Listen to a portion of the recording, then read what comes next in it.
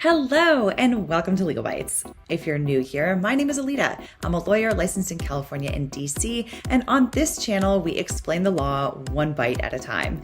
We don't give legal advice, but we do talk about how the law works and try to look into our crystal ball to see how things might turn out. If you're enjoying this on YouTube, we'd love it if you could like the video, subscribe to the channel, share it with friends, all the great YouTube-y stuff. And if you want to listen while out and about, we're now offering our live streams in podcast form where you can leave a rating and review. Links are in the description below, as well as to our clips channel where you can find some of the best clips taken from our live streams. Otherwise, if you want to catch me elsewhere, you can find me on Twitter, Instagram, and Facebook. And if you want to support the channel, you can do so on Locals, Patreon, or by becoming a YouTube member, or by buying some really awesome Legalbytes merch. Again, all links are in the description below. And with that said, let's get into it. Hey guys, how's it going? Good morning. Good morning. Good morning. That good morning, when I said it, I felt like I was channeling Kristen Wiig in Bridesmaids. When she's like, I'm just so excited and I'm relaxed and I'm excited and I'm ready to. Okay, anyway, I'm not gonna do it. Anyway, we're gonna have some folks joining in just a minute. I'm sure that Rick Hogue he's got his headlines and hangouts going on. I'm sure he's gonna be here soon. Oh, okay, and right on time, right on cue. Hey, how's it going, man? Who's here? Who's gonna be here soon? You. Oh, I was like, yeah, he's got his headlines and hangouts. I'm sure he'll be here in a minute. And then it was like, pop. I heard the little pop, and you were there. that's how it works. I'm like the candy man. You call and I appear. Except it's not a horror story. Depends on who you ask. There's some chatters that say, Hogue's back. Hogue's back again. No, we were having fun. We were having fun this morning, and I delivered it at 8:31. I was very happy. I'm getting closer to being like hitting in time. Amazing. And I was, I gave you a couple of minutes because I was a couple of minutes late, but it was not bad. Hey Andrea, how's it going? Guys. Hey Andrea, how are you doing this morning? Oh, bright and early. Yes, I mean, especially for you, right? Because it's like, are you West Coast? It's 5:34 a.m. It is, yes. Good morning. Yep. Good morning. So I know for me, it's like if it feels that way, even though it doesn't look that way outside, it's a very strange feeling. But it's week 6. Yesterday was an interesting day. I got a little bit fired up even when I was doing the recap. That was a fun one to go over again, especially when it came to that last expert witness who came on as an expert in absolutely nothing. Have you ever seen a movie miss? Never at all. They're moving pictures on a screen. They create motion. No? Ever. Ma'am, do you understand what you have been paid to be here for? She understood what she was paid to do perfectly well. That's about the only thing I think she did understand. I suppose so. I mean, Ma'am, when you say a court case can influence this and you can't predict damages after that, Amber Heard was involved in the court case, no? Oh, it went very differently. Well, you just said that you can't be counting damages for a movie that hasn't been made yet, and yet you calculated $40 million in damages on things that haven't been made yet. Is that correct? Yeah. What are you doing? Yeah. Exactly. So I did see a super chat earlier that was congratulating on 1 million views. We had our first 1 million view video. I was going to congratulate you on that. Yesterday's live stream. Thank you. And I apologize, guys. Early on, we had, for some reason, it was a sponsors or a members only chat that was totally unintended. We have corrected that, thankfully. Was it yesterday members only? No, it was this morning for whatever reason. Okay. It was set up that way. Walter Hamada is possibly testifying today, according to Court TV. Some of the reporting coming out of Court TV has not been correct, however. So maybe we can get some kind of confirmation on that at some point sooner rather than later. But we'll see. Hogue man, hype man Hogue. Hype man Hogue. Andy was just over on my channel. That guy's everywhere. We need to get Rick Hogue a great big, blingy $sign that he can wear. Yes. I could just put it on to signal folks. They can then skip through it in the archives. They could we just be like, all right, hold on. I get the hat. We'll just get it going. Well, I mean, it's so easy to hype this stuff because Alita and Legalbytes is such a fantastic channel that you should definitely be liking and subscribing to right now. Right? I mean, like, that's how easy it is. Yeah. Well, thank you. I mean, it's the product sells itself. Well, but it's not just me, right? It's all the commentary that's on this channel that is bringing in some interest here. It's you guys, it's all the other Law Tube people, it's Nurse Liz, it's Spidey, it's the psychologist that we've had on as well. Alita, right this second, I just see you and Andrea. Andrea's got a channel now too, so you can like and subscribe to her. But I just see you right now, so like and subscribe here. We'll get to the panelists later, right? We'll do the stretch break. We'll do all that good stuff. Like and subscribe here. This is fantastic stuff. This is week 6, people. Get excited. We're probably having a motion to strike today. I am pumped. Yeah. But you guys, I do encourage you while we're ahead to subscribe to these folks, these lovely people that are on here with me right now. They are both already linked in the description below, so you can go ahead and check them out. I do encourage you to. My favorite fight with you is who gets to go last on that, because I keep trying to go last, and you're always like, but actually, you should do this. It's like, no, you should do this. It's my favorite fight for 7 weeks now. Also, Bryn Fright, happy 21st birthday. Have a drink on us. I don't know why you're paying us money. I feel like we should be buying you a drink. But happy birthday. That's an important milestone. And hopefully and that was $sign. I just realized, I remembered that we have an international crew. So that's not a big birthday everywhere, but in the United States, that is a big one because you can finally legally drink outside of your parents' home. It completely prevents you from drinking otherwise, definitely. But yes, yeah. Exactly. And does Andrea have an emoji? Do you I have? don't know. Have we? I feel like the blue fish is your emoji. I was gonna say I kind of want to give her a fish. I've been using the blue fish. Yeah, I mean, it is obvious. I mean, what can I say? Yeah. I think, and because you've been using that also on Twitter, so I feel like it's only appropriate. Like that seems like the first one that we should look at. So cool. So let's talk a little bit about yesterday. Other than we touched on it a bit on Miss Arn. Oh, look, we got all the fish in the chat. I love it. So so yesterday we did have a I'm sorry, I'm going to grab this real quick. Barora, thank you very much. Very generous super chat. Thank you all for being here this morning and for all that you are doing throughout this trial. Love all the opinions and thoughts. Thank you. And thank you for the very generous super chat. So actually, before I do that, on that note, if you guys were not here yesterday during my spiel, super chats, we've got a little bit of a new sort of policy to try to work through super chats while we go so that I don't, end up spending all night here. Of the road. Yeah. What's that?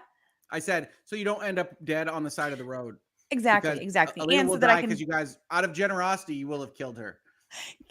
Killing me with kindness, actually, literally. It's a thing apparently. No, but really, I don't want people to miss that. I absolutely feel overwhelmed and gratified. I feel a lot of gratitude for all of the generous support from everybody, whether it's just comments in the chat for engagement, liking the video, subscribing to the channel, or sending in super chats or super thanks or super stickers. All of that has been amazing, and it's way more than I ever could have possibly even thought would happen out of this whole experience. So I'm absolutely overwhelmed, and the reason why we have a super chat policy in week 6 as opposed to like week 2 is because I was highly resistant to having any kind of policy other than we absolutely will read every single super chat. So, even if it kills me, I now recognize that in week 6, it could actually do something bad to my health. So, and I do have a promise to fulfill to everybody also on recap. So, I've got to just, make sure that all of that is sort of, stable. So that's why check in the description below before you send in any super chats, because I don't want people to be surprised. There's also this little blurb up here on the screen. So yeah, that's all. I appreciate all of you. Thank you so much. Anyhow, okay, let's get back to the meat of it, the stuff that we're all here for, right? Is to talk about yesterday and to talk about, what's going to be coming up today. So other than, is there anything else that you guys want to talk about with Catherine Arnold yesterday? I mean, she offended my sensibilities as a fan of movies. Yeah. So, but my favorite Dennison moment was, so for comparables, you selected Wonder Woman, Aquaman, and Captain Kirk. I mean, I don't know how you can better say how stupid the comparables were than what he did in one line. So we're over at Hogue Law YouTube channel. We're effectively Camp Dennison. We're collecting people that are in favor of Wayne Dennison's style and certainly his outcomes. And so I find myself thinking about what he did and how he presented it and how his questions were arranged, and thinking that he's actually a genius savant type person that deliberately projects inadequacy in order to put witnesses at ease. That's where I'm coming around to that. I'm big team Dennison at this point. I still will say that I still would change some things about how he does his cross examinations, because Sure. I will always be a fan of a short cross that gets to the point, is as clean as possible, like a SEAL Team 6 mission, right? Like get in, get the guys, take the hostages, take them out, and get out as soon as possible before anybody gets shot. I'm not so much of a fan of the going in and having a street fight that lasts forever with all kinds of knives and machetes. It's more like a meandering chess game in front of a Cracker Barrel. But yes, yeah. Okay, that works better, I guess. No. If you want SEAL Team 6 raids, Dennison's not your guy. No. So I will grant you. I will grant you that, definitely. Yes. And also welcome to the stream for the first time, Legalbytes. Wow, that was quick. Very nice to meet you. Yesterday. Hey, good Jeff. to see you again, Hug. How you doing? I'm good. It's a pleasure to be here amongst the royalty of the royalty. Oh, no. Well, we do. Yeah. I mean, we have the celebrity in the upper left, of course. I mean, no. But that's in the courtroom. Celebrity this is the Brady Bunch. Just like Alice just came in here in the middle now. So sorry about that. No, not at all. It's a pleasure to be so here. happy to have you here. So for anybody that isn't familiar with you, why don't you give the folks in the chat a little bit of a blurb of who you are, what your channel's all about? We'll give you the brief rundown. It all started having a few too many drinks with Andrew over at Legal Mindset. In both corners of Korea. I'm also in Korea. I'm down in the bottom right corner. He's up in the top left corner. And he just kept saying, you need to do this. You need to do this. People will be interested to hear what you have to say. And I didn't believe him. And he kept pressing me. And I thought, okay, just to get him to shut up, I'll do it. So I did it with Andrew too. Yeah.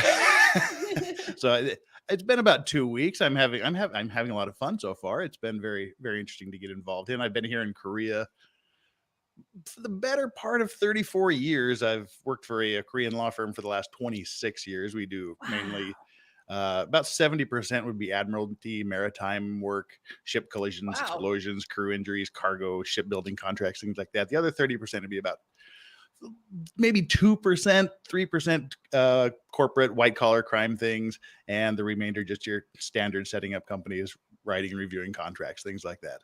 So you're going to actually be my consultant in the future with the sovereign citizens, because you can actually respond. If you like vulgar language, I will probably be the person to respond to that. I mean, well, it's sometimes there's a certain type of logic that is the proper response. And it's just been so much fun meeting everybody and being part of it. Everybody's so warm and friendly, and it's not the ice cold other corners of YouTube that are out there. Because I had a channel about 16 years ago back when things were done with a potato, and and it was just you were in this group. This even if it was in the motorcycle community. This group hated that group, but there's no competition here. Everybody helps everybody out. It's fine. And I'm the new kid on the block, so I'm just staying in my lane and doing what I need to do. Amazing. Warden Shepherd, happy birthday to you. Thanks so much for spending your day with us. That's awesome. Birthdays. I love it. Yeah. Celebrate. Good times. Yeah. Come on. Let me good times. There's a question that came in for Andrea. I know because I saw a fish emoji. Let me see here. Oh, here we go. Okay. Can Andrea talk about AH time issues and strategy? Let's talk about that, because there's So 4 this hours is, left for Amber Heard's side. yeah, this Andrea, has what do you come think? up because a lot of people have been talking. Obviously, Judge Askarati has made these statements very clearly that when the clock is out, she is turning it off. There is going to be, silence from whatever side runs out of time. And I know that Rob has also said that she will do that. Like, this is a legitimate practice for her in this courtroom. And so I'm going to be the first person to defer to Rob on what is this judge actually going to do. There is no question that when it comes to predicting how a judge is likely to rule, the best person to know is the person who has actually seen that judge rule and knows how they're going to do that. I'm looking at it, however, from the standpoint of a possible appeal and from risk assessment.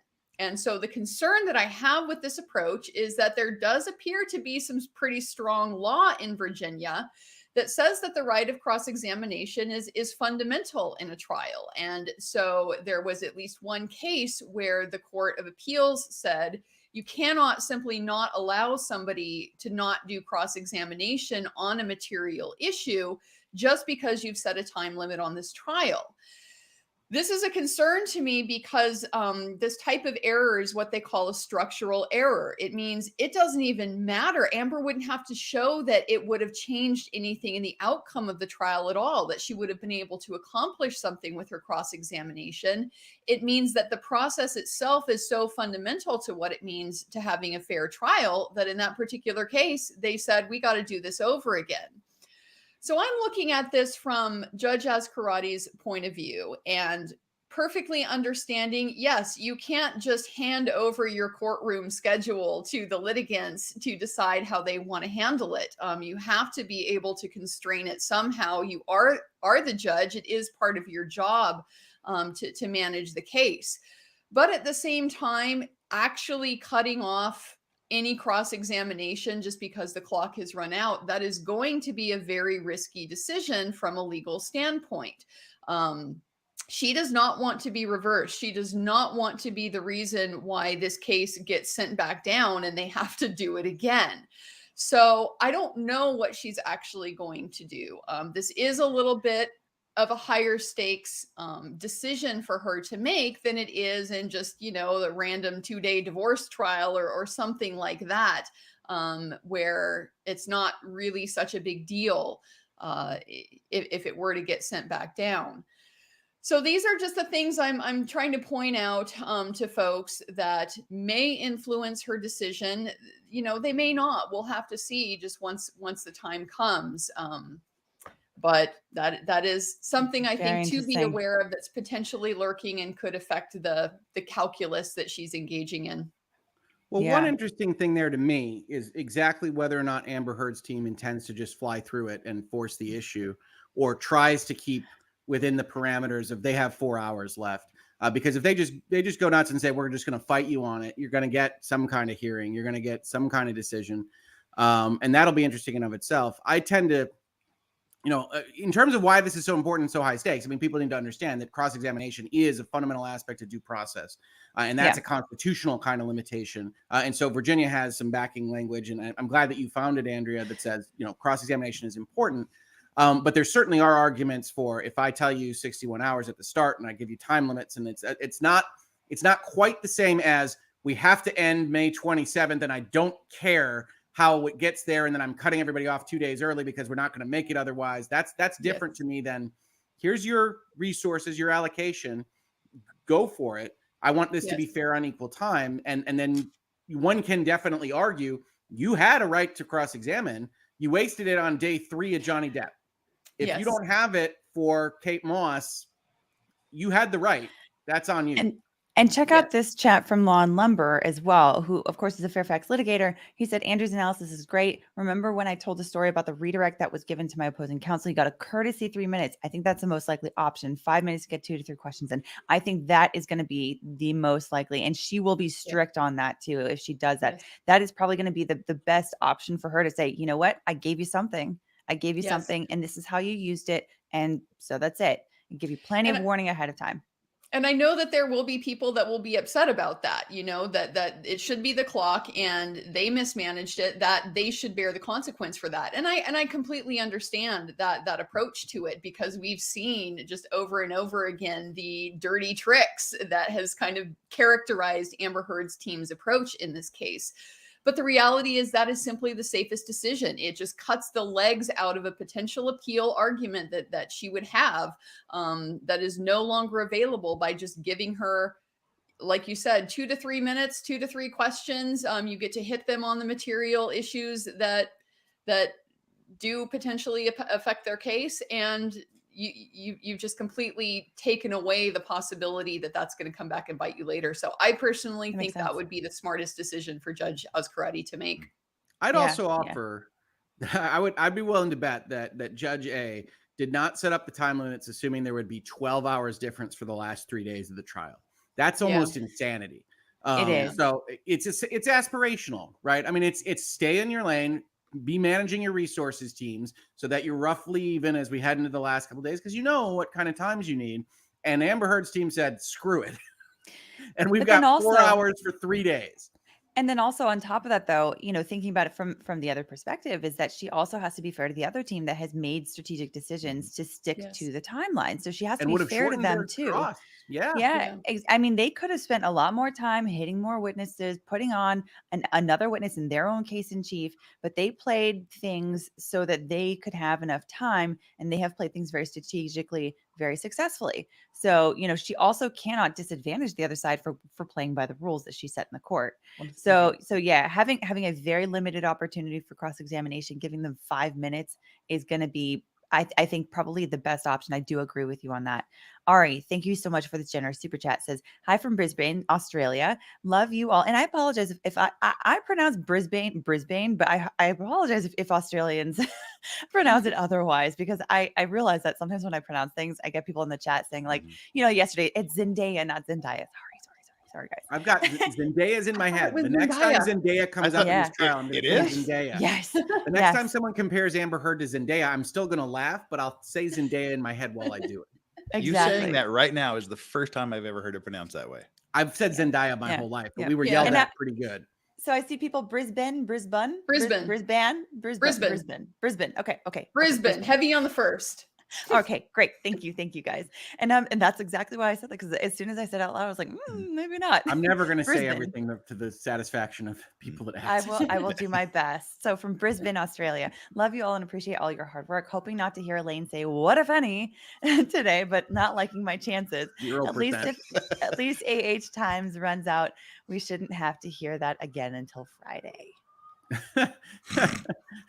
She'll just do it in random objections. Yeah.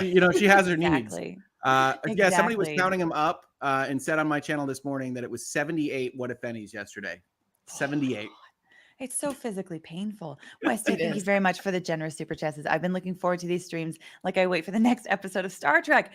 Good work, guys, from Melbourne, Australia. Yeah, I mean, it's been to such an extent that like in the morning, sometimes I think, previously in the Johnny Depp versus Amber Heard trial. You know what I mean? Like it's like a TV show. Like we're in the season finale. Maybe the series finale, but maybe there'll be an appeal and it's not the series finale. Hopefully not. 2. Yeah. With cameo appearances by Alice Eve. I got to give mad props and respect to the folks in Australia who are sitting down at 11 at night now to start watching day 21 of this trial. You guys are the real warriors in this. That's amazing. Yeah. I can't feel that bad about my 5:30 anymore because folks have been up all night watching it. I've slept about 12 hours since last Thursday. Welcome to the show. I understand you. I managed to get 5 hours last night, which is amazing for a Monday night. What did I do last night? Yeah, 4. Night before, I got a full night's rest. I think so. Yeah. But last week it was like 3 hours every night, and by Thursday I was slap happy. But knowing that we had Friday still today, I was like, no, I need to prioritize some rest early on in the week. I need to. So there was another question that was related to that other one before. And actually we've got to capture this one here. DLZ Aero Entropy, thank you very much for this generous super chat. Very generous of you. Appreciate all the time you all sacrifice for this question. Thoughts on why Amber Heard's witnesses are low caliber? Funds issue, lack of prep. I think it's a facts issue. That's Yeah. my impression. Well, I have to agree, and I don't want to impugn anybody's character, and I'm not going to do that because we don't know any of these people, but we just see how they do present on the stand, and it does raise a question about the types of personalities that Amber Heard has found attractive in her witnesses. She seems to have selected people who will be combative with an opinion that is just, I think, a little bit hard to sell because they don't have the facts in support of it, like you're saying. All they really have to bring is attitude. And I'm just not sure that that is really working for them the way that they maybe hoped it was going to. Yeah.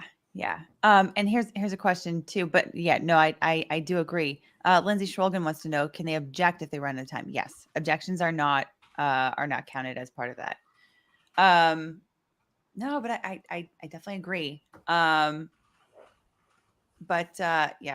We've got, now looking at it, we've got 2 minutes left until, but we've got everything set up. So I'm keeping track of the courtroom. We'll see what how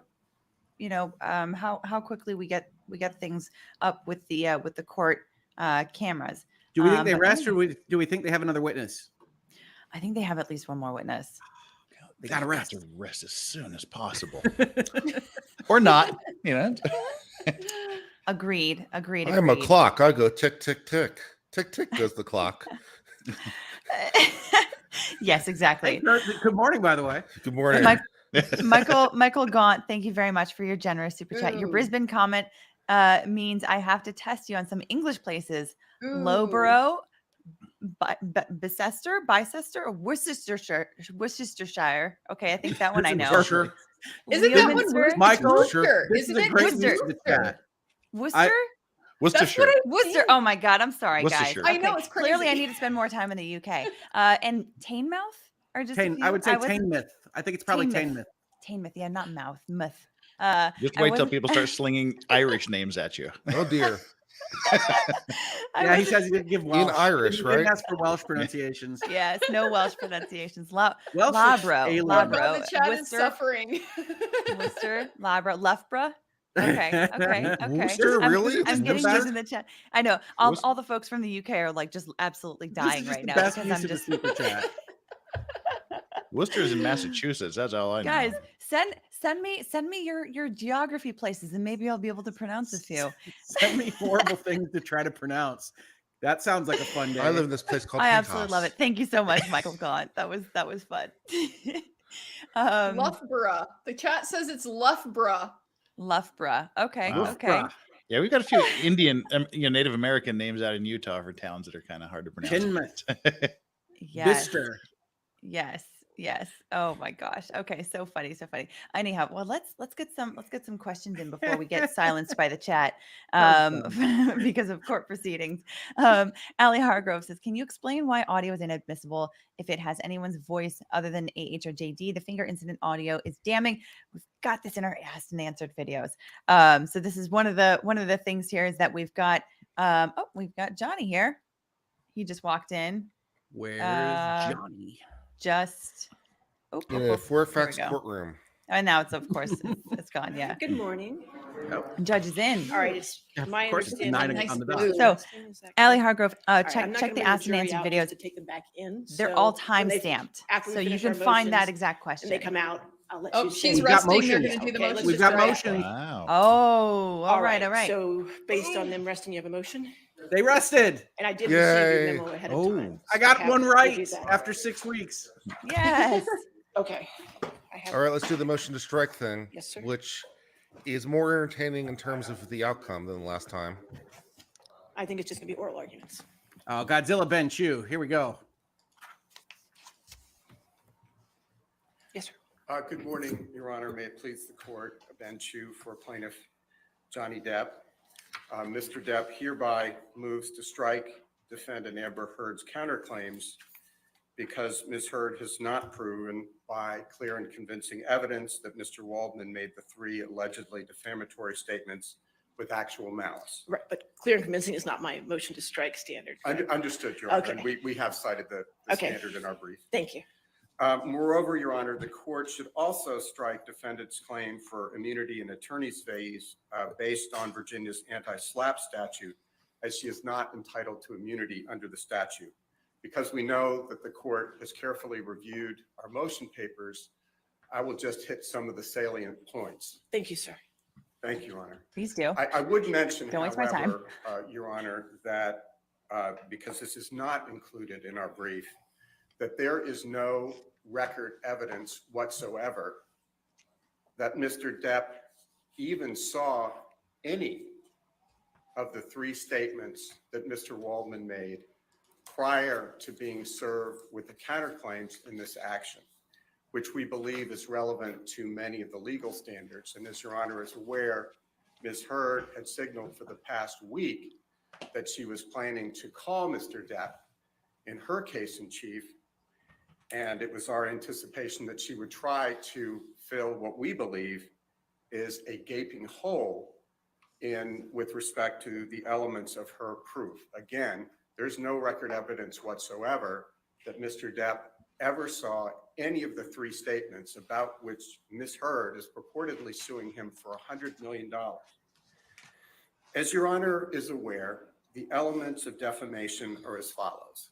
1, publication of 2, an actionable statement with 3, the requisite intent. See Thorpe versus Sanders, 285 Virginia 476 at 2013. The requisite intent for defamation against a public figure is actual malice. That is, the statement must be made with knowledge that it was false or with reckless disregard of whether it was false or not. See Sanders v. Harris, 213 Virginia 369 at 372, a 1972 case. See also Jackson v. Hartig, 274 Virginia at 2019. Reckless disregard, as Your Honor is aware, quote, is not measured by whether a reasonably prudent person would have published or would have investigated before publishing, ellipsis. There must be sufficient evidence to permit the conclusion that the defendant, in fact, entertained serious doubts as to the truth of his publication, unquote. St. Amant versus Thompson, 390 U.S. Supreme Court, 727 at 731. Your Honor, the evidence shows that Ms. Heard cannot prevail on her claim because she cannot and did not establish that Mr. Waldman made the statements with actual malice. Mr. Waldman testified that he conducted extensive investigation and reasonably believed that the three statements he made were true. Ms. Heard presented nothing to contradict that undisputed fact. Ms. Heard has no evidence of direct liability because obviously, Your Honor, we need to talk about direct and vicarious liability, but it bears noting that she has no evidence of direct liability and cannot prove actual malice by Mr. Waldman when making the three statements at issue. It is undisputed that Mr. Depp did not make any of the three statements at issue in Ms. Heard's counterclaim. Moreover, in order for Mr. Depp to be liable for the conduct of one of his attorneys, there must be some showing that he directed, participated, or otherwise authorized Mr. Waldman to make the statements at issue. There is no such evidence on the record that Mr. Depp directed or otherwise authorized Mr. Waldman to make the three allegedly defamatory statements at issue in the counterclaims. Indeed, there is no evidence of any communication or coordination between Mr. Depp and Mr. Waldman regarding the counterclaim statements or anything else.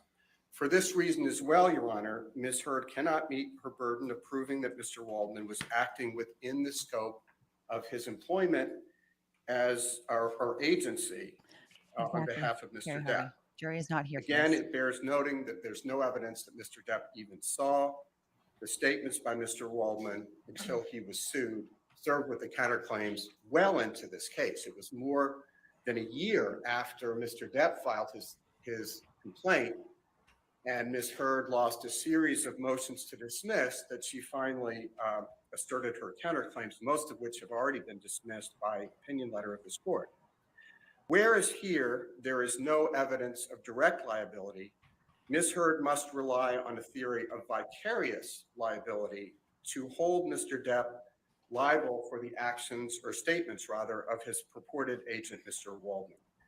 Vicarious liability is by definition, quote, liability for the tort of another person, unquote. So to hold Mr. Depp liable for Mr. Waldman's statements, Ms. Heard must establish that Mr. Waldman himself committed all the elements of defamation. I know the court's familiar with this, so I'll try to run through it quickly. Parker versus Carillon Clinic, 296 Virginia 319 and 332, a 2018 case. Quote, vicarious liability is liability for the tort of another person.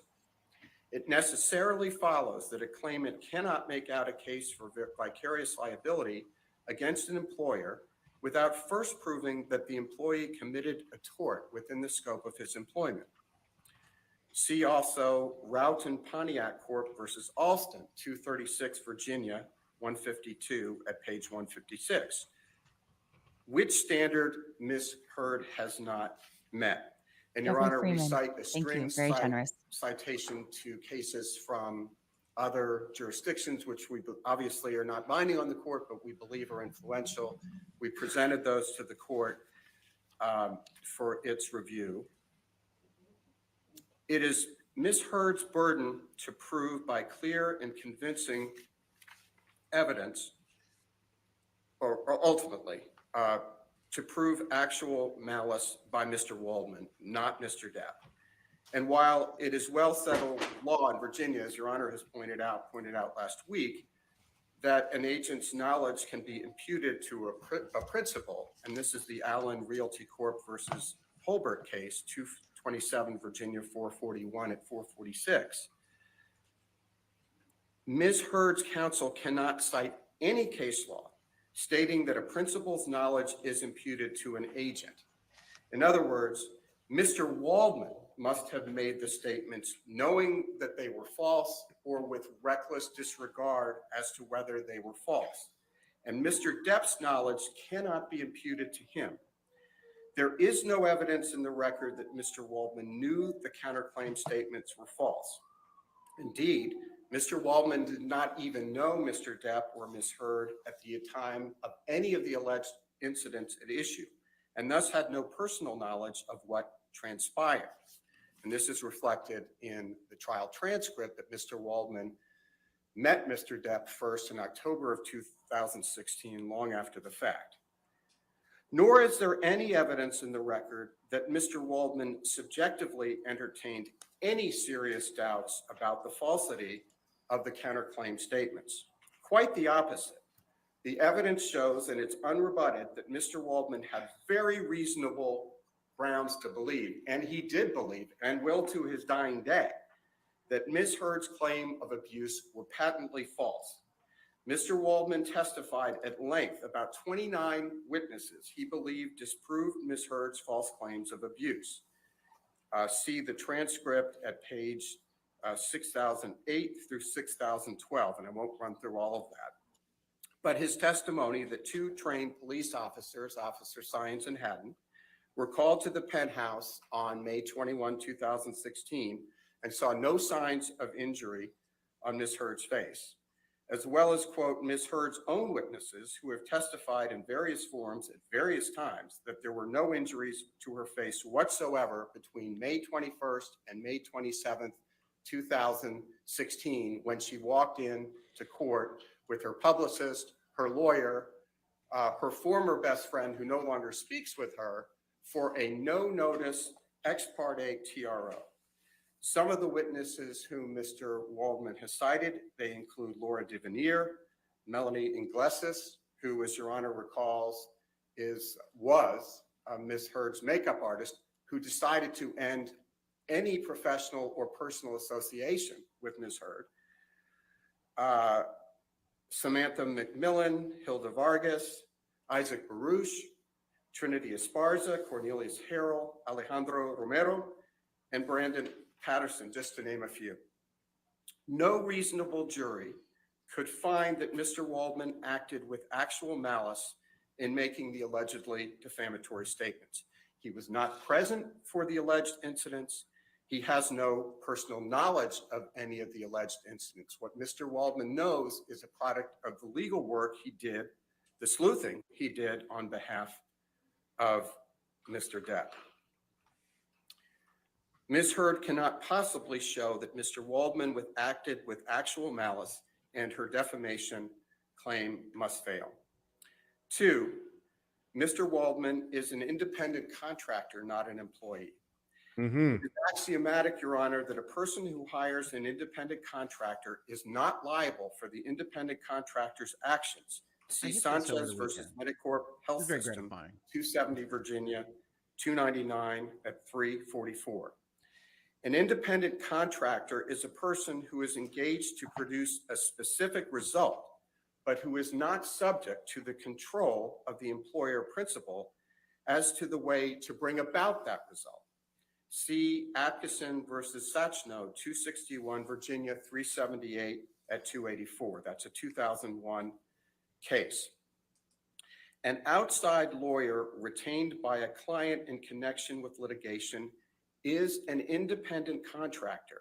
See King versus Dalton, 895 F Sup 831, Eastern District of Virginia, 1995, where Judge Ellis, a legendary jurist known by all Virginia practitioners, held that, quote, a law firm attorney working with a client is nonetheless an independent contractor and is not an employee of the client corporation. In that case, the employer was a corporation, but the same logic applies when it's an individual like Mr. Depp. Mm-hmm. That was Mr. Waldman's role. Indeed, clients hire lawyers to obtain specific results or to try to obtain specific results, but they do not control the means by which the results are accomplished. Lawyers, as Your Honor has reminded us, are subject to professional obligations to exercise independent professional judgment. We are not at the whim of our clients as much as we want to serve them. See Virginia State Bar Professional Guidelines, Rule 1:2 and 2.1. And just to quote 2.1, in representing a client, a lawyer shall exercise independent professional judgment, unquote. Mr. Waldman is, as a matter of law, an independent contractor, and Mr. Depp cannot be held responsible for any alleged tort by his attorney, particularly for statements about which he was unaware until he was sued for them. Mr. Waldman testified, and it's unrebutted, that he has his own law firm. He's not an employee of Mr. Depp. Mr. Depp or none of his loan out companies have issued him a W-2. And Mr. Waldman provides legal services to clients other than and in addition to Mr. Depp. And that's found at the transcript, page 6020 through 21. All of that is unrebutted by Ms. Heard. Mr. Waldman's statements, the third reason for which we respectfully submit the counterclaim should be stricken, is that Mr. Waldman's statements were protected opinion. And I won't run through all of that, but very briefly, taken in their proper context, the counterclaim statements are non-actionable expressions of opinion entitled to protection under the First Amendment. See Gertz versus Robert Welchink, 418 U.S. 323 at 339. That's a 1974 case from the United States Supreme Court. See also Shacker v. Buffalt, a Virginia Supreme Court case found at 290 Virginia 83, a 2015 case, noting that where, quote, all sides of the issue, as well as the rationale for the speaker's view were exposed, the assertion of deceit reasonably could be understood only as the speaker's personal conclusion, unquote, and finding in an accusation of deceit to be opinion. In context, Your Honor, any reporter or any reasonable reader would understand and expect a lawyer associated with Mr. Depp, as Mr. Waldman was, to challenge Ms. Heard's version of the inherently controversial events of the parties' marriage. Just as Ms. Heard's lawyers were quoted challenging Mr. Depp, and Your Honor will remember the context of these quotes that were in a British tabloid, where Mr. Waldman's statements were buried well into article in which both points of view were clearly expressed. And Mr. Waldman was clearly identified not as an independent expert on the US Constitution, but as one of Mr. Depp's attorneys. C. Chavez, 230 Virginia 112 at page 119, quote, "The most unsophisticated recipient of such a claim, i.e. any reader of the British tabloid, made by a competitor against another, could only regard it as a relative statement of opinion grounded upon the speaker's obvious bias," unquote. Nice. Mr. Waldman has never did anything to hide his support and belief in Mr. Depp. Finally, Your Honor, and for the rest, ultimately, Mr. Waldman's statements reflect the existence of two competing narratives and are merely his subjective view about events that he never claims to have witnessed. And there was no doubt about that. Many of these are arguments. That Turning to the second why part shouldn't have of gotten the here in the first argument, place. which will be more abridged, Ms. Heard is not entitled to anti-SLAPP immunity. As a threshold matter, Virginia Code Section 8.01-223.2, which is, as Your Honor well knows, is the Virginia anti-SLAPP statute amended most recently in 2019, provides in relevant part, quote, the immunity provided by this section shall not apply to any statements made with actual or constructive knowledge that they are false or with reckless disregard for whether they are false. Here, in addition to Mr. Depp's testimony, several witnesses have testified that A, they never witnessed Mr. Depp abuse Ms. Heard, and B, that they observed Ms. Heard without any injuries, marks, bruising, swelling, etc., during periods when Ms. Heard claimed to have injuries, marks, bruises, etc.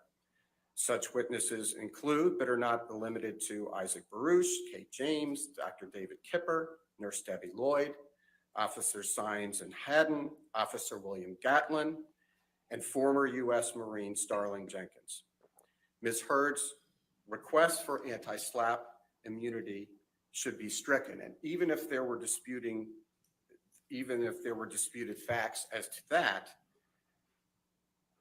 the anti-SLAPP immunity does not apply because the defamatory implication of Ms. Heard's statements are not solely relating to a matter of public concern, as is required under the statute. As has become quite clear, Your Honor, Mr. Depp is not suing about any of the public policy commentary made by the ACLU when it drafted the op-ed, and Ms. Heard put her name to it.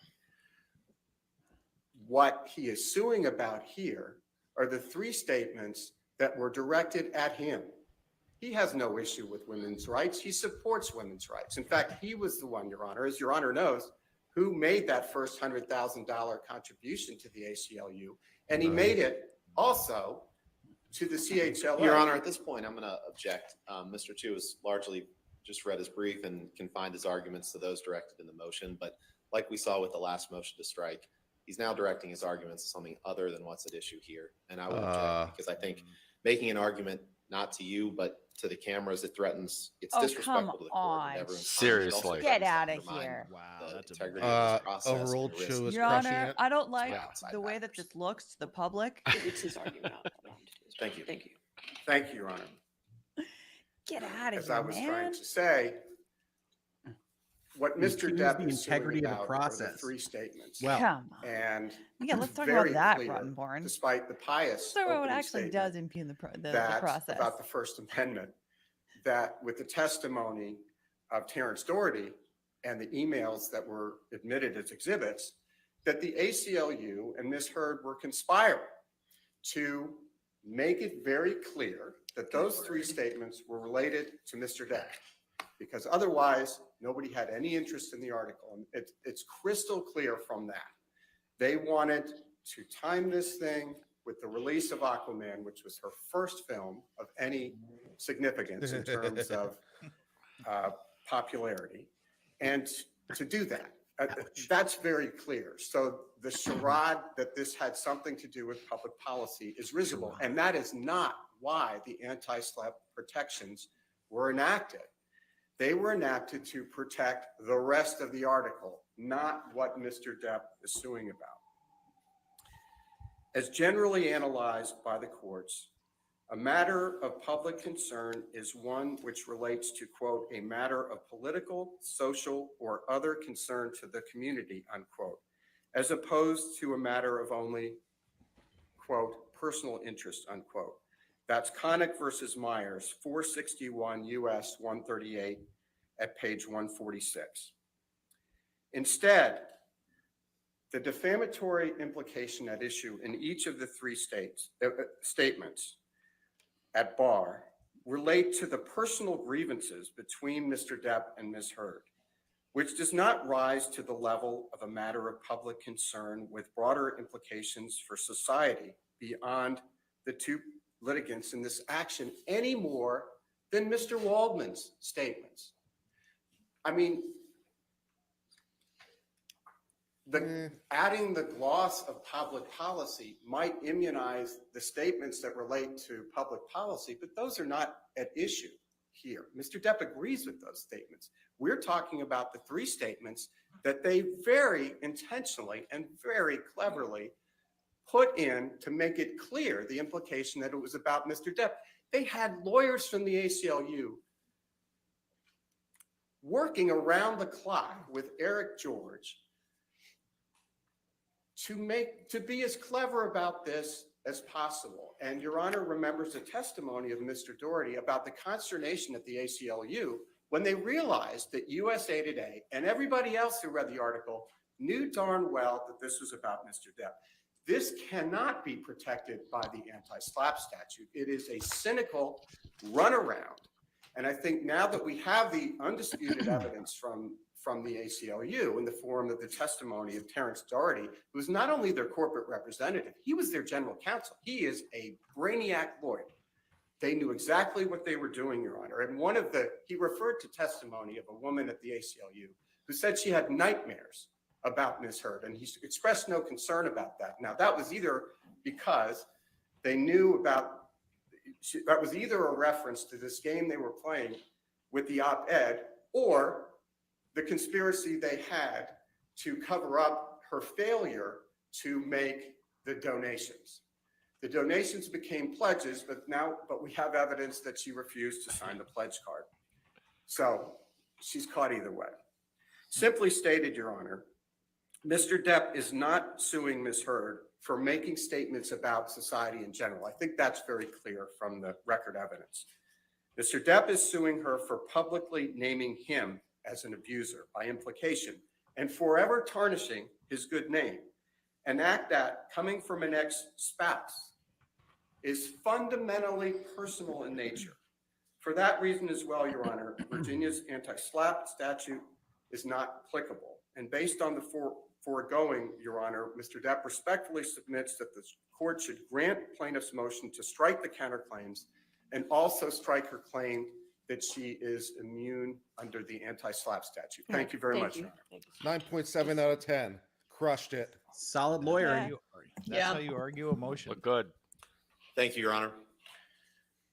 As Your Honor knows, the trial court is required to accept as true all the evidence favorable to Amber at this point, as well as any reasonable inference a jury might draw therefrom, which would sustain the counterclaim.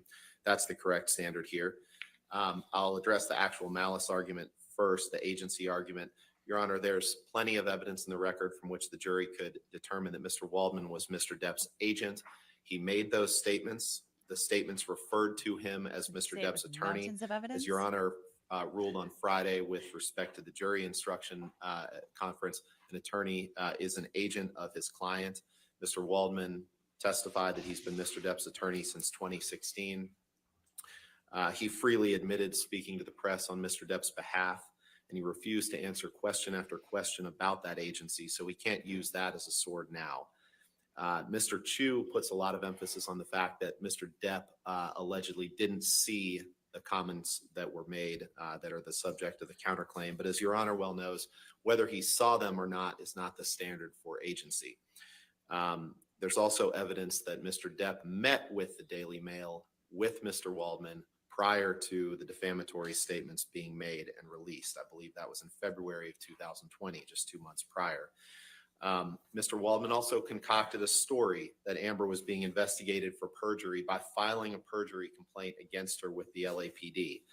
He disregarded any evidence that he didn't believe would fit in his narrative, that would fit in this story that he was speaking about on behalf of Mr. Depp. And after Mr. Depp lost the UK proceeding, after Mr. Depp was ruled to be a wife beater by the court in the UK proceeding, the court there found him to be a wife beater. Mr. Waldman then got an overseas tabloid to run a story claiming that Amber was being investigated for perjury, which simply wasn't true. He walked into the LAPD, filed a complaint for perjury against Ms. Heard, found a media outlet that doesn't follow the two-source rule, and then he had let the world believe that the LAPD was investigating Ms. Heard for perjury. That's a shameful and a sickening example, Your Honor, of the lengths that Mr. Depp, through his agent, Mr. Waldman, would go to smear and to defame Amber Heard. And that continued in the 3 statements in the counterclaim. Your Honor has heard evidence. I won't go through all the evidence, but Your Honor's heard evidence from Ron Schnell, who's traced the negative hashtags toward Amber Heard online associated with those defamatory statements, and noted the staggeringly high number of them that were associated with Mr. Waldman. Under the principles of the agent-principal relationship in Virginia, Your Honor, when Mr. Waldman made those statements, he was standing in the shoes of Mr. Depp. They are one and the same for the purposes of those statements. Guys. As Your Honor discussed at Check length the on Ask and Friday, Answer videos. Mr. Waldman made these statements with actual malice. There's plenty of evidence from which the jury could infer that. And his own, both from the actual malice from Mr. Depp and Mr. Waldman's own reckless disregard of facts that didn't support Mr. Depp, and his attempts to manufacture false evidence that did. As Your Honor found in the hearing, I believe it was on March 24th, after Your Honor denied Mr. Depp's motion for summary judgment, Your Honor said, as to malice, a fact finder could reasonably conclude that Mr. Waldman made the statements with malice because Mr. Waldman has no personal knowledge of the party's marriage and still made the statements at issue. Nothing in this case has changed that. If anything, the evidence has only made it more clear that that is an inference that the jury can and we believe will find. So, Your Honor, there's no basis to grant a motion to strike on this agency argument. On the actual malice argument, the evidence shows that not only was Mr. Waldman Mr. Depp's agent, but that the two of them conspired to falsely accuse Amber of creating a hoax and falsify evidence that they believed supported their theory and what they wanted to achieve. As Your Honor well knows too, I won't go through all the law, but both agency and malice can be inferred through circumstantial evidence. There's plenty of evidence in the record from which the jury could infer those. Moving on, Your Honor, to the independent contractor, the court's already rejected this argument, ruled that an attorney-client have a principal-agent relationship, and as Your Honor said on Friday, there's no evidence in this case of anything otherwise. As to the argument that the counterclaim statements are statements of opinion, the court has already found twice that they are not statements of opinion, both on January 4th, 2021, in its opinion letter denying Mr. Depp's demur as to the counterclaim statements, and at the motion for summary judgment hearing in March of this year. As the anti-SLAPP argument, the court again has already ruled at the March 24th, 2021 opinion that the statements are as a matter of law regarding matters of public opinion. The court has already ruled that. Therefore, the only remaining issue for anti-SLAPP is whether the intent element of immunity is met. As we discussed on Friday, the intent element of immunity is substantially the same as the actual malice standard, which the evidence in this case easily allows the jury to find in favor of Ms. Heard on that. I won't go through the litany of evidence that supports that Mr. Depp is an abuser here, but I'll touch on a few things that relate to Mr. Chu's argument. One, Mr. Chu was totally misrepresenting Mr. Doherty's testimony. There's not a single piece of evidence, Your Honor, in this case suggesting that Ms. Heard and the ACLU were somehow conspiring to achieve a defamatory implication to Mr. Depp. Am I being That's gaslit simply right not what Mr. Doherty said. I think Mr. that someone Chu's else is feel free to misrepresenting argue some that to the testimony jury, but here. that's not what his testimony reflects. They 100% Your Honor, said there's they had also to get more Depp in there to get it picked up by places like the Post. Plenty of evidence Yeah. that's been Make it more adduced both in Mr. impactful. Depp's claim That was and the in Ms. word. Heard's counterclaim that show that absolutely that the counterclaim statements are 100% false. There was no hoax perpetrated. Mr. Depp is an abuser who abused Ms. Heard. She did not conspire with her friends to create a hoax. She did not create a hoax herself. And just very briefly, some of the evidence that's come up since the last motion to strike, Your Honor, that Mr. Chu conveniently disregards in this brief are the testimony of Rocky Pennington, testimony of Josh Drew, testimony of Elizabeth Mars, all of whom completely corroborate Ms. Heard's account of the events of May 21st, 2016. The testimony of Melanie Iglesias, who testified that she covered Ms. Heard's bruises with makeup right after the December 15th incident, that provided ample testimony to support that Ms. Heard often would cover her bruises that were caused by the plaintiff, in this case, by Mr. Depp, with makeup. He ignores the evidence of Christy Sexton. He ignores the evidence of Io Tillett Wright. He ignores the evidence of Whitney Enriquez. All of these witnesses and others have testified extensively about Mr. Depp's abusive behavior toward Ms. Heard. Physical abuse, emotional abuse, psychological abuse, verbal abuse, Your Honor. Mr. Depp's own writings, Seems like recordings, Ben decided what's pictures, good for the and goose is videos good for the confirm gander. that. The list goes on. There's abundant evidence in the record, Your Honor, from which the jury could, and again, we believe will find that Ms. Heard is not liable for defamation to Mr. Depp, and therefore, by definition, she has not acted with actual malice. And based on the court's rulings on March 24th, 2021, she would be entitled to anti-SLAPP immunity, which would permit her to ask the court to award attorney's fees against Mr. Depp. So with that, Your Honor, I'm happy to answer any questions the court has. That's but fine. that Thank you, covers it. sir. Thank you. Yes, sir. Do you know Your how to Honor, I spell will be strike? brief in deference to the court's That's a time and the question. jury's time. What Charles Mr. Argo number 2. Rottenborn Thank you. said Very, very generous of you. about Mr. Waldman's allegedly going to the LAPD about perjury is a complete non sequitur. If they thought that It's not were in the record. somehow improper conduct, they could have included it in their counterclaims. They included everything else but the kitchen sink, and most of it was thrown out. There was nothing in there about Mr. Waldman going to the LAPD. So that is a very clear non sequitur red herring distraction. Number two, when Your Honor ruled on summary judgment on the issue of the counterclaims, Your Honor was dealing with a different standard and a different evidentiary record. At that time, Mr. Waldman had not testified, which is material. Mr. Waldman has now testified for purposes of trial. We have his trial testimony. It's very clear that he did not act with actual malice. They didn't even argue that. So that's pretty clear. You have no agency connection. Got to hit agency. And again, this is consistent. The third point is that it's all about games. They didn't sue Mr. Waldman on the three statements. They didn't try to fill the hole. They've been telling us for a week that they're going to call Mr. Depp to try to fill the hole in their counterclaims. They didn't do that. And it's very consistent with the game playing. Let's go into court after the police have found no problem and after witness who had no relationship with each other said there are no visible marks.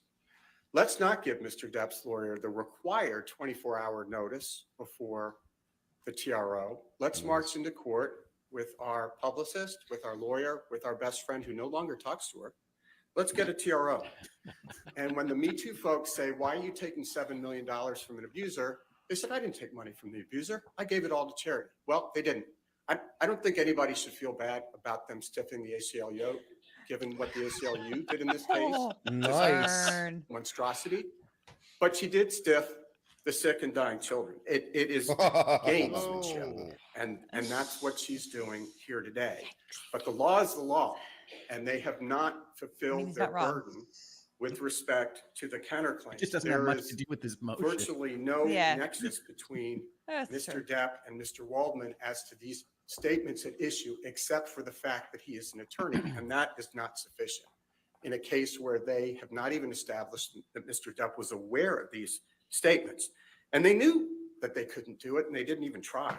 And it's more of the gamesmanship when Ms. Heard plays word games with Mr. Depp about, oh, I didn't punch you, Johnny, I just hit you. Imagine if the shoe were on the other foot and Mr. Depp, a man, was saying to a woman, oh, woman up, I only hit you, I didn't punch you.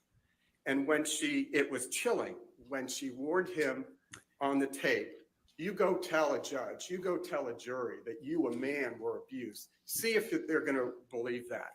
Practicing his closing? A little bit. It is an abuse of the system, and she's done it throughout. Finally, Your Honor, and Mr. Rottenborn makes an excellent point with which I agree, which was that with respect to each of the three statements, Mr. Waldman was clearly identified, even by the tabloid that printed these, well within articles that had both sides represented, that he was Mr. Waldman's attorney. Even the reader of a tabloid understands that when you're getting statements from attorneys, it's going to be forwarding their client's point of view. Mr. Waldman is not the only attorney who has spoken out. Robbie Kaplan, who was Ms. Heard's second attorney. So Ms. Heard started out with Eric George. He made comments to the press. Objection, Your Honor. Again, this is so much further beyond what Your Honor is addressing. I'm finishing up, Your Honor. Okay. I'm finishing up.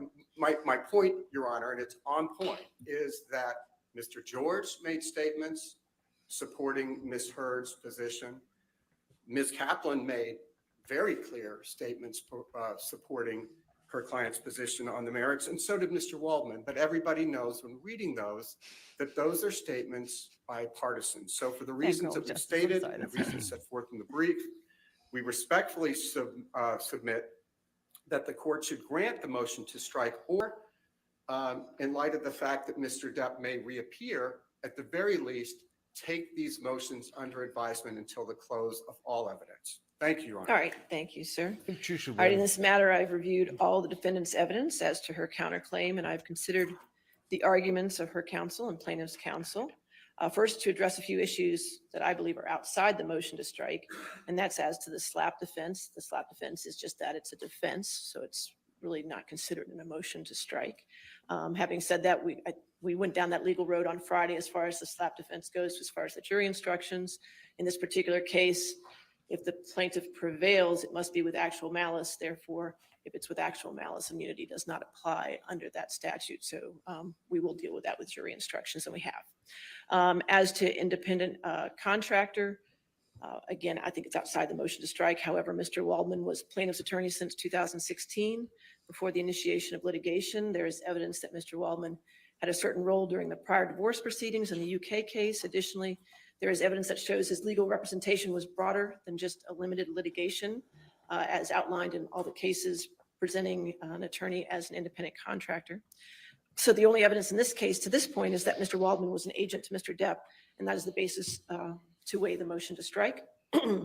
As far as the opinions argument, again, I think that is outside the motion to strike. The opinions argument, the court has already ruled on this matter as to the three statements that are issued in the counterclaim. Going to the jury, folks. Ruled Yep, that's all you that they need were to not do. opinion at the demur and at summary Just went that judgment. way, yeah. So that argument will not be part of the motion to strike. So when assessing a motion to strike, the court accepts the favorable evidence adduced as true towards the non-moving party. The court cannot reject any inference from the evidence favorable to the non-moving party unless it would defy logic and common sense. When there is any doubt and question, the court should overrule a motion to strike. Agency may be inferred from the conduct of the parties and from surrounding facts and circumstances. When there is no direct evidence, circumstances may and usually are relied upon to determine whether an agency relationship exists. A principal is liable for the tortious acts of his agent if the agent was performing his principal's business and acting within the scope of his agency.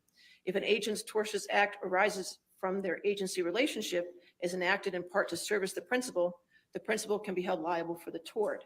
Here, the alleged tort is defamation. Besides demonstrating the agency relationship, the defendant must prove Mr. Waldman published an actionable statement, meaning a statement that is both false and defamatory, with the requisite intent. As to agency, Mr. Waldman was plaintiff's attorney at the time of the alleged defamatory statements were made. Mr. Waldman does not deny this, and neither does the plaintiff. Moreover, Mr. Waldman made the allegedly defamatory statements about the defendant during the proceedings of this action and interacted with the defendant once the statements were made while still representing the plaintiff. Taking the surrounding circumstances as a whole, an agency relationship can be inferred, and thus a scintilla of evidence regarding agency must be turned over to the jury. In addition, the jury may infer that Mr. Waldman made these specific statements to a third party to serve as plaintiff by portraying defendant as an opposing litigant in a negative light. It is not disputed that Mr. Waldman published statements and that there is a question as to whether statements are false, and both parties disagree and have presented conflicting evidence as such. As to actual malice, Mr. Waldman made the counterclaim statements after he met with his client. In addition, there is evidence the plaintiff was with Mr. Waldman at a meeting in February 2020 with the Daily Mail Online. Further, defendant claimed that she met with Mr. Waldman where he threw the paper containing the counterclaim statements within them. Consequently, there is more than a scintilla of evidence that a reasonable juror may infer Mr. Waldman made the counterclaim statements while realizing they were false or with a reckless disregard for their truth. It is not my role to measure the veracity or weight of the evidence. The Fourth Circuit and the Virginia Supreme Court have made it crystal clear that actual malice is a question for the fact finder. So therefore, the plaintiff's motion to strike is denied. Okay? Thank you. Is The there judge's any other reasoning makes preliminary perfect matters logical before the sense, jury? even if I would disagree with it. Yeah. Okay. I mean, I can track it. It flows. She's wrong on agency. You tell me how the jury's supposed to determine what the scope of his agency is with no proof. Right. Exactly. I completely agree with that. I mean, yeah. It's bullshit. She punched it to the jury so she doesn't have to think about it, so she can get that blessing. But how are they going to evaluate the scope of the agency? Yeah. They can't. It's to- entirely speculative. Yeah. It is. This It is a fair absolutely is. point, Okay, Richard. so just as a little bit of a recap for folks that are Yeah, that are confused about what that was. This was the motion to strike Amber Heard's counterclaim because Amber Heard's side, they have rested their case in chief. They have no more witnesses that they will be putting on. God bless. And so now we're going to be going into the rebuttal after this. But the question was whether or not they could strike Amber Heard's counterclaims on the basis of the evidence that she provided. The issue here in particular was whether or not Waldman's statements can even be connected to Johnny, whether you can attribute his statements to Johnny, because as a default matter, the things that we do as individuals cannot be put against somebody else. In other words, we can't be held responsible for what somebody else does that is wrong under the law, except for under certain circumstances. You have to have a special type of relationship in order to be able to put somebody else's bad act onto another individual. Vicarious liability is the term for that here. That is the main issue. And it has to do with Adam Waldman having been the lawyer for Johnny, being the agent for Johnny, who is the principal. So it's a principal agent kind of relationship. So the issue here was there even enough information that a reasonable jury can even look at the evidence here and say, yeah, we think that there's enough here that Johnny probably directed Adam Waldman to say the things that he did that were defamatory. The judge has determined that you can do that with inference through circumstantial evidence. Yeah. So, and Which the is true. case law does suggest that inference, yeah, you can get there with inference, you can get there with circumstantial evidence, but the judge here says that there's enough circumstantial evidence here, a scintilla of evidence. That means like there has to be like a tiny little speck, tiny little dust speck, essentially, that a jury could look at in order to make that determination. We disagree with that because everything about those communications between Adam Waldman and Johnny Depp has been barred by the attorney-client privilege. There's no way that anybody can know what those communications were. How do we know that Adam Waldman didn't just go rogue on Johnny and just go off and say things that Johnny didn't actually want him to do, that were not in his interests, that were not, you know what I mean? So there's a lot of reasons why. And as for the actual motion to strike, so it doesn't consume any testimony time. So the 8 hours, the 4 hours, 18 hours that are left on either side, it's not, that has nothing to do, it's not chipped away at by either side through this motion to strike. Can you object on rebuttals if you run out of time? I'm going through some of the questions in the backlog on super chats really quick, because I know that we've gotten quite a few of them. Can you object on rebuttals if you run out of Yes. time? Yes. What happens if Amber Heard runs out of time under Virginia law, and what is an appeal issue? So if she runs out of time, we talked about that earlier. We don't If you actually want know. to, yeah, go back about maybe 45 minutes or an hour from this point, and you will see a fantastic discussion led by Andrea. She had some really great points there. So yeah, so go back and check that out. But basically there's a chance that the judge could give a 5-minute cross-examination under those cases, because or under this situation, to make sure that she doesn't give rise to an appealable issue, because that could be potentially an appealable issue under Virginia case law. Now at the same time, she also has the ability to keep the rules in her courtroom, reasonably speaking. Okay, and then let's see here. Is there an appeal issue? That could be an appealable issue. And then the jury was not present for the motion to strike argument, because that is all legal argument. That's all going to be stuff that could potentially sway a jury improperly. They don't necessarily understand what's going on, so it's improper for them to be there. So they were not there for that. And then is the jury aware of time limits? I don't think so. I believe every time that Judge Ascarati has updated everyone on their times, it has been after the jury has left. I think that's correct. Yeah. Yep. So I don't think that they have any idea about those time limits. Okay. Impressions from the motion to strike, folks. Well, What are your Benchu thoughts? kicks ass. This is where his Oh, strength is. And I really like the way he presents things in terms of his legal argument. It's like listening to a brief, and it's well sourced, well cited. It flows well.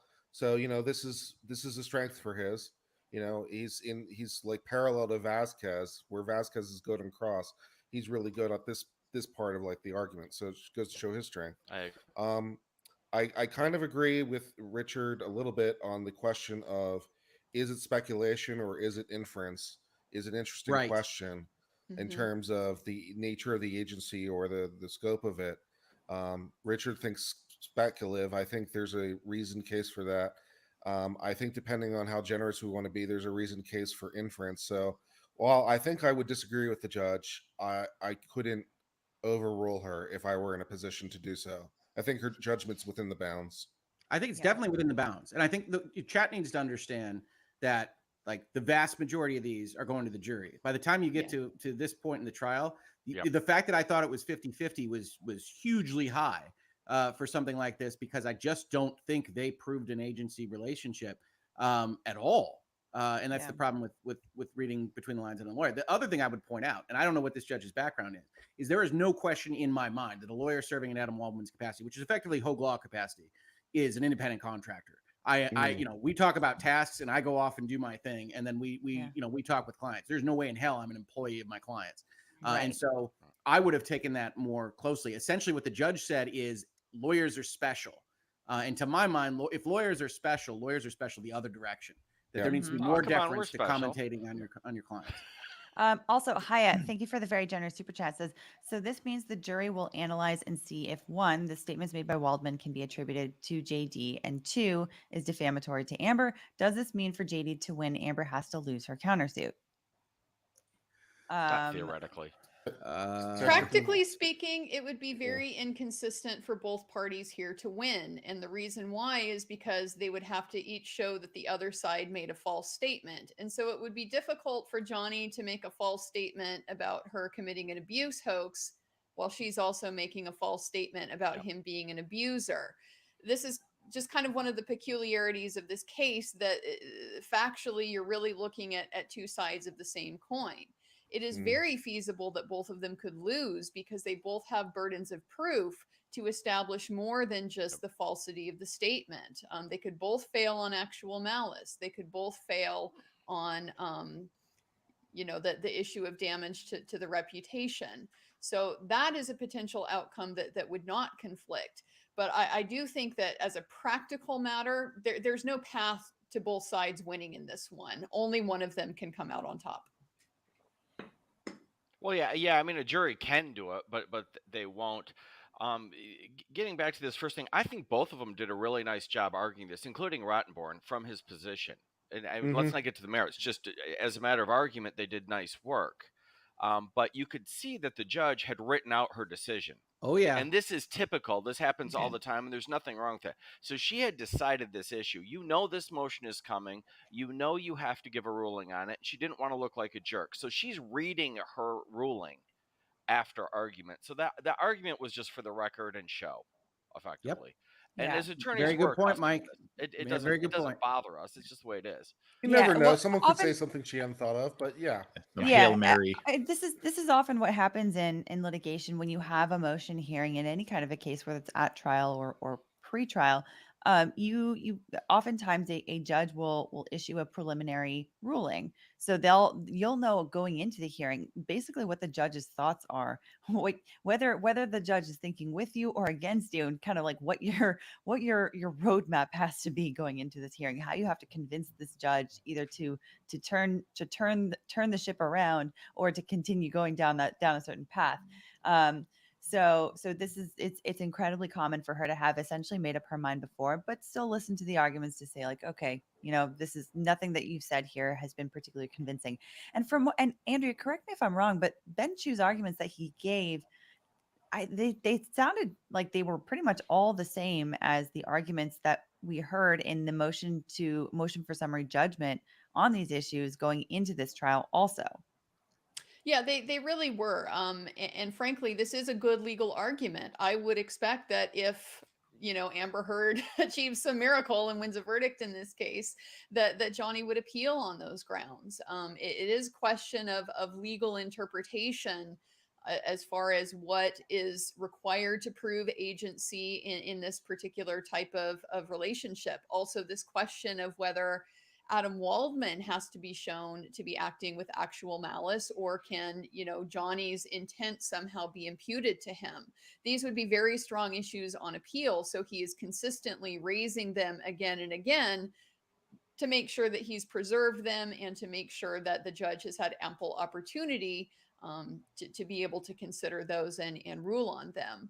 So yes, they are essentially mirroring the arguments that he made in those earlier proceedings. The difference is just that there are different standards applying depending on what stage of the process that you're at.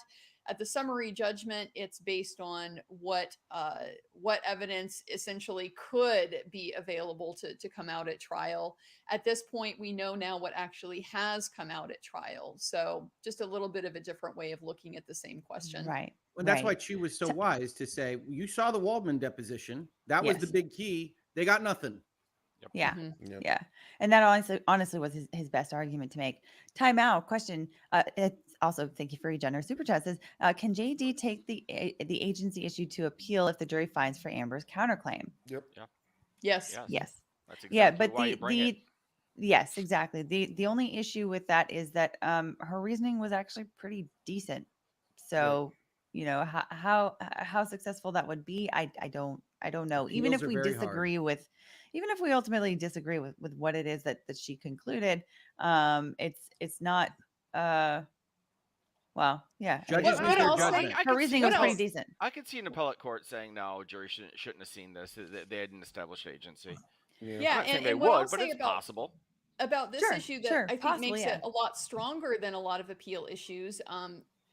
A lot of possibilities people have mentioned concerning the rulings on the evidence and things along those lines. Those are very discretionary rulings with the judge. So those are reviewed under a very unfavorable standard to the appellant. They basically have to show that the judge was acting entirely unreasonable. This agency question is a pure question of law. It's what does the law require? It's what does the law require in terms of the evidence that has to be brought? So that is one where typically the Court of Appeals does not have to give any deference to the trial court. They're going to consider that independently and review it what they call de novo. So just from a pure standpoint of what is a good appeal issue to work with, this agency issue is a much stronger issue than certainly any of the evidentiary rulings that Yeah. we've seen made so far. Well, I Agreed. think it all boils down to we wanted a different opinion. We wanted a different decision. There was a possibility of a different decision, but nobody's surprised by the decision. Right. Yeah. Yeah. I think the weakest part of our analysis is the agency issue, because as Chu himself noted, and as I also kind of myself noted as I was trying to speed read through Virginia law yesterday, it does seem to be true that attorneys are treated as independent contractors rather than employees. See, this entire argument doesn't work if he's an independent contractor. He has to be an employee. So the law seems to suggest against that. So the judge's reasoning appears to be something along the lines of he worked on a lot of different matters. So he wasn't just employed as an attorney for one issue one time. He was Yeah, that employed was as weird. a lot of issues for lots of times. And so that transforms what might be a series of independent contractor roles into something more, which I don't know if I buy that argument, but okay. So that's the weakest Yeah. part of the analysis for me. From my standpoint, the thing that I really find problematic in how this issue has been fleshed out in the court is the open question about what are the jurors going to be allowed to do with Johnny's invocation of the attorney-client privilege. The very fact that she allowed that to be played in front of the jury suggests that she is treating it as something that's relevant, that's something they can take into consideration to evaluate, well, does that mean Johnny had something to hide? Does that mean that this would have gone against him had Adam been allowed to answer these questions? And this is really concerning, I think, to me and to probably most practitioners, because we do see being able to consult with an attorney as something that's important and kind of sacred. That's a You good have point. to I be wonder if they able get a to. jury instruction on that. I think Well, they we will. Yeah, don't, they we don't should. know. It's sort of like you I can't hope hold so. the Fifth Amendment against somebody. I think they'll get Yeah. a no negative inference jury instruction. Are you watching Yep. the judge with the full hand here? I wonder if Yeah. this isn't them discussing the time. Yeah, it could Probably. be. She is By the way, animated. T in Tennessee, thank you for your generous super chat. Says, question, I didn't know home insurance could pay legal fees. How does that work? Is there any chance JD's team will rest early? I'm not sure where this home Homeowners insurance because thing is coming from. it's been speculated that Amber's legal fees are being paid by her own homeowners insurance policy. Well, if So- you get sued, for instance, like like I have like dog bite cases all the time, which will fall under homeowners policy, and they have a duty to indemnify and a duty to defend. So yes, they'll hire an attorney for you, but I don't see where this is applicable to a homeowners policy. Unintentional Right. tort? Typically, Yeah. intentional torts are not going to be covered by a Yeah, homeowner's yeah. insurance. It would have to be Absolutely. one of these Yeah. Hollywood super specialized, high premium. But that's the types thing. of Yeah, insurance. you don't know the actual policy that you're referring to exactly. Sure. Yeah. This doesn't, there has to be some sort of a relation to the home. Also, your You know, like- umbrella policy may Does also she help. have Check a with your home to agent. have homeowners insurance on? Yeah. Yeah, I no, don't know about that. I deal with this a lot. I do civil stuff. The duty to indemnify is more narrow than the duty to defend. So a lot of times, the insurance company, they'll say, send your attorneys in to defend them. You may not have to pay, but you got to defend them. So it's a very broad duty, just generally speaking, in that context. Yeah. No, yeah. so then would they seek reimbursement from her if it Did you see turned that? out that she What was doesn't get Yeah, what was that protection? smile over guess. there? She No. goes, okay, so the judge goes this and then goes like this, and then Ben turns around and smiles. That is what happened. Yeah.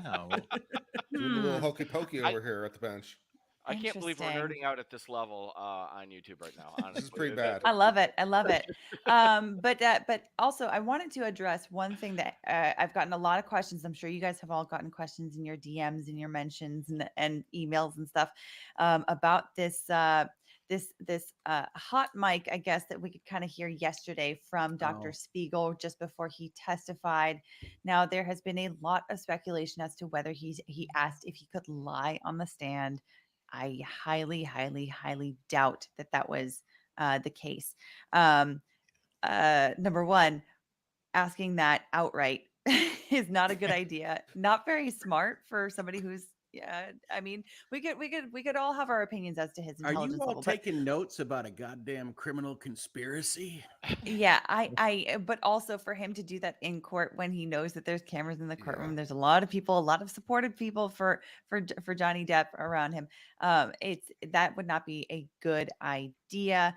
That doesn't necessarily mean it didn't happen. However, my impression is that he probably said, not can I lie, but can I rely on testimony Whatever. or Yeah. something along those lines. So I know that it's so easy in this case to hear hooves and think zebras, but very often it's more the case that you hear hooves and it's going to be a basic horse. Nice Scrubs So reference. Even as yes. unimpressive as Elaine may be, if you're Yeah. if you're a witness no says, way. "Can I lie on the stand?" You say, Right. "Guess Oh, who's yeah, not sure, no testifying problem, yeah. today?" There's no way. Alita, I love how much you lawyered up on that because that's how we all talk about everything. I'm willing to guarantee that she did not say I'm going to lie. Yeah. Yeah. Yeah.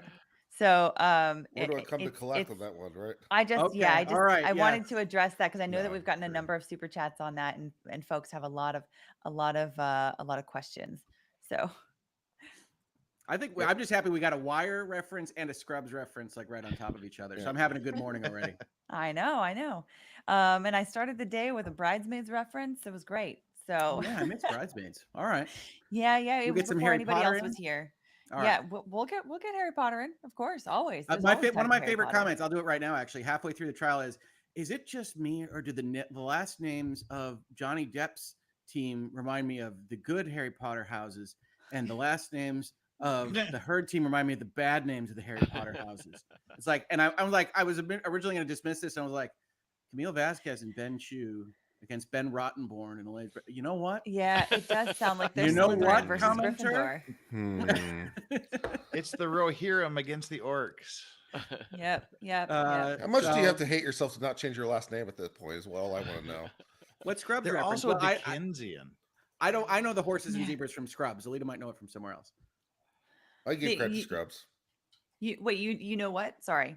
Someone asked where was the Scrubs reference. I said I personally know horses and zebras from Scrubs. Yes. I said okay. Yeah. That's where I got it too. That's a great show. It's a really great show. Of course, none of us are doctors, so we can appreciate it. If there was a similar show about lawyers, I don't know although I do love Arrested Development, and there are some very funny lawyers on that show. Bob, Mostly blah, because blah, they blah. yeah, blah blah blah blah Blah, blah blah, blah blah, blah. Scrubs is my favorite comedy of all time, and I still associate that first year with one of the best depictions of being a young professional, like ever. Yeah. You just hurled into things, and like Rick, go read the red flags. It's like I don't even know what I'm looking at. How do you know what a red flag is when you've never seen a document like it ever before? But yeah, so I still think it's my favorite was this would be a great job if it wasn't for all the sick people. We certainly never say that about clients. Never. So anyhow, let's get some super chat questions here while we continue to wait. Do closing arguments count as time? They have time, but it's a separate time. It's not the same time as what we are calculating right now. So let me get another one. L says, how come Dr. Curry saw AH, but JD didn't see anyone? Also, hi to my new wife, Laura, just married. Congratulations. Congratulations. Of course, I say this with Mr. Bites being in probably the other room. Happy wife, happy life is always a good thing. I'm just kidding, not always. Wives also have to make you happy too. It always, shoe goes on the other foot always. But but anyhow, you don't always have to congratulations. take off boots. Is the point though? You can find a nice middle ground. Yes, of course. So anyhow, but yes, my greatest congratulations, and I wish you all the happiness together. And hopefully your marriage doesn't end up anywhere near anything like this case. just like what all of us would want for ourselves. But also, why did Dr. Curry see AH and JD wasn't seen by anyone? It's because Amber Heard put her mental state at issue by claiming that she has PTSD as part of her damages for her counterclaims. So that is exactly the reason. When you put that at issue, it means that you are saying my brain is something that has been harmed here. The other side is able to come back and say, how do I know that your brain has really been harmed? I need to be able to check in there and discover that and poke and prod and find some holes in there. So so that's exactly what happened. Johnny Depp has not alleged PTSD as a particular harm, so he doesn't have to get the same thing. So didn't know if anybody wanted to add to that. I think you got it. All right. James Nailed Walsh it. says, All right, are we ready for the jury then? all right, jury's going to come in. I'll do one more. James Walsh, what are the odds Amber initially wanted to settle this out of court with this legal team? They seem to be out of their depth in the courtroom. Maybe that isn't their forte. Are they past the point of no return? They have been past the point of no return for months and months and months, I think. I don't think, well, so number one, Amber would have had to want to settle. Number two, Johnny would have also pretty much wanted the end to of that settle. analysis. Yeah, point number one, the client sucks. Yeah. So I and in my opinion, it just seems like the kind of case where Johnny needed the truth to be out. So in order for him to agree to settle, it seems like the kind of case where he would have required her to come out with an apology, and there's no way, no snowball's chance in hell that would ever happen, according to the things that we have seen here. So yeah, odds are zero essentially. Yeah, very zero. Abigail Ridgway says, question, do we know anyone in the courtroom today? Yes. And we know that Larry's there. James, I believe, also got in. Okay. I think Laura B said that she got in there. Good morning, ladies And and Emily gentlemen. I just hit a apologize. We have a few $500,000 housekeeping just now, matters to take care of, but thank you. Mhm. Have your seat. Emily's All at right, your next 500K. witness. Congrats, Emily. She just did a $500,000 right now. Amazing. We rest. All right, thank you. Amazing, All right, rebuttal amazing. evidence? Yes, Your Honor, Mr. Depp calls Walter Hamada of Warner Brothers. All right. Boom. Mr. Oh. Hamad. Walter Set him up. Hamada. Here we go. And then one last quick Your question Honor, just to here. clarify, this is by deposition, so we may need Oh, that. okay, listen, okay. I apologize, I should have provided notice. That's all right. Thank you, Your Honor. Kim Sebs says, will Johnny be able to sue Disney for damages after this? No. Quick answer is no. And then also, hey, yeah, Walter Hamada, he's testifying. You were correct in that. Am I going extinct after this? Hopefully, what if anything? And then here's a question from Dr. Indushri Rajan, the conscious psychologist. You guys have been insightful and entertaining. Thank you. Any thoughts on whether info regarding the UK trial and the impact of 2016 press impact on JD will sway the jury regarding the damages? Thank you so much. I'm watching from California. Did Awesome. you see this note in the chat that Emily hit 500,000? Yes, I did. I'm sorry if we discussed that already. I might have we passed did. out somewhere. That's okay. We did, but it's okay. We're all celebrating. Well, I got We're the cultured. But Yay. yes, to answer this really quick, the UK trial could impact. It would suck. It's not supposed to. What do you work for Warner Brothers Entertainment Inc.? Yes, I do. In what capacity? My title is president of DC-based film productions for Warner Brothers. What, if anything, you did to prepare to testify for Warner Brothers as to topics 2 through 18? I did not do anything to prepare for this, other than the meeting that I had with the attorneys. Did Warner Brothers have a contract with Amber Heard to perform an Aquaman 2? Yes, there was we had an option agreement for her for Aquaman 2. Do you know what it is? It looks like a standard contract between an actor and the studio. And which actor was involved in this? Which actor was a party to this contract? Amber Heard. It's a contract for Amber Heard for the role of Mara in Aquaman and its sequels. Which studio contracted with Amber Heard? Warner Brothers. When did you come to be the president of DC? At the beginning of 2018. Mr. Hamada, Was Ms. Heard ever released by Warner Brothers from the Aquaman 2 contract, or what you call the option agreement? No. Was she released from her Aquaman 2 contract on or about February 22, 2021? No. Was Ms. Heard ever rehired for Aquaman 2 by Warner Brothers? No.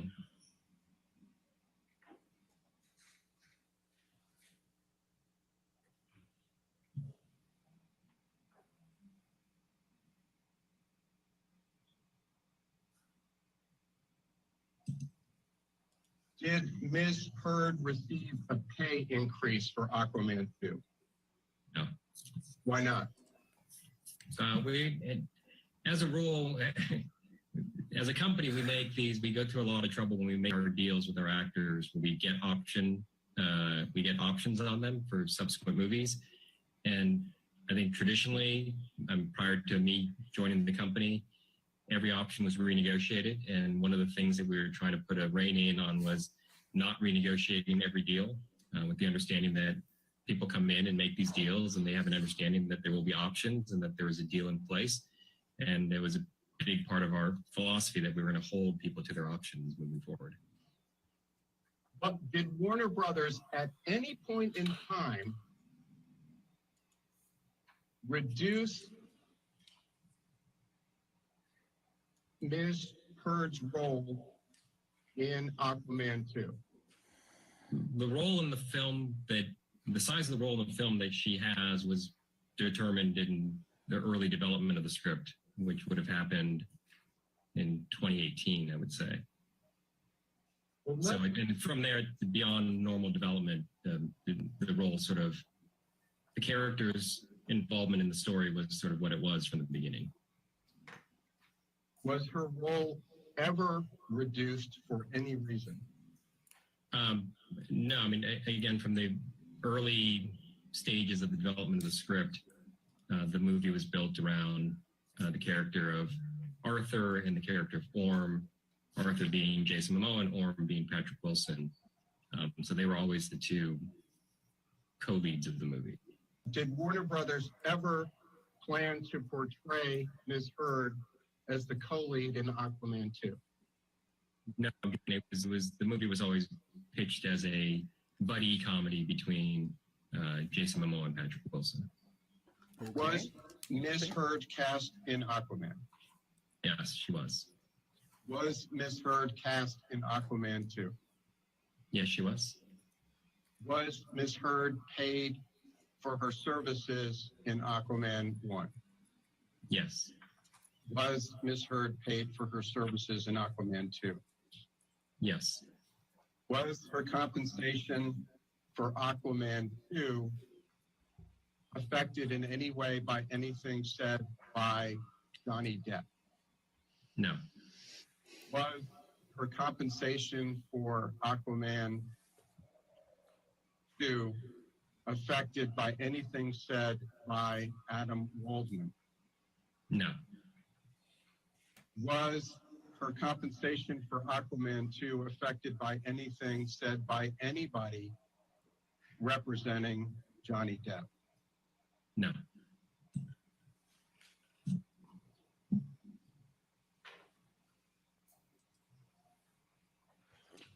Was there any delay in Warner Brothers exercising the option to cast Ms. Heard in Aquaman 2? Yes, there was. How long a delay was there? I don't know, probably weeks.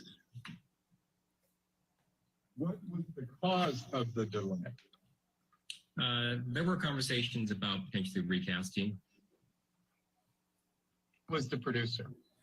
Peter Safran, Who was the director? James Wan. Did Warner Brothers believe that those concerns were legitimate? Yeah, I mean, I had no reason not to believe the director and the producer of the movie. And you are testifying today as a representative of Warner, correct? Yes, I am. What, if any, creative concerns did Warner Brothers have about casting Amber Heard as Mira in Aquaman 2? It was the concerns that were brought up at the wrap of the first movie, production of the first movie, which is the issue of chemistry. Did the two have chemistry? I think editorially they were able to make that relationship work in the first movie, but there was a concern that it took a lot of effort to get there. And would we be better off recasting, finding someone who had better, more natural chemistry with Jason Momoa and move forward that way? Did Warner Brothers take any steps affirmatively to audition other actresses for the role of Mira in Aquaman 2? No, we did not. Other than the creative concerns and concerns about chemistry you testified about, was there any other reason Warner Brothers delayed in picking up Ms. Heard's option for Aquaman 2? Leonard, No, thank you so it was much all, for your it was generous all super chat. concerns about whether she was the right bit of casting for the movie. What role, if any, did Ms. Heard's dispute with Johnny Depp have in Warner Brothers' delay picking up Ms. Heard's option for Aquaman 2? There was none from our end.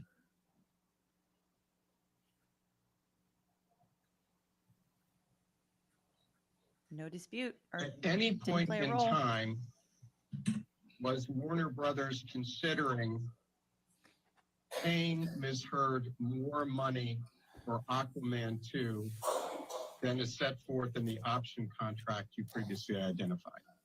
No, as I said, we were determined to hold our actors to their option agreements. Would Warner Brothers have paid Ms. Heard more money on Aquaman 2 if it had picked up her option earlier? No. At any time from the beginning of history through today, did Warner Brothers ever release Ms. Heard from the Aquaman 2 contract? No. At any point in time from the beginning of history to today, did Warner Brothers rehire Ms. Heard for Aquaman 2? No, because we just picked up her option. And when is the last time you spoke with Rob Cohen relating in any manner to whether to exercise the option on Amber Heard for Aquaman 2? No, it would have been at the same time that I was having those conversations with Peter Safran So in 2020. Did you speak with Zack Snyder at all relating to whether to exercise the option for Amber Heard on Aquaman 2? No, I've not had any conversations with Zack Snyder. Did you speak at all with Jason Momoa in preparation for your deposition today? No. Have you ever spoken with Jason Momoa about any issues relating to chemistry between he and Amber Heard? Yes. When did you speak with Jason Momoa about chemistry issues between he and Amber Heard? It would have been in that same time period where we were prior to green light of the movie. Now, you were asked some questions about scripts. Did you review any of the drafts of the script for Aquaman 2? Yes. When? I part of my role is I read all the drafts of the scripts as they come in. When was the first script for Aquaman 2? Oh boy.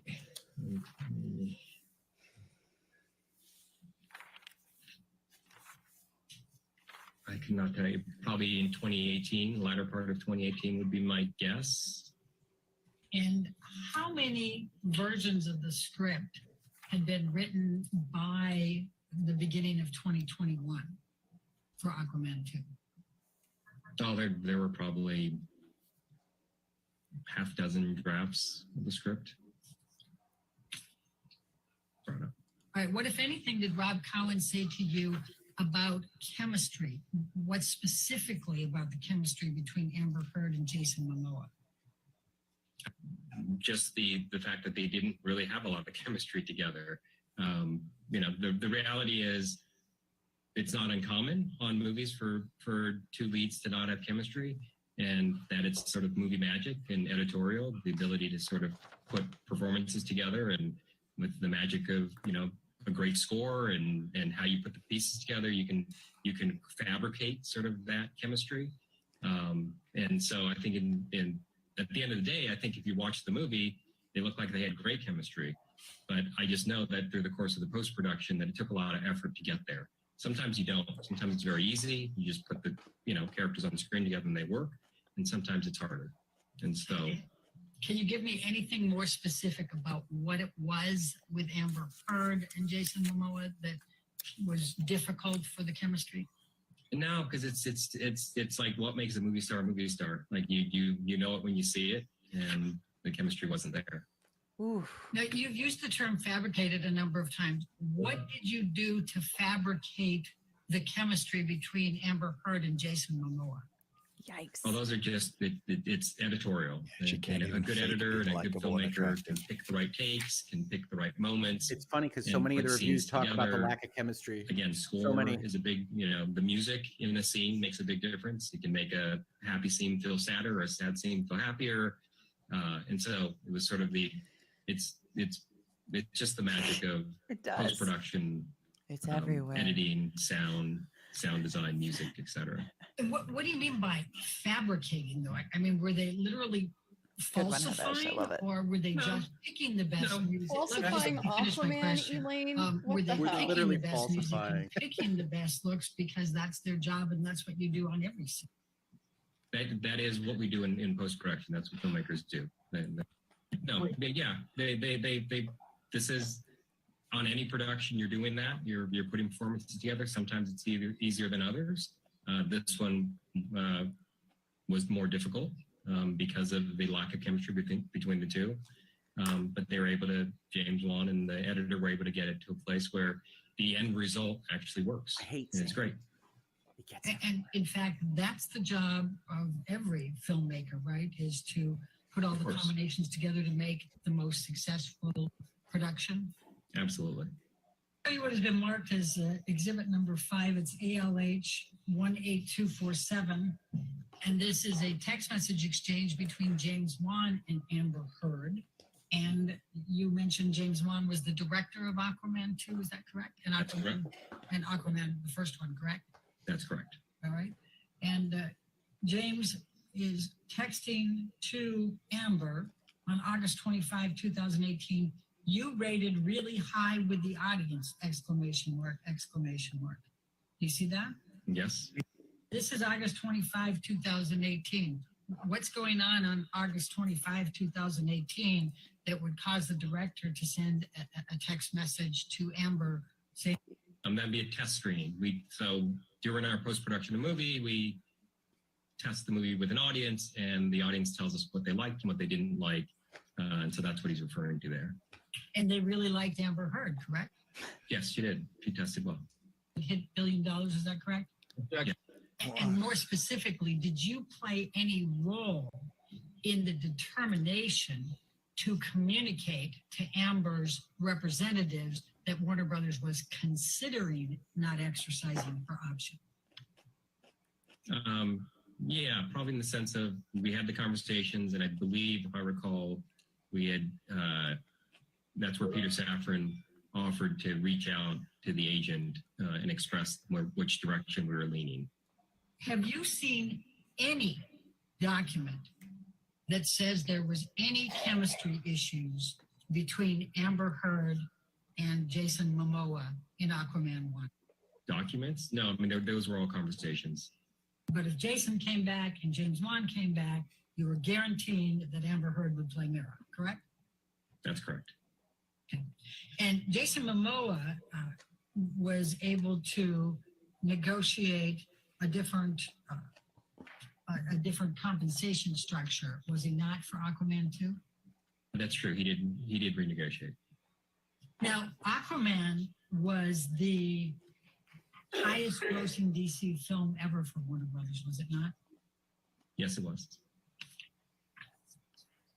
What, if any, issues did you have with Amber Heard in Aquaman 2? My understanding is actually the production went very smoothly. All right, thank you. Your next witness. Short and sweet. So basically, had nothing to do with the lawsuit. Your Honor, we call Had everything Dr. to do with Colbert movie next, magic but I being know we have required. a preliminary matter that we need to deal with briefly, if we may approach. Sure. Do you think it made $1 billion more due to Jason Momoa or Amber Heard being in it? Yeah, right. It was the laser sharks. Definitely laser sharks.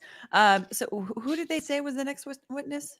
Dr. Dr. Colbert, he is, I believe, Johnny's actual hand doctor. Yeah. Oh, nice. That'll be helpful. I gotta be. I'll be honest. Elaine saying, "So you fabricated? Are you? You're making things up?" It's like, actually, Elaine, did you know that Jason Momoa can't breathe underwater? Yeah, is there a historical record for Aquaman that we should be shocked that this deviated from? How Yeah. or how We're about just her being own indignant. client? Like, ma'am, are you aware that your own client is not actually a fish? Probably not. She may have been lying to you about this. She may have been lying to you about several things. This It may was be just one the of them. indignance. It was like, what do you mean fabricate? It's like, ma'am, we edit things. Yeah. But how bad is the chemistry when you have to post-production to try to possibly fake some chemistry between you and Jason Momoa? Yep. I'm actually surprised they didn't get the articles in about chemistry right there. You know, it's hearsay, but I'm a little surprised. I thought they'd make There's a some run at brutal it. film reviews. And focused on chemistry. There, Yeah. I was pulling them up yesterday. I can do a dozen more. It's referenced a lot. And this witness did a great job. He was very believable, to the point, and quick. They made their point, dumped on Amber Heard's assertions, and it was over. What's funny is, you know, I did laugh when did you talk to Zack Snyder about this? Like, if you follow any of the things that have happened with Warner Brothers and DC, it's like, I think even Hamada goes, no.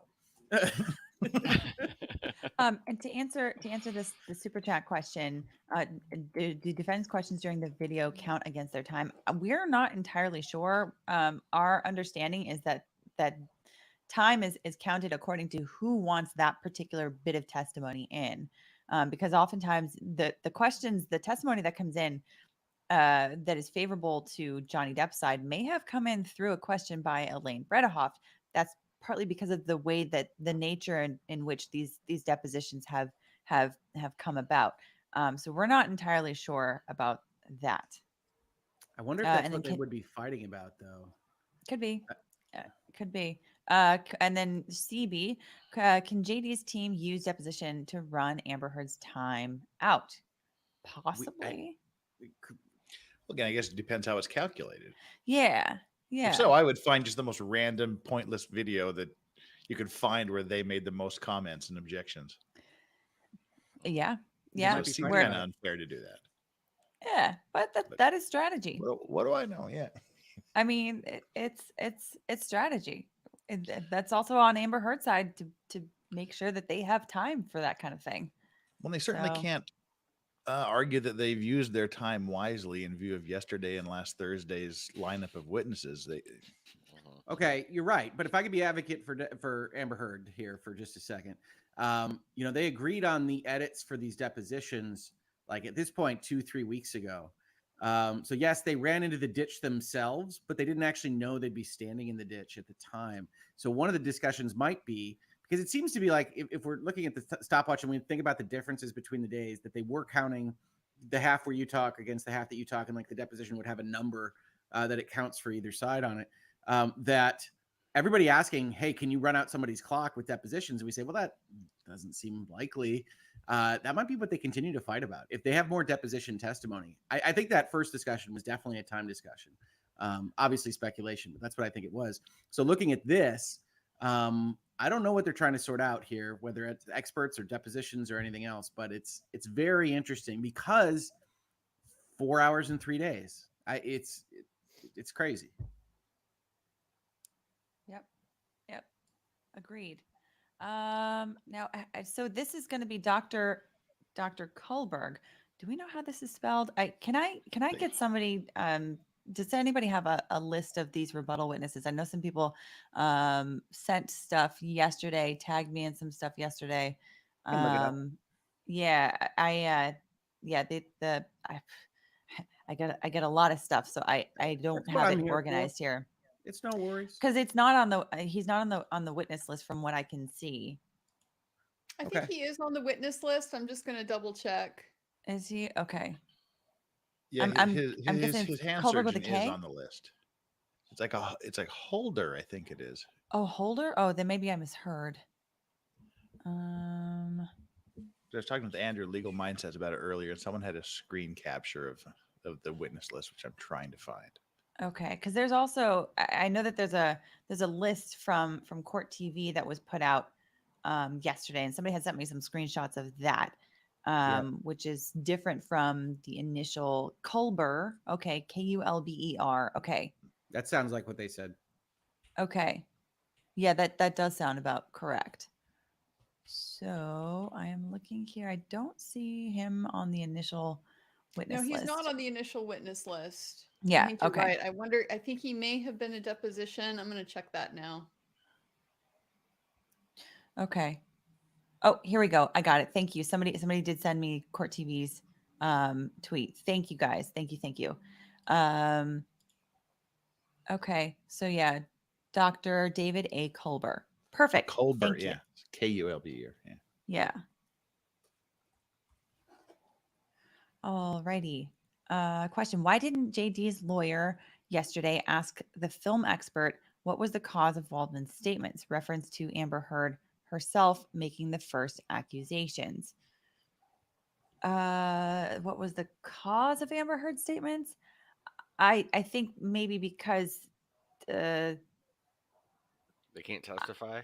yeah, That would be she can't. speculative. Yeah, that would be highly speculative, and also kind of gets to a legal conclusion. So yeah, that would be why, and you wouldn't want her testifying to that anyway. That's just not strategically great on Johnny's side. Michael Herbert says, "Can JD testify? Had I known, I would have instructed Waldman not to say such things without opening himself or Waldman to CE." I say,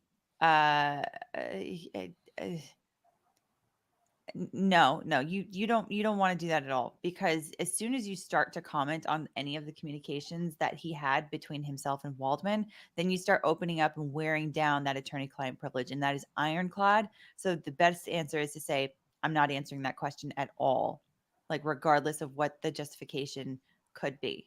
I agree, but I will offer another devil's advocate position, which is when Ben Chu stands up there and says, "Can you take it under advisement until we finish our evidence?"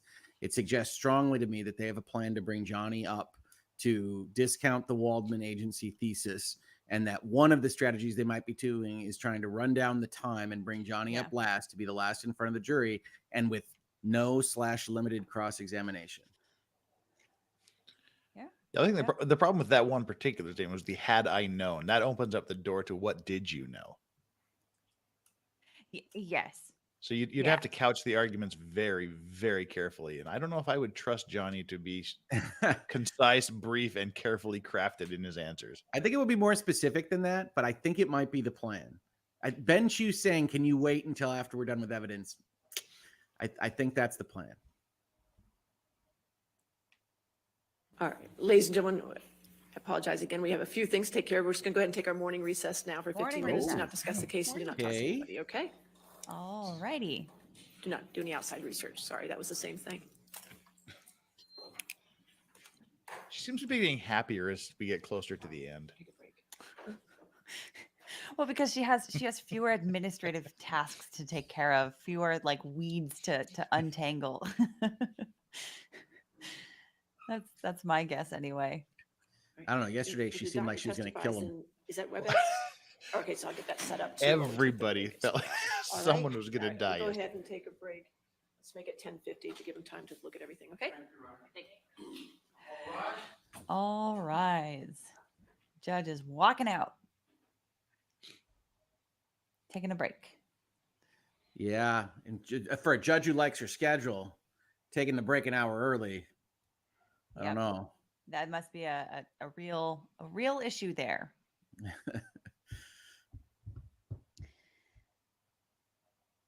Interesting. Well, I see Larry there, DUI guy. I don't see James. Wonder where he's at. Interesting. Okay. Disordia says, question, could this potentially set a precedent for suing lawyers for speaking publicly about their clients and their claims? It's not a precedent. Yeah, so setting precedent, when you're asking lawyers about setting precedent, we are going to first and foremost be thinking about binding case law, and how that can impact later case law. This being at the trial court level, it is not going to be making any kind of binding case law. Binding case law would come if there's an appeal and an appellate court makes a decision. But I understand, I think, what you mean by maybe in more of a social context, that people will get the idea that they should be suing lawyers making public statements. I think it might depend on state to state, what's going on there. Now, this is a good opportunity to talk about the litigation privilege too. This is one of the things that has really boggled my mind. There's been a bit of a puzzle here for Adam Waldman's statements, because we have an attorney that is talking about the defense to his client's case in actual active litigation, and Virginia case law. I have looked quite deeply into Virginia case law on this. I'm not exactly sure how it actually measures up to other states, because I've never really had to look too deep into it in other states. But basically, like, you can't sue a lawyer for making an argument in court. Like, you can't sue a lawyer for defending a client in court, because that just completely undercuts our entire judicial system. So if somebody makes a claim against someone that may or may not be false, may or may not be a lie, they may or may not know that it's a lie, that is not something that is available for a defamation claim if they made it in the first instance in some kind of a filing that they made in court. This is a reason why, as an example, if we were to take ourselves out of this case and put ourselves into the Rust film shooting, where with Alec Baldwin, his statements that he's made have been particularly risky because of the defenses that he's made out to the public. Now, what's her name? The Hannah Gutierrez Reed. So she made her first statement in a complaint that was filed in court.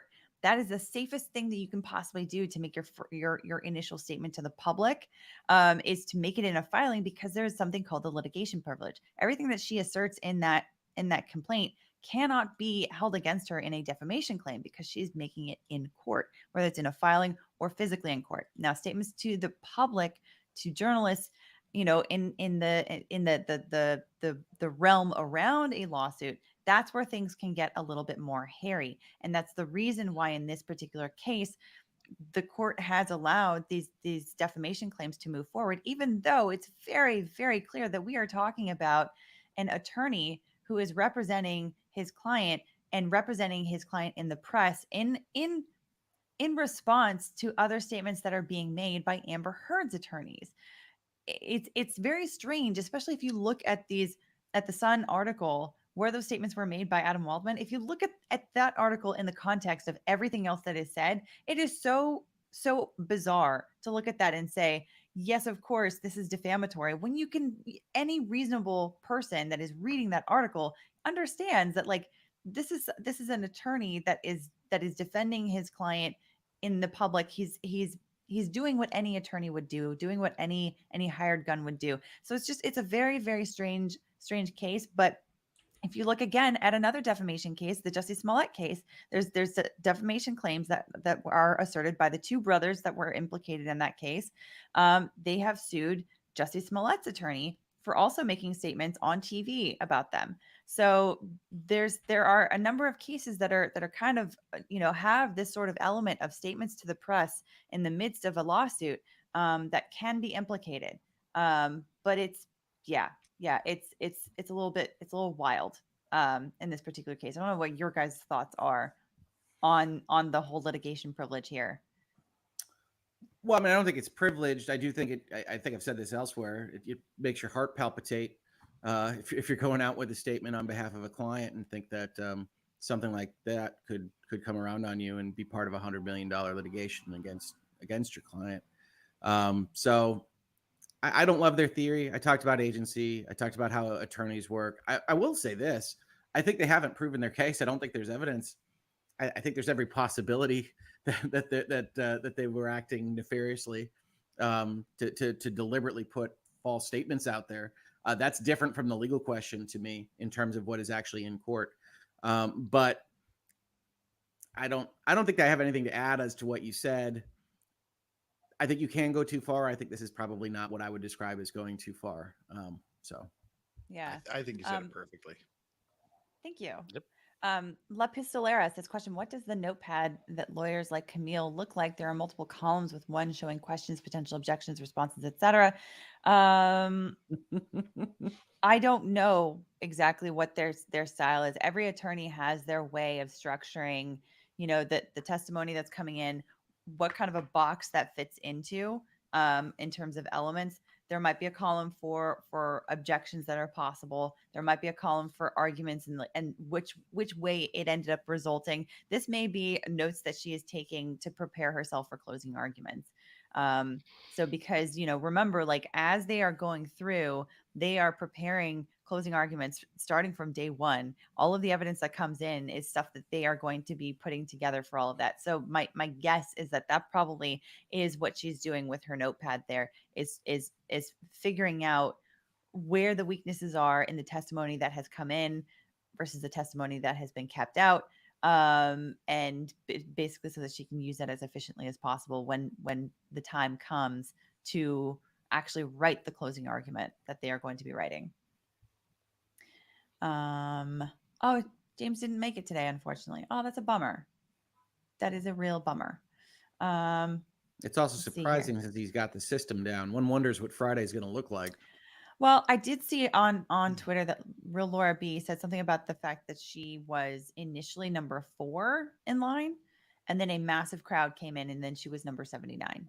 So I think that there was something that happened with some more line cutters, which is just like it really upsets me that people are doing that, and B, that the court is not organizing things in such a way that they can control crowds. Crowd control is an issue in this kind of a case because we've got a lot of public interest here. And on top of that, if somebody gets hurt because of that, that's a major issue for the courthouse. Yeah. I'm just thinking like I every time I think of this, I grew up in Southern California. Okay. I spent a lot of time at Disneyland. I understand crowd control. They do it the best out of anyone that I have ever seen in my life. So like, it seems relatively simple to take a crowd like this, organize some lines, make things nice and fair so that people can not worry about getting into fights and riots over just getting into a courtroom. They have a responsibility to do that too. Yeah, just the basic concert crowd control. First come, you get your number 1 bracelet, number 2 bracelet, number 3 bracelet. You can do whatever you want. An hour before trial, you line up according to number done. Yeah. Well, the problem is they're not lining up an hour before trial, right? Well, they do that. They are giving out wristbands. But they're not allowed to come before 1 a.m. I think it was. So they do it when we say line cutters, like as far as the courthouse is concerned, they're not line cutters. So it's they have a separate ancillary line system, and then that feeds into the real line. The court really isn't giving people enough time to actually properly structure. So they're just saying it's normal operating procedure, give or take, and that's what you get.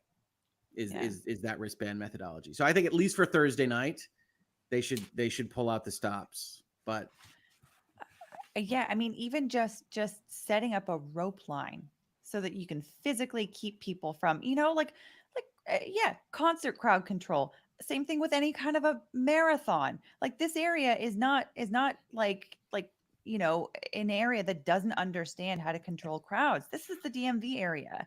Like I'm sorry. But I think we have to give credit to Larry, the DUI guy here, because I don't know what's going on the ground, but he gets in. He gets in every day. Yeah. He's working the system, whatever it is. I'm wondering if maybe people at this point are just afraid of him or something. I don't know. And he's afraid to nice confront him. Looking for someone who's dressed decently in the crowd. That's a fair point too. He is a lawyer, and he looks like a lawyer wearing a suit every day getting in there. And to answer the question, True Seeker, so no, unfortunately, James did not get in. But yes, please give a shout and a get well soon to my dear friend Erica, who's watching after ankle surgery. She has a wee one and a toddler. Yes. Oh my gosh, Hi, Erica. Erica, best of health to you. I hope that your ankle surgery went well, and I hope that you heal as quickly as possible so you can get back to running around with that little toddler that I'm sure is keeping you otherwise on your toes. For sure. But yeah, this whole issue of crowd control is just so concerning, even just from like looking at it from a lawyer's perspective, like the things that can happen that can come back to bite the courthouse. It's You literally know, like, amazing that nothing Yeah. significant has happened so far. it That really is is. such a professional mindset we have, that people see, families having fun at the beach. I'm seeing jet ski accidents, boating accidents, glass on the beach. I'm Yeah. honestly surprised if no fist fights have broken out yet. I would have thought it would have happened already. I would agree. Oh, okay. We do have Here's some okay, DUI guy tweets if I you was want. just gonna say, you guys want me to read them? Oh yeah, Yeah. Okay.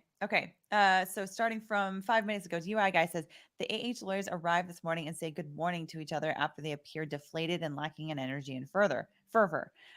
Elaine looked at me and gave me a thumbs up after I mentioned to the deputy that he forgot to say to the panel that we have to stand up for the judge. He was telling us that we do not have to stand up for the jury. I am not sure what to make of it.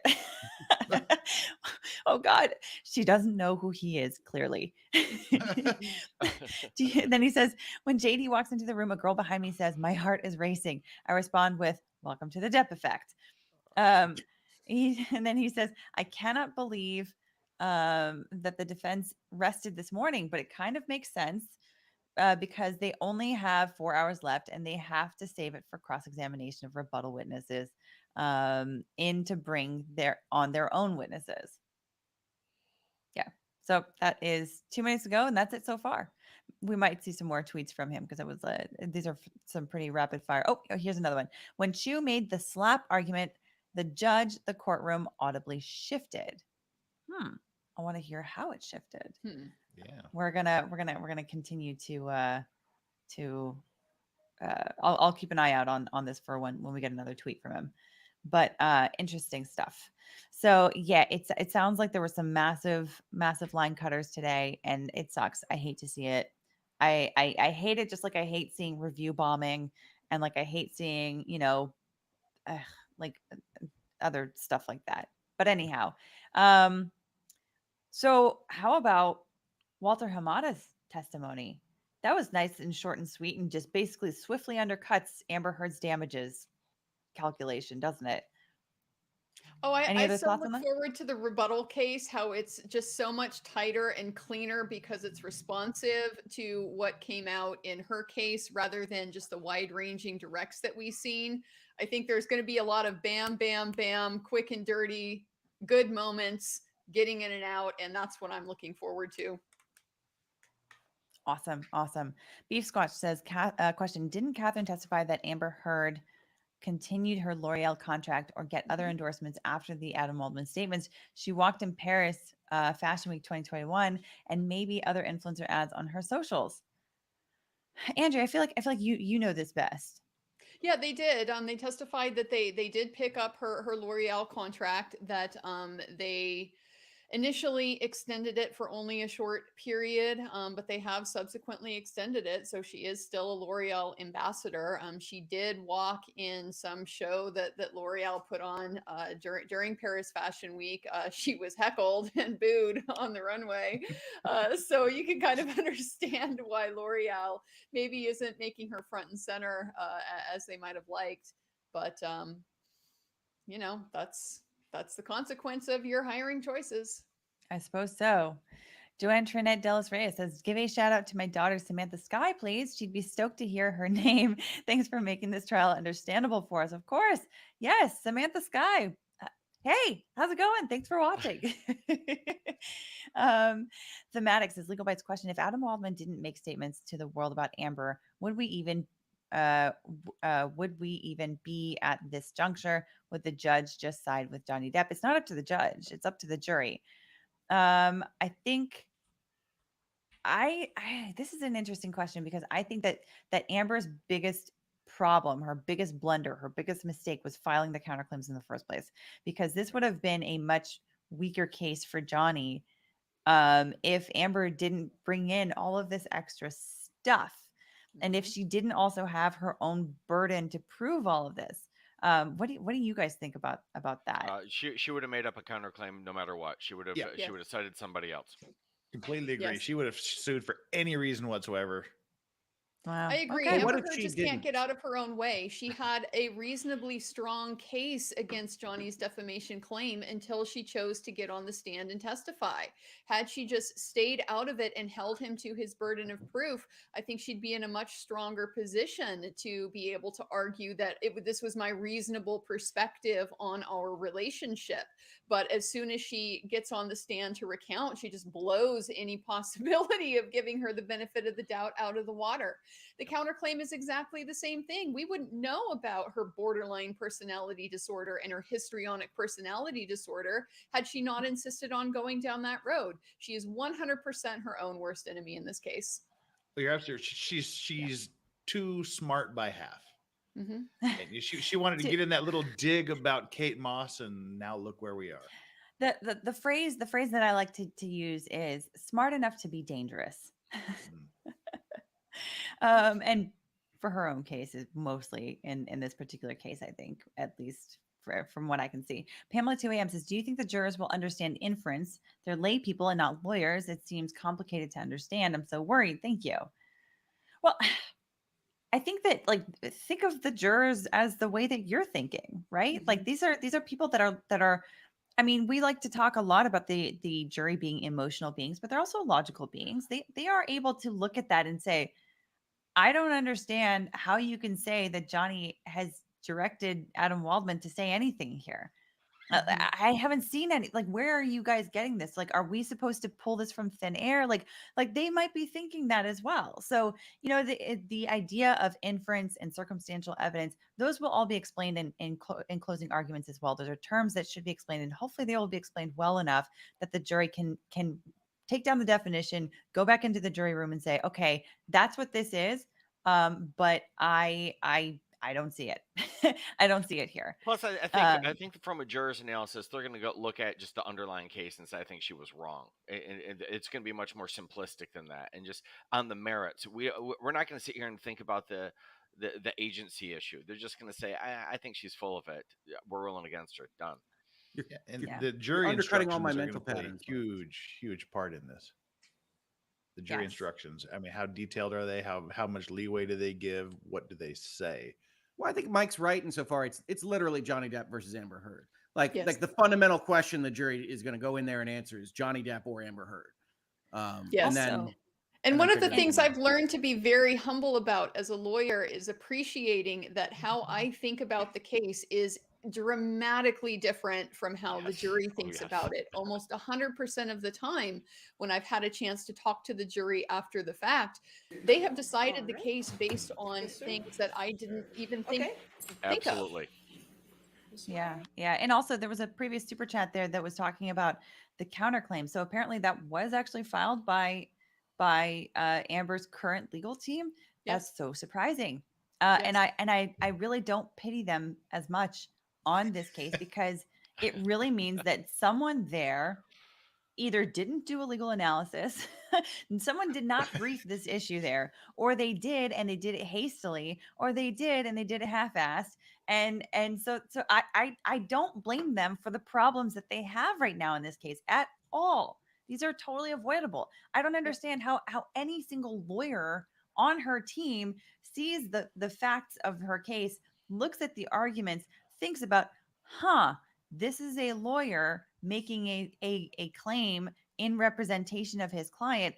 I wonder if we're going to be able to get these communications because of attorney-client privilege. You know, like I don't understand. Like who what were they thinking?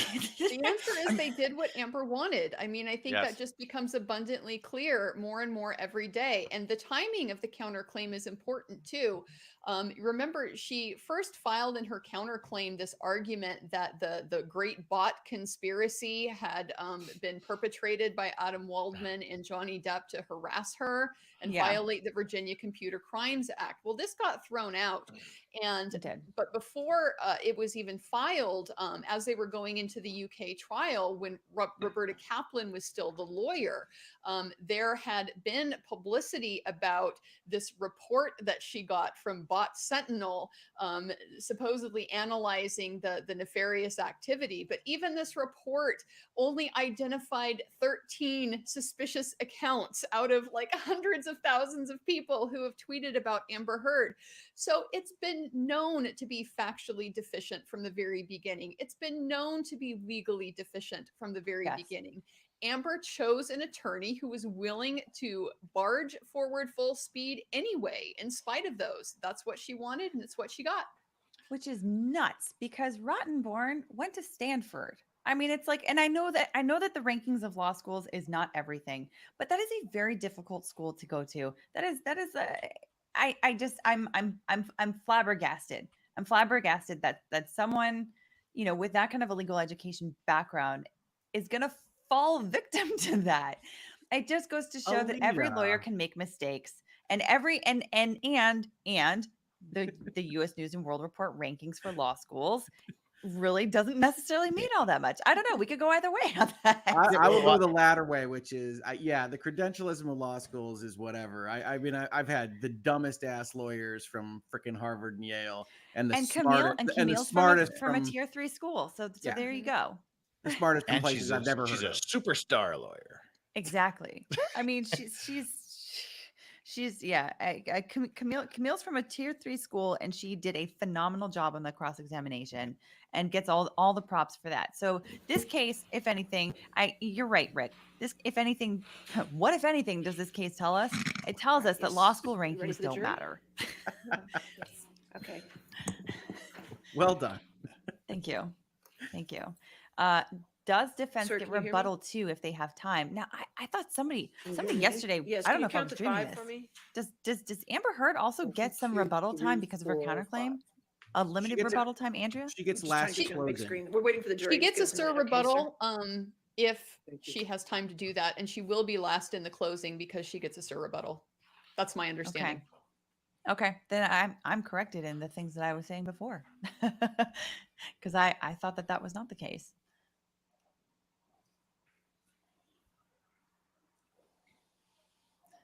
Alrighty, let's see about one more question here. Miss Ron says, trial not totally about winning for JD, but restoring reputation. Thoughts also backhands by right-handed people cause right side injuries on the face. Yeah, I know there's been a lot of talk about that. And yes, witness? I do agree with you in your first question. Dr. Colbert. All right, sir, if you could raise your right hand. Do you swear affirm to tell the truth? Is Johnny Depp left-handed or right-handed? I haven't noticed. I think he's right-handed. I would just object that Dr. Colbert appears to have a stack of documents right in front of him. All right, sir, you can put your hand down, and any documents you have, if you could put them away and just testify from your memory. Okay, sir? Sack. Thank you. Thank you, Your Honor. All right, your question. Good morning, Dr. Colbert. Morning. Could you please state your full name for the record? David Allen Colbert. And what is your profession? I'm a plastic and hand surgeon. And how long have you been a plastic and hand surgeon? Been in practice for 26 years. Where do you currently work? At Cedars-Sinai Medical Center. How long have you worked there? For the past 26 years. Do you know the plaintiff in this action, Johnny Depp? I do. And how do you know Mr. Depp? I had taken care of him when he had injured his hand. When did Mr. Depp become your patient? Sometime in March of 2015. And what type of treatment did you provide to Mr. Depp? He had a fracture of his finger with soft tissue loss. And so we reconstructed his finger. When did you perform the first surgery on Mr. Depp's finger? I believe it was around March 20th of 2015. And what was involved in that surgery, just briefly? Debriding the devitalized tissue, putting a hypothenar skin graft, restore some of the soft tissue loss that he had, and then also putting a pin in because he had a displaced distal phalanx fracture. What was the state of Mr. Depp's hand immediately after that surgery?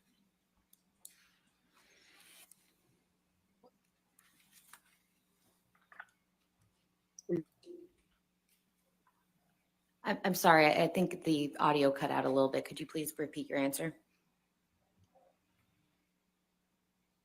It was injured and he had soft tissue loss and a fracture of his distal phalanx. And what type of cast was on Mr. Depp's hand after you performed that surgery? It was a plaster splint. And can you please describe to the jury what a plaster splint would look like? So it's like a cast, but you don't want to put everything circumferential on it because of swelling after surgery. So I believe in Mr. Depp's case, it was like 2 fingers. I think the 3rd finger was the one that was operated on. So these 2 fingers, the 3rd and 4th finger together, and it's a splint with plaster on the top and on the bottom that goes around the hand to protect it. How mobile was Mr. Depp's hand when it was in that cast? Well, he couldn't move his 3rd and 4th fingers because of the bulkiness of the splint. Typically, post-operatively, it's a more bulkier splint right after the surgery. So it's not very, it gets in the way.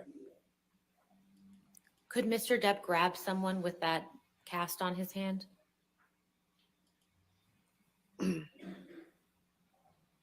He could attempt to grab someone. I don't know how successful he would be. He had his index finger free and his thumb free, but the other fingers were probably not being able to move.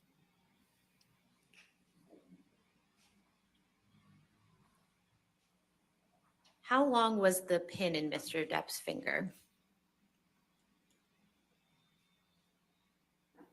About 11 or 12 days.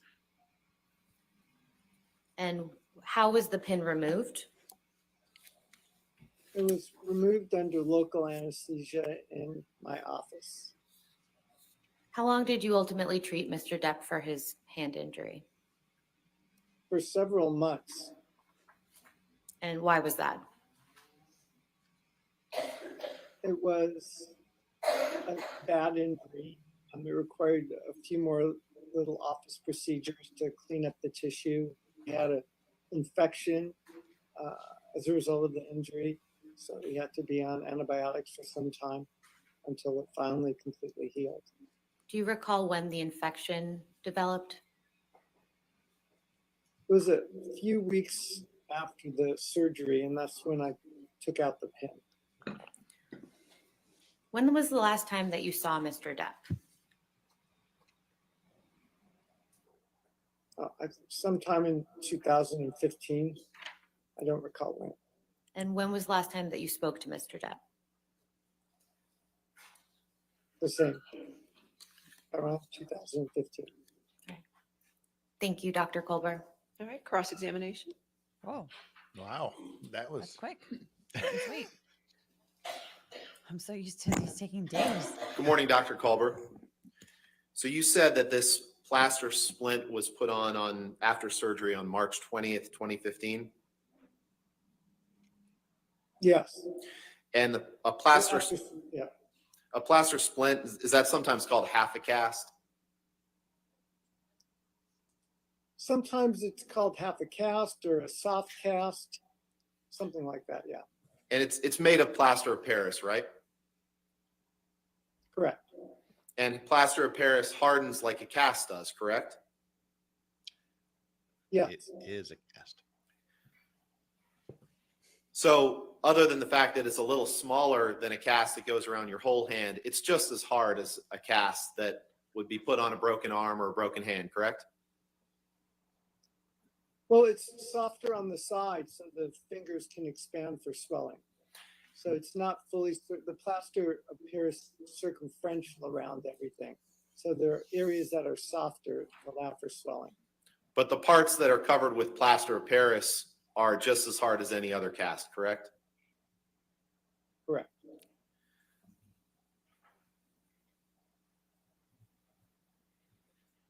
And regardless of whether Mr. Depp could have grabbed someone with the hand with the cast on, he could have grabbed someone with the hand without the cast on, correct? What? Correct. Michelle, can you pull up Exhibit 400, please? This has been admitted, Your Honor. All right. Katie doesn't like this line of questioning. She's not a fan of Rottenborn.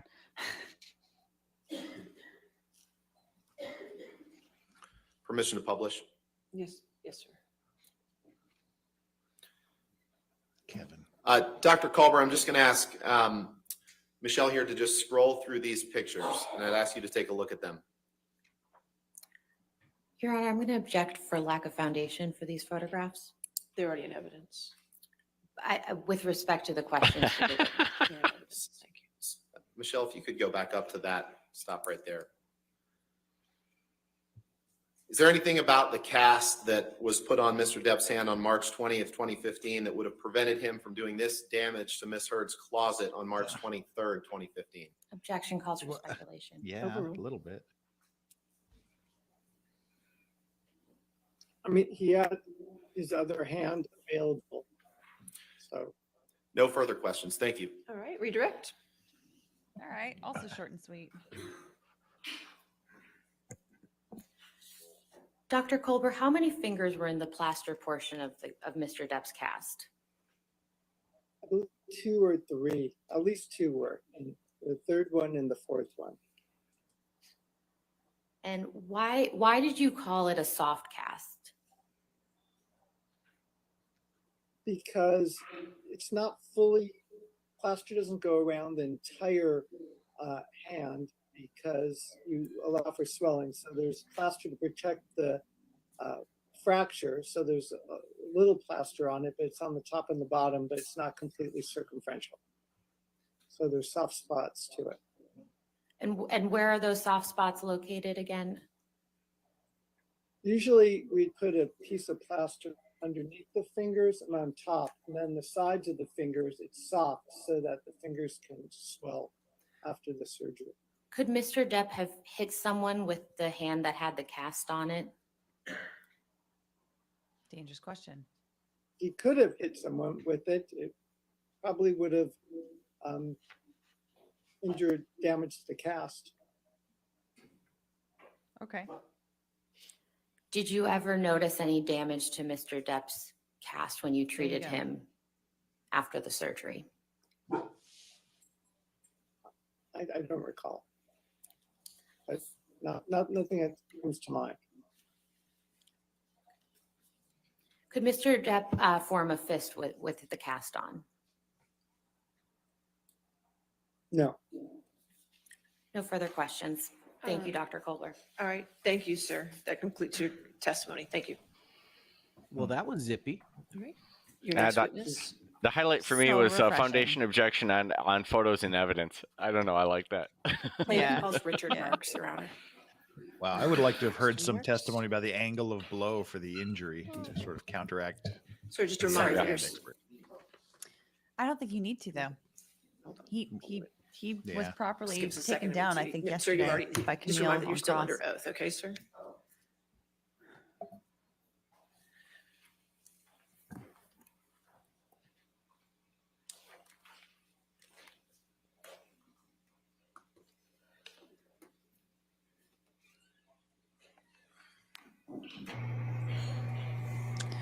So which witness is this now? Did they say?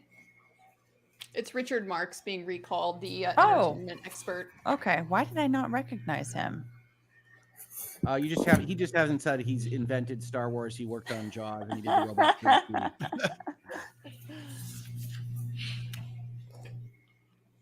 Back to the guy who actually knows movies. Yes.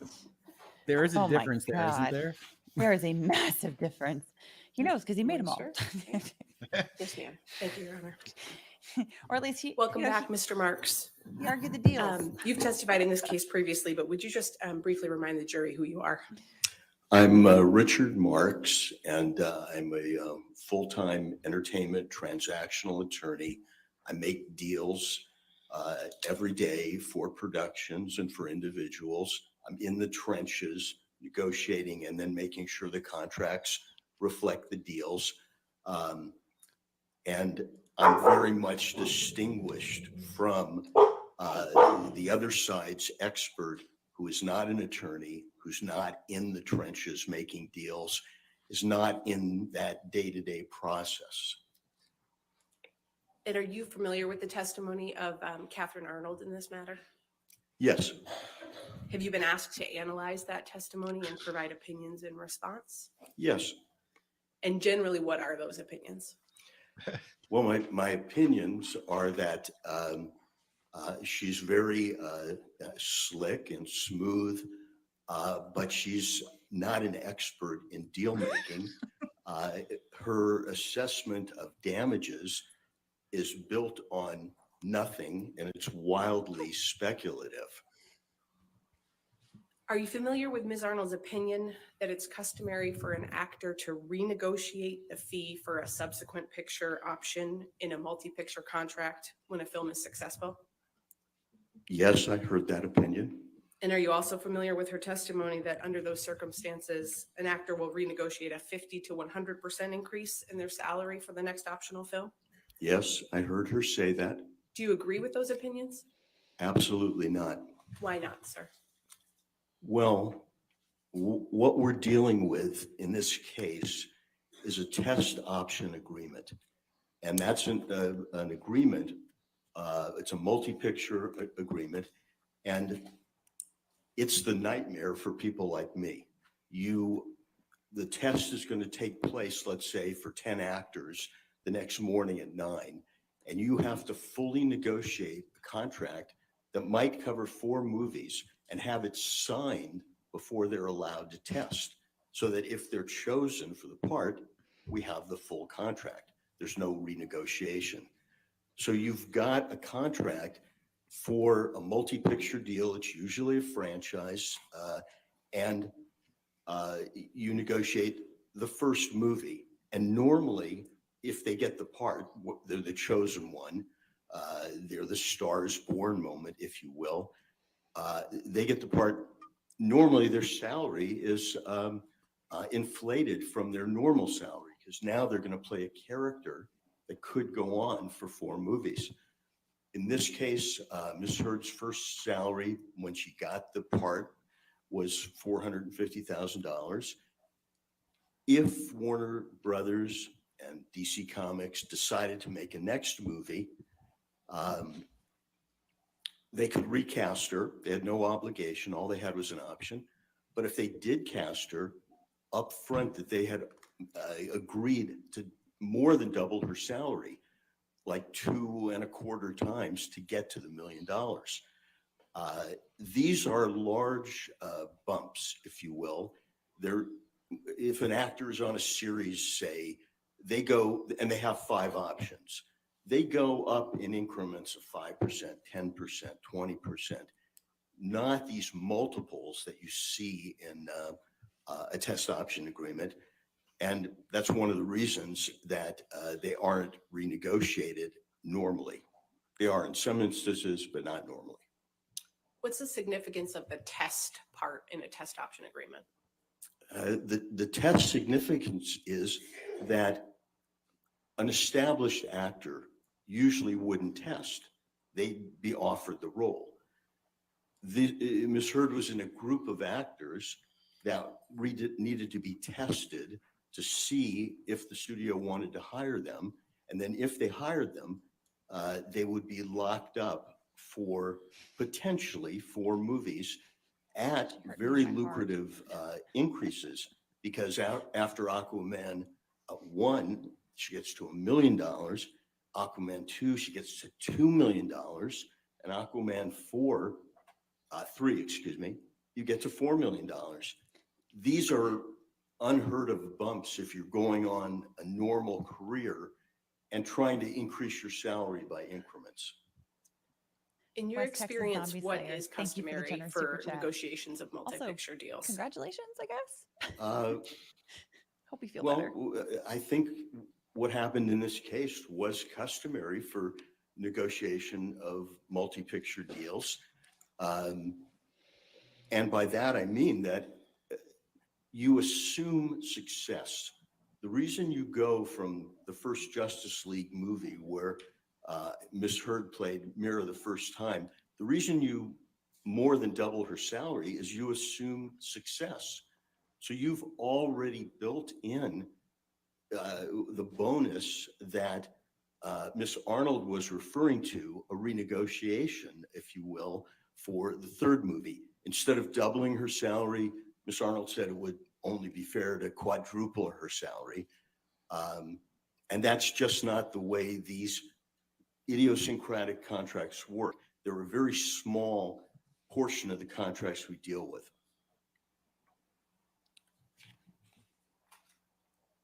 Are you familiar with Ms. Arnold's opinion that Ms. Heard's salary for Aquaman 2 could have been renegotiated to around $4 million? I am. Do you agree with that opinion? No. Why not? Well, as I've said, that would now be after a healthy first payday. It's more than doubled, and now it would be quadrupled. That's not the way it happens. Walter Hamada, who is the president of that part of the studio, said it doesn't happen. They're not going to do it. Ms. Arnold, for some substance, says, well, Jason Momoa got to do it, but she doesn't give us any of the details. We know that Jason Momoa was in a movie before the Justice League. He played Aquaman in a movie not with Miss Mira in that movie. So he had a history before the first movie with Amber Heard. He played Aquaman. A history We that she don't didn't know about.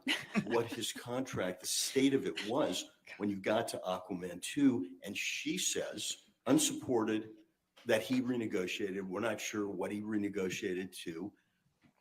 But I can say that at the end of the option period, when you've only got one option left and you want that star in more movies, you may renegotiate, but it's not a gratuity.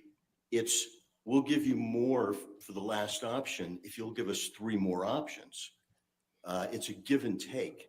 And unfortunately, Ms. Arnold didn't give us any of that background or those building blocks. And then I think yesterday she said, and the other actors renegotiated. And again, we don't know their salary history. We don't know their contracts. We don't know anything except she's asking you just to believe her as what I refer to as a professional expert. Are you aware that Ms. Arnold's opined that but for the alleged defamatory statements by Mr. Waldman, Ms. Heard would have earned $45 million in the last 18 months and then the next 3 to 5 years? Yes, I am. I'd like to address some of the components of that one by one with you, Mr. Marks. Are That you was a familiar dead-on with the explanation testimony of that options, Ms. by the Heard way. would continue to make films for approximately $4 million each following Aquaman 2? Yes. Do you agree with that testimony? No. Why not? Well, again, in Aquaman 2, Amber Heard has already had this huge increase. She worked on Aquaman 2 for $2 million. What Ms. Arnold is saying is, oh, she should have worked on it for $4 million, which I disagree with. And I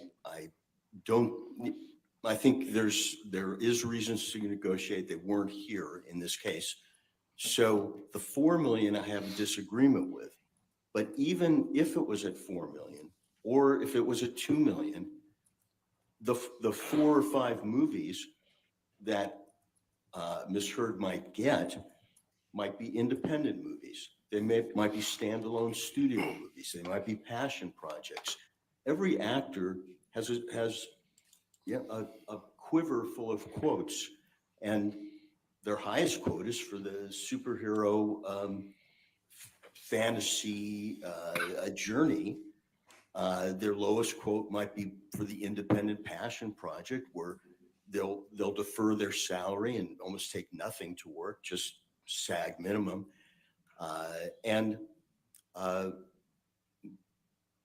To assume that she'd get 4 or 5 more movies at this, her last fantasy quote, would be to assume that those are also those type of movies, playing another character. And Ms. Arnold says that Ms. Heard's breakout moment, her Star is Born moment, is Christmas 2018. If that's true, and I don't think it's true, those moments don't normally happen to supporting cast. But if it's true, as a deal maker, you would expect, if you represented producers, production companies, to flock in to take advantage of this hot star and to sign them up. And we have from Christmas 2018 to spring 20, where there is none of this activity. The Star is Born phenomena didn't happen.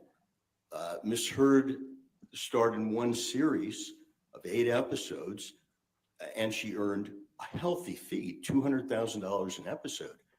But that's 5 times less than the million Miss Arnold is tossing out, supposedly based on Jason Momoa's quote. She doesn't prove it or give us facts.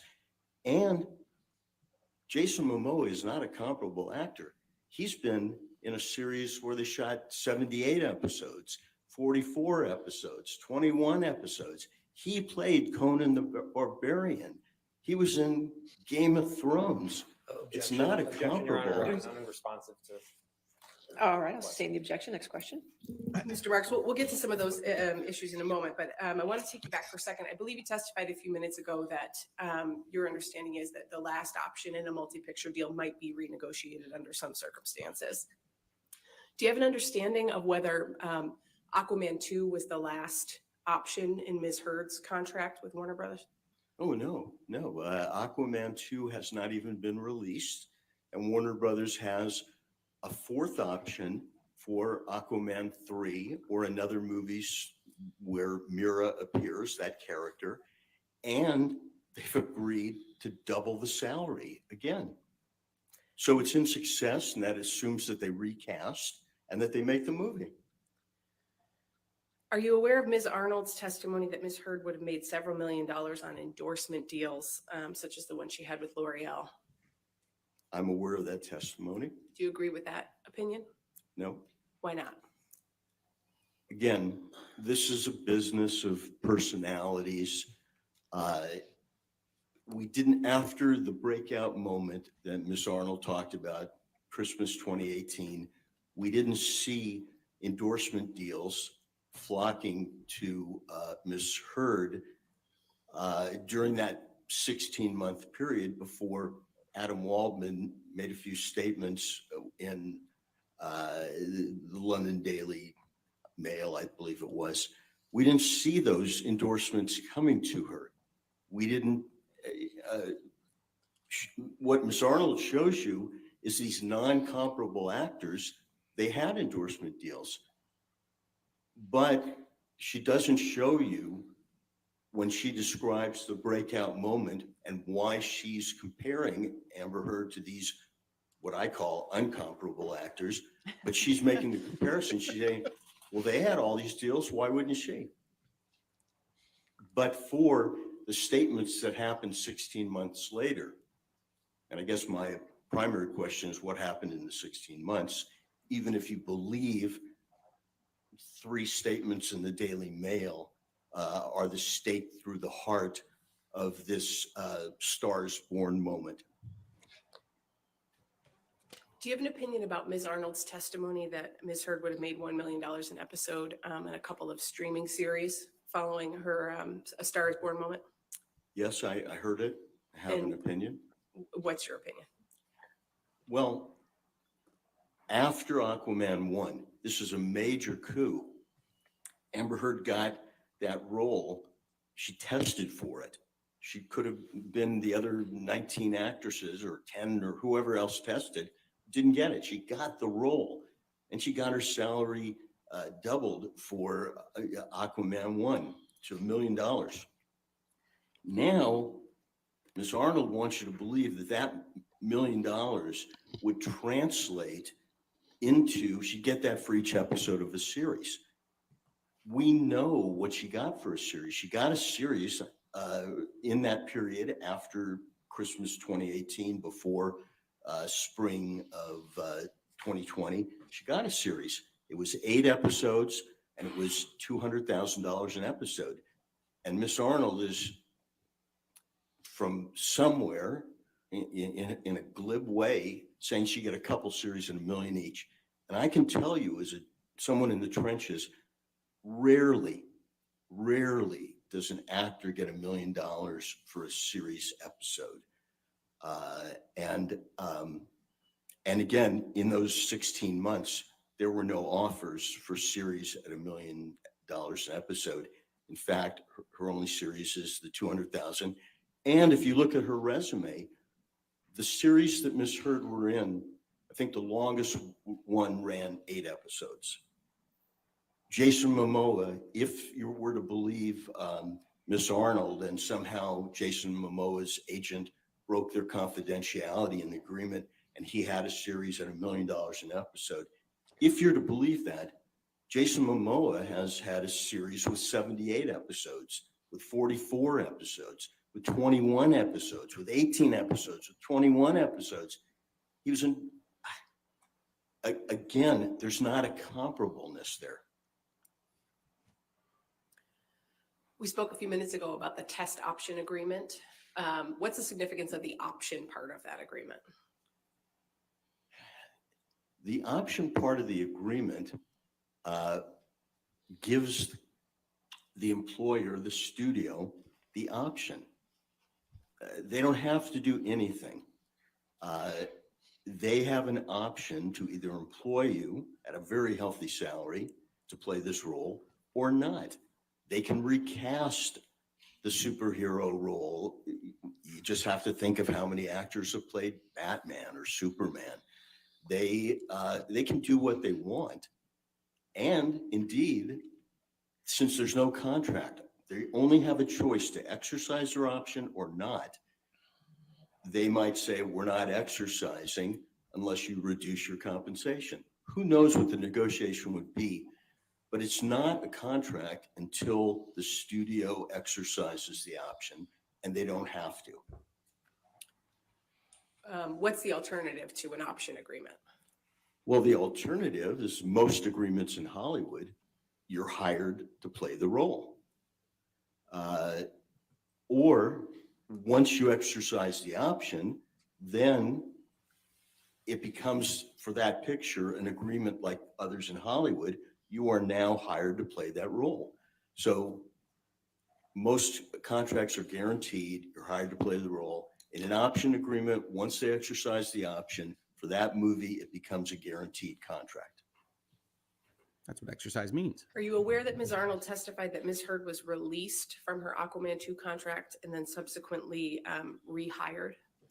I heard that testimony. Is that consistent with your experience in the film industry in connection with these multi-option contracts? No. Why not? Again, studios don't do things they don't have to do. As we heard Mr. Hamada, the president of the studio, say, you either exercise your option or you don't. They exercise their option. He denied releasing and then rehiring. And in my experience, in almost 5 decades in the business, doing this type of work, not talking about it, not consulting. I mean, I have, I heard Ms. Arnold say she'd been an expert 100 times. I'm a transactional lawyer. I do this occasionally. Basically, it's not a contract till they option it, and they pick up their option, and at that point it's guaranteed contract, and then different rules apply to it. In your experience in the industry, do studios typically comment on those types of actions that they're taking with respect to options? No, just like Mr. Hamada said, they don't need to comment on it. They either exercise the option or they don't. In Hollywood, silence is the default. You play no card before it's time.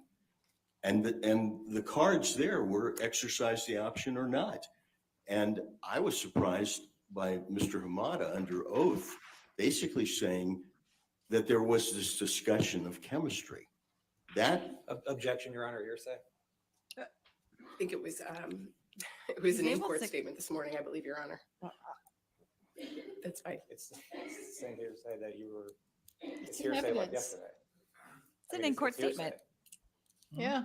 It's not hearsay. Laney listed it. Johnny didn't object. Wow. Go ahead. Wow, wow, wow, wow, wow. Overruled. You can continue, Mr. Oh. That does not meet I the was definition of surprised to hear hearsay. they talked about chemistry. That would normally be behind closed doors because it can't help your relationship with the actor.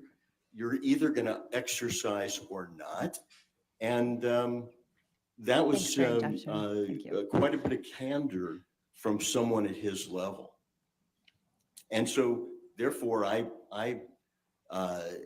take it at face value. I think he felt that he was under oath and he was telling the truth, but it wouldn't Objection, be. Your Honor, is. I'll sustain the objection. Mr. Mark, so there's Mr. Mark, circumstances slid where a that one in. studio would be more likely to say something about not using an actor again in a franchise? Yes. What are those circumstances? Once they've exercised the option, once the contract is guaranteed, the studio still has the right to pay the actor, but not play them, pay or play them. And that is a rare condition because you've hired the actor, you've got to pay them, but you say, go home, we're recasting. In that situation, after you've exercised the option and the contract is guaranteed, if you pay off the actor, that's normally commented on.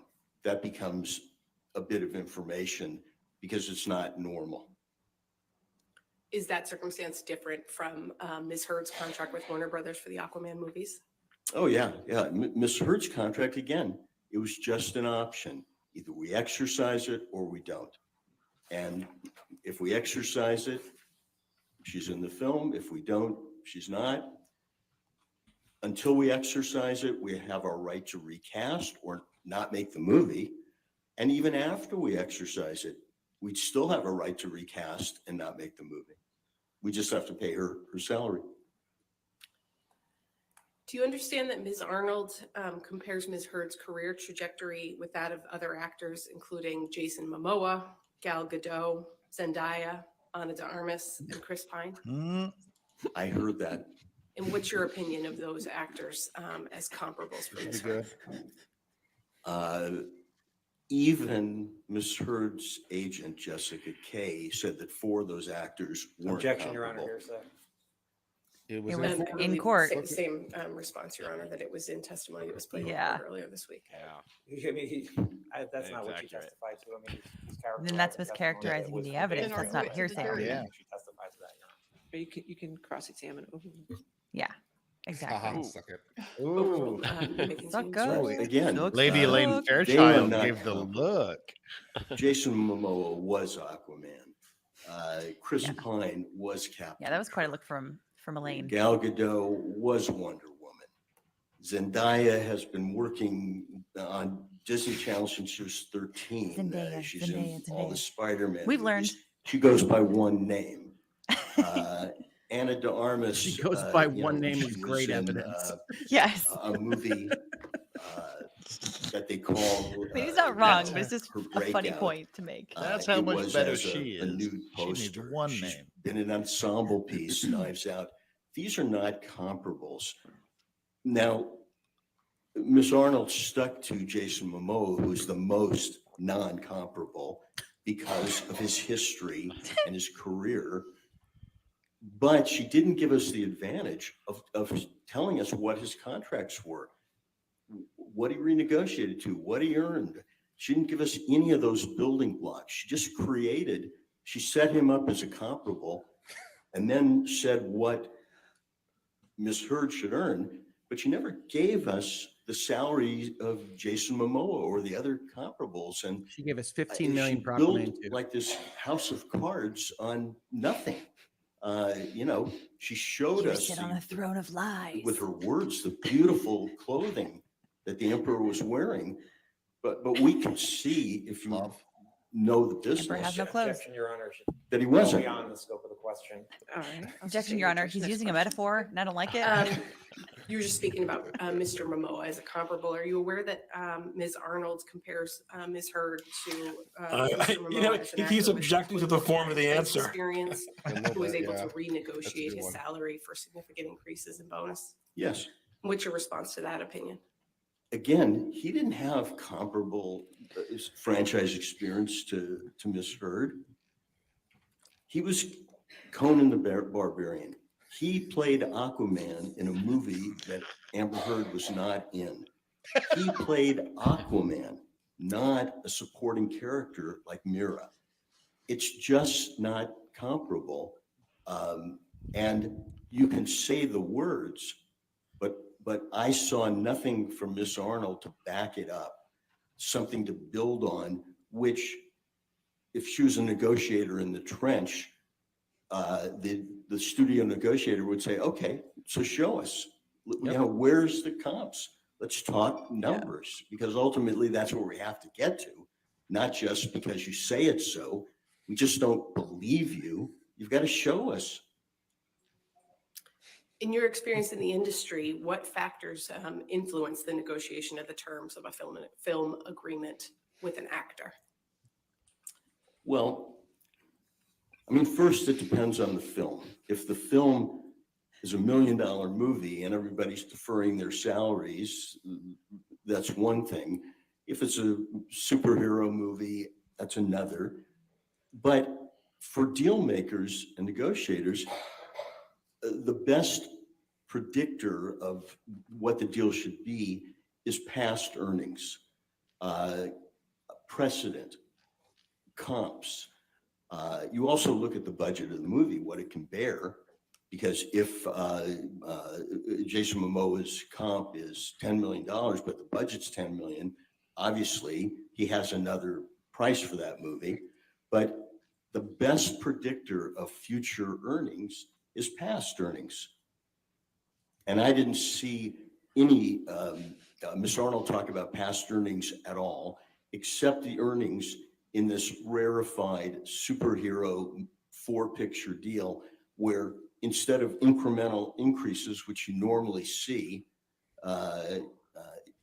it was multiples increases. And then when you get on a series, the big renegotiation was when the network has no more options. Until then, the actors on the series get 5, 10, 15 small percentage raises. They don't get multiples. They get the multiples if it's a success and the studio wants to continue making the series and they want to keep these characters. That's when the renegotiation happens. Here, even if we believe Ms. Arnold, after Aquaman 2, there was still an option waiting at a big price, double the previous payday. What's the significance of the timing of the Waldman statements to the opportunities Ms. Arnold claims Ms. Heard lost?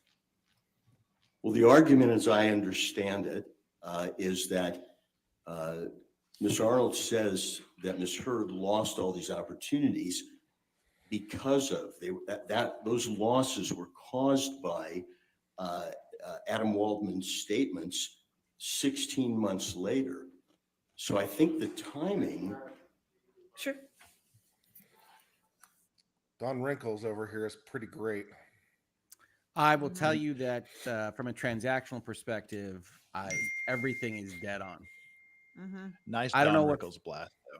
I don't know if Hollywood I, does some weird stuff on the edges that maybe Amber Heard's team is right about. But as for why they enter into these contracts, how they would think about them once they're in their hands, where the leverage would be, everything. That's my 17 years of negotiating contracts. He's dead on. And this guy really comes across as a Hollywood guy. He does, doesn't he? Yeah, I mean, completely guys, And he knows cast. who Batman is. I don't know That's an if you improvement. guys are aware. I don't know if you guys are aware, but this actually is Jack Nicholson. Yeah. He spent so much time in Hollywood that he started negotiating deals. There you go. Mr. Marks, what's your overall assessment of Ms. Arnold's opinions in this case? I think it's no good. My overall assessment of her opinions is that they're not worth the paper they're not written on. She knows something about the business, but not about negotiating deals. Shots She Somebody may get some have cream out there. gotten someone at the Burns Endeavor work on. office to breach confidentiality. They're not worth the paper But they're not printed on. She never laid out the building blocks. Excuse me, Mr. Objection, you have to stop talking, Mr. Marks. Thank you. Beyond the scope. Yeah, Mr. Marks, can you just limit your testimony to your opinion about Okay. Ms. Arnold's opinions, please? My opinion, as someone who's made deals as a deal maker for almost 50 years, is that she calls herself an expert, but she's not. She doesn't have the background. She doesn't have the day-to-day knowledge. And her testimony that I heard did not back up her bottom line. If you want to get those figures, you have to show why they're deserved. Yeah. And again, she was constructing a Jenga without the bottom pieces. It does not hold up under scrutiny by someone who makes deals. No further questions. All right, cross-examination. Okay. Let's see. Wow. Wow. Good luck on the cross, man. Good. He's Isaac luck. Baruch. He's just authentic. Yeah. You just buy it. When you Yeah. put an expert Behind up like Isaac, that, Well, because My he number gives, two he guy. gives Morning, his Mr. Marks. reasoning for it. I Good mean, morning. oh, it's Baby Rottenborn. So you agree Yeah. that studios use Can I comps to object my own negotiate statement again, please? deals, correct, with actors? Sometimes they do. And you have an issue with the comps that Ms. Arnold used, correct? As you testified to. I have an issue with the comps that she says she used that she didn't disclose. The comps being the actors that you just talked about. She did disclose, I mean, she disclosed the actors. She disclosed the actors and budget figures from their movies. She never disclosed their salaries and salary She did history. 15 million for as Aquaman. He's wrong on comps. this. You're not offering a different set of comparators that should be used, correct? I'm saying if you are going to, That's not my question. Are you offering a different set of comparators than what Ms. Arnold? Like it's his burden to prove her I, damages? I'm not here offering comparators. I'm saying what she offered You're not are offering not comparators. comparators. That was my question. You're not offering comparators, correct? No, I would say that Ms. That was Heard's my- yes. comparisons Sir, are where respectfully, you that look. was my question. Okay. Motion to strike after the. All no. right. we'll strike Oh, after grow that. up. Just answer the You question. motion The to jury strike can that? handle it. Now, you're a deal maker, correct? He wants to win a motion. Yes. What actors have you negotiated for in superhero movies? Well, recently I've negotiated for Chris Pratt in a superhero series for Amazon. I've negotiated a deal for Michael Douglas, not in a superhero movie, but a historical movie. I've negotiated recently Probably none. a deal for Paul Rudd and Will Ferrell on an Apple series. Oh yeah, that one. Billy Crudup on an Apple series. Those are the recent talent deals. What actors have you negotiated for in superhero movie? As I sit here now, I can't remember a superhero movie But why does that matter? that I've It's budget budget that negotiated. matters. As I I've sit here certainly now, it's pretty negotiated much over an my announcement career. that I'm about to bullshit you. So Franchise movies press your witnesses, folks. and fantasy movies. Yeah. Your Honor. So it's no, you haven't negotiated with for any actors for superhero movies, correct? So you would define like, I don't know, Jungle Book isn't a superhero movie. It's more of a fantasy. Okay, so no, correct. Your answer Okay, is no. all right. So as I sit here, I can't think of a But when I Marvel stand, type superhero movie. when I that stand I've, on the subway negotiated. platform, Although I know I have there's these one or incredible. two in there. Now, you testified and you agree that Mr. Momoa negotiated his multi-picture contract for Aquaman 2, correct?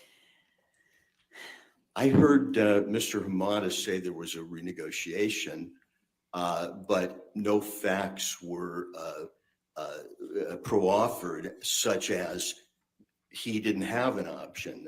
His options were out, what he was earning and what he renegotiated to, and he is Aquaman man. So yes, I did hear there was a renegotiation. And you understand that his salary went from $3 to $4 million to $15 million. If you tell me that, I haven't seen his contract and I haven't heard any testimony under She oath. said that, Marks. That's where the leap was. Now, Ms. Heard's contract. Did he get more? Did they get more options for when they made that leap? Did they get more options? Ms. Heard's contract was a talent option contract, correct? Yes. And you agree that for if there's an Aquaman 3, Ms. Heard would have an option to receive $4 million, correct, for the movie? Well, actually, you would language it. Warner Brothers would have the option to engage her. And if they engaged her, she would receive $4 million, correct? She doesn't have the option to refuse. They have the option to engage her. And she would receive $4 million, correct? Yes, $4 million. Would you agree that the money Amber was making on Aquaman 2 or 3 would be her market rate for future studio movies? What? I would think it would be her rate for future studio superhero movies, but not necessarily studio movies that aren't superheroes. That could be standalone. That could be other type of studio movies. But for studio superhero movies, it would be $4 million, correct? If I was Ms. Heard's agent, that's where I would start. Assuming everything was equal, the budget of the superhero movie, that she was in the ensemble. There's a lot of ifs to look at, but all things being equal. You agree that Aquaman was a breakthrough role for Ms. Heard, wasn't it? It's the first movie of that ilk that she makes, but she is not Aquaman. She is Mira. But it was a breakthrough movie for Ms. Heard, correct? For her, it's a breakthrough movie to be in that film and in the ensemble. Absolutely. And she was the female star of that movie, correct? I believe so. You would agree that for all of the actors Ms. Arnold listed as comparables, their career trajectory went up after their breakthrough, correct? Yeah. She didn't give us the raw materials to look at, but I'll take your word that all those unrelated actors in unrelated films, except for Jason Momoa, they went up. As did Miss Arnold's when she went from 1 to 2. In your experience, can you identify an actor or an actress who's not been able to get a new studio movie after a breakthrough performance in a superhero movie? As I sit here now, I haven't been asked to opine on that.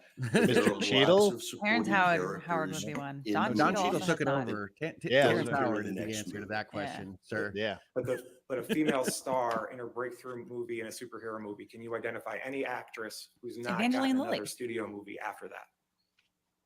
Evangeline Lilly. Well, she's in studio movies. Well, She's cheating. after Miss Yeah, but she doesn't have Heard's her breakthrough own- in 2018. her She own did movie, get though, you know what I Aquaman mean? 2. Aquaman 2 was already, she already had the option for Aquaman 2, All right, correct? so she did. Miss Heard did not get any movies after 2018, long before the Adam Waldman statements. Other than Miss Heard, can you identify any actor or actress who's not gotten another studio movie after their breakthrough in a superhero movie? As I sit here now, I haven't been asked to research that, and I can't. That would be Katie a normal Holmes? thing. And you're not providing an alternative number for Ms. Heard's damages, correct? For the jury. Correct. I'm not providing an alternate number. I think, she's been more than adequately paid. Kate I Boswell? moved to strike after no, I've not been provided another number. Bad question. That's all. I mean, my question was you're not providing another number.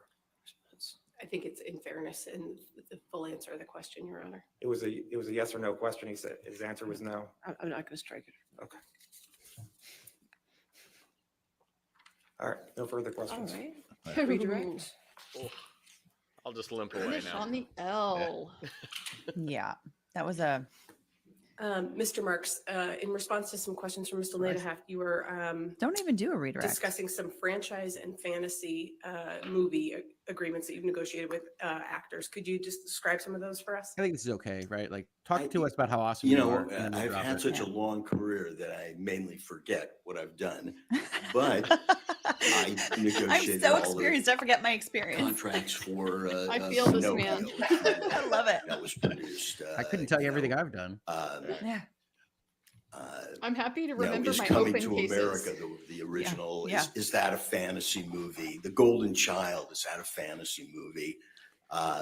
Wow, nice golden child blast there. Yeah, and by the way, He means I the may have silent version. negotiated contracts, and ultimately the film wasn't made. But as I sit here now, those are the only ones that come to pass. If I was looking at my resume or going through my files, I might think of others, but there isn't a deal that I haven't made. And I think you also testified in response to Mr. Nadelhaft's questions Star that Wars. you have Daisy negotiated. Ridley some was in deals for, Orient Express Chris with Pratt Johnny Depp. and Paul so- Rudd. She Do you recall was. that testimony?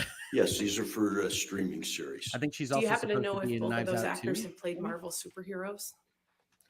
I believe they have, but don't quote me because that's not my genre. No further questions, Your Honor. All right. Thank you, Mr. Marks. You can, you're free to stay in the courtroom or you can leave, okay? Thank you very much. Thank you. All right. Thank you, your next Sally witness. Vida. All right, folks, I have to practice some law for a little bit. I will be back. What? Wow. I does will that? be back. All right, Rick. Thanks so much. Keep track for of hanging everything out while with I'm us. gone. I want to hear a full Of course. Of course. You've testified previously, I'll be correct, back. Mr. Spindler? All right. Just a reminder that you're still under oath, okay, sir? Yes. All right, thank you. Mr. Spindler. That was painful. That hurt. Yes, sir. Thank you. Good morning, Mr. Spindler. Mike Spindler's back. Good morning. Can you remind the jury who you are and what you do? Yes, I'm Michael Spindler. I'm a forensic accountant. I'm a CPA, a certified fraud examiner, amongst some other certifications. I'm with B. Riley Advisory Services, a national firm that does forensic accounting, bankruptcy and restructuring work, and business valuations and appraisals. I've got over 40 years of experience. Are you familiar with the testimony rendered by Ms. Arnold in this matter? Yes, I am. Do you understand that Ms. Arnold testified that Ms. Heard has suffered economic damages resulting from 3 statements made by Mr. Waldman? Yes, I do. Do you have an opinion of that claim? I do. All right.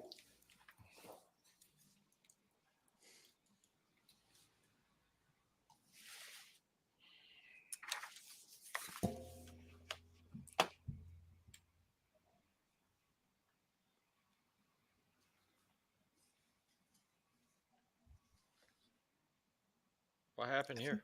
Did someone get kicked out? No, they're sidebarring. Oh, okay. Somebody just got up and walked out. That's all. Okay. I think this is As the soon most as they empty I've asked for seen his the courtroom. opinion on Arnold's testimony. So it's Joe who got kicked out. No, Joe's not there today. I think, right? Oh, it's funny because he told his wife he was going there today. Yesterday. Oh no! Yesterday he was there, but he told us that he was going back. He was going back to New York last night. That's what he told us, anyhow. Likely story.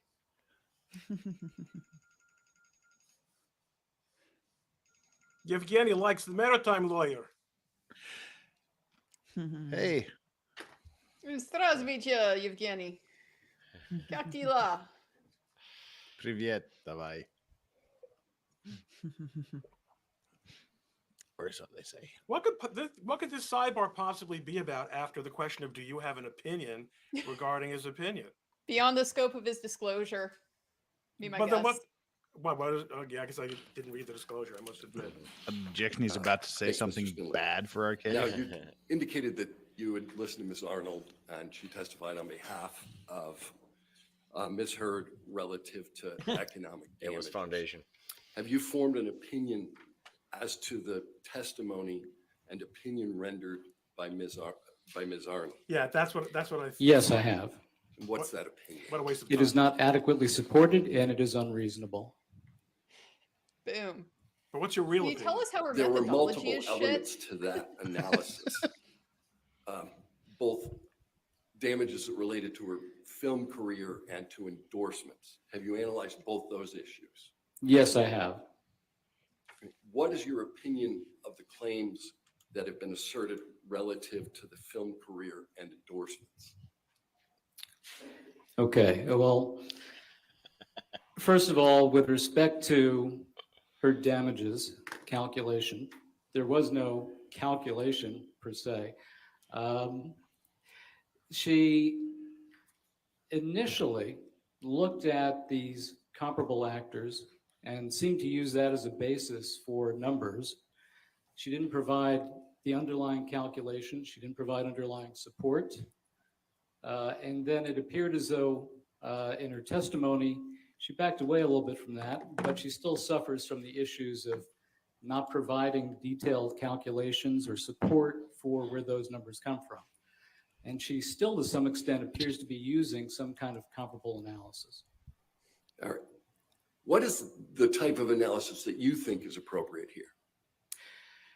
Well, I think, and as you heard from the last witness, I think that something that is anchored in facts, taking a look at historical compensation as a basis for anticipating future compensation. Had you looked at Ms. Heard's prior compensation? Yes, I have. I've looked at tax returns that were provided for the period of 2013 through 2019. Why do you want to use historical earnings?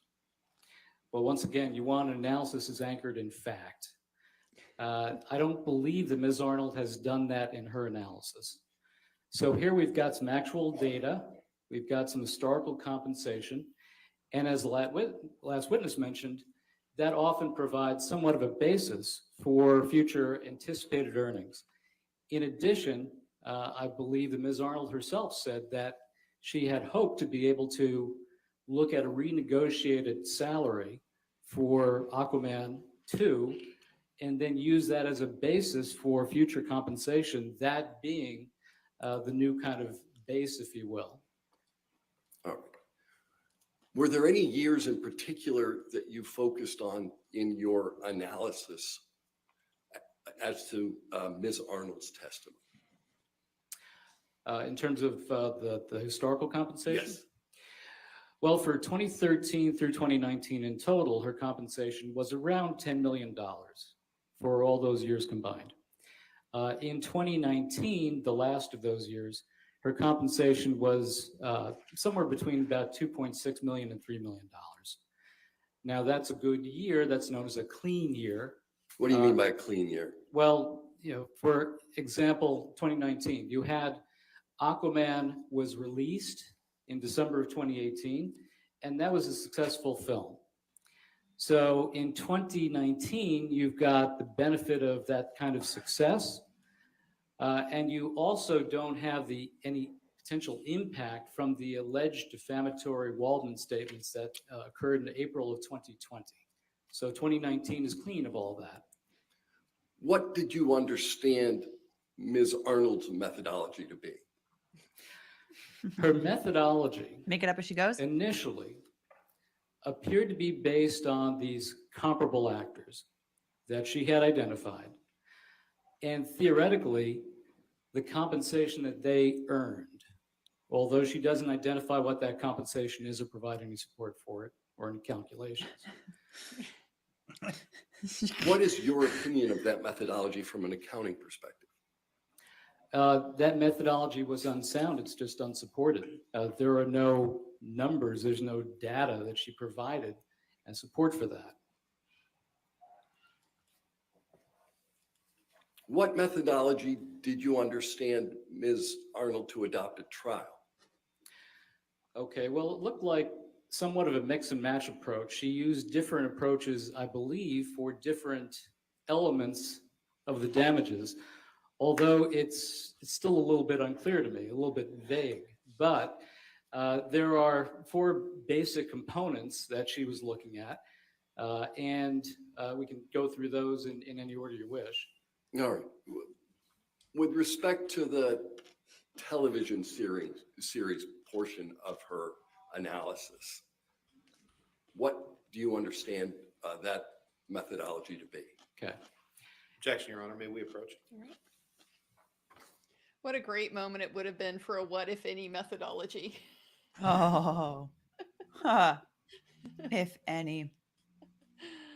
Let me get a super chat question while we're here. Melizabeth B. In defense of Dennison v. Vasquez, she sometimes comes off too harsh, so having someone more bumbling a little is a good strategy for balance. Thoughts? Love you all. Keep up the good work. Yeah, it could be. Good cop, bad cop. I think the attorney would take that as an insult, but okay.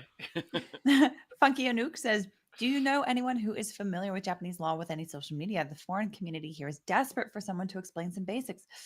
I don't know anyone, but if there is anyone out there that is watching that is able to fill that gap, sounds like you've got a market. Well, it depends if there's any, like, if it's a specific legal question. If someone DMs me, I can hook them up with some of the lawyers in Japan that we work with regularly, just being right across the ocean from us. But if it's just like someone needs some basic background information, then they may not want to do a consultation with the lawyer. But again, if it's a problem, if it's an issue, I can hook them up with the lawyer in Japan if they need it. All right. Awesome. Thank you. Penguin Chili says, when Elaine says, what if any, to get around objections, what better ways can she do that? It's so triggering when she says it so much. Frame your questions starting with who, what, when, where, how, why. That's generally how you should go about it, and mix things up. You can have what if any, just don't do it for every single damn question. I would say start from the standpoint of asking whether what you're trying to elicit is even admissible, so you don't draw hearsay and foundation objections that you have to try to skirt with cute little wordplay. Yeah, agreed. Fangirl of Justice says, possible to put a text box on the screen with the name and description of the witness expert while they're on the stand. Hard to follow why they're even here. Well, we do have the name of the witnesses linked in the pinned comment in the chat. So along with a small description when we can get it. So I hope that answers your question there. Gemma Pint says, is last witness for Amber Heard regarding damages? Can they drop a witness if it seems jury have checked out on this subject? Love you all from Scotland. Well, it turns out they didn't actually have any other witnesses. Evaldia says, if Amber Heard can justify using hashtags for damages, doesn't that also mean that JD can use #MeToo and similar for proving damages and as a cause for Disney to cancel him from any further Pirates movies? I would think so, but the logic that she's using is not very sound, so I don't think he wants to use unsound logic, even if it's for him.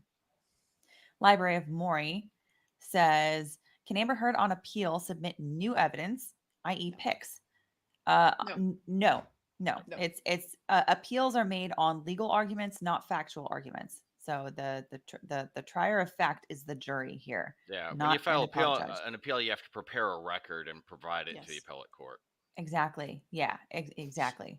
She can rely on anything that has been filed in court, anything that has been stated in court that's reflected in a transcript. But appeal is a review process. It is not a relitigation or reopening of the issues. It's just evaluating whether Judge Karate committed legal error at any point. Yeah. Airborne Oreo, do y'all think age is driving her team strategy against their advice? Probably. Yes. That's what it looks like.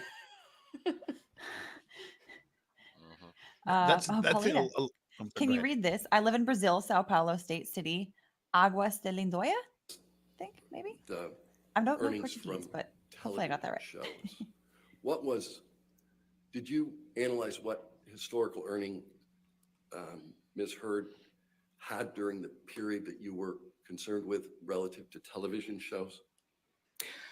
Well, yes, during 2019, she entered into a contract in July of 2019 to appear in a television series at $200,000 per episode.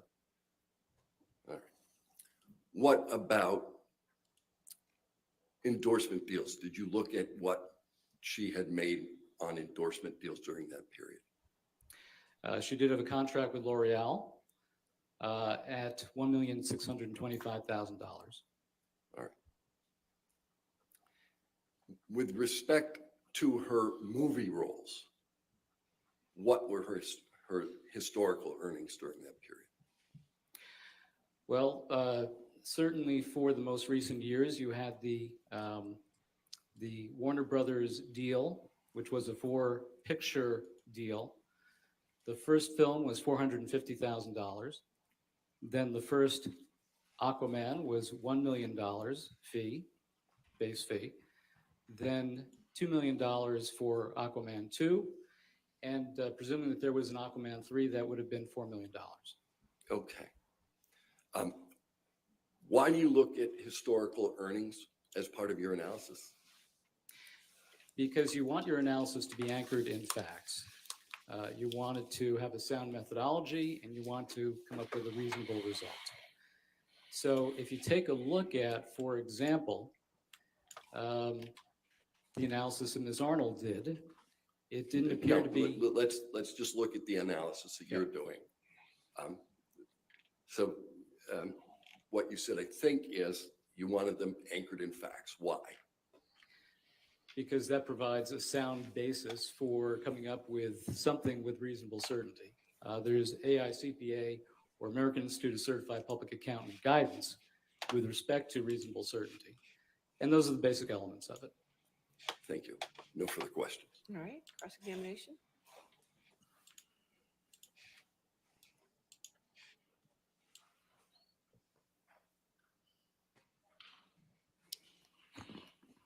How are they going to try to Hello cross again, Mr. Spindler. this? Good morning.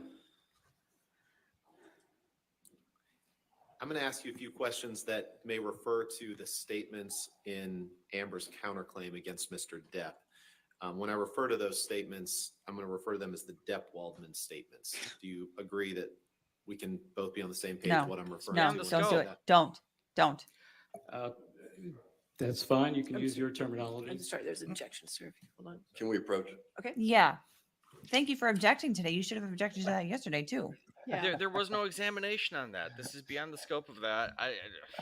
And then he's introducing this unfair characterization. Like he's trying to get him to agree with a legal conclusion, essentially. It's such these little edges that lawyers try to get with non-lawyers. It's just so funny. Yeah. I mean, also, I wish that they would have prepared him for that. I wish that they would have prepared all of their witnesses for that, to say, if they try to get you to agree to that these are Depp-Waldman statements, say, my understanding is that these statements were made by Adam Waldman. The thing that's killing me with these experts is I'll just take your word for it. No. Prep your witness to never take their word for it, ever. Exactly. So, Mr. Spindler, when I refer to the Depp-Waldman statements, you understand me to be referring to the statements in Ms. Heard's counterclaim against Mr. Depp, correct? I'll understand that, yes. Now, you're here to provide a rebuttal. Prepare your witnesses, opinion guys. to Ms. Arnold's part of Ms. Arnold's testimony, correct? Correct. You're not providing opinion on whether Ms. Heard suffered defamation by Mr. Depp, correct? That is true. You're not offering an opinion as to what any of the underlying facts relating to whether Mr. Depp abused Amber, correct? That's correct. You're not offering an opinion as to the magnitude of damages that you believe Ms. Heard may be entitled to if she proves defamation by Mr. Depp. You're just reviewing what Ms. Arnold has said, correct? That's correct. And you said that you want your analysis to be accurate in the facts, right?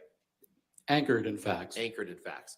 You'd agree that what an actor earns in one period isn't necessarily reflective of what he or she may earn in future periods, correct?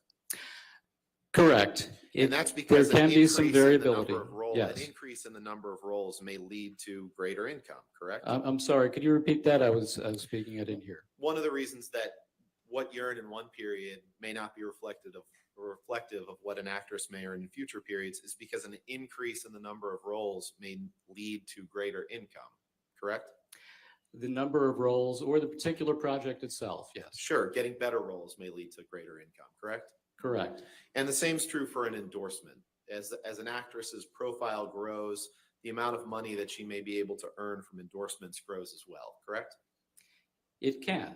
So It depends. what Ms. Heard earned from, say, 2013 to 2019 that you testified to isn't necessarily reflective of what she might earn over the next 5 years, correct? Not necessarily. It is a good indicator, though. And you'd agree that from 2013 to 2019, in terms of earnings and star power, that Ms. Heard's career trajectory was on the upswing, correct? There was a slight increase during that period of time in her earnings from 2013 through 2019. And you'd agree that that was as a result of getting more lucrative roles, right? Yes. Now, you're not a causation expert, right? You're just a damages expert. That's correct. So you're not testifying as to whether the Depp-Waldman statements caused her to lose any roles, correct? That's correct. And you're not offering any opinion as to whether the Depp-Waldman statements kept her from being considered for roles that she otherwise would have been considered for, correct? That's correct. I'm not testifying on causation issues. And you can't speak to what opportunities may never have materialized for Amber as a result of the No, that would Depp-Waldman be statements, speculative. correct? Yeah, I've not done those calculations. And you don't have an opinion about whether or not Ms. Heard could have renegotiated a contract for Aquaman 2, correct? That was not part of my work. And you don't have an opinion on the impact that additional exposure or press coverage or magazine covers or interviews would have had on Ms. Heard's career, correct? Correct. I'm just looking at Ms. Arnold's calculations. You've never served as an expert witness before to calculate damages based on lost roles by an actress resulting from defamation against that person, correct? I've been involved in defamation cases, but I've not done the calculations as an expert witness and testified there too.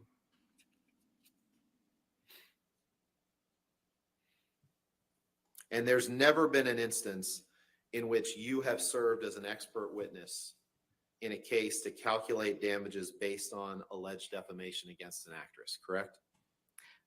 Correct. And you're not offering any expert opinion on what impact the alleged defamation by Mr. Depp has had on Ms. Heard's career, correct? I'm sorry, one more time? You're not offering any expert opinion on what impact the Depp-Waldman statements by Mr. Depp has had on Ms. Heard's career, correct? Other than taking a look at Ms. Arnold's calculations. And you're not offering any expert opinion about what impact, if any, social media coverage of this case or of Ms. Heard may have had on Ms. Heard's career, correct? You're correct. That's other experts. Can we approach No her? further questions. Thank you. All right. Okay. He completed questioning without an objection. I don't know why we're approaching, but okay. All right. Thank you, Ms. Spindler. You can have a seat in the courtroom. Oh, or no you're ready to redirect. go. Thank you. No redirect. All right, your next witness. Power move. I mean, because yeah, what did he do? Plaintiff calls Doug. I like the very strong Spell last name narrowness of that question. B-A-N-I. Have you ever testified as a damages expert in a defamation case relating to a female Involving lead Amber Heard and losing a Johnny role? Depp? Have you ever done that before? I was like, that's a How could very you narrow possibly question, know? counselor. Who's either a mermaid or in an Aquaman movie. Yeah. Sir, have you ever sat on a rocket ship that went to the moon and then circled around and then came back after several days?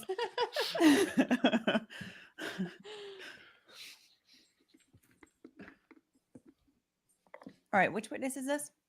Doug Bania. Ah, okay. Right. So you can. You guy. Great. So just a reminder that you're still under oath. Okay, sir? Thank you.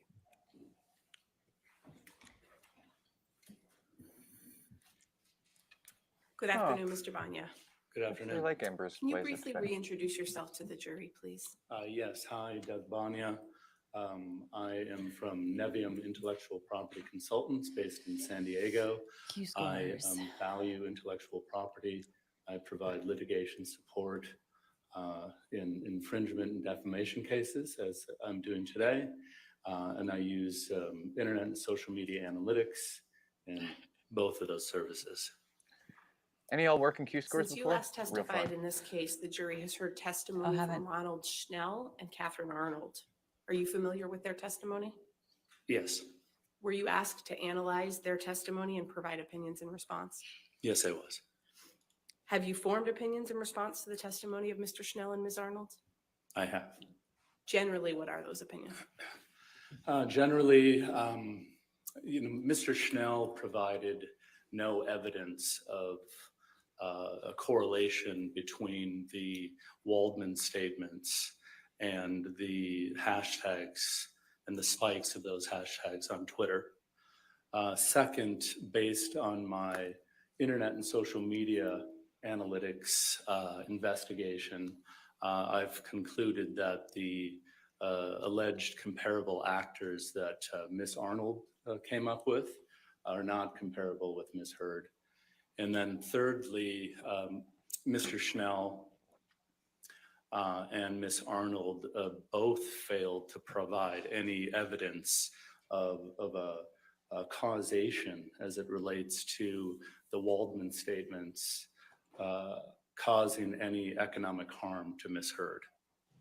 Let's dig into those opinions a little bit. You're familiar with the testimony of Mr. Schnell that there are more than 2.7 million alleged negative tweets related to Ms. Heard between January 2018 and June 2021? Yes. And what's your understanding of how Mr. Schnell identified those particular 2.7 million tweets? Yeah, so essentially Mr. Schnell chose hashtags that he felt were negative towards Ms. Heard. Those hashtags range from justice for Johnny Depp, Amber Heard is an abuser, Amber Turd, and the hashtag, we just don't like you, Amber.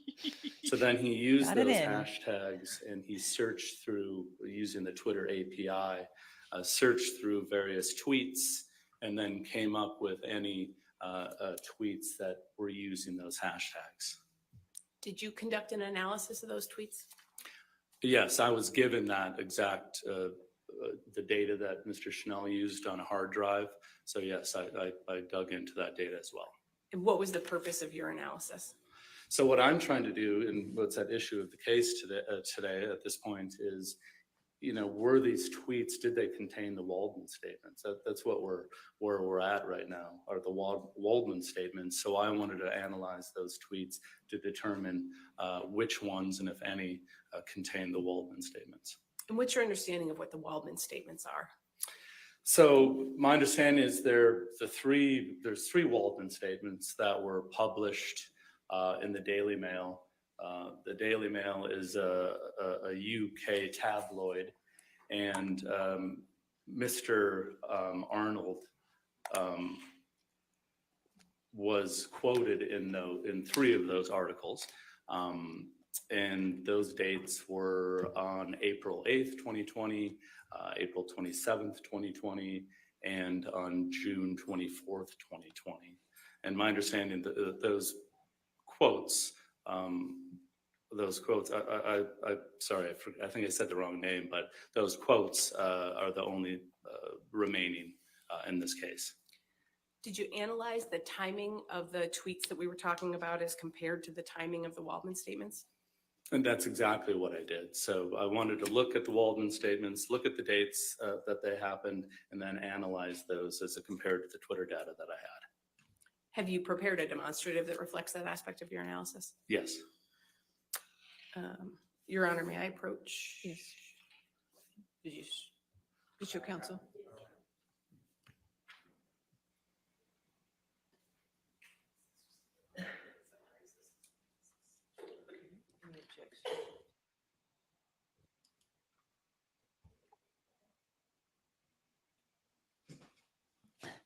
Yeah, he has not yet come up yet today. So the day is still young. We haven't hit lunch yet Young. for the boogeyman to come out. Having this buttoned up intellectual guy drop the Amber Heard, Turd hashtag was worth it already. Yeah. I think this is a success. I don't I don't know what the foundation is for this demonstrative exhibit off the top of my head, but that's what they're talking about.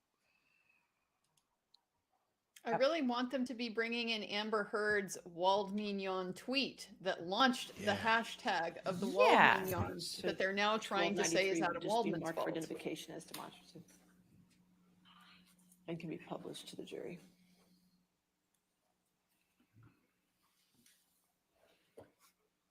Mr. Vanya, can you explain to the jury what this demonstrative shows?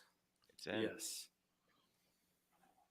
So this shows the total hashtags and tweets that Mr. Schnell was analyzing.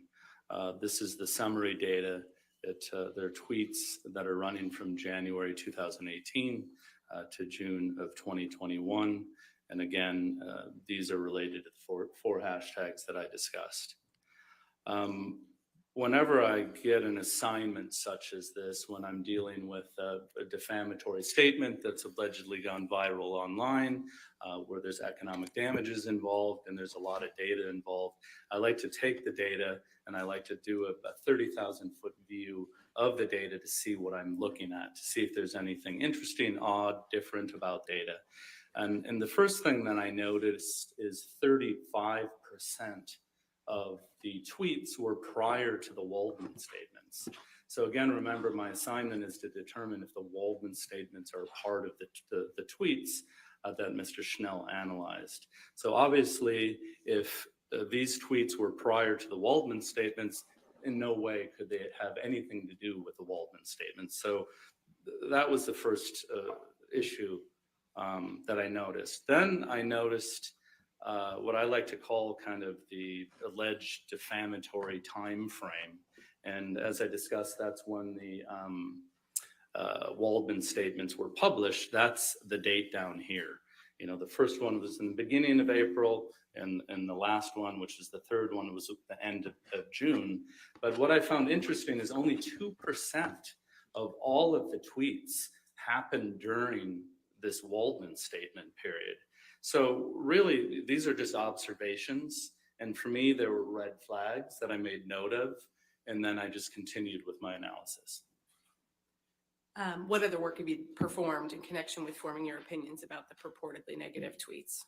Yeah, so now I realize that 35% are irrelevant and 2%, only happened during this important period. I just continued to dig into the 2.79 million tweets that Mr. Schnell provided.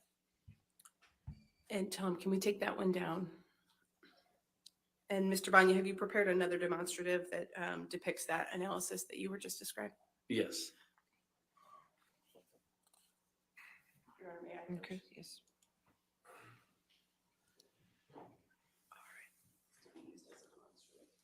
Okay, we'll just see if he has an objection.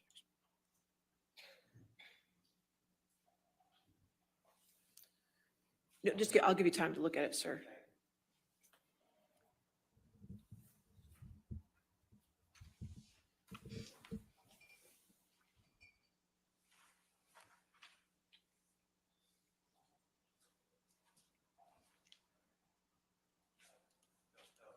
All right, plaintiffs, you can turn on your microphone, sorry. No objection as a demonstrative. Okay, all right, plaintiffs exhibit 1294 will be marked for identification as a demonstrative and will be published to the jury. Thank you, Your Honor.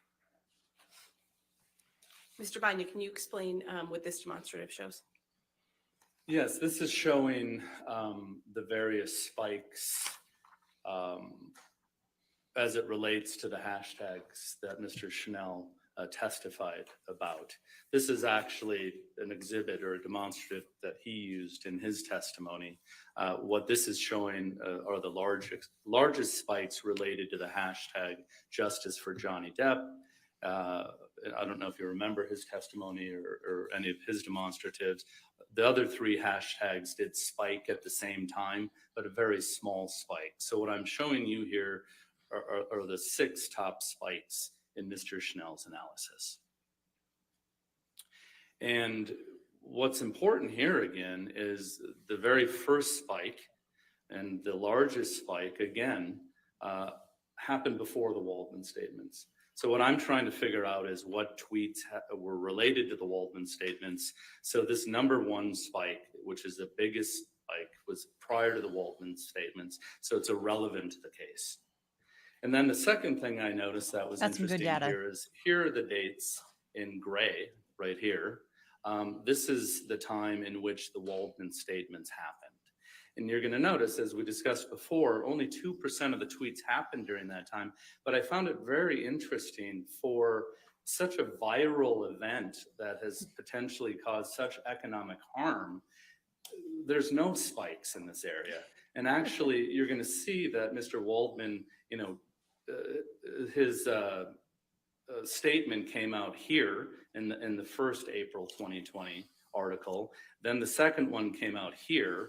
And then the third one came out in June. There's actually a downward use of the spike, downward use of the hashtags. So I'm not seeing any correlation as it relates to the Waldman statements and any spikes here as it relates to the hashtags Mr. Schnell chose. Did you analyze each of the spikes that are depicted here?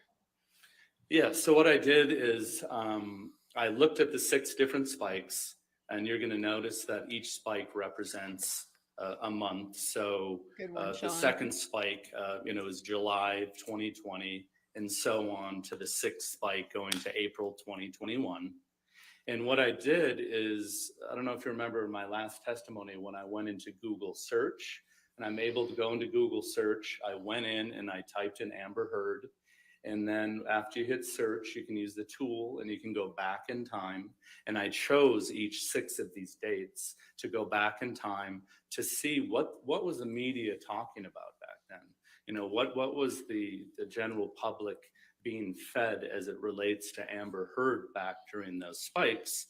And what I found is none of them, well, actually I analyzed the top 3 search results because they represent 50 to 70% of what people click on. And I realized that none of them had anything to do with the Waldman statements. Are you aware of Mr. Schnell's testimony that the tweets using the 4 hashtags he looked at were mathematically correlated? Yes. What does that mean? So what Mr. Schnell is saying, which is irrelevant to this case, is the 4 hashtags that he randomly chose. Yes, Viking Reacts. They tend to He's go up redeeming and himself. down together. And that's why So far. he had these spikes here.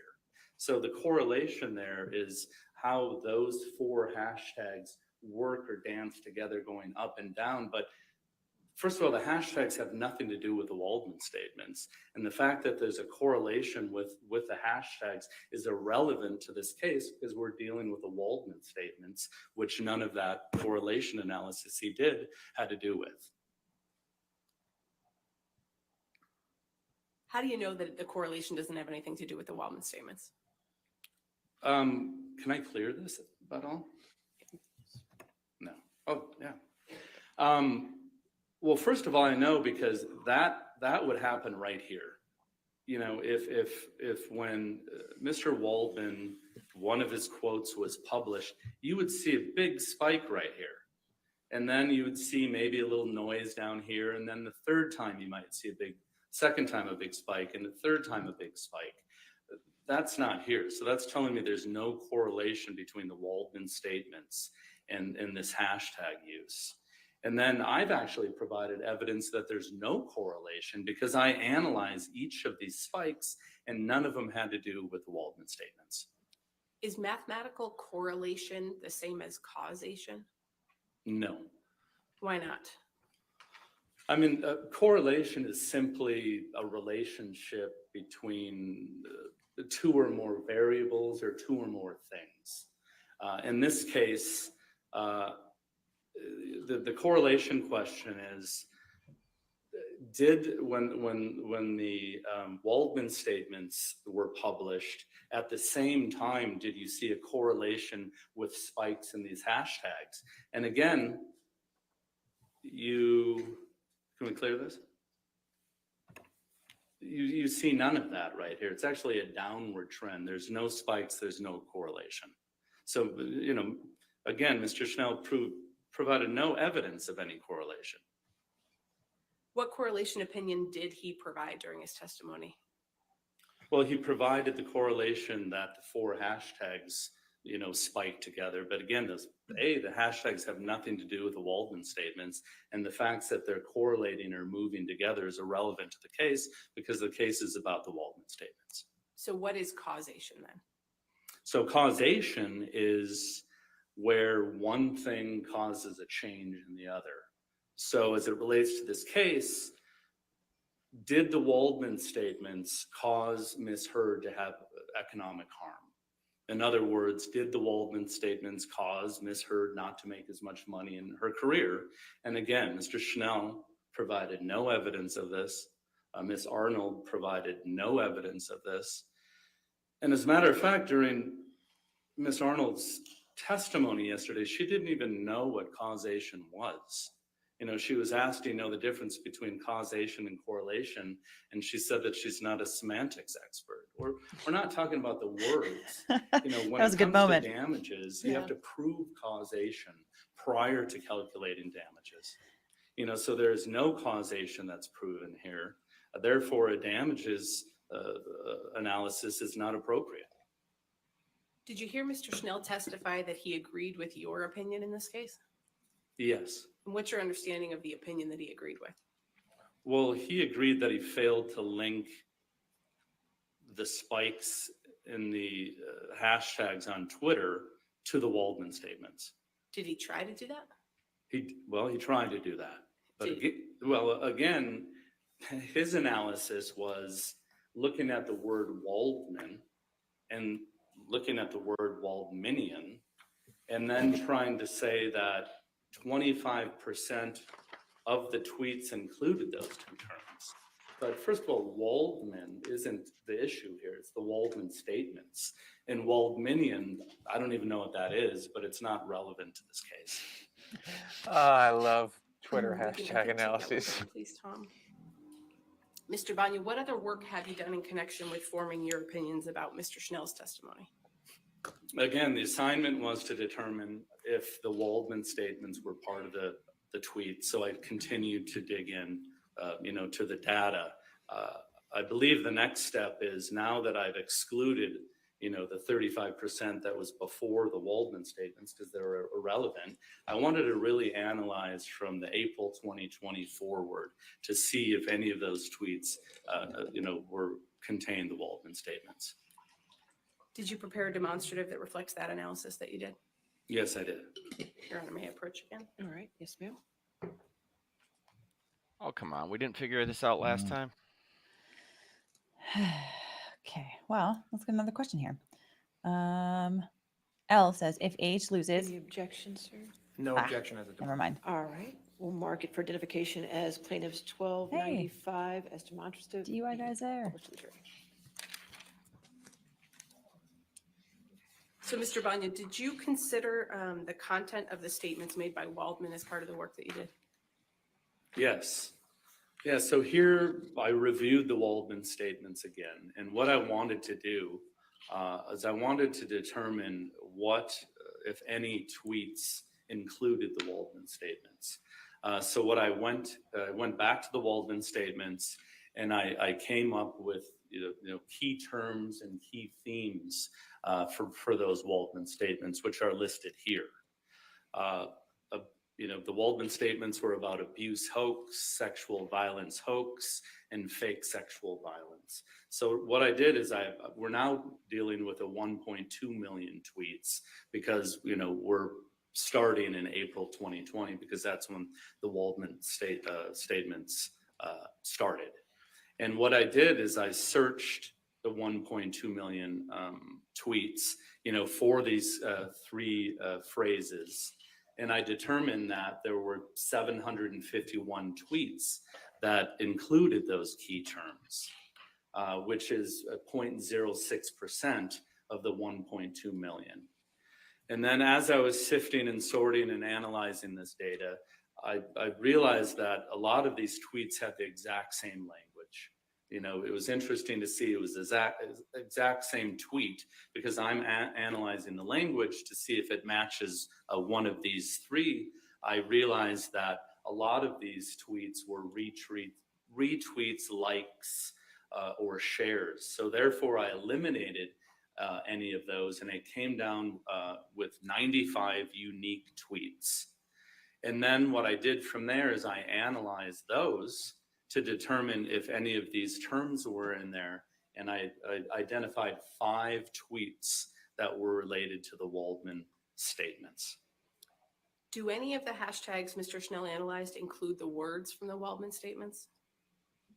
No, they don't. And, because I am rebutting Ms. Arnold, her testimony yesterday, she was saying that the Waldman statements caused these hashtags.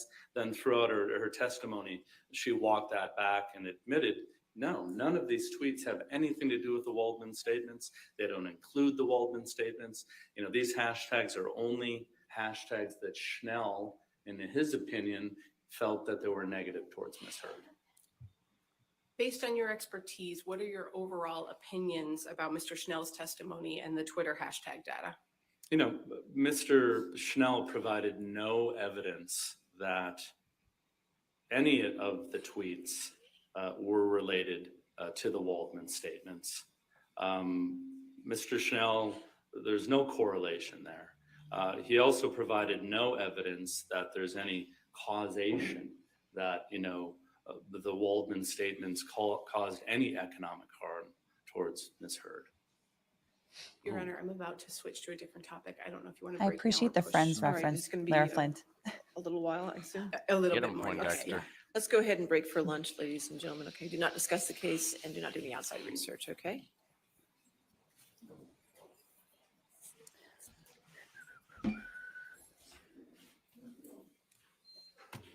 Can W sue AH? W as in the witness? Or Waldman. Oh, Waldman. Sorry. Can Waldman sue Amber Heard? No. Nope.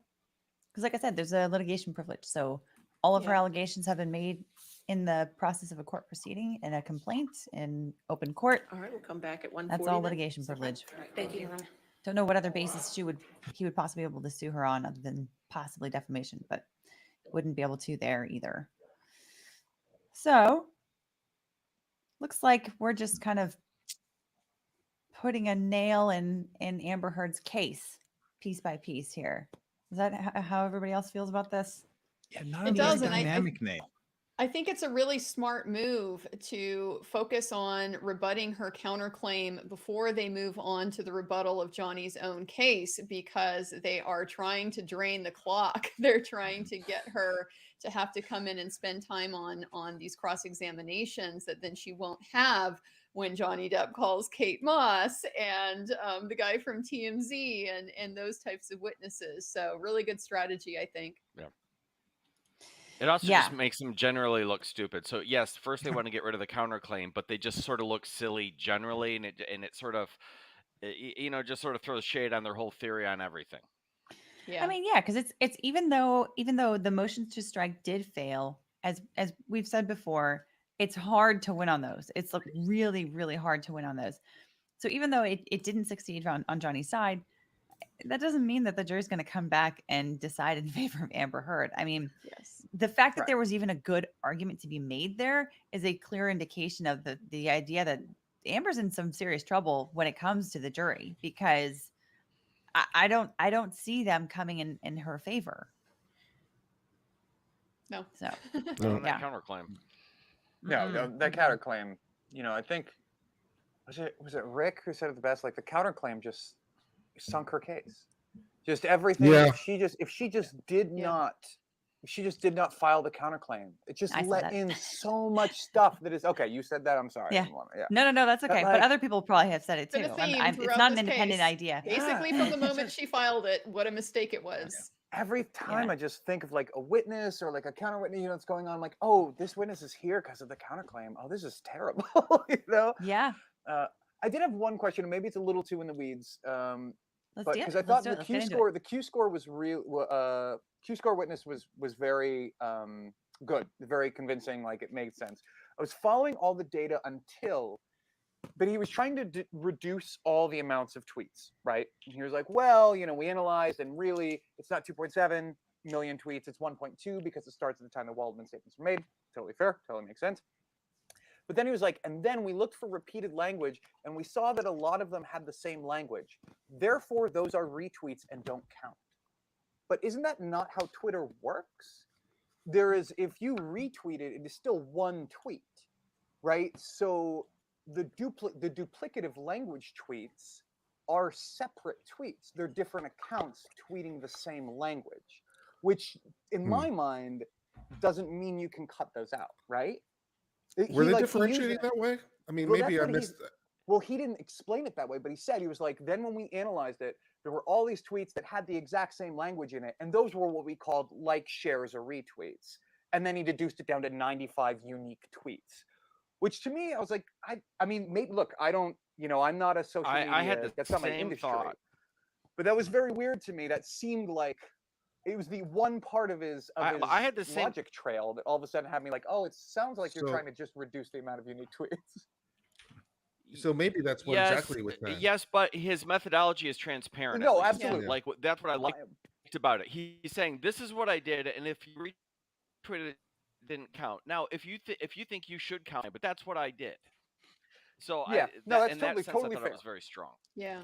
Oh, absolutely. it's- No, he was yeah. very strong testimony. I was just really riveted by his logic and trying to follow it. And that was like the one break in the chain that I was like, wait a second. But Well, other than that, I absolutely. thought the same thing. That does seem like a he's a lot potential better now. avenue for cross-examination because I mean the argument I guess would be that the retweets drive the engagement, they drive the impressions. More people are going to see it the more it's retweeted, and so then the more effect it's going to have on people's perceptions and stuff. So it's Right. possible they could come after him on cross with that if they caught it. And it just depends on whether or not that's how he was even analyzing it. Yeah. Like it's such a down the weeds thing. It could have been that all of those duplicative languages were each retweet was being counted separately. I mean, that's what it Maybe- seems like now that you explain it back to me. That seems like what he was trying to say. That, Yeah. at the end, there were 95 unique tweets Mhm. and everything else was a retweet, share, whatever. Yeah, So- it's possible. And you know what? And like what chat's saying right now is they're like, look, that in the end, that part of the analysis reduced it from 725 unique tweets to 95 or something. Like, so like sounds really, is plausible. it going to be that much of a difference? Right now, Amber is scrambling to actually try and win her counterclaim at all, let alone like prove maybe whatever, $50,000 more in damage. So it probably doesn't matter. Yeah. And by the way, this is a great reminder from this super chat. Kurt is almost up to 85,000 subscribers. Thank Is he you. going to be the next one to hit 100K? Is he? I think I he should. always appreciate all your support. Thank you. Of course. And I want to remind everybody that this live stream is what it is because of the lovely people that come and join in and give their commentary. I would not be able to give all of these voices and all of these perspectives by myself. And these lovely people are donating their time essentially to come and hang out and chit chat with us and give their thoughts, and they're coming from their expertise.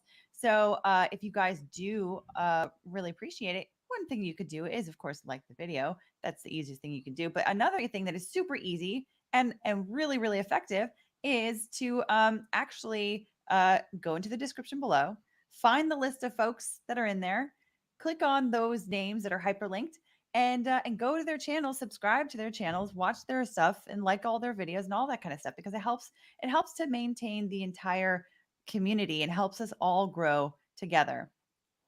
This is a fantastic community with robust discussion. We don't always agree. We typically learn through the ways in which we do disagree. And so it's wonderful. It's a lovely community to be a part of. I am so thankful to be a part of this community. And I just want to see it grow as well. So please do subscribe to everybody and like all their videos and all that kind of stuff. And also Ankit Bhattacharjee, I hope I'm pronouncing that correctly. Thank you for the very generous super chat. So yes, anyhow. And thank you for that statement. I just in the very short time I've been here, I got my little bump up over to 5,000. So Kurt, I'm coming for you. Only 85,000 more, and I'm there. There you go.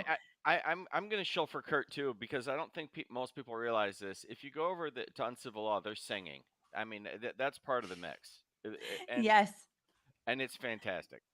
They're singing, and there is, I mean, his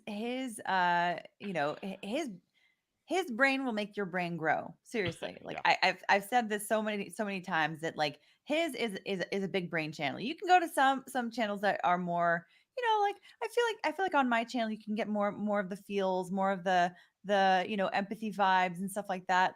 But like over at Kurt's channel, what you get is legitimately big brain growth, because he really teaches you like constitutional law, coming out with appellate law. You've got the Supreme Court that he analyzes all the time, and he really does take it from a very rigorous perspective. So if you want to really understand some of the more serious parts of law, go to Kurt's channel and subscribe over there and watch his stuff, because you seriously will learn a lot over there. Yes, upcoming on my channel probably this weekend, when I have time, we'll be doing coverage of the recent decision from Ted Cruz versus FEC dealing with campaign finance decision that came down. Really interesting split on how the court came out on that in terms of campaign finance regulation. And we'll also be covering the case that just came down on habeas petitions in federal court using new information. And the Supreme Court says you can't. Basically, you have to rely on what happened at the state level proceedings. So 2 fun decisions that are coming down. And of course, at some point in the relatively new future, we'll have everyone's favorite case they're waiting for, Dobbs. Oh yeah. Nice. Hey Kurt, can I ask a quick question? Yes. Can I get a preview? Do we disagree on the outcome of the habeas case? I don't know. I haven't read it yet. Legally, no. Principally, yes. Okay, that's fair. Yeah. Yeah, The Truth Doctor show also, I wanted to point this one out. She's in the chat. Truth Doctor, you've also got a link if you want to come and join the panel at some point today too. But she says, I'm new to YouTube this year, and honestly, I'm officially in love with LawTube. Happy to have met you all. P.S. I'm a big Kurt fan. Yes. Awesome. I'm so happy to have met you too. Dr. Tracy. It's been an absolute pleasure having you on the channel and chatting with you, and I would love to have you on again. I know that there were a lot of questions that we got on psychology before that we could not get to before. So anyhow, yeah. Also, Mike, are you almost at 50,000? Where are you at? I'm 43 and change here. 43 and change. Okay. But come on over to my channel. You are in no danger of learning anything at Law Talk with Mike. I can tell you that right now. I highly doubt that. You've got to have some educational content on there too. That is hidden as entertainment, right? I mean, that is like the goal, right? Is to like basically like put in some vegetables into the dessert somehow, like sneak them in so that you don't realize that you're eating them. Zucchini crust. Zucchini crusted. Yeah. Okay. Yeah. Yes, exactly. Like the zucchini crusted pizza. There you go. Is the new kid on the block? I mean, what my whole daily deal is, I do most of the stuff at night because it's 2 a.m. here now. But to kind of get my brain going, I do listen to Kurt stuff in the morning when I wake up, because he's either live or has just finished, and that's the fascinating thing, and because just from watching his videos and from the brief interaction we had yesterday on Hoag's channel, he's kind of my spirit animal, and that he says the stuff that I need to get my brain ready to say during the day. He opens the path for me to let my inner me out. That's very, very kind. Exactly. I'm just sitting here amongst royalty, so everybody here is just what I aspire to be. Not me, dude. I haven't posted content yet. Don't start me. Mark, where are you at without content so far? Oh, I've got honestly. Okay, you asked. Here's my plan. Yes. I've got 3 avenues of weekly series that I'm going to jump in between. One is going to be entertainment law. Just kind of the ins and outs of entertainment law. Kind of start with also classic stuff, Hays Code things, the changes to the Hays Code, kind of all of that. One is going to be analyzing my favorite law review articles, and kind of giving summaries of law review articles that are like, hey, are you a layman, but you want to kind of know what's going on in legal academia, or like even silly ones. There's, my first one is probably going to be one of my favorite law review articles all time, which I mentioned on stream before, which is called the WWE taking a chair to the head of employment law. And it was basically a note analyzing how they believe the WWE was violating employment laws by having all the wrestlers be independent contractors, right? And so you can go on that and you can analyze that. So kind of that's a little more nerdy. And then I'm in the middle of developing a Warren Court television drama, basically from the perspective of the clerks in the Warren era. I've been developing this for about 5-6 years. Believe it or not, selling a 1950s legal show is not exactly the easiest sell. But what I'm going to do is I'm taking a lot of research from that, and I'm going to be doing case-based videos on the Warren Court cases in chronological order. So kind of starting with Brown versus Board and really just getting into how the court changed, how they got along, how they didn't get along, and whether or not a lot of their legal bases were solid. You know, spoiler alert, I think Brown versus Board, one of the most important cases of the 20th century. Not going to say wrongly decided, but I'm going to say the legal analysis was garbage, and it was a terribly written case that caused so many problems for 20 years after it was written, because Warren, on his first case, wanted it to be 9-0, but didn't exactly know how to politic creating that sort of consensus with good, sound legal argument, right? I would say that the reasoning was faulty. Yes. In how they got to the conclusion. Yeah. Wow, that is So, ambitious. so kind of, well, you know, it's the sort of thing I've been reading books on for like the last 6 years, developing the show that no one's ever going to buy. So at least I can make some YouTube videos on it and basically buttress my argument for selling it to a TV show. Hey, there First you of all, go. I want a part on this. I don't know what it is, or nor do I care, but I definitely want a role of some kind. Oh Be yeah, like a lawyer arguing something. No, I'll be please. I the mean, bad come on, guy. especially with the Warren Court stuff, because I mean, you're the other constitutional video maker here, and Yeah. so I think that you and I disagree on a lot of things, which makes for better content. Like Great the Supreme Court content. does. 100%. I'm very excited. So guys, if you are looking forward to any of that kind of stuff, you want to learn about that kind of stuff, head on over to Attractive Nuisance, linked in the description below. That is, of course, Mark. And go and subscribe there so that you can be one of the first people to see his very first pieces of content. Remember the other guy who we convinced to start a YouTube channel, and then he put his first piece of content out there. That was Rob. And then he went completely viral. Things can happen. It can be helpful to be in there before somebody actually posts any content. You want to be there for that moment? Oh, and buy my card game. And buy my card game, guys. That was why originally I even talked with Alita and got her to bring me on the channel, was to show Well, my the card reason why, the first reason is because we're friends from law school. But beyond that, of course, was because of his card game. Yeah, of course. And because he is a great lawyer with a great legal mind as well. So yes. Well, that description of no content just makes my 50 some odd videos just like utterly useless. I'm just gonna leave now and delete everything. You build it the real way. All of these people who are subbing to me are just subbing to me because they've been seeing my face, and then I'm gonna make the content, and they're gonna be like, "Yeah, this is really boring. I have no interest in 1954, habeas cases or whatever." So don't worry. But I mean, you've also talked about doing some on like wrestling and like that kind of stuff too. That has it's a connection point between that and law. I did develop TV work for WWE and Magic the Gathering, so I'm still trying to figure out the best way to work that in. But I feel like you're going to have some people that are interested in that line. Yeah, that's fair. I'm fascinated in just the. Just this brief presentation sounds fascinating to me. Yeah, we'll see if I can follow through. Anyway, thank you all for giving me the space, and you guys are fantastic, all of y'all. Why is Mike not at 50,000 yet? That's ridiculous. He's got to get there. We got to get him there.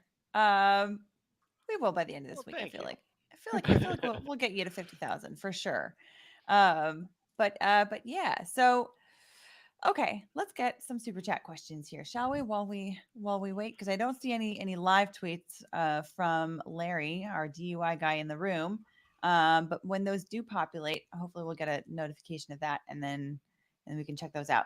But in the meantime, question: if AH loses, or when, if she doesn't have 50 million, how does she pay? Also, say good day. I'm gonna grab a cold one out of the sky with an Australian accent. She's legally obligated to go back to the poll and work it in tips. No, that's not true. She's not. Here I am singing your praises, and then you just come in hot like that again. What am I? I mean, there have been rumors about a previous acting type of career or performing career before she was in movies. I have no idea if any of that is true, but people have insinuated as much. It was on the Depp tape. That was one thing you said during the hysterical Yes. laughter tape of her. He said you can go back to the poll. So, But we also do know that he speaks in metaphors, so that also could have been a particular metaphor as well. Well, So it's referenced I'm- in another audio too, a little less ambiguously. Oh, okay. Well, all right. But anyhow, so if she cannot pay, she cannot pay. They can take her stuff. They can garnish her wages on future movies. If she can't does pay get her pledges. She can't pay $5 million if they give her that. She doesn't have any money. and I don't think that he even cares. I think that No. what he wants at the end of the day is for some people to look at him, some objective people to look at him and say, "Yeah, we believe you," and for him to be able to have that ultimately that I want to say justification, but that's not the right word for it. But basically just to get that result, get that conclusion. I think, yeah, I think that's a good point to. Oh, sorry, Andrew, did you want to?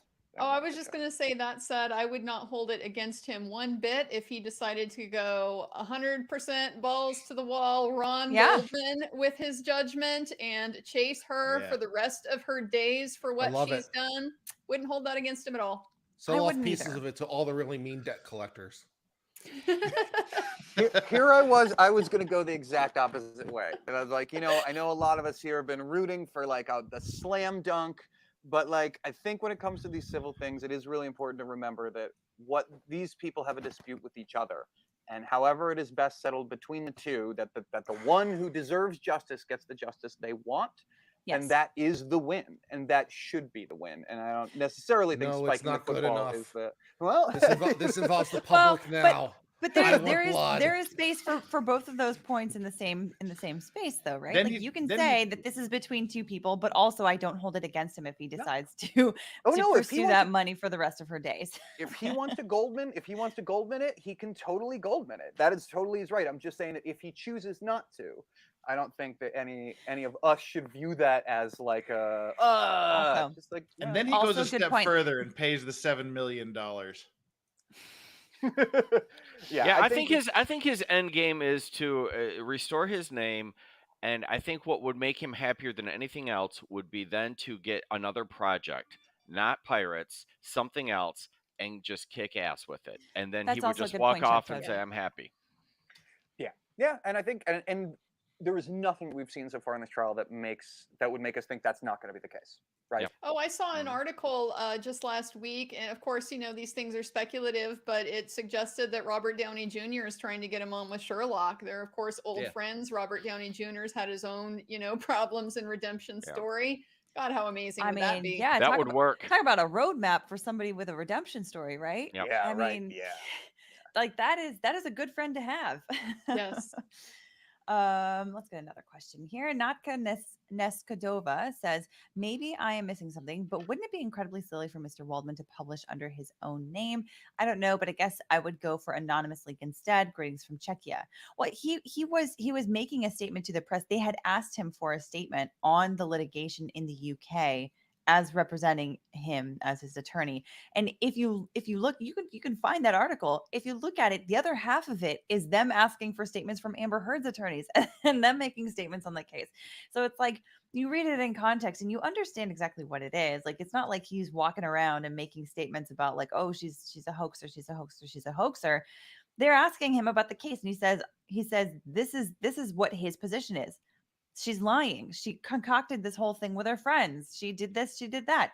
So it's I can't imagine doing anything else. I've had cases that have gotten press, and the press contacts me, and I say things that fall in line with what I think is helpful to my client and what I believe, and I wouldn't hold back. That's what I do because I think it's a service to my client.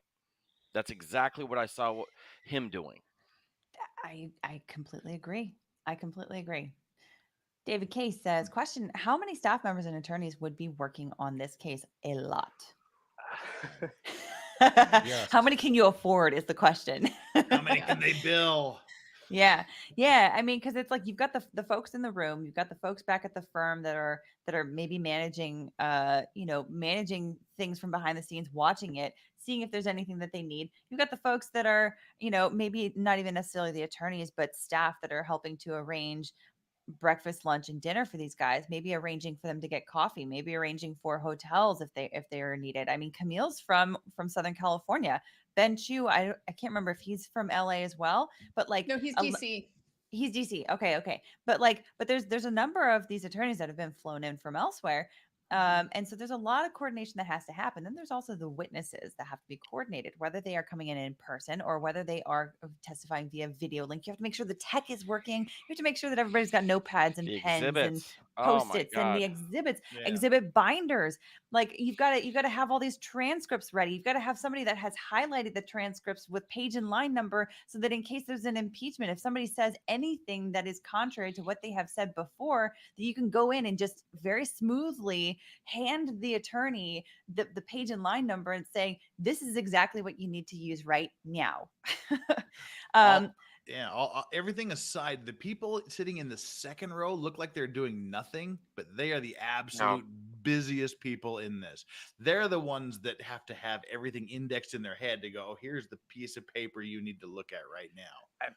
And all of us probably here have been in that chair, have been in that second row of you're just like constantly flipping, just, oh my God, writing constantly. And you're always behind. You didn't make the note on the right thing ever. Yep. That's not my name. Thank you very much for your generous super chats. Kurt, I will insta subscribe if you do weekly recaps of law news in full sarcasm, cynicism, and annoyance. Kayfabe? This is my default personality, man. Okay. You do that every day, don't you? I know. Which, despite being super entertaining, you seem to show more often in other people's channels than your own. Love you all. I think that's true. I think you do tend to be a bit more serious on your own channel than you are elsewhere. I think because you're just more relaxed elsewhere. Because you don't have to be the one like Mandy. I don't know. This I made one appearance on Kurt's channel, and it was, I think, after streaming all day here, and we were slap happy. And I'm like, oh, this is fun. This is just a situation over here. We need to have a bourbon stream, Kurt. Andrea, where are your subscribers at? Oh my gosh, you're gonna ask me a hard question. Let me go look right now. No, that's not hard. We can find it. We can find it. But if you're close to 20K, we should get you there. 100%. There's no reason why we shouldn't. I mean, I'm at 19. Oh my God. Oh my God. Guys, Okay, we gotta get her to 25. Why reach the 20? Right now. We can get her to 25, which I mean, there are more people watching right now than there are subscribed to Andrea's channel. I don't understand that because honestly, Andrea has had like the best commentary going into this. I mean, I learned about this case from Andrea and other people. She's been covering this case for years and with such great insight as an attorney and as somebody who has just been covering the facts as well. She was for the longest time, she's been just showing up on other people's channels and talking to them about it. But now she finally someone has finally convinced her to start her own channel. And thank goodness, because it is a great service to the world. And I am so thankful that you have decided to start your own channel. And I'm really happy to have you as part of LawTube as well. And yeah, I mean, we should get you past. I don't know if I'm subscribed. I'm going to subscribe to Andrea. What's the name of your channel? Andrea Burkhart. Andrea Burkhart. It's linked in the description. I think I can figure that one out. All right. If I may, you have the best background too. Yes. Best background here. Just saying. Yep. We all got boring books or like plaques or whatever behind us. I sometimes have a ninja cat, but that's about it. That's not always. But yes, yeah, absolutely. There's absolutely no reason why your channel shouldn't be at least twice the size of what it is. It's over 3 times the size. Thank you. It took like 20 seconds for me saying that. Thank you, everybody. Of course, of Look course. at that, and yes, let's not forget Legalbytes because you're pushing $250,000 here, my friend. Mm-hmm. So let's get that done. There are a lot of people, and thank you all for coming out. But there are a lot of people today. So there's some new subscriber potential here. No doubt about it. Thank you, thank you. But I think for me personally, I would love to see even more than that. I would love to see more people liking the video if that's possible. Just because the reason for that is when you do like it, that's the easiest form of engagement that YouTube recognizes. And so when you do like the video, YouTube recognizes that engagement and puts the video in front of more people out on YouTube, so that more people can get in contact with this kind of content. And we can steal them away from folks like Law and Crime and Court TV and all these other jokers that are giving a bland analysis that's not real, that's based on like what some other higher overlord is telling them to say. I mean, how many folks have heard something from Court TV or Law and Crime Network from some attorney saying this is a stupid case about, rich people problems and who cares about it? Like, a lot of people care about it, and for good reason. So if you guys do, liking the video it helps to put this in front of more people, so we can steal them away from those jokers. Let's make this community bigger. This You is know what such I a mean? golden era in legal journalism. I mean, I'm old enough that I can remember back to, big trials that were happening 10, 15, 20 years ago, and just trying to get anything approaching decent coverage by somebody who is knowledgeable about the law and can accurately communicate what is really going on and what the significance of it is. There's just been a huge vacuum that I think the success of LawTube speaks volumes about how badly that void has needed to be filled. And so I'm just so grateful to you, Alita, and to all of your panelists, everybody else involved in LawTube, to have created this opportunity to be able to give this kind of commentary. But that's a very good point. When I was in law school, when I was 3L when OJ was happening, I just sort of skipped about 6 months of law school just to stay home and watch during the day. And Court TV was the only channel. That was it. There was nothing available. And even the mainstream media was taking the clips from Court TV. Yeah, Andrew, it's a fantastic point, is that the media was all over the OJ trial, but there weren't a lot of journalist lawyers, I guess you would call it. So they were non-legal journalists commenting on stuff they didn't know much about. Greta Van Susteren was pretty much it. Yep. Yeah, She was absolutely. Yeah. Greta Van Susteren and like maybe Nina Totenberg. I don't know. Yeah. Yeah. Well, but it gave birth to all of the Nancy Graces and things like that of the world. So there was you take the good, you take the bad, And with that, you get the facts of So life. true. Yeah, exactly. So it's it has been Point beautiful for to see Kurt. the growth, and hopefully it does continue, because I mean, how many people have you guys heard from that said, either from this case or a previous case that we've covered, some sort of a trial stream of, where somebody has said, I didn't know anything about this case. I just was following the reporting and the headlines and whatnot, and I thought it was this. Now, after watching the trial itself, I understand it is entirely different. And wow, what if I hadn't come across this? Like, how would my brain have been different moving on into this world? And so the idea that it's like, if we can be the ones, taking people out of Plato's cave, so that they're no longer just seeing the shadows on the wall, that is a huge win for anyone, right? So the more we can do that, the more trials we can do this with, the better, as far as I'm concerned.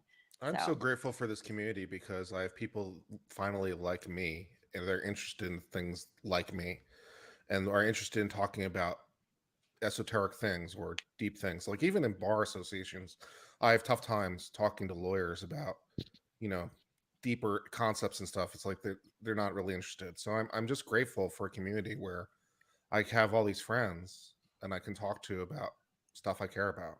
Yeah, Let's do a legal philosophy rule of law collab. Let's get into the Machiavelli and the Hobbes and John Locke. Let's do it. Yes. One of my first law review article videos is going to be on customary international law. I'm sorry. That's what I Bring do. us the I'm Nuremberg. sorry. You do customary international law? I'm in Korea, and that's because Korea is a continental law system, and we deal a lot with the with the English law, the Anglo-American law. So yeah, you have to deal a lot with the customary law. And correct me if I'm wrong, we both have Godzilla memorabilia behind us. Oh yeah. You're there. I've got my Criterion Godzilla Blu-ray box set right there. Yeah. Okay. Just saying. That's the actual our Perry Mason actor back there. That was the poster, the 1935 poster, was it? Okay, And that's an actual road sign from Japan on the floor there. It's like a legitimate reflective road sign you could mount on a street sign somewhere. Yeah, but I just made a new friend, guys. Yeah, of course. And Bailey, did you guys cover the Derek Chauvin trial? Well, we did cover pieces of it. We did do Yeah. some live streams of it. That was like right when I met. I'm getting a little bit of an echo from someone. Yeah. I'm not sure where that's coming from. Oh, that's so frustrating to hear my voice. Is it Andrea? Is it maybe your computer that I can hear myself from? Might be. Okay. Name down. Okay. That's okay. I can still hear myself. Oh, I had to close the stream the other day from this. It's the worst. We get Sorry. to hear you Everybody twice, check your okay. mics and do something. It's because you can't think. You can't think Yeah, in your midstream. exactly. Yeah, it just completely short circuits my brain. So this was the Derek Chauvin trial is right when I met Kurt and Nate and started to live stream with them. But I remember that because of the time zones, I think I may have joined on like a couple of them, some portions of it, but otherwise I was trying to watch the live streams just as a lawyer, just to keep track of everything.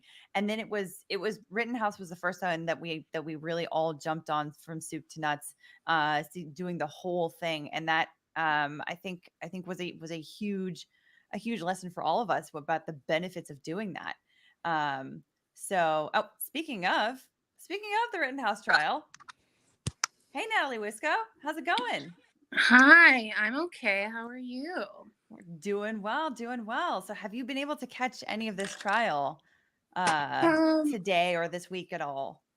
I've been able to catch bits and pieces. I honestly had a jury trial of my own that I thought was starting at 1:30 p.m. today, but it resolved this morning. So, okay. Yeah, but otherwise Nice. I've been watching bits and pieces. I always watch a recap. I just wanted to come on and say congratulations to everybody for doing so well. Thank you. I haven't been able to really pop in much lately just because of my schedule, but I'm just so happy to see all of you doing so well.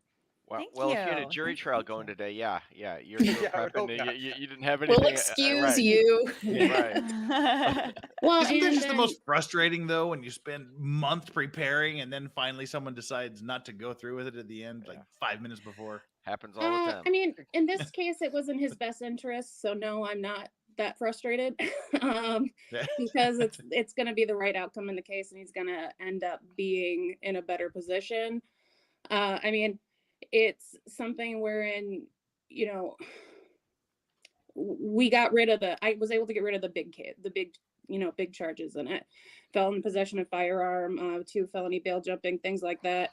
I mean, in the end, he's just copping basically to pleading that he had weed on him. So, I mean, we're taking a win, but I think that's like we're taking a plea, but it's kind of a win under the circumstances. That's a win. Yeah, there's Sounds no like it. mandatory minimum prison sentence here. So, I'm feeling very happy about it. And you get those outcomes because you put in the work for trial and you were ready to go with it. So it pays off. Well, and that's the thing. And, I'm very much into, I want to learn. That's one of my favorite things about Hogue and Kurt specifically, in commentary, it's always, how can we make other people better? And every time I do the work, I feel like I am better. So, and then that's the ultimate goal. So I don't mind doing it. Yeah, absolutely. And you do, I mean, you do fantastic work. We've seen it in practice. Except for the fact that I can't talk sometimes, But that's okay, because it got you like one of the world's best nicknames is Legalbytes. I know. Well, and it's my version of the Amica cream. Is there just some words that you can't say, and I always have to stop and think like mega. It's not a milligram. It's not a milliliter. It's mega. So now we got mega pints to keep. Now we have mega pints. Yes, everybody has their own thing. So it's I lean into it though. Might as well. No, it's absolutely endearing, because it was one of those really great moments of that trial too, was seeing you take down their BS arguments on the other side of that. So it was just very, very satisfying to watch, and I love reliving it from time to time. Well, I mean, it's just what they were saying wasn't true. And that's a hard time, especially when you're dealing with the media, in a case like this, is you can't speculate from an attorney's position because I mean, it's all going to blow up in your face because you have a million people who are going to call you on it. And I mean, how many breakdown videos did you guys cover on Rakita's channel? I mean, if you can't just guess in that situation and speculate. Exactly. So I think we'll get to some more questions here, if that's okay with everybody, while we wait for court to come back. Still, I'm monitoring, so we're still not back. Bernhard says, oh, whoops. Okay, well, this is not so much a question, but the Bernhard says the tweet analysis should have included follower numbers on the original tweet. Without high followers, it doesn't really spread and explains the low retweet rates. The verbiage was maybe not engaging enough for a retweet. I'll tell you this, what I would have done, because that gets so into the weeds, is I would have wanted to bifurcate that part of like the damages analysis. That like, if you conclude that these tweets were causing damage, then you know what, like we'll investigate that later, because that's just, oh my God, the jury would really not go for those numbers. At least that's what I would. That's an interesting point. David K says, how many staff members? Oh, we answered this one. Simple Old Soldier says, who is the guy sitting to Amber Heard's right? He was there yesterday too. Was that Baby Rottenborn? I'm trying to think who that might have been. I believe so. I recognize he has his own name, guys, and I've actually come across it once before. I feel like it's probably unfair to him because here he is really.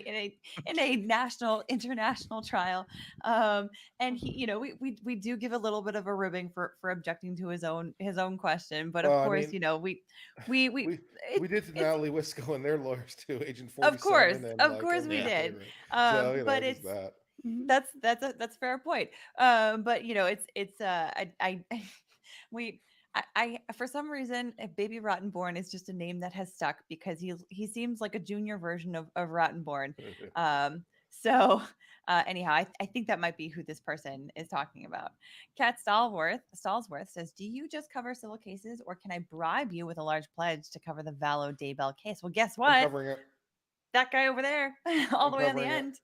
He's covering coming this January to an Idaho courthouse near you. Thrilled for that. That is going to be great, Kurt. Is a cluster F. So much. It's going to be insane. Magnus Prime, question for Hogue. I will save this one for when he comes back. I know he's coming back. It's also like odd numbered Star Trek movie. Yeah, that's not something that I can answer for him. The DFHDR says, is the judge allowed to look at social media posts about the case? Sure. Yes. Yeah. I don't know if she wants to, though. No. Generally speaking, I don't think that they want to. It can throw them off if they start listening to opinions of the decisions that they're making. I think we should say hi to Runkle. Apparently he's in the chat. I'm just seeing a lot about it. I think he's on the way back down to Virginia from Canada. I could be wrong. Okay. But anyway, yeah. Hi. I remember he said he was traveling today, right? Yeah. Yeah, because I think I'm just reading the chat. I'm thinking people are like, "Well, can you have him on?" Well, I think the reason why he's not, he's probably on a plane or something. He has the link, so if he wants to and he thinks that he's capable, he can totally join us. He's not being excluded. No one is being excluded. And same with everyone that has shown up on the channel so far. Daily basis, I'm like spreading around the link like pixie dust to a bunch of people so that everybody has an opportunity to come in if they would like. But obviously people also have lives. Sometimes they have trials to prepare for that end up not going to trial, so and other folks have their own professional practices and whatnot. I mean, that's why Rick isn't here. It's an odd moment that he's not here. But he said he's got some real lawyering to do, and sometimes that happens around here. So like Mike has also had some hearings that he's had to go. Did you have a full trial also? I had a full trial and another jury set, but it settled that morning. That's it. Same thing. Same. Which is fine. I was plaintiff in it. That was a civil case, so I actually got paid, which is nice. But again, I destroyed my entire weekend looking up foundations on evidence and all this nonsense. And then they go, "Oh, do you want this?" Yeah, I do. Yeah, why didn't you tell me that last weekend? Last week, so I could have had fun. For all y'all 3Ls listening, I, in addition to my job and showing up here, am studying for the Texas bar. So Me too. yeah, so I have Me yeah. too. So we yeah, can be because- study buddies. Oh, are you? Oh wait, yeah, are you both are studying for it. No, That's Yeah, we're right. both studying for the and test. we live you're both very in close to each Austin. other. You guys should Yo. study Oh, together. we need to We study gotta in talk And person. you both like con law. This is like a budding No, we friendship, need to get guys. together and study. I'm using Adaptive Bar for Okay, MBE practice. I've got my Themis, because I No, have that's fine. the I'm happy I have we the can be in the legacy same place discount, and but do stuff yeah, at the yeah, same time. We'll go to coffee shops like old school. Yes. I'm 100% in on this. Okay, Let's do it. I know Okay. those coffee shops around Austin. Those are They're all those are all gone my now. old studying haunts. Well, of The course they're replaced by new ones, pandemic changed probably. all of it, man. It's all gone. Yeah, The I'm Austin sure, we I'm used to know sure. is anyway. We'll talk about that later. Oh no, we need to talk about that. Okay. JL wants to know if you didn't explain who Natalie was for new people, and there are so many new people. Well, if you guys do not know, Natalie Wisco is one of the attorneys who is responsible for the Rittenhouse trial. She was on the team. She was one of the attorneys that was on his criminal defense team and did a phenomenal job. All three of those attorneys that were on the case did a phenomenal job, and mad respect for all of them. And she has now become one of my great friends through this whole experience. Yeah, I don't know if I'm ready to get a channel. I actually really enjoy what I do, and I'm not my own boss, so there are expectations of me, so I can't hop on all day every day.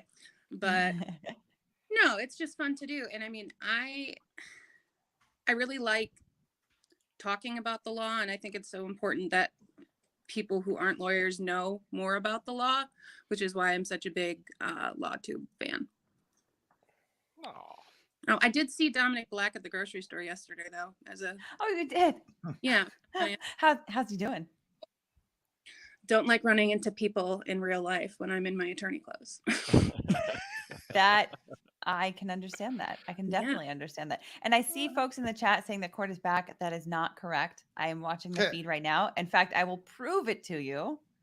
Here's the court feed. Look at that. You guys got me. Chat, you got me.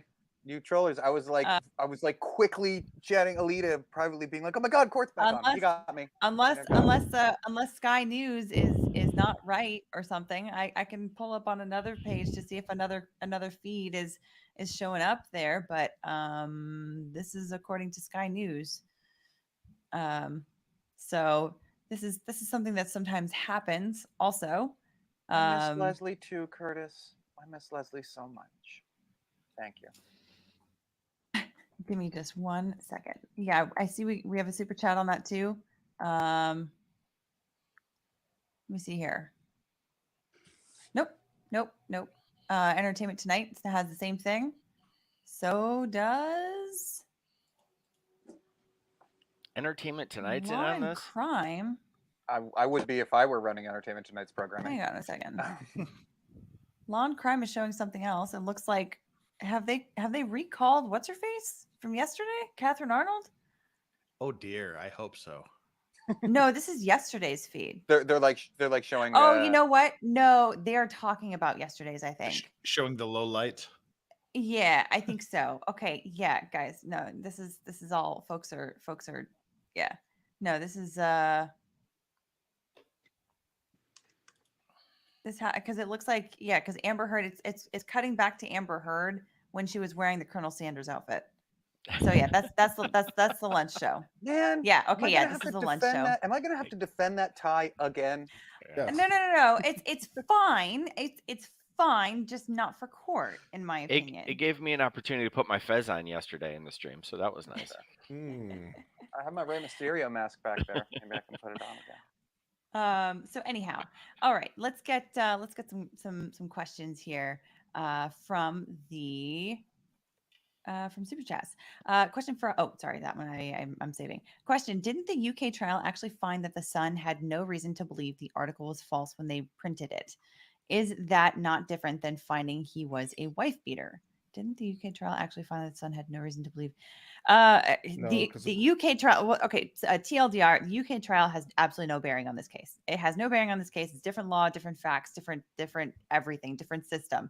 They did not look at all of the evidence that is in this case because they couldn't, because Johnny couldn't get the information from Amber, but Amber had access to Johnny's information, and she conveniently handed that over to the publishers for the Sun. So he was hamstrung as far as evidence is concerned. At the same time, the judge also decided not to allow any expert witnesses in this case. And now you tell me, folks in the chat, having heard from the expert witnesses in this case so far, do you think that that is proper, that we could possibly reach a proper decision in this case, not having heard from experts on damages, on psychology, on medicine, on any of those things? Like, do you really think that we could possibly come to the right conclusion with a jury? Of course, it wasn't a jury in the UK either, but ask Although yourself that. Rottenborn did say today that I don't know because I'm not as familiar with the UK case, but Rottenborn in his argument today said the UK court made a finding that Johnny Depp is a wife beater. That's the way he characterized their finding. Yeah. That was supposedly their finding, but I still stand by that is a different system, and it is inapplicable to this case. So, Yes, regardless of what happened in that case, doesn't matter. So, so now that I can step off my little pedestal here, my little soapbox. Juby says, question: what if someone can't pay damages up front? They pay it on the back end or through their stuff, or sometimes not at all, and they get hounded by people forever. Turbulence Jordan says, from Cape Town, thanks for your informative channel. Do you think, regardless of the outcome of this trial, public opinion have shifted to who's more truthful and whose testimony is filled with deception? I think so. I think that there's been a lot of public opinion that has shifted in this particular case. And this is not to say that if you come away thinking that Johnny Depp should win this case, that it's because you think that he's a perfect person. Not at all. He doesn't have to be a perfect person, right? That was actually something that came out of one of the experts on Amber Heard's side, is that you don't have to have a perfect domestic violence victim or survivor in order for them to be entitled to justice. Same logic, just applying it to the proper person, in my opinion. No better way of saying that. Exactly. So that's part of the PR team. That word, the imperfect victim, started coming out over the weekend, and then it worked its way into trial mysteriously somehow yesterday. Yep. Yes, exactly. And I do agree with that fundamentally. That yeah, you don't have to have, for a domestic violence case, the victim doesn't have to be perfect. That is absolutely correct. But there is also a difference between being imperfect and being someone that just doesn't have a case. Gabriel, thank you so much for your generous super chat. Hey Nate, how's it going? Victims don't have to be perfect, but they do have to be victims. Yes. Well, yeah. This case is crazy. It's never going to end. This is so exciting. I mean, it will end, and we will all someday get rest. But yes. Unfortunately, 72 hours from now, we'll have to figure out what to do with our lives. Yeah, exactly. But quick question: they're burning a lot of time on a case that we all know they are not going to. The counterclaim is BS. There's nobody. Is there anybody believes they can win this counterclaim? Why? Yes. Amber Heard. Amber Heard.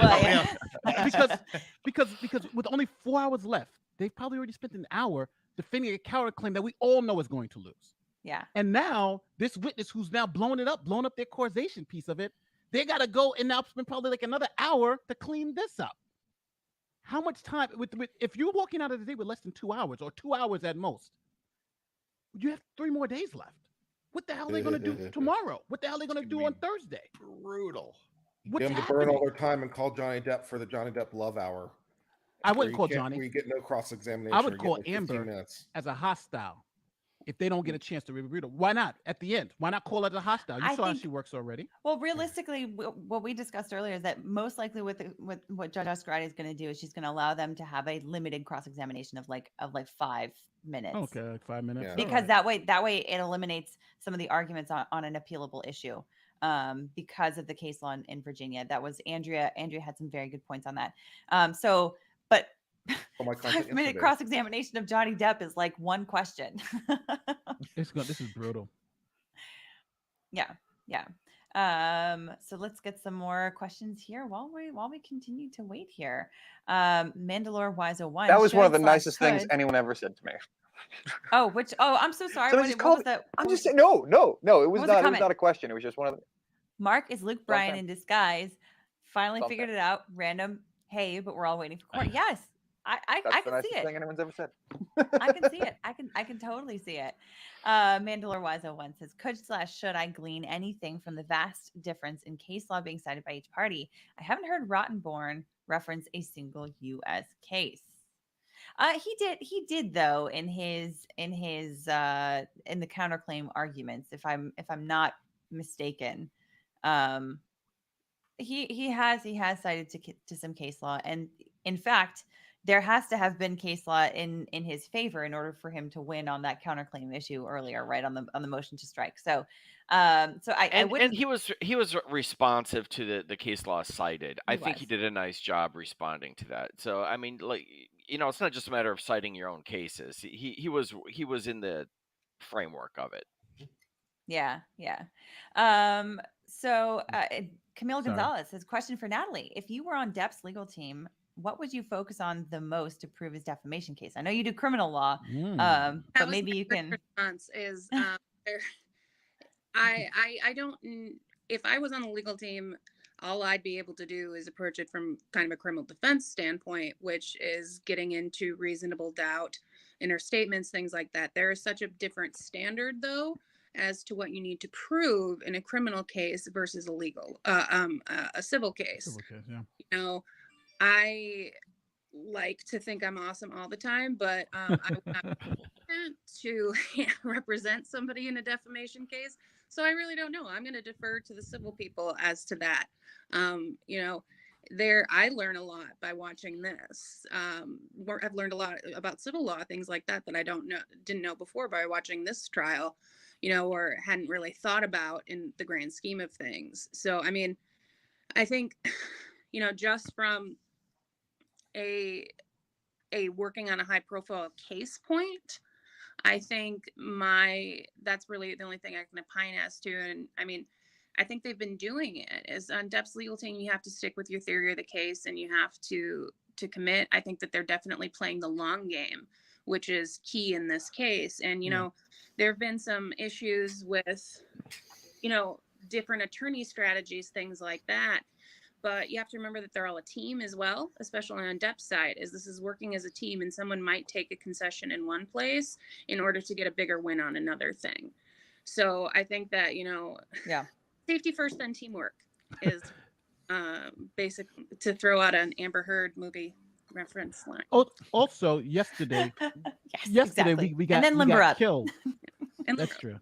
Yesterday we got killed, especially Kurt. So Kurt, I got to give Kurt credit today. Yesterday we got killed because we were saying the cross was so bad because he wasn't following the rules of cross-examination, right? We wasn't. But today, Amber Heard's team has been following the commandments of cross-examination to a T. And I mean, leading questions only, get in and get out, only to make the points that need to be made, control the witness. Like they last night was like, well, listen, we got to make sure this crosses are perfect. So we're not going to play anyone. Someone looked up the book. Somebody looked up the 10 commandments of cross-examination. Was like, we're going to get in and get out and not make any mess. And that's exactly what you can even see how different their cross-examinations are today than for the entire trial. It's that time issue has made them so much more better on cross and so much more precise on what they want to get out. Like even the last one, he was in, as soon as he's getting out, and they're like, objection. He's like, that was my last question. Like it's been that type. And just imagine if they were this precise earlier, then they would have a lot more time. So it reminds me of this one summer when I started to do CrossFit and like really learning how to like properly lift weights because of it. And I remember they would say that they were like, it's really at the points where you start to have to like lift very, very heavy weights that your form really improves because you need to in order to make it work. So it's like it's very similar to that. Like for them right now, they have to have good form because otherwise they're not going to make it. But I do agree. At the same time, I still think that at the end of the day, they have not really been able to score any points on these guys because they are just tearing to shreds the witnesses that came on yesterday, and particularly Catherine Arnold, because, and that's also what you that's the problem with thinking that an expert witness can just patch all of the holes in the boat, right? Like thinking that they can be miracle workers. They can't be miracle workers. And if you try to overplay your hand, they're just going to get destroyed by the rest of the professionals that come on and talk after them. Is it more than Richard Marks that has piled on our erstwhile expert on movies Doug yesterday? Bania. Doug Bania came back, the Q-score guy. And he is actually redeeming redeemed himself himself. very well, in my opinion. Redeemed himself. He literally just dropped the nuclear bomb in the middle of their causation argument. go and that walked far. out. If you can We believe went, it, hold Rick. on, Kurt. What are you talking about? We went from 2 million tweets to 5. He took us from 2 million tweets to 5, and you're saying that's not a bomb in our causation argument? Their whole argument was we had all these tweets, millions of tweets. He And he's said like, well, only actually 5 people tweeted about Waldman? Only 5 Waldman people statements. tweeted the statements out of the 1.2 million. Matter of fact, Waldman statements. a third of Out of those those tweets, hashtags. a third of those tweets happened before the statements. And matter of fact, Yeah. when he made the statements for about a month, the trend went down. Yeah. The trend went down. And Yeah, then he when said he there's no analyzed correlation. the 1.2 million tweets that were there, only 5, I'll even say 500, but only 5 actually had the Waldman statements out of 1.7 million. So Okay, yeah, but the I think direct that's a Waldman bomb. statements is not the marker, right? It's like what they were looking for was words that mirrored the Waldman statements. He, Oh yeah, Right. he did a little sleight of hand to get there, but it was convincing. But it was Yeah, convincing. no, that's you know, fine. They That's got to fine. 700. Each The side ones- is razzle dazzling, right? So I mean, Well, But Yeah. what he did a The- really good Give 'em job, the I think, of old showing Yeah, was that yeah. the biggest spike hear you, Hug. preceded Adam Waldman's statements entirely. And it just reversed the whole correlation that no, people didn't start tweeting these things because Adam Waldman said it. Adam Waldman very well may have said these things because he was aware that they were already out there in the public commentary. Yep. well, Yep. that's helpful on both damages and the agency question. Good job, everybody. Yeah, Exactly. it went bad. It went bad. It went Yeah, I bad. mean, It went the other bad. statements could be oblique references to the statement, Right. using different words. But even the gross number of tweets wasn't impressive at the start, and then he pared it down. It was pretty effective.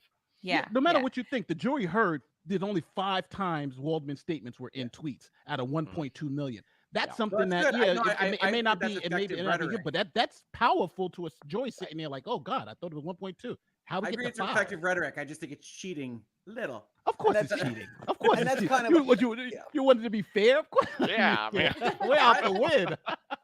I'm for This isn't truth, Mr. Rogers' man. neighborhood I'm for here. truth. Oh, you're for truth, yes. You can't Yes. handle the truth, Rick. That's But known by the about way, me, actually. any lawyer That's that known says about they're me. for the truth, don't believe them. I'm here for the Bill By the way, Man, you roll in at late, you get like, Alita's CrossFit stories, and then just slander. It's crazy. by the way, Gabriel, thanks so much for your generous super chat. They said, my wife and I love y'all so much. Please consider covering the Kristen Smart murder trial of Paul Rubin Flores in California, popularized by Your Own Backyard podcast. We've been following it for decades, and it's finally going to be tried. That Paul sounds Rubin, like Pee Wee Herman, Paul Rubin? Decades. no. Paul and Rubin No. Flores, not Oh, Paul sorry. Rubin. Yeah, Paul Flores and Ruben. Paul and Flores. Ruben. Yeah. Yes. Cancel that. Strike that. They were named after Paul Rubens, though.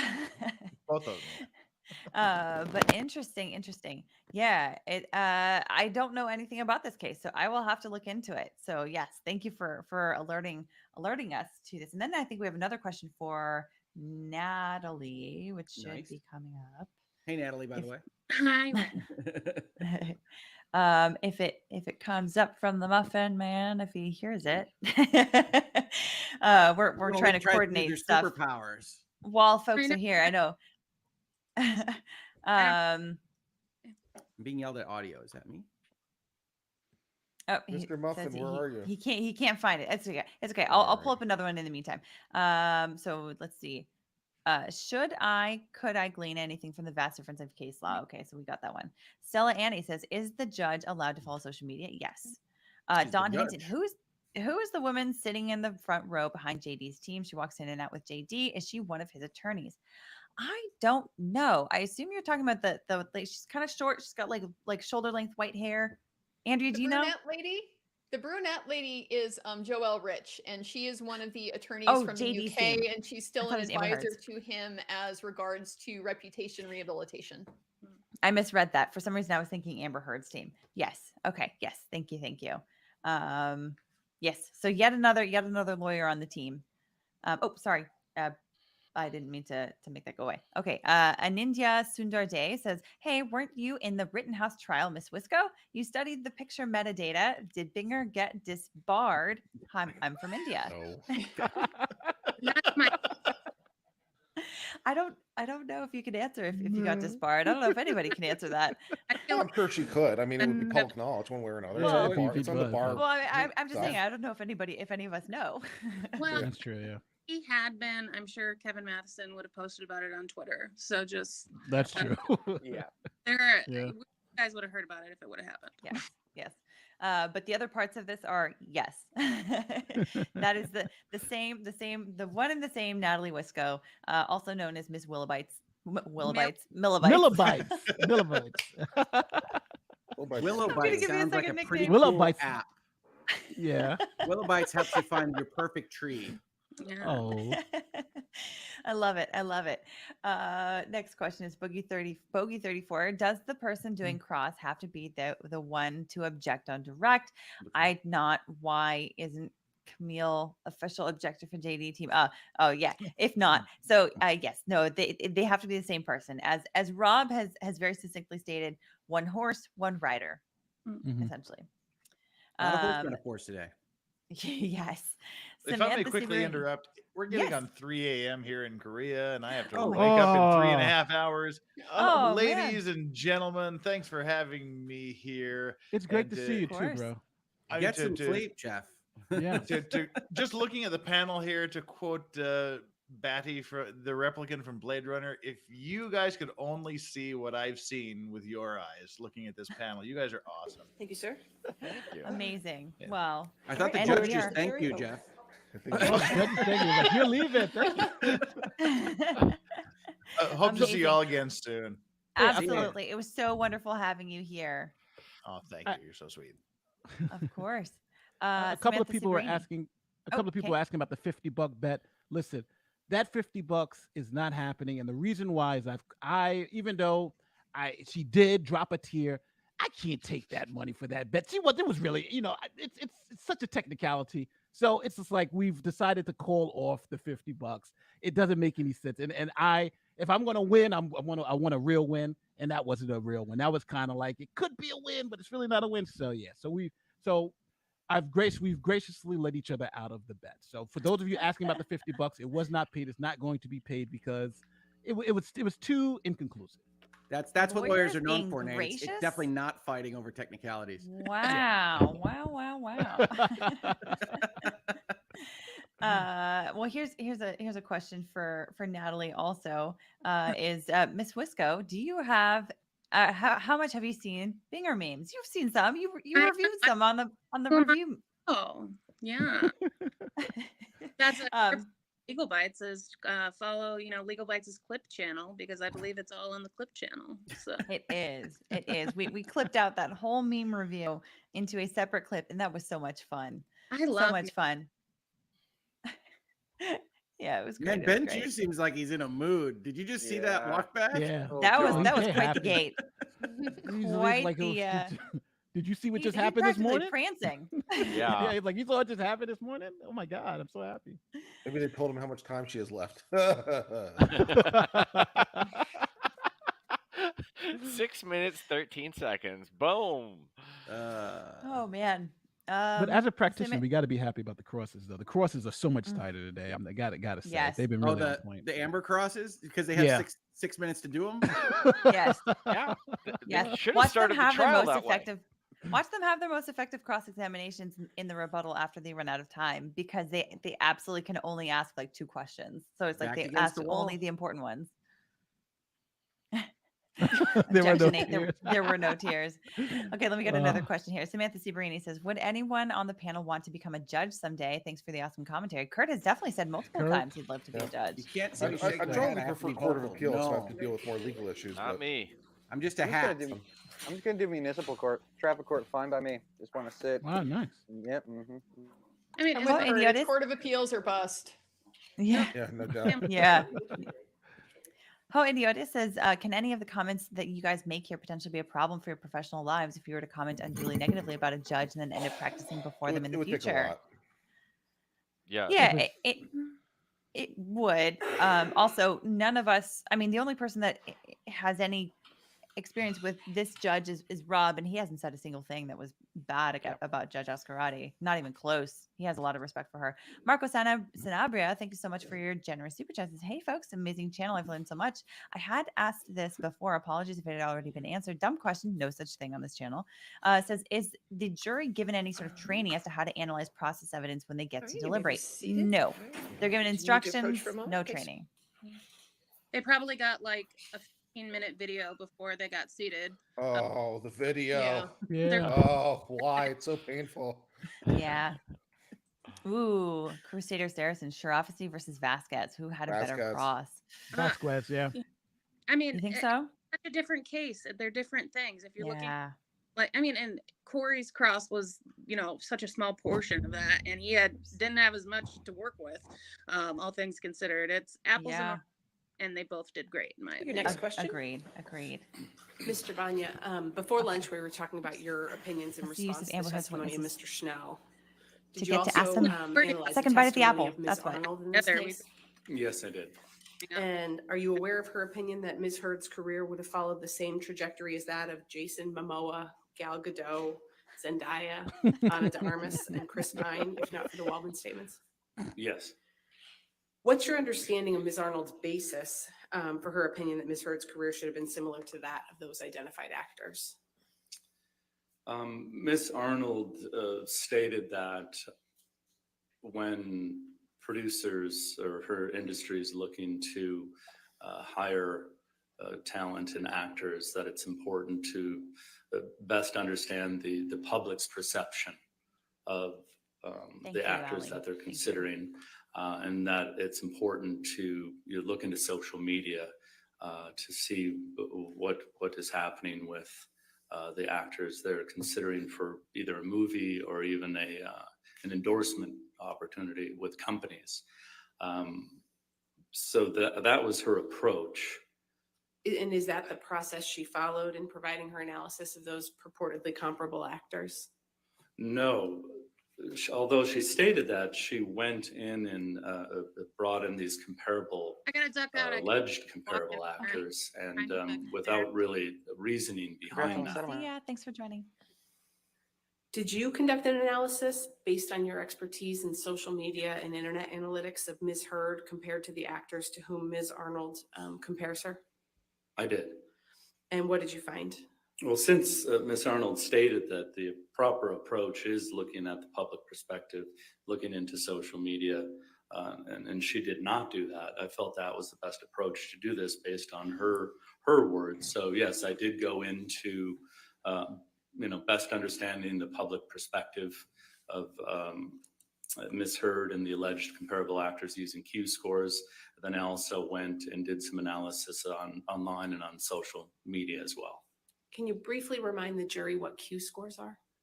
Yeah, again, Q scores measure how well a celebrity, it could be a cartoon character, it could be a sports person, how well they're known, how well they're liked, and how much they're disliked. And it's an industry standard tool that's used. It's not just focused on the movies that they're in, but it's focused on them as actors, but also what's happening in their personal lives come to play as well. So that's how Q scores are typically used. Did you prepare a demonstrative that reflects the Q score analysis you completed? Yes, I did. Your Honor, may I approach again? All right, thank you.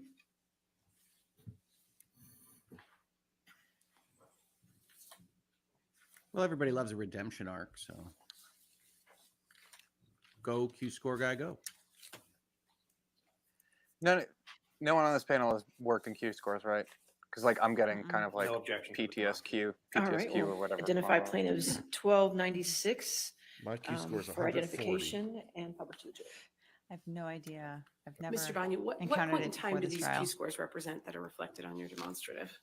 So these are the winter What a demonstrative. 2019 Q scores that are reflected here. And what was important for me is I wanted to find Q scores that represented Miss Heard after Aquaman. And remember, Aquaman is December of 2018. These Q scores were gathered January and February of 19, but before the Waldman statements. And what did you find based on the Q scores? Heard's not going to drop it. So as you see here on the left are positive Q scores, and the higher the number, the better. As you can see, Ms. Godot has the highest Q score out of the group of actors here at a 28. But you're going to notice Ms. Heard has the lowest positive Q score. She has a 9. So I find that very interesting that she doesn't appear to fit in as a comparable with these alleged comparable actors. I think what's also interesting is the average Q score for all actors being scored at that time, which include all the alleged comparable actors here, score at an average of 17. And you can see, again, she is 9, well below that. And then on the right side, you're going to see the negative Q scores. So this is how much people dislike you. So the lower the score is better. You can see Mr. Momoa is over here with the lowest at an 8, but you can see Ms. Heard is over here at a 28, which was quite a difference. A 20-point difference from Mr. Momoa, and also a 10-point difference, from the average of all actors. So she is very, very much little. Her positive score is very low, and her negative score is very high, which tells me that she does not fit in as a comparable as it relates to these alleged comparable actors. What opinions did you form based on that Q score analysis? My opinions as it relates to these Q scores is, Miss Arnold used these actors as allegedly comparable actors.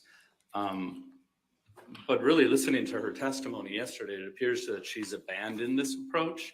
I don't think she's using these comparable actors or these alleged comparable actors anymore. She's more relying on her experience, and I agree with that. Did Ms. Arnold offer a criticism of your use of the Q scores here? She did, yes. And what's your understanding what that criticism is? Well, what I believe she was saying is that I should have ran Q scores for these allegedly comparable actors after each of their breakout films, which I disagree. First of all, Q scores doesn't work like that. Q scores are available twice a year. So it's not that I could pick a month or a different month for each of Q score actors. So I feel that, what was important for me, and this doesn't always happen when I'm using Q scores, you can get this perfect moment in time. As Ms. Heard said, but as Ms. Arnold said, that, Aquaman was Ms. Heard's breakout moment. So these scores reflect that breakout moment, and they're terrible Q scores. How would your analysis change if you had used Ms. Arnold's logic with respect to Didn't you say those numbers are from 2019 now, right before the Waldman statements? I mean, if you really before the think Waldman, about after what Aquaman. Miss Arnold was saying, is she's saying that she thinks They're well Q before scores Waldman, are the like a year highest before. for each Yeah. actor right after their breakout moment. So I would think, if anything, these Q scores could have been a bit lower because it's not right after their breakout moment. But what's important for me is the fact that these scores reflect, who Amber Heard was at the time before the Waldman statements, but after the Aquaman release. Yeah, you can't argue with that. We can take that one down, Tom. Thank you. What other work have you done in connection with forming your opinions in this case? Again, taking the advice from Ms. Arnold, it's important. She says the industry looks into social media, what their followings are like, with the numbers as it relates to their followers. Again, what is the public perception of them? So I I analyzed their social media accounts, but prior to the Waldman statement. So, And how did you do that? yeah, so what I did, I don't know if you're all familiar with the archive.org. They have a tool called the Wayback Machine. What archive.org does is it archives the internet. So you can go back in time to see what websites and web pages used to look like in the past. Not all the time can you actually get a celebrities' social media accounts to have been archived, but we were fortunate that each of the alleged comparable actors' social media accounts were in archive.org. So I was able to go back in time prior to the Waldman statements to see what the following activity was for each of the alleged comparable actors. Mr. Banya, did you prepare a demonstrative that reflects your social media analysis? Yes. Your Honor, may I approach? Yes, ma'am. So, at least from my experience with Q scores, her positive Q score is probably exactly what I would have expected. You know, obviously below those, but after Aquaman sounds about right. You know, she didn't do incredibly. All right, we'll mark it for identification purposes, plaintiffs 1297 and publish. But the negative was abnormally high. Mr. Banya, could you tell the jury what you found when you looked at the social media? Yeah, so what I found, again, this is prior to the Waldman statements. You know, first thing you're going to notice here is not all actors use social media. You're going to see Mr. Pine doesn't have Facebook, Twitter, or Instagram, and Momoa and DeArmas don't use Facebook or Twitter. But what's important to look at is you have Ms. Heard prior to the Waldman statements with 3.8 Instagram followers and 142,500 Twitter followers. How can you compare it to And Zendaya? then you move down to Gal Gadot. Is that just a general question, or in with this case? 37 million? I'm just looking at these numbers. compared to Yeah, her based on these 3.8 numbers, it's not even million. close. And Well, you but know, also- 2.3 million Twitter followers compared to Ms. Heard's 142,000. And you can then even go down to Zendaya with 65.9 and 17.2 million Twitter followers. What this is telling me is really, you know, more people are interested in Ms. Gadot and Zendaya and even Mr. Momoa than Ms. Heard on social media. It just tells me a lot of people are interested in these actors as opposed to Ms. Heard, more of a following. Q scores, well liked, less disliked. So it kind of fits into the analysis of determining whether or not these alleged comparable actors are actually comparable. Based on your expertise, what are your overall opinions about Ms. Arnold's analysis of the so-called comparable actors? Yes, again, you know, it appears that she's abandoned this approach, and I agree with that. I feel that, you know, through the Q-score analysis and the social media analysis, that they're just not comparable. Tom, we can take that one down. Mr. Banya, based on all the analysis you did in this case, what are your overall opinions? Yes, my overall opinions are that Mr. Schnell failed to prove any causal connection with the Waldman statements and the search or the hashtag activity, those spikes as it relates to Twitter. There's no causal connection there. My second opinion is, you know, based on my social media and Q-score analysis, Ms. Arnold's alleged comparable actors are not comparable. And then third, Ms. Arnold and Mr.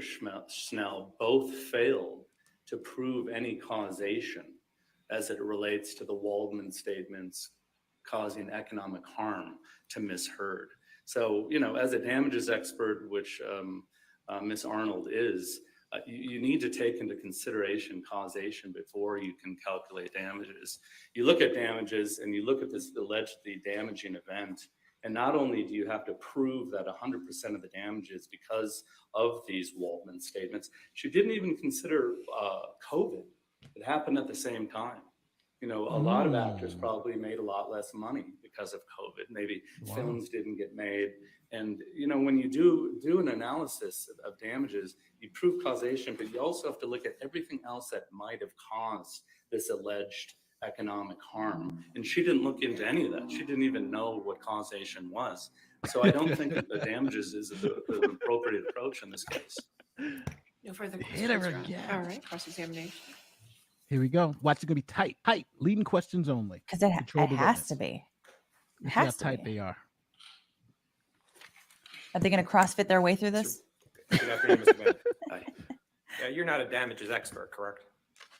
I am a damages expert, but not providing any quantitative damages opinions in this case. In this case, okay. And is it your Zendaya's an actress. testimony Spider-Man. that only if a person repeats the Waldman-Depp statements could they be related to the defamation? Channy. Say that one more time. Are you saying that a person literally has to repeat the Waldman-Depp statements in a tweet for them to be related to the defamation?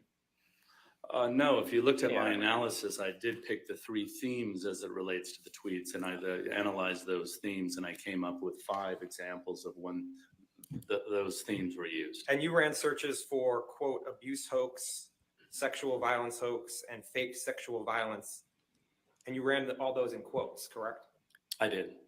So only if a person used a tweet with Thanks, those Heather. words in that order and with that spacing would they hit on your searches, correct? Objection, compound. Overruled. Yeah, so I used No, them it's in not quotes compound. because, you know, hoax could be used in many other contexts. So I wanted to make sure I was fitting my search with the theme of the Waldman statements. So if someone tweeted misheard faked sexual violence, that wouldn't appear in your searches, correct? Faked with an ED. It would not. Okay. And if they use 2 spaces between abuse and hoax, that wouldn't fit in your search. That's correct. Okay. Did you? And a tweet can only be 280 characters, correct? That's correct. All right. So certain of the Waldman-Depp statements, a person could not tweet the whole thing in one tweet, correct? The whole statement in one tweet. The Waldman statements? Correct. No, you could not tweet that into those entire quotes. Did you make any determination if there was an online bullying campaign against Mr. Depp after Ms. Heard's op-ed? I didn't look into any online bullying campaign for Ms. Heard nor Mr. Depp. Did you determine if there were tweets harassing Mr. Depp that quoted from Ms. Heard's op-ed? No, my assignment was to determine if the Waldman statements were part of the tweets that Mr. Schnell provided. I was rebutting him. And in your analysis of when you testified before, you never looked to see if the op-ed was quoted anywhere, correct? Objection, Your Honor. May we approach? So I'm seeing folks in the chat saying that we Right. are Questions for He mispronouncing. withdrew. He doesn't want to. He doesn't waste no time. Now, All right. you have no objection to Ms. Arnold's use of comparables, correct? Just the use of comparables in general. I listened to her testimony and my understanding that Concept she of abandoned comparing things? No. There's a that methodology? approach. But as it relates to my testimony today, my opinion was related to those specific alleged comparable actors, that they were not comparable. You're not offering an opinion as to who the appropriate comparables should be to Ms. Heard, correct? Correct. And you testified just before about the Q scores of Ms. Heard and the comparables. That was Plaintiff's Exhibit 1296, correct? I don't know what 1296 means. Okay. Yeah. The demonstrative in front of you. Mine? Yes, that's correct. And you said that those were all for the winter of 2019? I said Ms. Heard's were from the winter of 2019. Because isn't it true that none of the rest of these people were from the winter of 2019, correct? That's correct. In fact, Mr. Momoa's was from the summer of 2020. Of 2020? That's Oh, correct. interesting. Not all alleged Oh, that's bad, comparable expert. actors had Q Yeah, scores good job, for that Ross. date. What was important for me is get Ms. Heard's Q scores right after Aquaman, but before the Waldman statements. So you weren't comparing apples to apples, correct? I wouldn't say that. I'm saying that it's not the exact same years. I think I would. That's Well, solid so cross. in the That's winter solid of cross, yeah. 2019, Yeah. that Q score comes out, that the field work dates for that is from January 22nd, 2019 to February 7th, 2019, correct? That is correct. So that would be so the field work would be starting almost immediately after Aquaman just came out, correct? Yeah, in her Star is Born moment, yes. You'd agree that for the winter of 2020, where you took Jason Momoa's Q score, would have more time to account for the rise in popularity of the film Aquaman, correct? Well, actually, if I use Miss Arnold's suggestion, the celebrities tend to have, the celebrity moment right after they have their breakout film. That is what she said. So Yeah.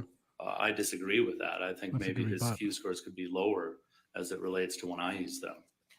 You'd agree that for the winter of 2020, You're making Mr. things up, aren't you, Momoa's expert? Q score would have more time to account for the rise That in would be the popularity question of the too film many. Aquaman. That's UK Yeah. style cross right there. I don't know if it accounts for the rise of popularity. Again, using Miss Arnold's words, usually a Q score will be the highest right after the film, like I did measure Miss Heard. All It's right. not always true, but Q also not a sharing. lie. All right. Thank you. Those last two questions. Demonstratives. Not as good. Cross is so much tighter. Restriction breeds Yeah, creativity. well, actually, I mean, is there any wonder who is not doing cross-examination If today? you look on so page far? 177 You're right. One of particular your attorney deposition has not been transcript, you doing see it. that? I don't see a page. Is that what you handed me? You don't see page 177? I think 4 pages. 4 pages per. I recognize we, Oh, we yes, dunk thank on her you. quite a bit, but skills are skills. Lack of And I skills are lack asked of you skills. Don't put her on when you're time pressured. at lines 6 through 10, you'd agree that for the winter of 2020, Jason Momoa's Q score would have more time to account for the rise of popularity in the film Aquaman, and you answered yes. At that time, as I am a rebuttal expert to Ms. Arnold, based on her testimony, I've learned something new from her. No, you're done. Go away, Q You score didn't, and guy. you didn't look at Miss Heard's What? Q score for summer of 2020, correct? She doesn't have any. And Miss De Armas had a lower familiarity score than Miss Heard, correct? If I don't have that in front of me, but if you're saying that, yes. Okay. And Miss De Armas's career trajectory has gone up since the summer of 2020, correct? I don't know. I didn't analyze her career trajectory. Okay. She was in that awesome Ben Affleck movie, though. Could you put up Technically, everyone's career plans, like, trajectory is Charlotte better to than summer of 1297? 2020, just to be That clear. was the demonstrative. Marie V. Sands, to answer your question, Black Belt Barrister knows the UK case. Andrea knows the UK case. I'm going to have Black Belt Barrister on my channel next week Miss when De we're waiting for a Armas verdict. has less Instagram followers than Miss Heard, correct? Correct. And Miss Heard has more than double the Instagram followers of Miss De Armas, correct? Yes. Okay. And isn't it true that you get more social media followers the longer you're on social media?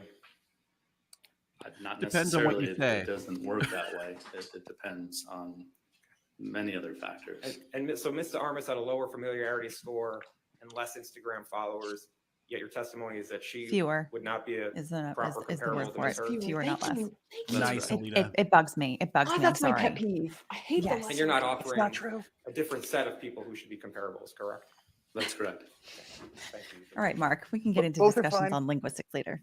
Yeah, not I'll so much fight right you, now. Mark. I will fight Now, you. I will fight you on it. you understand that Mr. Wallman has been banned from Twitter for life for harassing Amber Heard, correct? I don't know that, but if that's the case, And you understand that Mr. Stop Wallman doing this, appealed the decision experts. to Twitter and they have confirmed his ban for life? Objection, Your Honor. May we approach on this one? Okay, sure. Not remotely Stop within the scope taking of the their questions word we for asked them. stuff. Stop doing it. Yeah. Yeah. This witness is interesting. They didn't need to put him on the stand.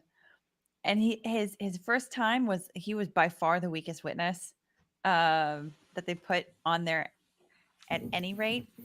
And the amount of time that is going into this cross-examination makes me wonder if he's a sacrificial lamb at this stage. Yeah, I think that's what I think. Because they don't this is need why you him. put him on. Yeah, You can You agree destroy that in this looking at witness Mr. Schnell's and data, still 65% of the completely win uses this of case on negative Amber's hashtags damages. relating to Ms. Heard occurred between April 1st, 2020 and June 15th, 2021, correct? Correct. And you would agree that 5 of the 6 highest spikes of the negative hashtags were after the Depp-Waldman statements, correct? Kiana, to answer Correct. that last one, up to a week. That's what I think. And where you talked about the February 2020 spike, and the 65%, by the way, even includes the February 2020 spike of tweets, correct? That's correct. Well, there was no spike in Feb 2020 during the Waldman statements. Well, the spike in February 2020 was before the Waldman statements, right? I would have you. Can we pull up the chart again if you want to talk about the spikes? Sure. Can you put up 1294? See, this is the one. thing. A lot Number of time one. for this. Yeah, BS. that spike happened before the Waldman statements. Okay.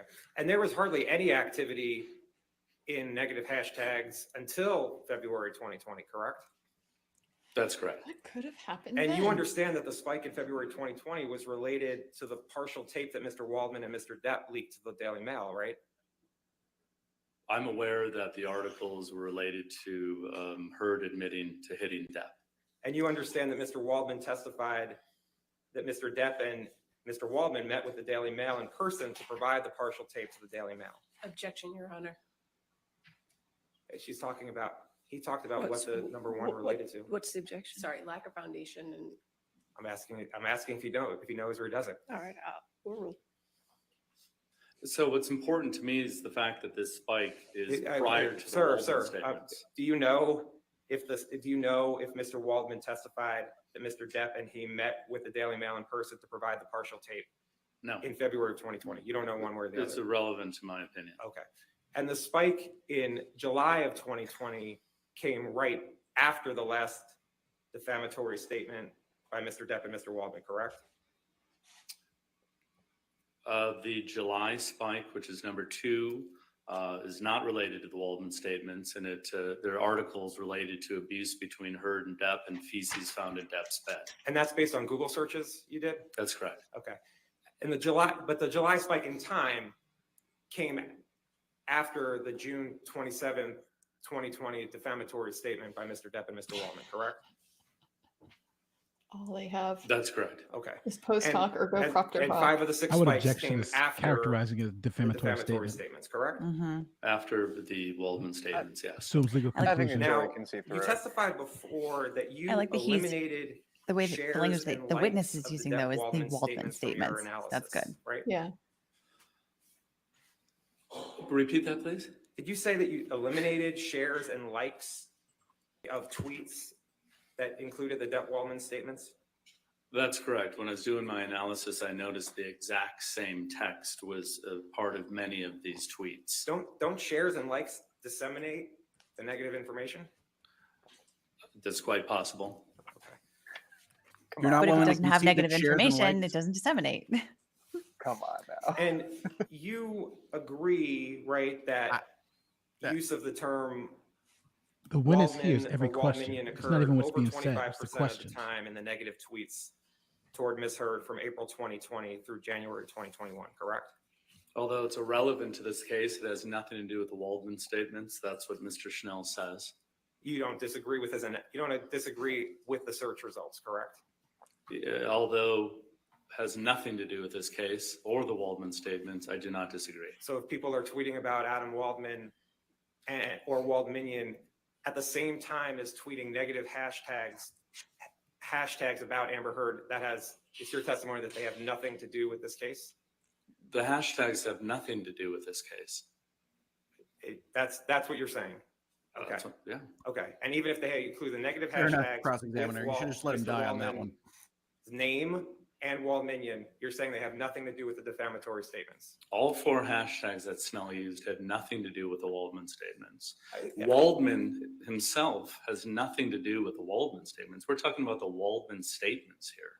Waldmanian I don't even know what that is, but again, it has nothing to do with this case, and it's not related to the Waldman statements. That's what's important. And the reason you're saying they're not related to the Waldman statements is because someone didn't literally copy what Adam Waldman said in the Daily Mail and tweet it out.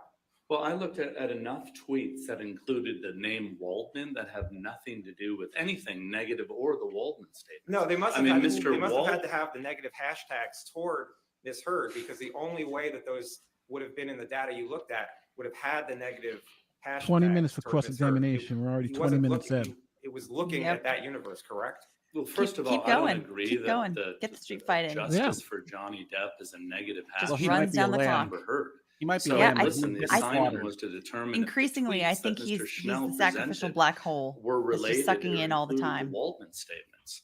In your review of the tweets related to Ms. Heard, you cannot point to any that were positive toward Ms. Heard, correct? Again, I was not looking for that. And you did not review the hashtag Justice for Johnny Depp during the time frame from April 1st, 2020 to January 1st, 2020 to see if there were any that were not negative toward Ms. Heard. I did not look into anything as it relates to anything other than what relates to the Waldman statements. That's what's at issue here today as we sit in court. And you didn't That's a form good any answer. statistical analysis to rule out the Waldman statement's impact on the hashtags, correct? Correct. You did not analyze whether media and press coverage other than the Waldman statements affected Ms. Heard's career, correct? Correct. Looking at the exhibit He that's just in looked front at of the you, clock too. where you have the numbers here, those you said are related to Google searches? The 1 through 6? Correct. Yes. Okay. And can we put up plaintiff's 888?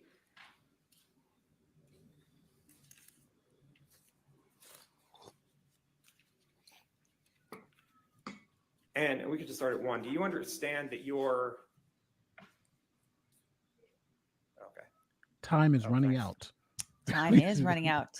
and Tick, tick, tick. 888, it's page 76. These are the documents you relied upon for your opinion today?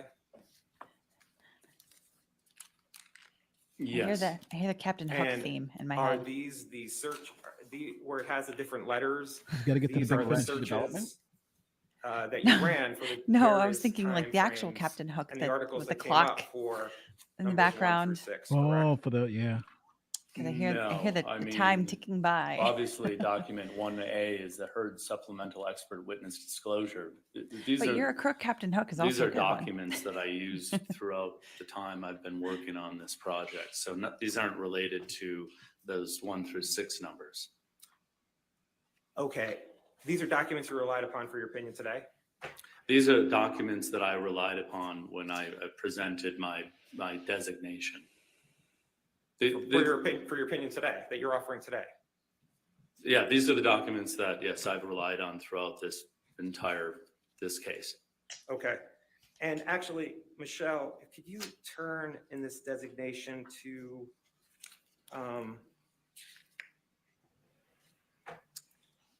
let's see.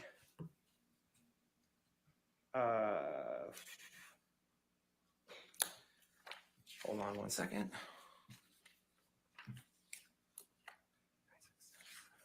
Can you just scroll down? Yeah, keep scrolling.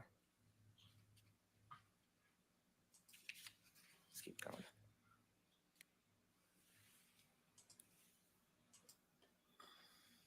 Keep going.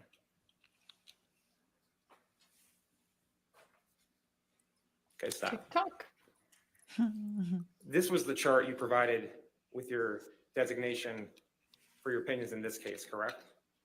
Yes. Okay. And it's similar to the chart that we had before with the 1 through 6, correct? That's correct. And where it has the various boxes, it's talking about documents 6E through 6H, for instance, related to Depp wanting to have Heard replaced on Aquaman. You see that? Yes. And you prepared this chart, correct? Yeah, this was part of my designation. I'd like to have this page as a demonstrative. Your Honor, I do have an objection, if I might be heard. All right, if you want to come forward, page 99. Aya, thank you so much for this generous super chat. So someone needs to create a TikTok of this cross with a Captain Hook TikTok theme as background music, please. Playing it on loud while watching now, and it is perfect. Yes, exactly, exactly. We're right here on the same wavelength here, Haya. This is ridiculous. Do they not know this guy is it doesn't matter. Why spend we're half an hour in on a witness that doesn't matter? This makes no sense. They got a Does really not great matter. couple early questions, and if I mean they could have They just cut should it right have there. stuck the landing and gone with that. But I guess they thought they had some stuff, they thought they had some better stuff later. But Happens to the best commando of us. raid. This is a commando raid. Get in and get out. Right now we're having a conversation. Yeah. Well, they get one of these per day right now, right? So they pick this guy. I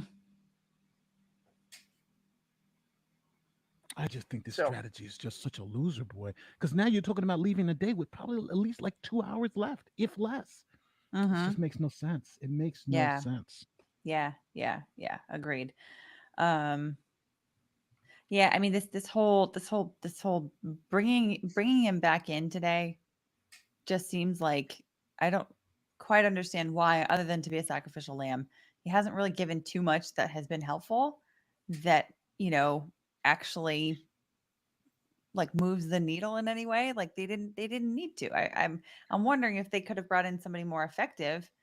But the benefit that he does provide is that he is pulling in all of this time from the other side. So it's like a magnet or like a black hole, I'm going to push back, if only for the sake of that chart with the spikes and the timeline of the Adam Waldman statements and the demonstrating absolutely no relationship between these two things happening whatsoever. In fact, the hashtags are falling off at the time that Adam is making these statements. That alone was a great reason to call him, but you could have called him and just left with that and say Amber Turd a couple more times, Yep. They are, correct me if I'm wrong, but what they're fighting over is an addition of a demonstrative that like they created based on his analysis. Like a competing demonstrative. Because I think you're right. This is worth Amber's team fighting over, because absolutely that was the most effective part of Q Score Guy coming back, is that visual image. Yeah. I mean, alternatively, Andrea, I wonder, we haven't actually heard any kind of testimony in this case about the impact of the various leaks that have happened throughout this litigation on those hashtags.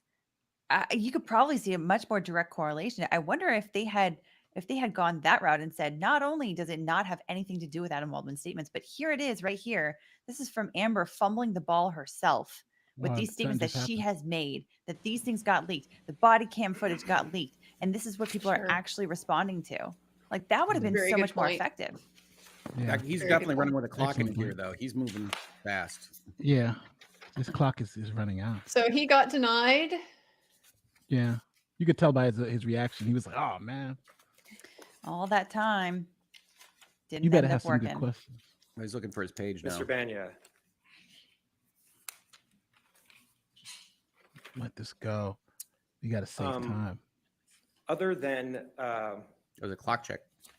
He's got to get out. He's got to get out. He's in. He's got to get out. Arrest. We're done. Pass the witness. Pass the witness. Just get out. So as I understand it, the way you determined that the tweets were not related to the Waldman statements was that you looked at time and then you ran certain Google searches, correct? Correct. And then the top 3 hits came up. Correct. And then you looked through the article to see if the Waldman statements were there? So as it relates to any trending event, any defamation that's happened online, any allegations of economic loss because something went viral. Oh my God. Going to Google, looking at the spikes in time and going back in time to see what was happening on those top 3 sites will give you an indication of the best results that were being served at that time. So something viral that's happening would appear most likely in those top 3 results. And just so the record's clear, if we could go back to page 76 of this document.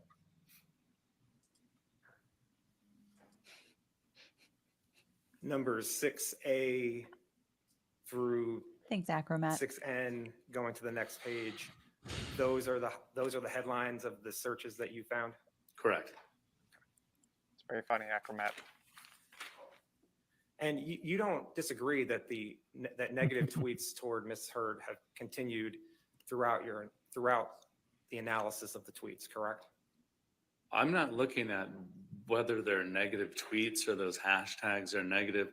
I'm determining if those tweets are related to the Waldman statements. Well, okay, and you have no opinion whether the tweets were positive or negative towards Ms. Heard. That's what you're saying. Yes, I'm just analyzing whether or not they're related to the Waldman statements. Okay. Thank you. Nothing further. All right, redirect. 30 minutes of that. I have no further questions. There were some pretty long sidebars. Yeah. Thank you. But I think you got about 20 minutes of time just gone out of that, though. Yeah. Not worth the squeeze. Nope. 15-minute recess. Sorry, do not discuss the case and don't do any outside research. Sorry, we'll just take a short break. Did she just Brett off the mic? Yeah, she did.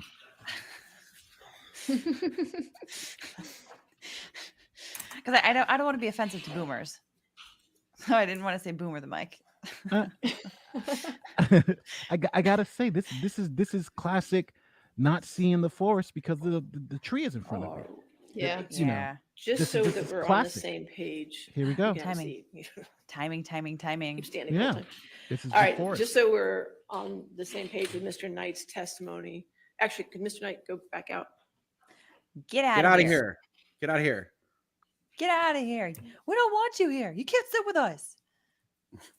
Got a Mean Girls All reference right. in. All right, so we're on the same page with Mr. Knight's testimony.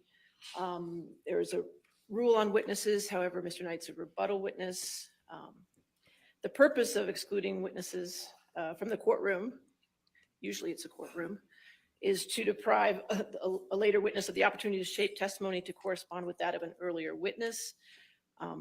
The issue we have here, obviously, if it was a direct witness in the direct testimony, you had time to do a rule on witnesses, let them know about the rule on witnesses. With a rebuttal witness, it's a little different because they didn't know they were going to be a witness. You didn't know they were going to be a witness. I understand that part.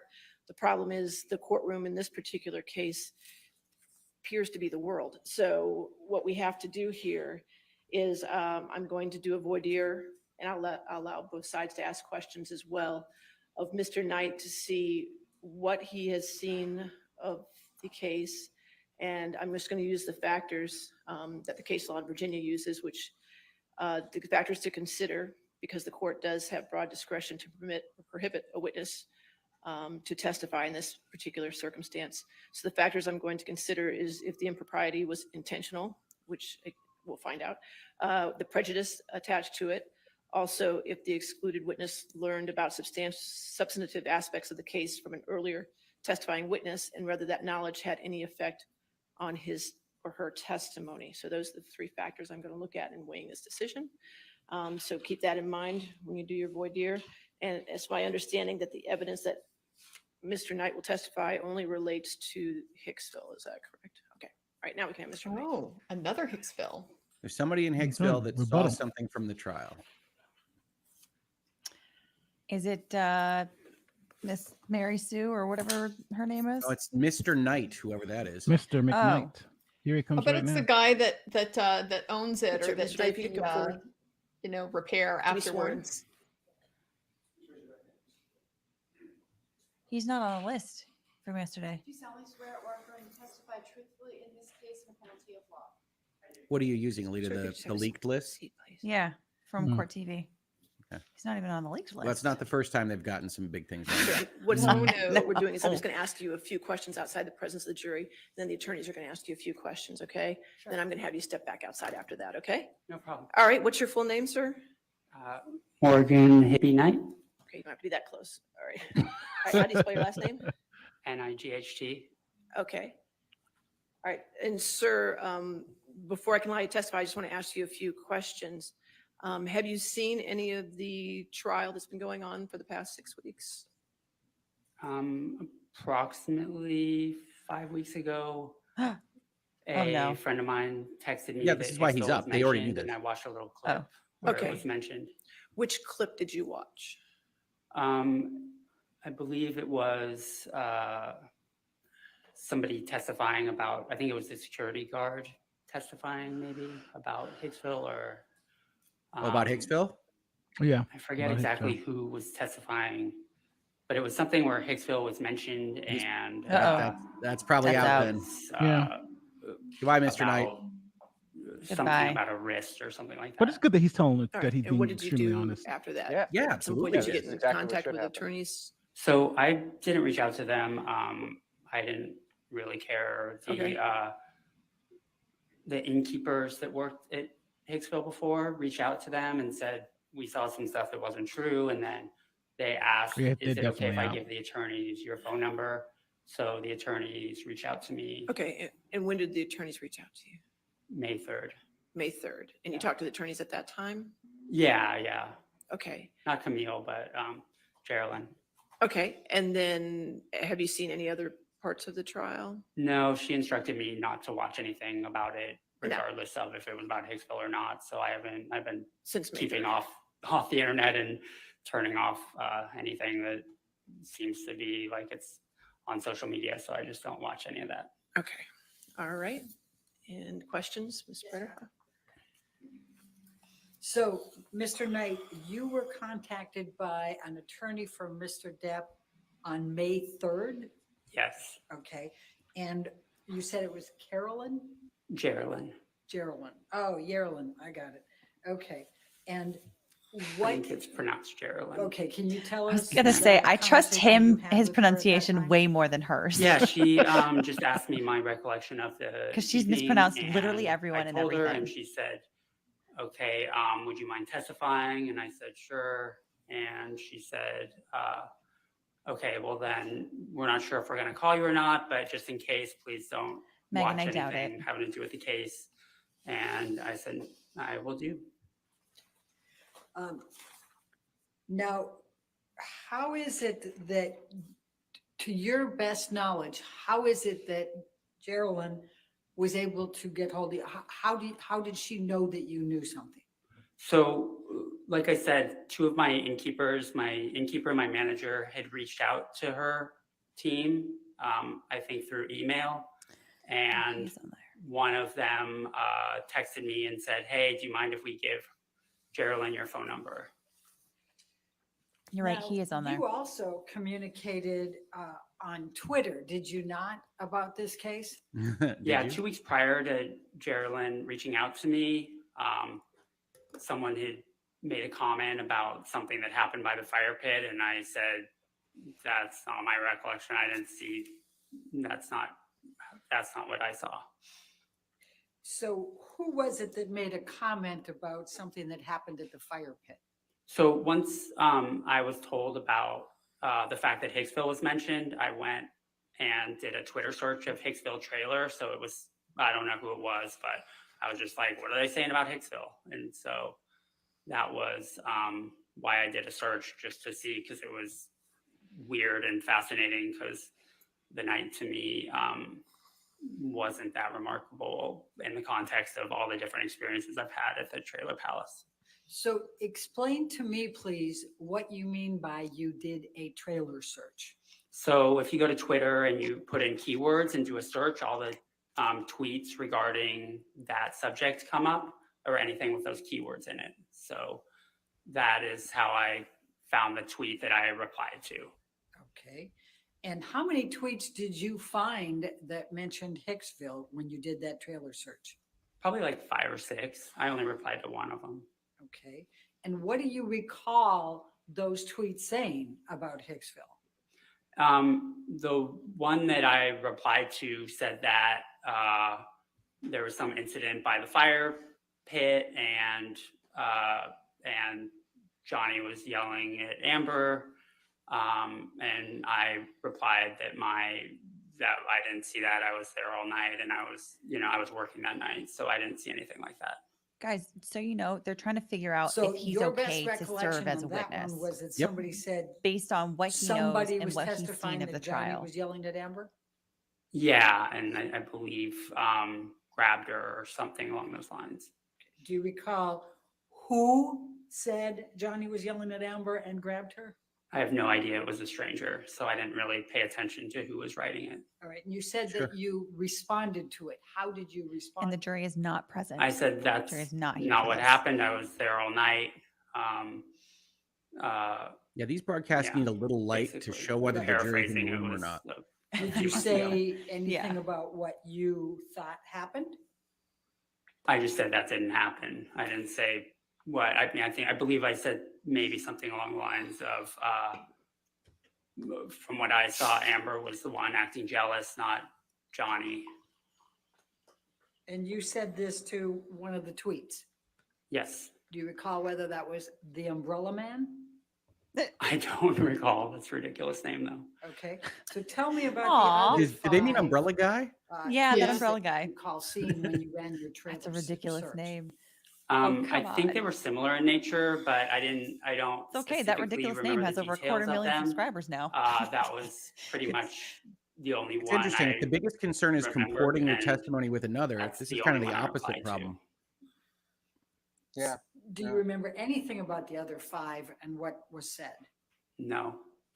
When you said that somebody this told does you not about a count as security guard, testimony what was your time, understanding of so what you the guys know. security guard said? We're in a big old I timeout. got a text that Yeah, somebody this in does the not count trial against time. had said that they were talking about Trailer Palace during the trial. And so that's what led me to go on Twitter and do a search. And did you have any communications with the two innkeepers about what you knew or what you thought?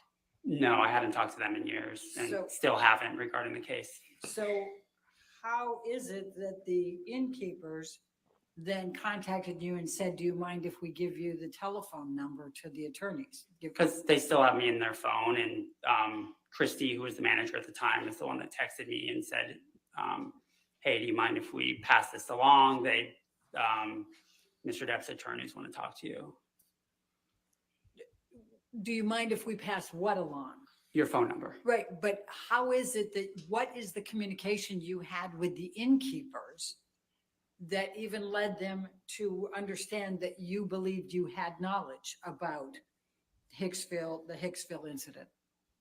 There was no conversation. They knew because they were both working that same night. Jenna was the innkeeper and she was there along with me that night. Christy was the one who texted me and she had come in the following morning for her shift. And I slept over. I was live-in innkeeper that night. So I'm trying to understand. So just based on the fact that 7 years ago, they happened to know that you were working that night. 9 years ago, and it's because I was there Okay. with them. My math, well, it's Lawyer math. 2022 right now, and that was. Lawyer what year? math that is was a danger. 2013, You're right. Okay. Tell your friends. So how is it that out of the blue, they remembered 9 years ago that you worked there When that Johnny night and that you Depp might was have at some Trailer knowledge? Palace? I mean, to be honest, like we do get celebrities sometimes, but it Definitely in was, it's not that unmemorable. It's not like it's any other night of the week. So I'm sure they remembered the specifics of that night. Had Mr. Depp's attorneys ever attempted to contact you before? No.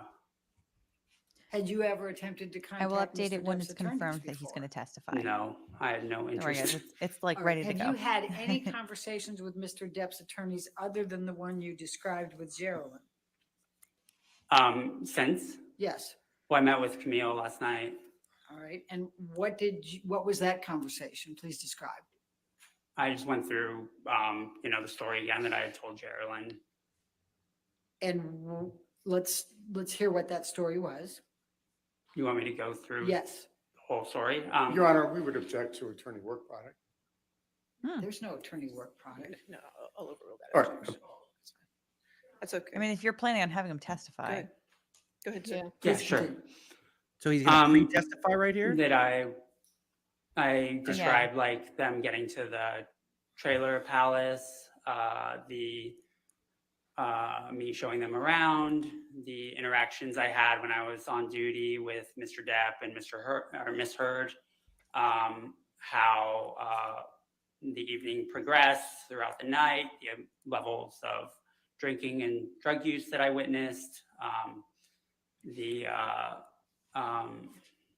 what the state of the damaged trailer the next morning, and basically just, the details that I had only, spent total 45 minutes to an hour with Mr. Depp and Miss Heard throughout the entire course of the night. So it was my recollection of those events during that time.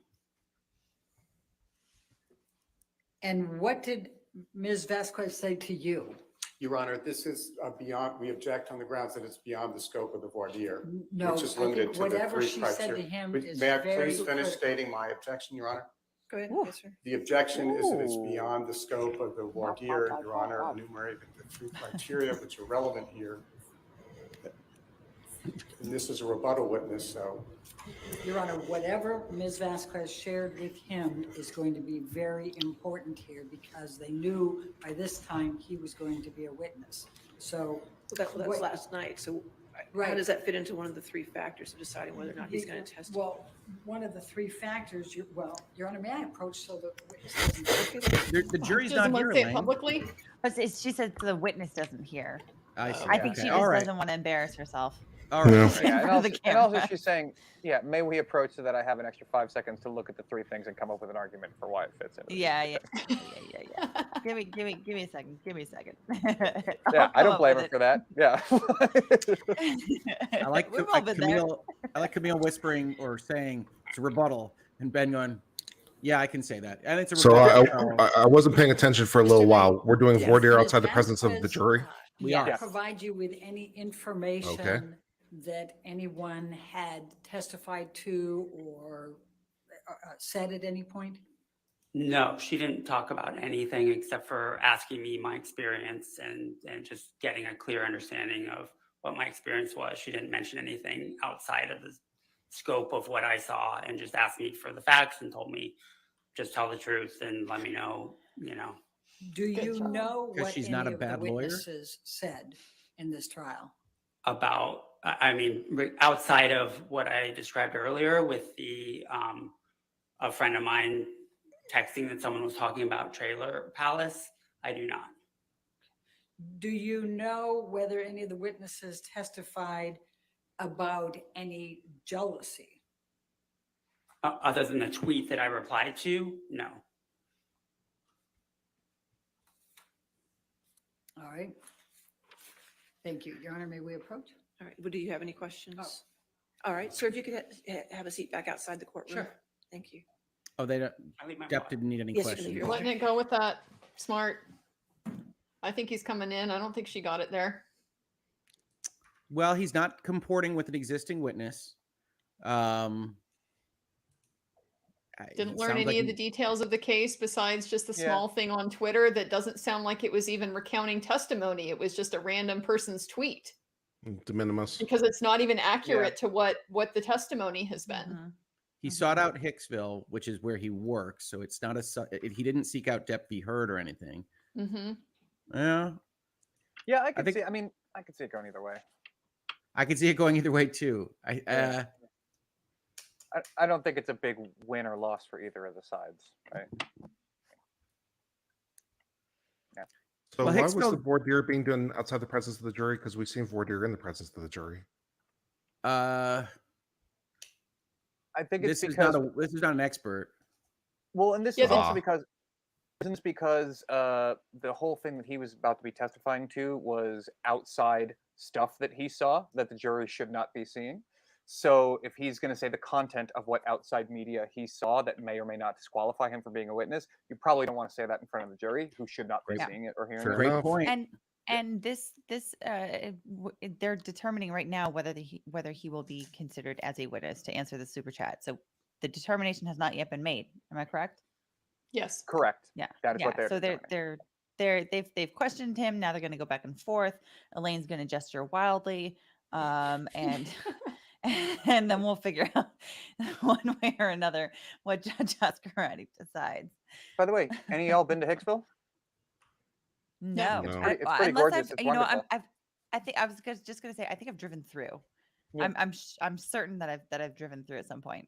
There's a couple places like that too, like in West Texas. Like if you go out near Marfa, they have those sort of like they're just like a bunch of trailers set up in the desert, but they like beautify it, and it's like a hotel, and it's cute. It's fun. No, Yeah, all you've I been? can say. All I can say is my first ever public defense job was in Yakima, Washington, which is known as the Palm Springs of Washington. And I'll tell you, it's as close as Hicksville as I need to get. Shout out to my Yakima peeps. Shout out to the Y crew, to the Yakka crew. Well, I love my state of Michigan. Water. I love my state of Michigan, but there's certainly some places I've been that would also have qualified for the name. Oh, anyway. I mean, yeah. I mean, this is one of those things. Like, I can see chat. You know, some chat being like, "This is so boring. This is so," and it's like, yeah, this is those sort of like administrative parts of the trial that isn't. You know, it's not meant to be entertaining. Like, this is these sort of small legal determinations. You know. Now, wait a minute, folks. We're in week 7 on the calendar of this trial. This is the first time we've seen this. This is exciting. I mean, I agree it's exciting. Yeah, I agree with you. You want to talk about the boring parts of the trial? It's the 95% that you never saw. All the paper that goes back and forth. Yeah, they could have And had research. they could have televised the deposition objections. All right. Yeah, then that'd be we would have good. been on here watching that process. Oh my God. Becca, the answer to this is it does not. It does not. The jury. So think about the time clock right now. And here, sorry, there's another super chat here that's asking the same thing. So if the jury is not in the room, the time is not going down. The time is for testimony in front of the jury. So if the jury's not in there, don't worry about time. This is part of arguments in front of the judge. It's just like a sidebar. Sidebars, generally speaking, at least what we have understood, is that they do not count against their time. And how much time is left on both sides? I believe 2.5 to 3 hours. I believe something like that. But we are estimating For closing time? Well, no. How much time is left for Amber Heard's side? Oh, I'm sorry. Yeah, and I think you'd be the closest to the accurate, you know, or at least someone in the chat who's just been keeping track. Really, might be the only one who can out you on it. But yeah, and is it normal to have this many sidebars? I'd say so. I think there haven't been a crazy number of sidebars here. I gotta say, for the most part, both lawyers have been more congenial to the other side than I kind of expected. At least in front of the cameras. Yeah. Anyway. Yeah. Oh yeah. No, absolutely. But like, yeah, I guess Today that or makes to the whole court? No, whole court. I think in general, like, I mean, that's I've what you should certainly seen expect. a lot worse. You know. You should expect that. You should expect a certain level of professionalism. I should. I do every time. Yeah, it doesn't mean I don't get disappointed. Somebody just sent me back a contract. That was the voice of disappointment. That looked like Ben's grumpy face. I still live Based on in weighting factors Blackacre. of Everything's going to great. allow Mr. Knight to testify. If we Nope. could get Mr. Knight back Not in. Ben's grumpy face. His grumpy face and his happy face. This look the witness same. was not called This is earlier. victory because- face. Yeah. This witness has not been called earlier because he's here just to testify as a rebuttal witness. He's Right. responding to something that came up in Amber Heard's testimony. So that's It sounds like why they he didn't. hasn't. It sounds like they didn't know he existed until early May. Yeah. Which is generally Okay, so if you speaking could how stay that up- you should could stay be. there while we Because get the otherwise jury, they okay? would have asked. All right, are we ready for the jury? Yeah. So is he coming in? Yes. Looks like it. He is Yeah. being allowed. Okay, good. Good call, Judge. Thank you, Kennedy. Louise. I Guess we're gonna appreciate swear that. him in again in front of the jury, okay? Yeah, exactly so. That's why.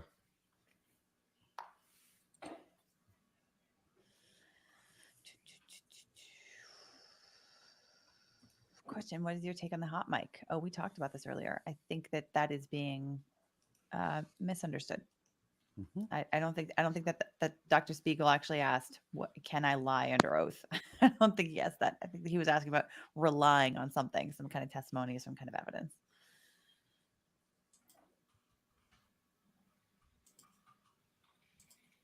I thought we'd be buried in super chats about that all day. There are a number of them that are in the queue, which will get Oh, knocked okay. out because they'll be probably shown on the screen and then unsaved. because we're trying to answer once and then refer back to our answer. All right, thank you, ladies and gentlemen. I apologize for the interruption. You're going to notice as we get closer to the end of the testimony, you're probably going to have some more interruptions, and I apologize for that, but there's just some matters we have to take up outside your presence, okay? All right, thank you. All right, your next witness. All right, Mr. Knight, if you could come forward to be sworn. Yes. Law and lumber. Okay, to all the law nerds. That was a lot of fun and exciting. This is. Although that's. I thought it was a question. I thought it said Q first, and it doesn't. It just would have been more interesting if we could have heard the sidebar. If we could have heard the arguments on the factors, that would have been some good law nerd stuff. But I'm kind of got to pull those transcripts, man. Yeah, I'm excited that so many people found that interesting. Would you please I state like your this. full name for the record? Morgan Higby Knight. Mr. Knight, where are you from? I live in Los Angeles, California. And what do you do for a living? So I currently own and run Hicksville Pines Bud and Breakfast in Idlewild, California. And I created and ran Hicksville Trailer Palace in Joshua Tree, California. We created that? Starting in 2009. There's more than one Hicksville? And how is Hicksville Pines Bud and Breakfast different from Hicksville Trailer Palace? So Hicksville Pines Bud and Breakfast is up in the mountains of Idlewild, which is a beautiful snow town above Palm Springs. And all the units are A-frames instead of trailers, which we have. It's obviously a very different climate than Joshua Tree, which is a desert area. The rooms, which are themed at both places, are trailers, vintage trailers from the 50s through the 70s at Hicksville Trailer Palace. So there's also different kind of amenities. There's a pool in Joshua Tree. There's a rec room up at Hicksville Pines. When did you first become the owner of the Trailer Palace? Trailer Palace, I started building it in 2009. It took about a year with my collaborator, Stephen Butcher, and on the trailers. And we got done and opened in 2010. Did there come a time that you sold the Hicksville Trailer Palace? Yeah, I did at the beginning of 2020. I had some health issues and it was too much to run both at the same time. So I chose Idlewild because it was newer and shinier.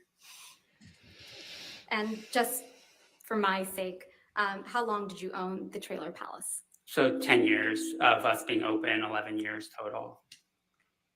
And what was the Hicksville Trailer Palace? So it started out as a artist retreat.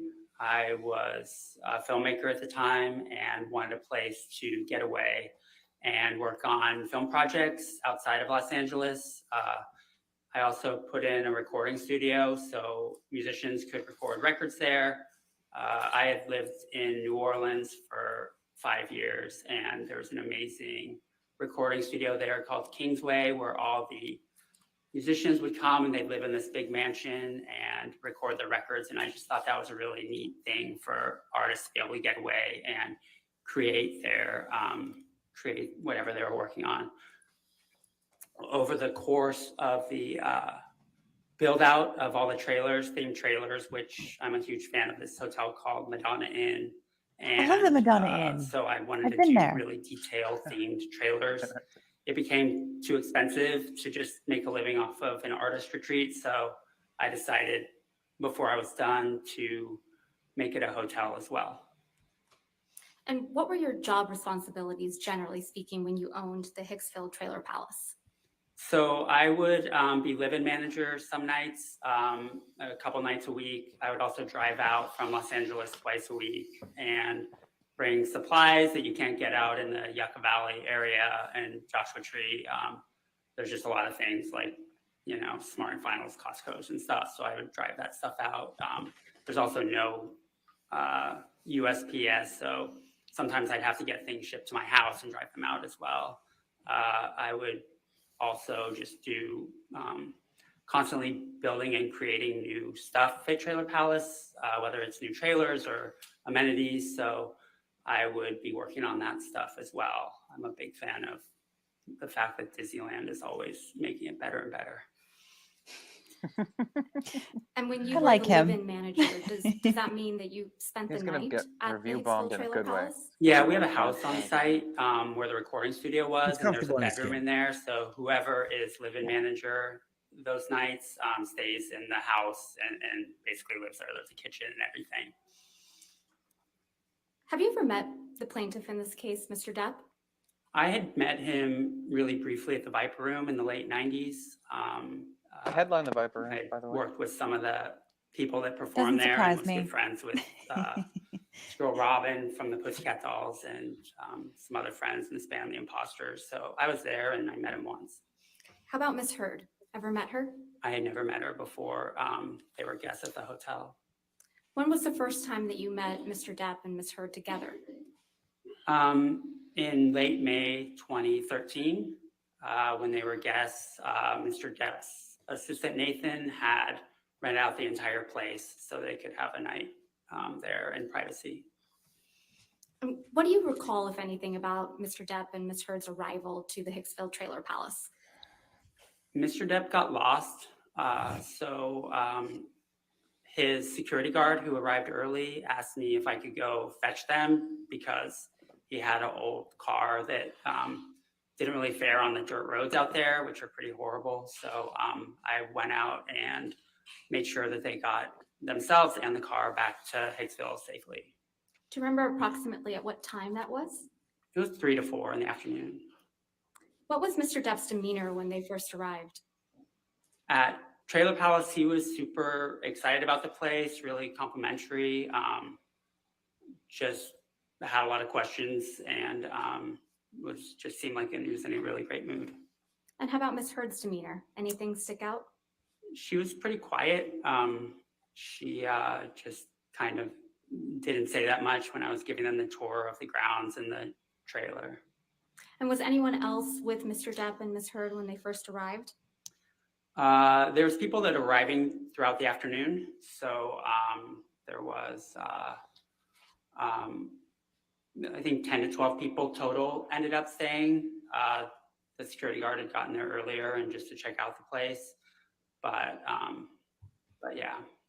And did I understand your testimony previously that the entire trailer park was rented out by Mr. Depp and Miss Heard? Yeah, the whole place slept, I believe at the time, about 25 people, but there was only 10 to 12 in this party. And who was part of that party besides Mr. Depp and Miss Heard? I'm really horrible with names, but I remember one of them was Miss Heard's sister and the security guard I mentioned before, but I honestly forgot his name too. What happened when Mr. Depp and Miss Heard first came onto the property? So I gave them a tour of, we give all guests a tour of their specific Elaine's doing trailer the next and the cross. grounds and show them around the, when someone rents the whole place, they get another trailer called the bar trailer, which is basically a place to set up their Not alcohol yet. and stuff. And some people in the group were just putting their beverages in that area. And where were you when Mr. Depp and Miss Heard, did there come a time when Mr. Depp and Miss Heard went to the bar trailer? I didn't notice most of the time that my interactions with them, everything's kind of centrally located. So there's a fire pit, bar trailer, and picnic tables all right in the same area. So they were generally around that area the entire evening that I saw them. And what did you observe of Mr. Depp and Miss Heard as the evening progressed? So Mr. Depp was just super curious and really nice. He was also really interested in my innkeeper because she was a musician, so they would talk about music a lot. At one point, the innkeeper who lived at the next door property went home and grabbed her guitar, and they had sung a song at the campfire in the early evening. There's another instance where Mr. Depp, the innkeeper, her name is Jenna, and myself were talking about books and music, and Miss Heard came over and kind of interjected. She seemed a little annoyed that Mr. Depp wasn't spending time with her. What about Miss Heard's demeanor made you think that she was annoyed? I think just generally she It's hard. Like I think,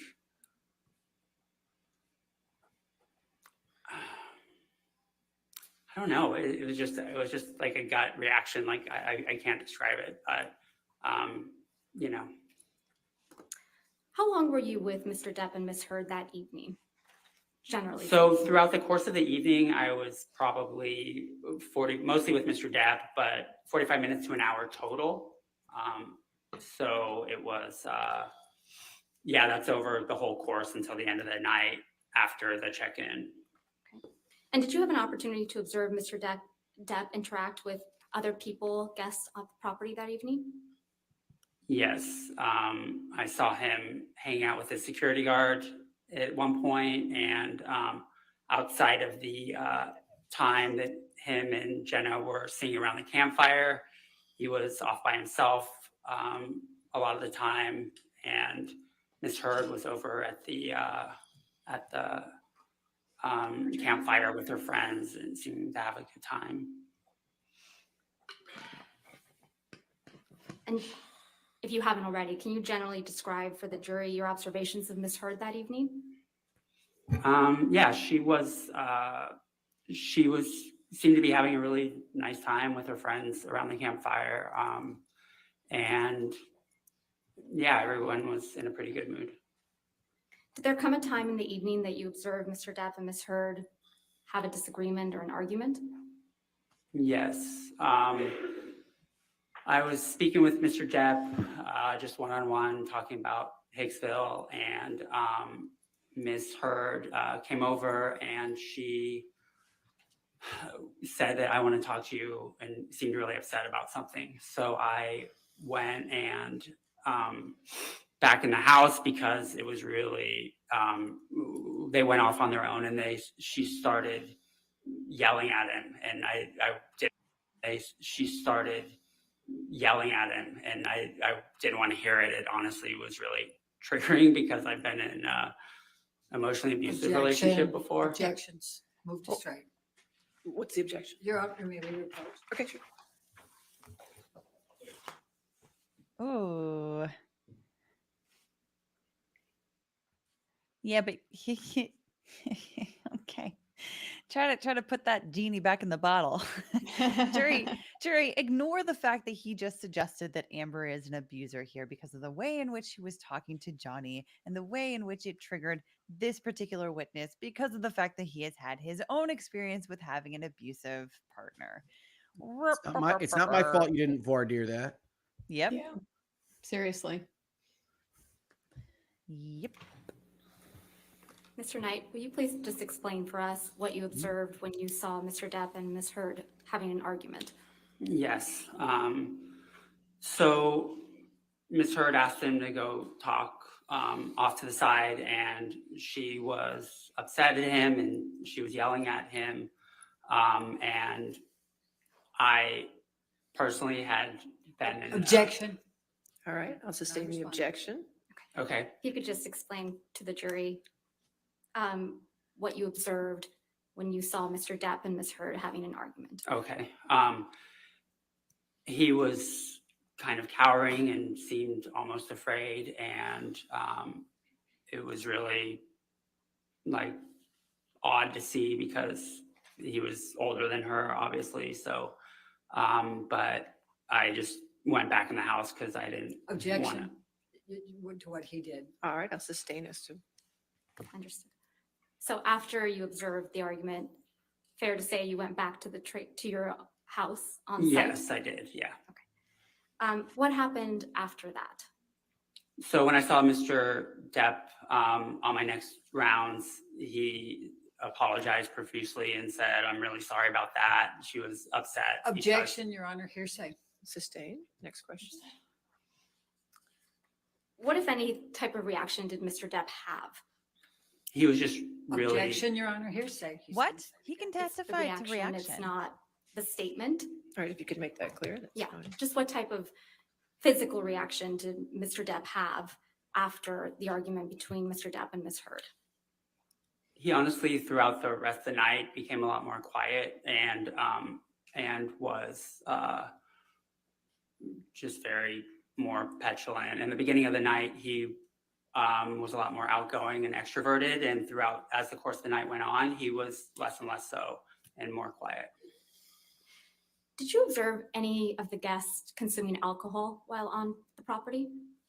I assume they were. I mean, people had cups and there was alcohol set up in the bar trailer, but I didn't physically see them pour alcohol into their cup and cup go into the mouth per se. Did you witness Mr. Depp drink any alcohol that evening? I couldn't say. Anything about Mr. Depp's demeanor that made you think he was perhaps intoxicated? Yes, as the night went on, I am a former bar owner, so even though I wasn't drinking that night, I'm very familiar with the signs. So just as the night went on, like I said, he became more and more quiet, but he also, as we would have conversations, his head would kind of sway a little bit back and forth, which was a little, he was much less sharp than he was earlier in the night. Did Ms. Heard appear intoxicated to you? She did. She seemed, I think when she was angry at him, it seemed like she was intoxicated, but that's just based on my experience and my own personal trauma dealing with abuse. Objection, Your Honor, move to strike. All right, I'll sustain the objection. We'll strike it from the record. Please disregard that testimony. Did you observe anyone do or take drugs? I did not. Did you witness Mr. Depp and Ms. Heard interact other than the argument that you previously described for the jury? At the end of the night, I heard a commotion. I was inside the house and came out. I couldn't tell what was going on. And Mr. Depp and Ms. Heard were having a discussion about I'm not sure what, but then they went to their trailer. At that point, a lot of people had already gone to bed. So it just kind of petered out. Everyone went to bed, including myself, and I didn't hear anything else the rest of the night. What time did the evening come to an end? I'd say it was almost around 3 a.m. Did you ever see Mr. Depp grab anyone? Objection, leading. Sustained. Did you ever see Mr. Depp become physical with anyone? Objection, leading. Sustained. Next question. Did you ever witness Mr. Depp get angry that evening? Objection, leading. You're still asking, did you? Sustained. What emotional What, if any, responses conflict see? did What, if you anything, happened observe? the next morning? Yes. The next morning, we have checkout at noon at the time before COVID. And so around 11 o'clock, one of my innkeepers let me know that there was some damage. Objection, hearsay. Did something happen that caused you to go to Mr. Depp and Ms. Heard's trailer? Yes, I was informed that. Objection, hearsay. It's not being offered for the truth, Your Honor. I mean, may we approach on this Okay, on topic? sure. Thank you. Not offered for the truth. Yeah. Elaine actually is throwing out some decent objections here. And I think this is maybe because this witness has not really been prepped like other witnesses might have been, because he's fresh, right? He's really coming in. They didn't really know about him, and so this is like brand new stuff here. So this could be a little bit rockier for Camille than another direct examination might have been. Yeah. Elaine's her objection hit ratio is close to What, if 1,000. anything, happened the next morning, Mr. Knight? The innkeepers let me know that there was some damage in one of the trailers, and it happened to be Mr. Depp and Ms. Heard's trailer. So I wanted to inspect the trailer because I was extremely worried. All those trailers that Steve and I worked on were like my babies, and the one they were staying in was the only one that was mostly original and restored 1950s style, and so I was very concerned. So what did you observe when you went to the trailer? I observed that there was a light sconce by the bathroom in the bedroom that had been broken off the wall, and a couple pieces were on the floor, and they were, it was basically just broken. The light fixture was hanging on the wall still, except for the pieces that were on the floor. Did you come to understand how that happened? Objection, foundation, and All right, like. foundation, I'll sustain as to foundation, how he knew. Did you ask how the sconce was broken? Objection, hearsay. Sustained. How often do light fixtures in the trailers break? They break pretty often. I mean, it's not like a usual thing, but things in the trailers generally get broken because it's all vintage trailers. And I would say as much as every couple weeks, there's some incident of damage in one of the trailers. In this case, Mr. Depp had told me that. Objection, hearsay. Objection. So anyway, yes. Beyond the light fixture, was anything else in the trailer damaged? No, everything else looks fine. In fact, we have something we call a piggy fee that we address to guests, that if there's anything, what we call inconsiderate or unusually large messes, we charge them extra for it for a $25 an hour cleaning fee, but they did not receive one of those because everything outside of light fixture looks fine. And what was your reaction to seeing the damaged light fixture?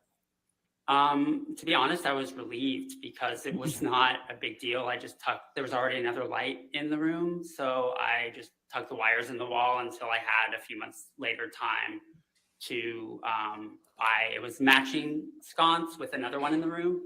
So I had to, on eBay, find a matching pair that would fit there. And when I finally got around to it, I was able to get that and charge it to Nathan, whose credit card I had. And what was your understanding of who Nathan was? Mr. Depp's assistant. Okay. And what did you charge Nathan or Mr. Depp for replacing that pair of light fixtures? The pair came out to $62.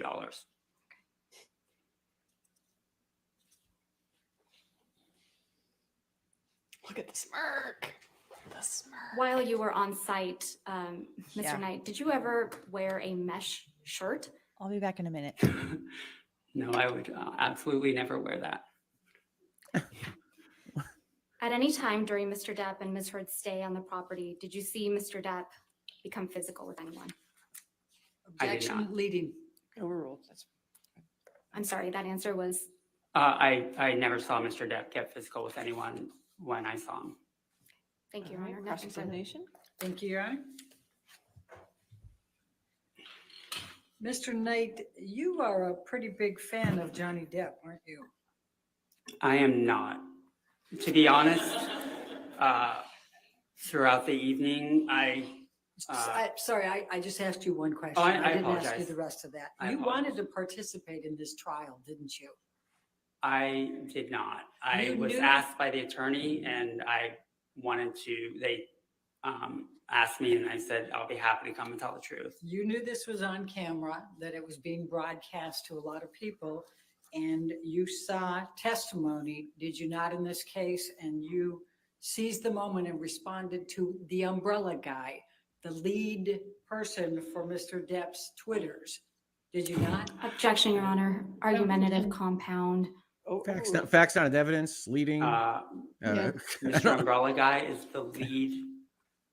The lead. You what? know that he leads one of the most predominant pro-Depp Twitters out there. I have no idea. I don't care or follow the Umbrella Guy. In fact, you do follow a Twitter called Johnny Depp fan, don't you? Absolutely not. You don't? That's your No. testimony under oath? It is my testimony under oath. All right. And on April 21st, Mr. Depp testified in this case about Hicksville, didn't he? I wasn't here. And in fact, you tweeted in response to the umbrella guy on April 21, 22, quote, "That never happened. I was with them all night. Amber was the one acting all jealous and crazy." Do Yes, recall You read that writing into evidence, Elaine? I do recall writing that. Michelle, can What- you bring that up, please? Oh, God, yes, put it You in recall evidence. Defendants 1903? You're reading that into evidence. Oh, my Ooh. God. This is, I mean, I hope everyone's witnessing what looks different when you have this unprepped witness or unscheduled. And Both I'm gonna go ahead and both answer Depp's you team with and that. Amber's team are like Leave in doing the unforced umbrella errors guy. up and down here. and the date. I kind of want to surprise And the the legal bringing in teams the with Hicks everybody bill. from now on, Mark. I'm Yeah, not no, going to lie. Yeah.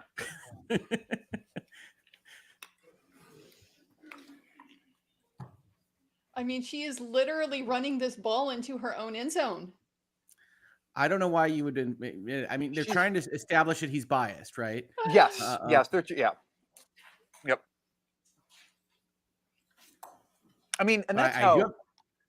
Let's admit she's that is working on absolutely how that. Johnny's team found this guy. Right? Is from Did that you tweet. write and direct a piece Yeah, called sure. Matters of Consequence back in 1999? I did.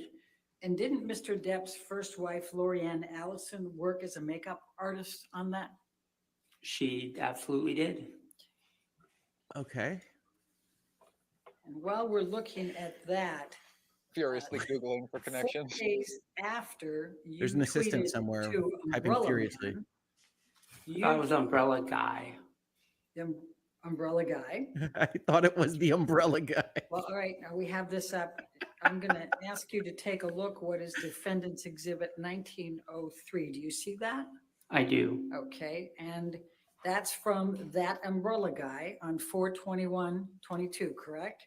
Correct. And it says bringing in the Hicksville incident accusations. Do you see that?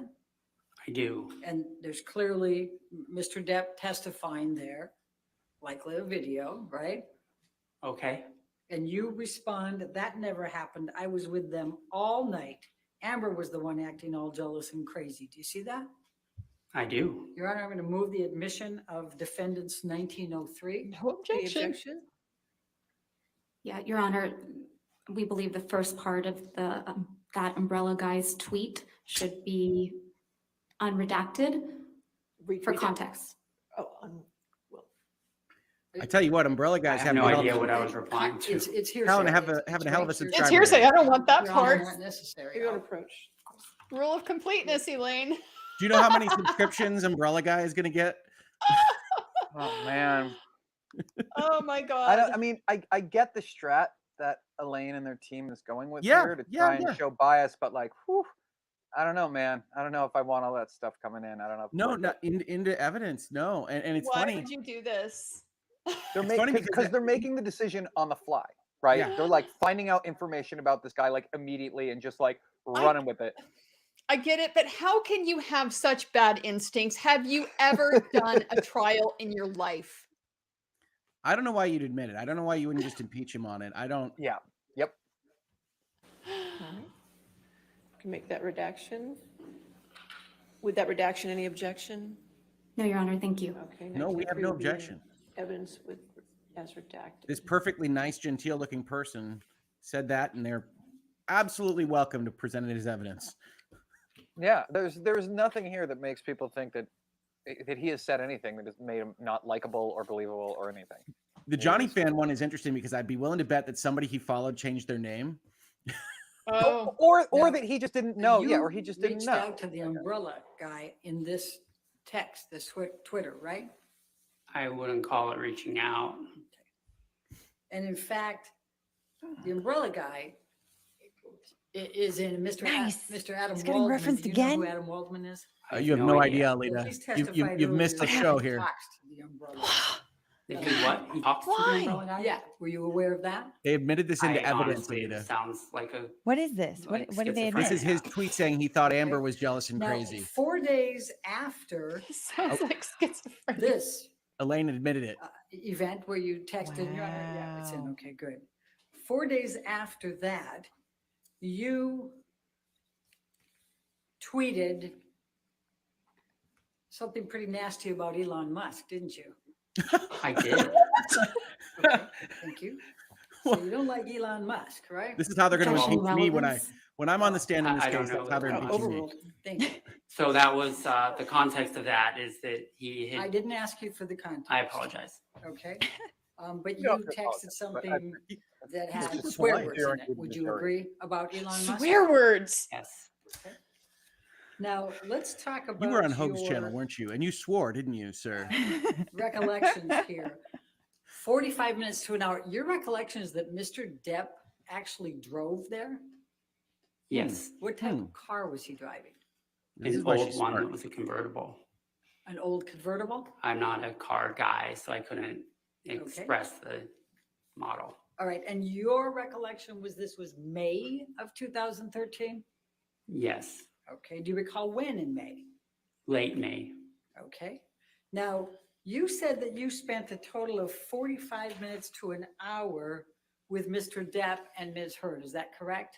After mostly Mr. Depp, but that's after the tour and after they were checked in throughout the course of the night. Okay, and you don't recall any of the people that were there other than Ms. Heard's sister and the security guard, correct? I don't recall any of their names. Do you remember how many of them were female?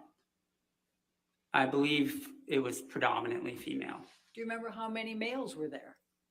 I don't, outside of the security guard. Do you remember what any of the other people looked like? They honestly just seemed like youngish hipsters, like for lack of a better term. I know that previously a couple of them had stayed at Hicksville Trailer Palace. That's how they knew about the place. Okay.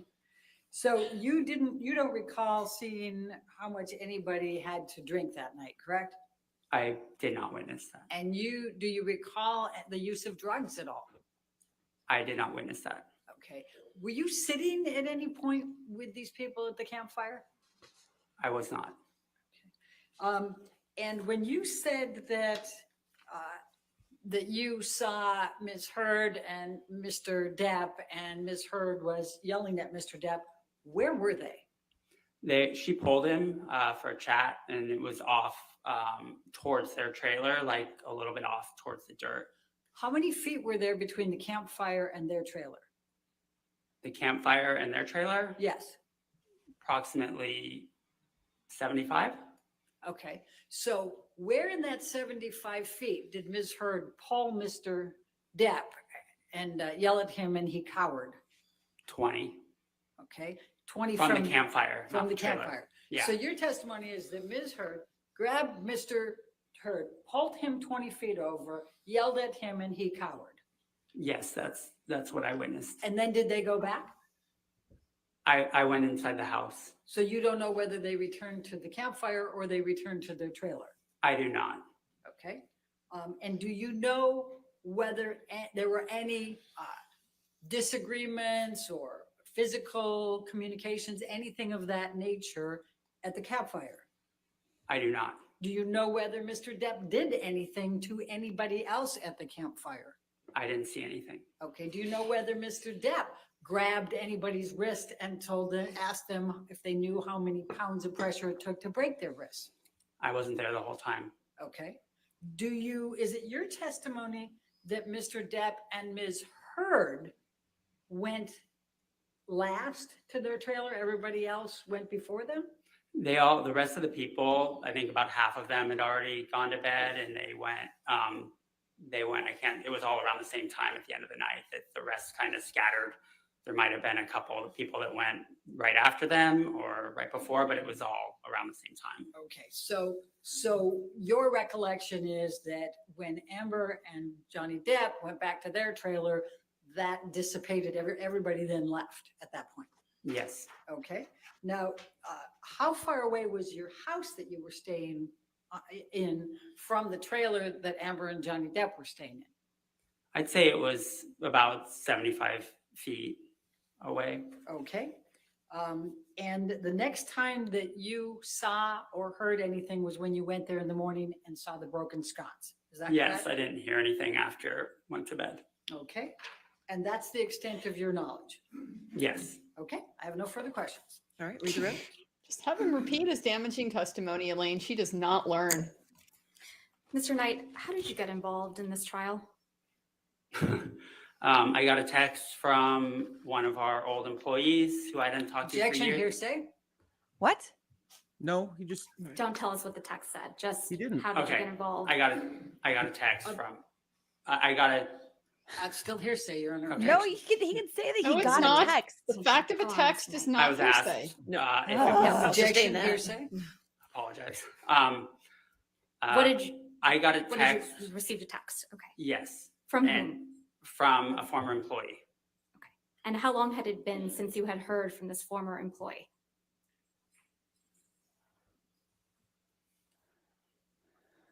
Approximately 5 years. And did you contact Mr. Depp or any of his attorneys? Objection leading? Overruled.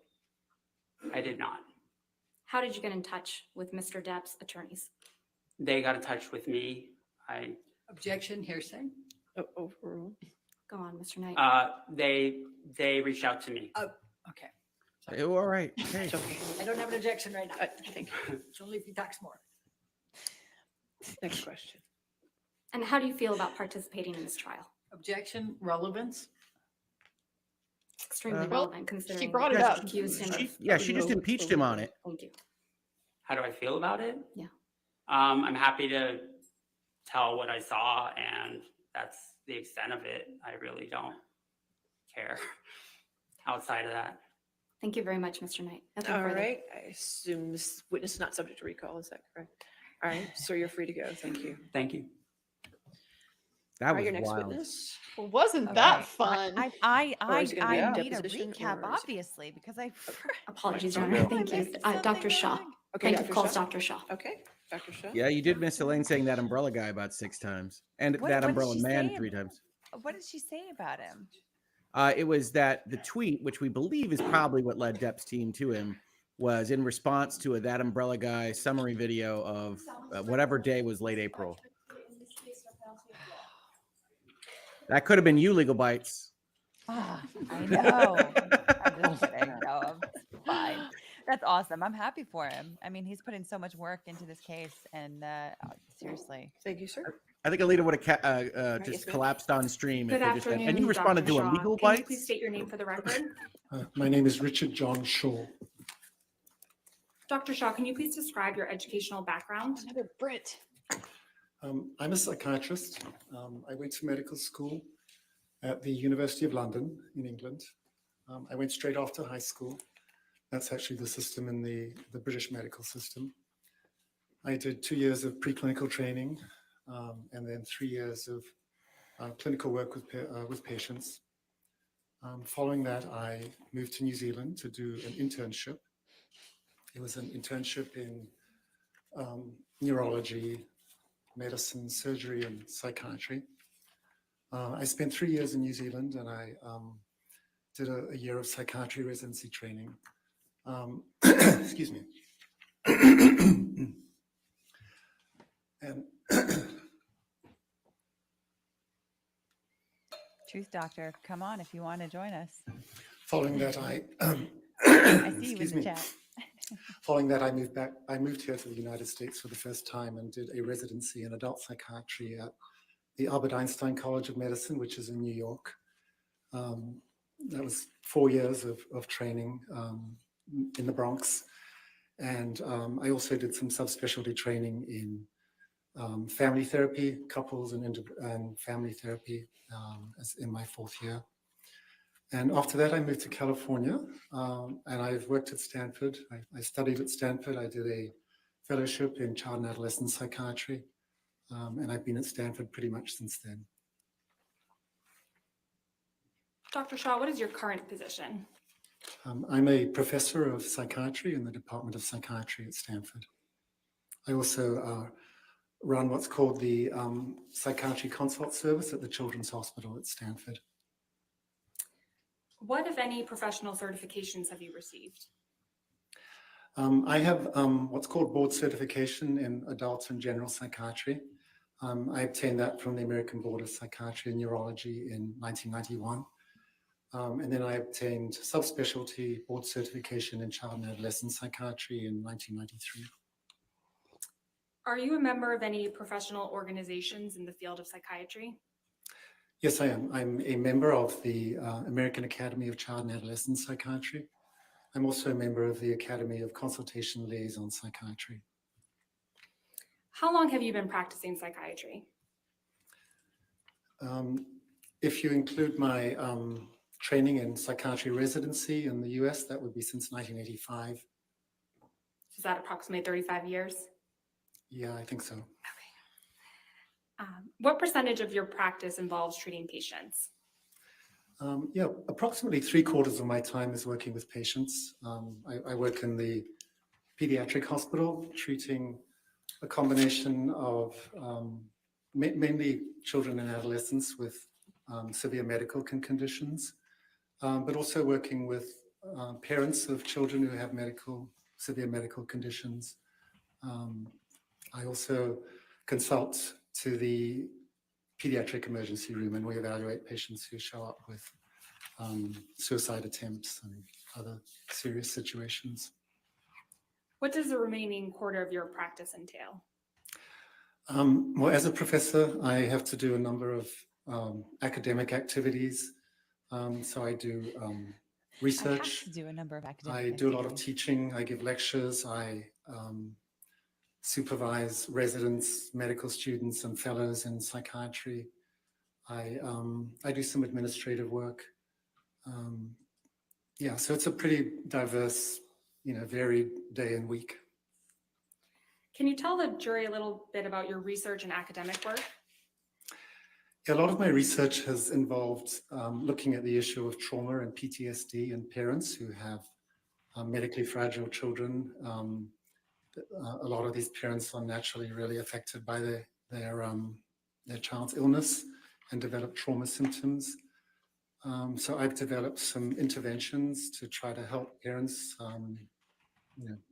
provide support and treatment to reduce their symptoms of trauma. Have you published articles or books in your area of expertise? Yes, I have. I've published approximately 70 or probably closer to 80 peer-reviewed manuscripts in different scientific journals. I've also published a number of book chapters on various topics, approximately 30. And I have published 3 textbooks, one of which has gone into a second edition on topics that are related to my area of expertise. And one of them actually is about the treatment of PTSD in parents of premature infants. Have you published a book through the APA? Actually, all of those books were published through the APA, the American Psychiatric Association. They have a publishing house, and that's been my publishing company. What is the APA? The APA, the American Psychiatric Association, not to be confused with the American Psychological Association, is a professional organization that represents psychiatrists in the US. The last time I looked at this, I think there's about 37 or 38,000 members. And the APA has many different roles. One of it is advocacy in psychiatry in the US, but it also has an important role in terms of education. So they host an annual scientific meeting every year in which psychiatrists will present their research. It publishes a number of journals in the field, and from time, well, fairly frequently it publishes guidelines for professional practice or about ethical guidelines that they hope that the members will follow as part of their practice. What ways are you involved with the APA? Well, I mentioned my publishing. I also present at the scientific meetings. I last presented in 2021 during COVID. It was virtually, but on the topic of group therapy for parents with trauma symptoms. I follow the APA and their various guidelines. I think it's a really influential and important institution. Going back to your credentials, what, if any, professional awards have you received? I've been given several teaching awards at Stanford University, and the American Academy of Child and Adolescent Psychiatry that I mentioned honored me with an award for service to my specialty several years ago. I don't remember exactly when. Have you given any public presentations in the field of psychiatry? Yes, that's part of our work as an academic psychiatrist, is to lecture, to give presentations. So I present fairly frequently at annual scientific meetings, as I mentioned. I've been invited to give grand round presentations at different medical centers, including University of Pennsylvania and Harvard. So that's just part of our think our role is to try to educate our colleagues about our work. Have you testified as an expert in the field of psychiatry before? Yes, I have. On how many occasions? I would estimate in terms of deposition and trial testimony, approximately 50 times in the past 15, 20 years. What type of cases did you testify as an expert in? They're pretty varied. So some of them have been medical malpractice. I've also done a number of cases evaluating victims who've been subject to physical or sexual assault or trauma. What work were you asked to do in this case? My role in this case was to give my opinions about the testimony and opinions of Dr. Spiegel, whom you heard from yesterday morning. And what work have you done to form your opinion? This is the Spiegel takedown guy? All right. Yeah. Yes. I was present yesterday in court listening to his testimony. I have viewed his depositions. He had 2 depositions earlier this year. Get in here. And I watched those depositions. I've also read a lot of deposition testimony. For example, testimony by Mr. Depp's psychiatrist, Dr. Blaustein, by his physician, Dr. Kipper, and nurse Debbie Lloyd. Tell you what, he's got a future I in reviewed depositions hypnotic or by sleepy time many YouTube of videos if he the, wants one. Therapists involved in this case, including Dr. Banks, the relationship consultant. Very relaxing voice. He does. A little too relaxing for me at this hour. It's Dr. Cohen, who was Ms. Heard's therapist, and I think Dr. Anderson, who I think provided some couples therapy. I've also reviewed the medical records of Dr. Kipper and Dr. Blaustein, and some various email communications. I think a lot of the information that has been talked about here. Thank you. Your Honor, at this time, we'd like to offer Dr. Shaw as an expert in the field of psychiatry. Any objection? We approach. Okay. It's kind of funny if he didn't tell me his background, I might have thought that he was South African because there's some hints of that in there, but it's because he lived in New Zealand, so he has New Zealand crossed with the posh British from like with the London accent, which is not something that I would ever be able to detect on my own. Like that, like little clipped vowels. It's like I could detect maybe Kiwi and I could detect maybe British, but like a crossover between the two, like I don't know. But yeah, that's so fascinating. I spent a lot of time in New Zealand, and there were just a couple words I was like, oh, you know. Yeah. That courtroom is Objection, Your Honor. This is obviously David Bowie. Yeah. Back from the grave. Oh man. I like the chat saying there's no British accent. He's clearly English. It's like, this is fair enough. We're the colonies. We're doing our best. Also, yes.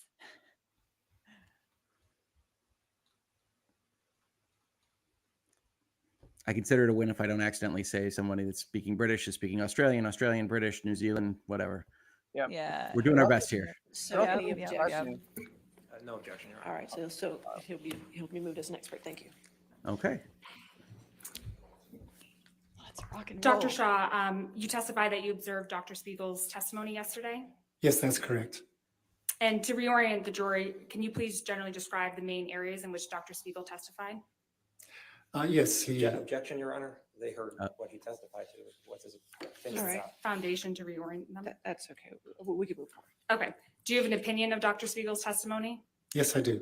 And what is your opinion? I have a couple of primary opinions. The first is that my opinion is that he violated the ethical principles that are outlined in the Goldwater Rule when he gave his opinions about Mr. Depp, specifically with relationship to personality traits and his cognitive abilities. My second primary opinion would be that Dr. Spiegel's opinions were unreliable and that he had insufficient information. Objection, Your Honor. All right. You don't approach. Yeah. What is your objection? That's like literally why he's here. Yeah. Is to say how he thinks about that guy. Well, it's the Lionel Hutz objection, right? Objection, right? Oh, This is devastating for my case. This is devastating to my case.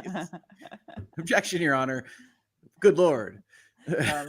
Also, Mike Quaglia, thank you so much for your generous super chat. This question: who would you rather have as a psychiatrist, the soft-spoken Shaw or the ornery Spiegel? Is that even no a question? No question at all. Just in terms of listening. Yes. Just to What were you like saying, feel Mark? like I'm not being condescended. Everything else being equal, always pick the likable witness. Always. Always. All right. Sorry. Go on. I totally cut you off, Mark. Oh no, that's fine. I was just a couple people were asking in chat. I spent months in New Zealand. I was working on a farm.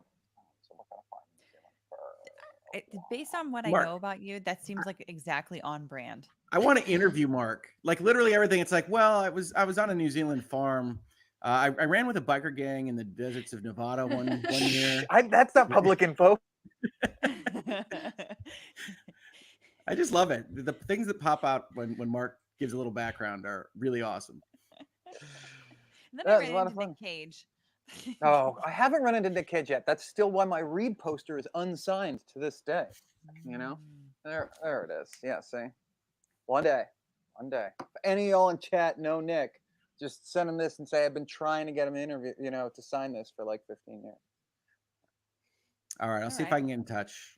Yeah. We'll see if we can find someone that is watching that has a connection to Nick Cage.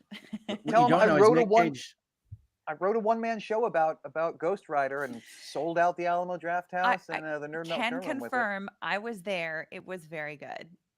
I was thoroughly entertained and I had so much more new insight into that movie than I ever would have gotten from watching it by myself, and a much greater appreciation for it than I ever would have had just from watching it by myself. Thank I you. can't say that I would have nearly had nearly so much appreciation for it prior to your background information. And I get drunk on stage too, and I got really drunk at that show, the one that you were at. Oh boy. It was fun.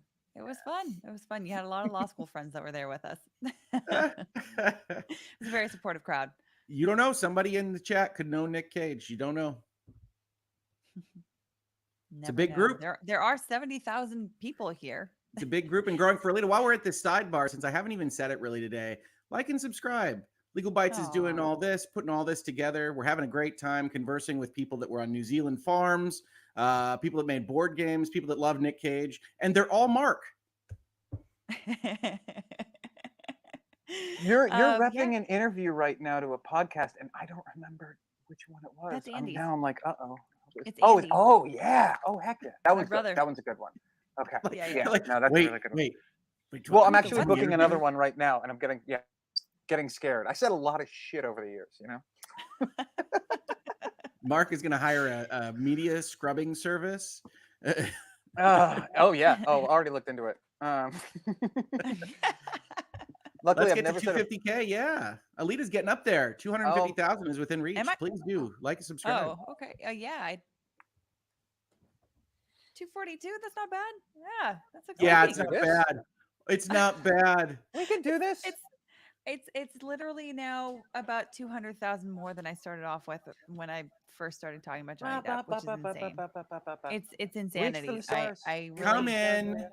We're like this all the time. We're warm. We're friendly. 250,000. Alita deserves it.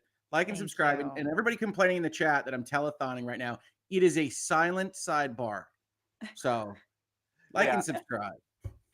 Wait, is there someone who just sent a super chat saying they worked at the Alamo Draft House and they saw my Nick Cage thing? Is that what someone is saying? I'm not certain. I am Oh, there we go. Oh, Jay, I work at the Alamo Draft House and saw the Nick Cage reading. Wait. Marissa. Awesome. Well, that was me, I guess.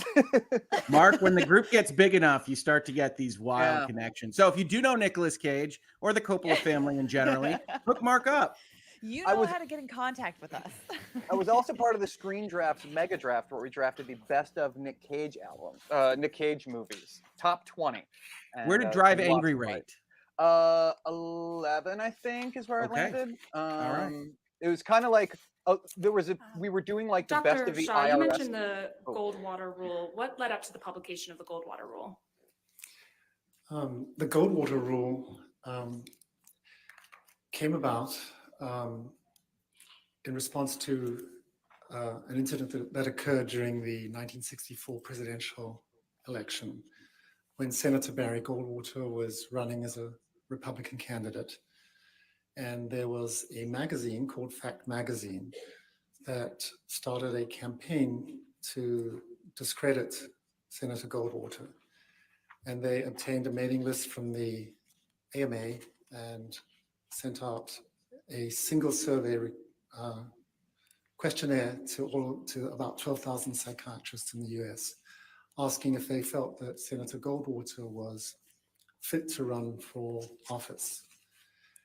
And about 2,000 psychiatrists responded, 1,000 of whom expressed very negative opinions about Senator Goldwater and made comments such as, for example, he was a megalomaniac, he was a paranoid schizophrenic, Oh my. that he had narcissistic personality disorder. I didn't realize I went into that detail. And as a result of that, he was replaced as a candidate and then went on to sue Fact Magazine for defamation of character. And he was successful in that lawsuit. And in response to this incident, the American Psychiatric Association, that I think was really concerned about how psychiatry was being represented and statements psychiatrists were making about someone they had never met or evaluated, issued the Goldwater rule. And the main premise of the Goldwater rule was that it was improper for a psychiatrist to render a professional opinion about a public figure unless they had personally and closely evaluated them. What justifications did the APA provide, other than the ones you mentioned, for enacting the Goldwater rule? They wanted to make sure that psychiatric illness wasn't being stigmatized. They wanted to ensure that individuals weren't defamed by statements made by a psychiatrist that weren't backed up by medical evidence. And they also wanted to preserve the integrity of the psychiatric profession, since I think the public in general, when a psychiatrist speaks out publicly and expresses an opinion, a psychiatric opinion, people generally like to take that seriously. And the APA wanted to make sure that those opinions were credible and could be relied upon. Have there been any updates to the Goldwater rule? Yeah, since 1973, which is when the Goldwater rule first came out, there have been a number of revisions and publications by the APA. They're called annotations in psychiatry, in which the Goldwater rule has been better defined and expanded to some degree. So, for example, in 2017, in this publication, the APA reasserted that it was not ethical to provide a psychiatric or professional opinion about someone who had not been evaluated personally by that psychiatrist, that it was unethical to provide an evaluation without obtaining consent from that individual. They also sort of really kind of defined what a professional opinion is, and how they defined it is that an opinion that a psychiatrist expresses about someone's speech, behavior, or any characteristic about that person, if that opinion is made using the expertise, experience, and knowledge inherent in the practice of psychiatry, that is considered a professional opinion. So it might include making a diagnosis or not making a diagnosis. And the other, I think, a couple of important things about that 2017 document were that the APA specified that if a psychiatrist is to give an opinion about someone, about the diagnosis or personality characteristics, whatever, that they have to follow an appropriate methodology. They have to do an evaluation that follows the standard practice of a psychiatrist here in the US. And if they don't do that, they are considered to be, affecting the integrity of both the psychiatrist and the psychiatric profession. And this revision of the Goldwater rule definitely received a lot of support. The president of the APA at the time stated that breaking the Goldwater rule was irresponsible, stigmatizing, and definitely unethical. So that was a very strong statement from the president of the APA. What other medical organizations have weighed in on this issue? Yeah, the number of organizations have their own sort of version of the Goldwater rule. The American Medical Association, that represents physicians in the US, has an annual meeting, and they have what's called a Council of Ethical and Judicial Affairs, and they had a meeting in 2017 in Honolulu, and they came up with their own statement about the issue of whether physicians can provide opinions without directly evaluating somebody. And their opinion was that physicians should refrain from giving a psychiatric diagnosis about any public figure, including celebrities and people in the media. Are there exceptions to the Goldwater rule? There are exceptions, yeah. And I think Dr. Spiegel had a lot to say about this yesterday when he was saying that if you couldn't express an opinion without evaluating someone, it sort of made the whole specialty or role of experts in the court sort of null and void. But there are exceptions and situations in which an expert can give testimony in court. So one good example would be if there was a medical malpractice case, or if there was a case that involved a patient who'd committed suicide and the courts wanted to find out whether the psychiatrist had followed appropriate practice, the expert can review medical records and can give an opinion based on those records, provided those records have sufficient information, for example, about the diagnoses, about the treatment, about how the patient was responding or not responding to treatment. Did you form an opinion about whether Dr. Spiegel complied with the Goldwater rule? Well, my opinion is that he did not. He expressed a number of professional opinions about Mr. Depp that we heard about yesterday. And again, he did so without an evaluation, without consent. He did not follow the guidelines of the APA in the 2017 revision, where it was considered important that there be sufficient information obtained by that expert to give an opinion. I'm just an Italian American. So I would definitely felt that his conduct, unfortunately, did violate the Goldwater rule. And specifically, what opinions of that Dr. Spiegel gave yesterday do you feel violated the Goldwater rule?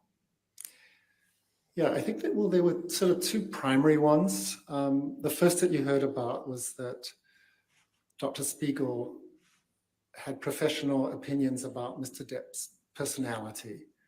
And he talked a lot about how he believed that Mr. Depp had narcissistic personality traits.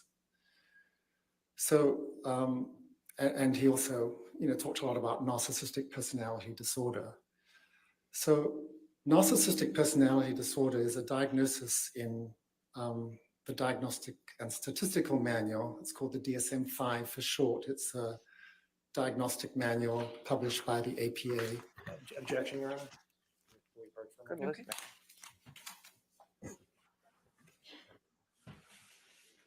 Objecting to the DSM. What are they objecting to about it?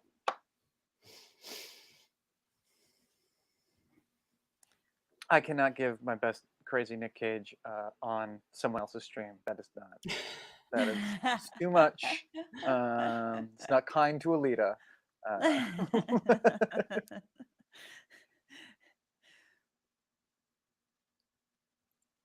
Thanks, Nathan. Yeah, thanks, Nathan. Very, very kind of you. I guess while we're doing that, I can also pull up another question here.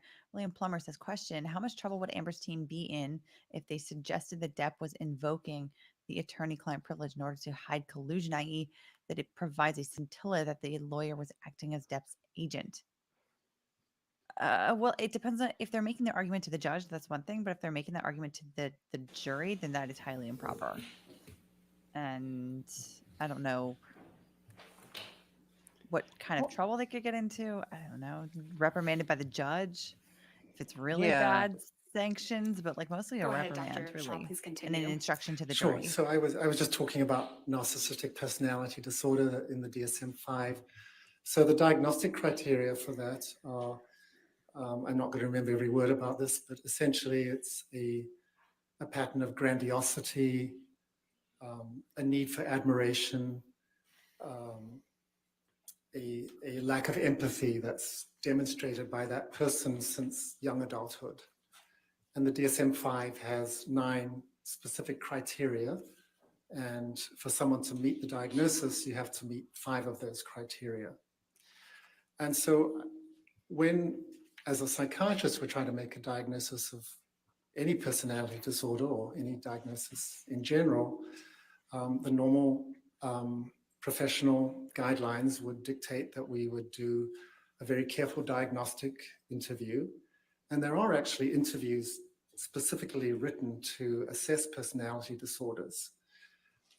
It's also possible to have the individual fill out questionnaires. There's something called the Narcissistic Personality Inventory.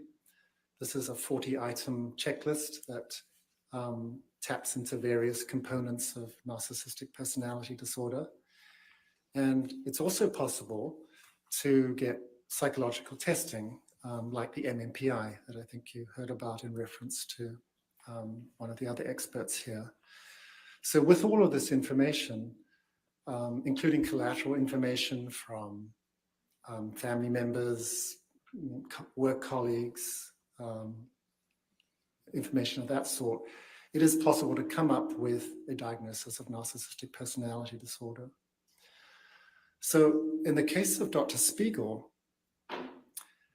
he had none of this information, even though he came out and stated with what he described as a degree of medical certainty that Mr. Depp had narcissistic personality traits.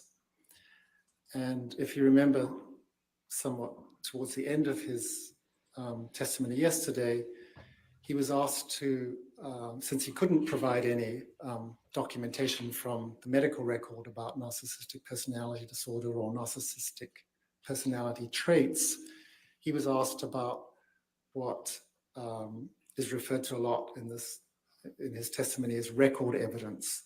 So information that he obtained from depositions, from text messages, from emails, whatever. Pirates of the Caribbean. And so he was asked to give, I think, 5 examples of record evidence that would make it seem like Mr. Depp met criteria for narcissistic personality traits. And I'll just mention a couple of them, just to illustrate my opinion, is that testimony did not really hold together. So he stated, for example, that one of the criteria for narcissism is narcissistic personality disorder is a sense of entitlement. And the example Dr. Spiegel gave is that he believed that Miss Heard married him for his money. So clearly, sense of entitlement is from a psychiatry perspective, that's very different from a belief that someone wanted you for your money. Thank you, Ben Thomas. A second Very generous example of you. that was given was that he was asked to give an example of I did think the entitlement defense Mr. was Depp weird had yesterday. shown that he was envious of others, which is another criterion for narcissistic personality disorder. And the example that Dr. Spiegel gave is that Mr. Depp was jealous of Miss Heard because he believed she was having an affair with Mr. Franco. Now, if we look at these 2 terms as a psychiatrist, there's a big difference between being envious and being jealous.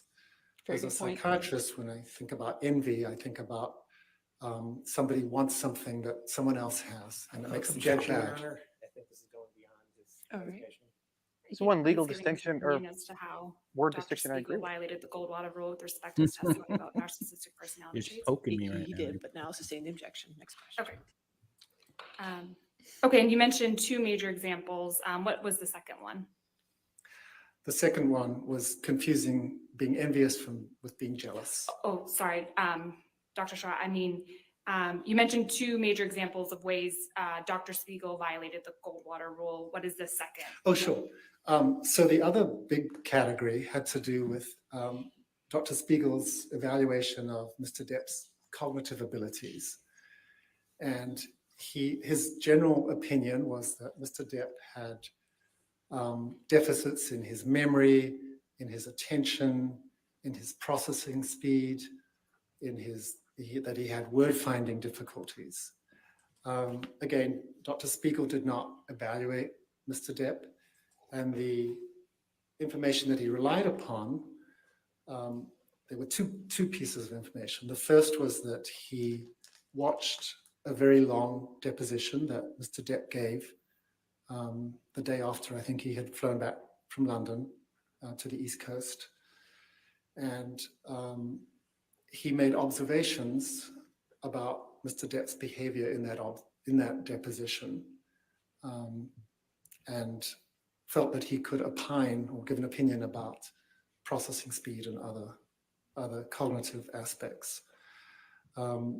He also made reference to something you heard about yesterday, this thing called the mini mental status examination. This is a brief screen for memory and cognitive functioning that is often done. And he testified that Dr. Blaustein had administered the mini mental status examination. And although, from the records, all we know is that— Objection, Your Honor. Sustain the objection. Dr. Shaw, without going into Dr. Blaustein's record, what information does a mini mental exam provide? Objection, Your Honor. It's beyond the scope of his estimation. Overruled as to that limited question. Yeah, so the mini mental status is, it's a series of about 10 or 11 questions and tasks that someone completes, and you get a score out of 30. What Dr. Spiegel testified was that Mr. Depp could not recall 3 words after 5 minutes. And he used that as an example of Mr. Depp having cognitive deficits that he specifically attributed to Mr. Depp's alcohol and substance abuse. And he really did not have sufficient information. I liken a mini mental status exam as it's like taking someone's temperature. If it's elevated— Objection, Your Honor. I think it's going beyond. No, sustain the objection. Okay. Now it's probably a good time for a break. Okay, sure. All right, ladies and gentlemen, I know you had a break, but we didn't. So we're going to go ahead and take our afternoon break for 15 minutes.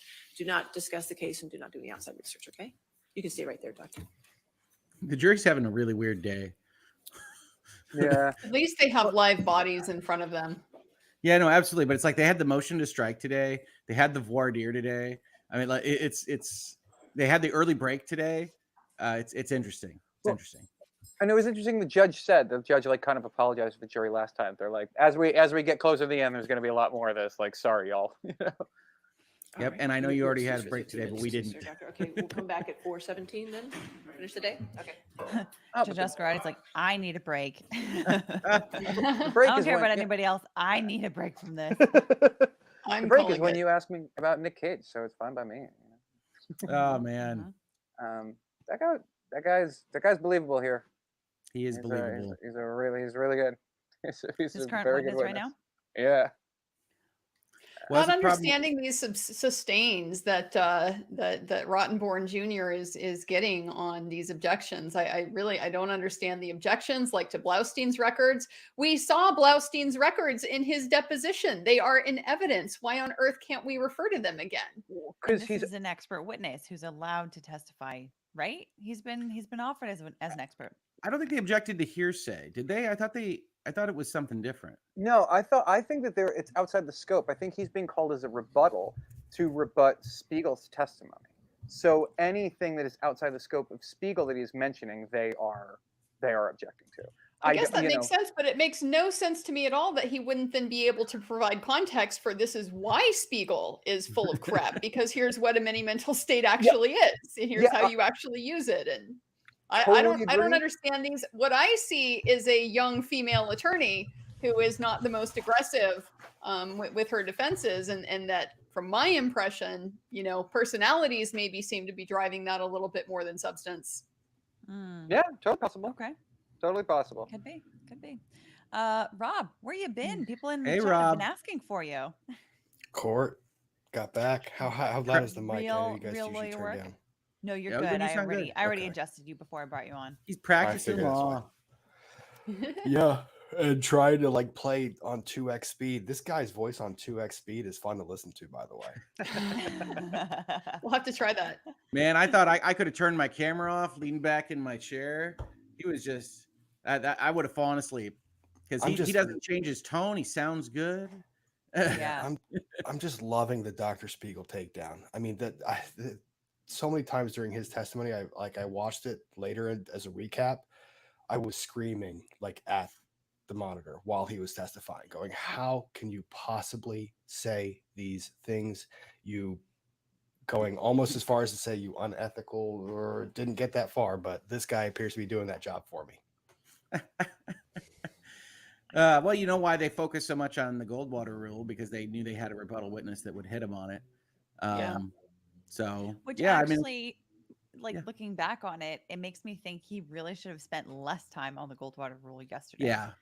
He really should have just mentioned it a few times so that the jury's like, Goldwater rule, Goldwater rule, Goldwater rule. What is that? Okay. And then today they'd be like, that's why. You do the Whitney Hurd cross X. You know a Jennifer Howell, yes? Fantastic. We're done. Yeah, out Perfect. Goodbye. I mean, this rebuttal strategy has been just beautiful to watch. It's really cool. It is how good. they've been coming at it, and the dude from Hicksville, that voir dire, just getting the chance to watch that's something that people don't usually get to see. That's not part of the court process that's ever televised, and getting to see that. And then you watch these two litigators, and that's when you can tell who's been in trial a lot. They're shooting from the hip. They have an idea of where they're going, but they have no clue what they're doing. And the questions they're asking, the answers they're getting, they're having to adapt and adjust. Oh, it's so much fun to watch. Yeah. I was joking with Mark. I said I kind of want the legal teams to be selected randomly and to have the witnesses just be coming in, and then you just have to do it on the fly, because that was fun. Because Elaine admitted a tweet that said Amber's a jealous, crazy woman. Why? What were you thinking? It was also neat because, as people were talking about in the chats here, like Elaine also did get some of those like hits in of like, do you follow a Johnny Depp fan page? And he's like, no, I don't. And they're like, okay, just want to make clear, you don't follow that and you're saying that. He's like, yeah. And they're like, all right, next thing. You know, it's like, okay, it's very clear that guy must follow Johnny Depp fan page, because I wouldn't. If you trust Elaine, if you think they're sneaky about their questioning.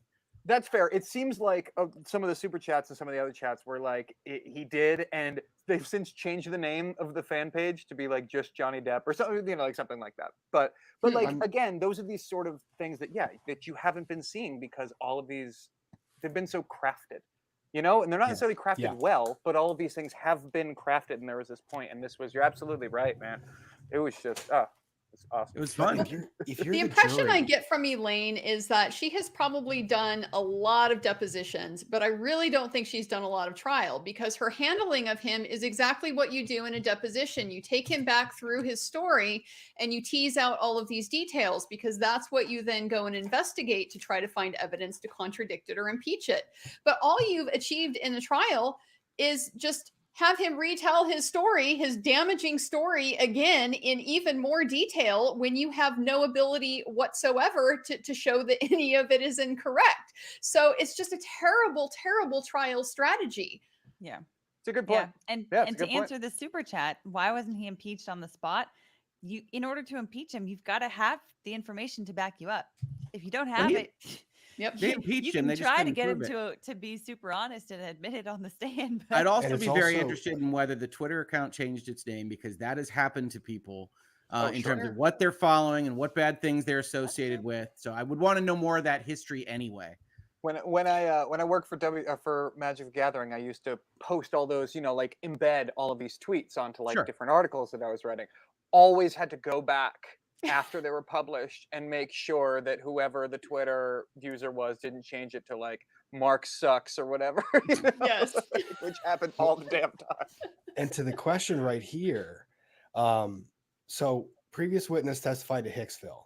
Hicksville was the incident where the testimony was that Johnny Depp grabbed Amber Heard's wrist and said, "Do you know how many pounds of pressure it takes to break a human wrist?" And then did all the terrible things in the trailer. Yep. This witness was really kind of interesting because he said he watched it the whole night and that didn't happen. But what I thought was the biggest blunder was they keep referencing that umbrella guy, as if he's some boogeyman. But the problem is, if you're the juror, how much do you want to look at Twitter right now?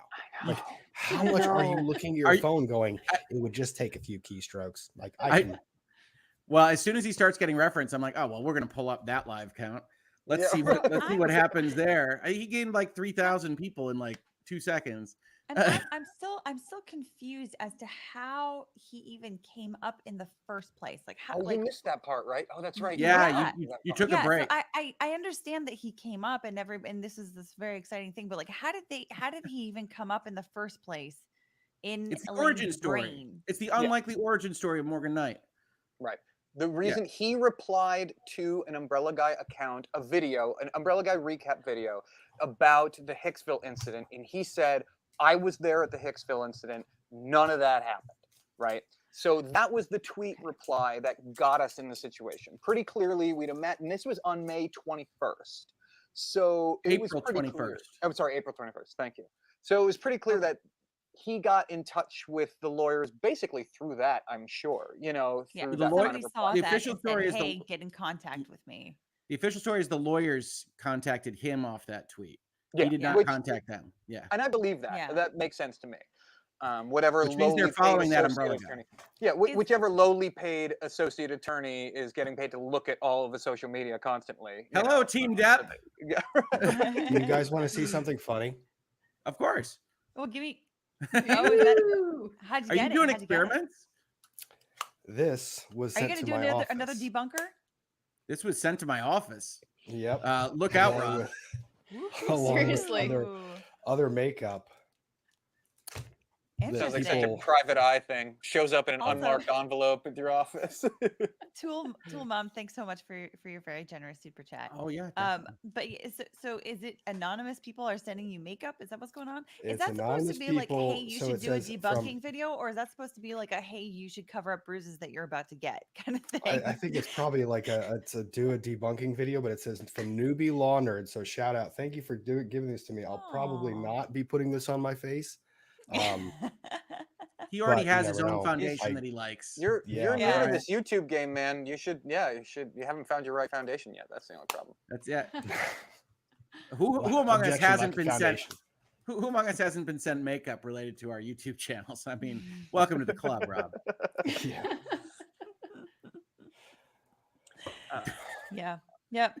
But that's all. I mean, funny.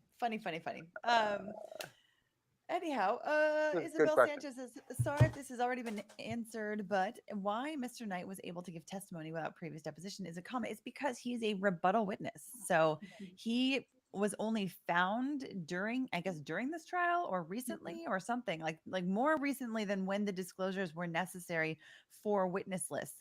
So if this is somebody that came forward, nobody knew about them. There's no reason that anybody should have known about them because no one essentially knew that he existed really. Then they're not required to put him onto some kind of a list. And he's also testifying as a rebuttal witness, Yeah, and I'll go rebutting information that came out on Amber Heard's side. Yeah, and I'll just because that donation was in a non-USA currency. Yeah, those are the sort of things rebuttal witnesses are brought up specifically to rebut previous testimony. So the reason that they're not on a list or not deposed necessarily is you might not know you need them until you actually hear what the other witnesses say, and then you're like, ooh, I need to bring up this person to talk about this. Now, let me ask you this as a non-litigator here. I will play the dumb question game. One of the questions that Elaine asked was, when did you get contacted by Depp's attorneys? He said May 2nd. That's 3 weeks ago. When if any They knew time, about does him. it accrue that they have a reporting obligation to say, we know about this guy's existence? It's You only don't. today?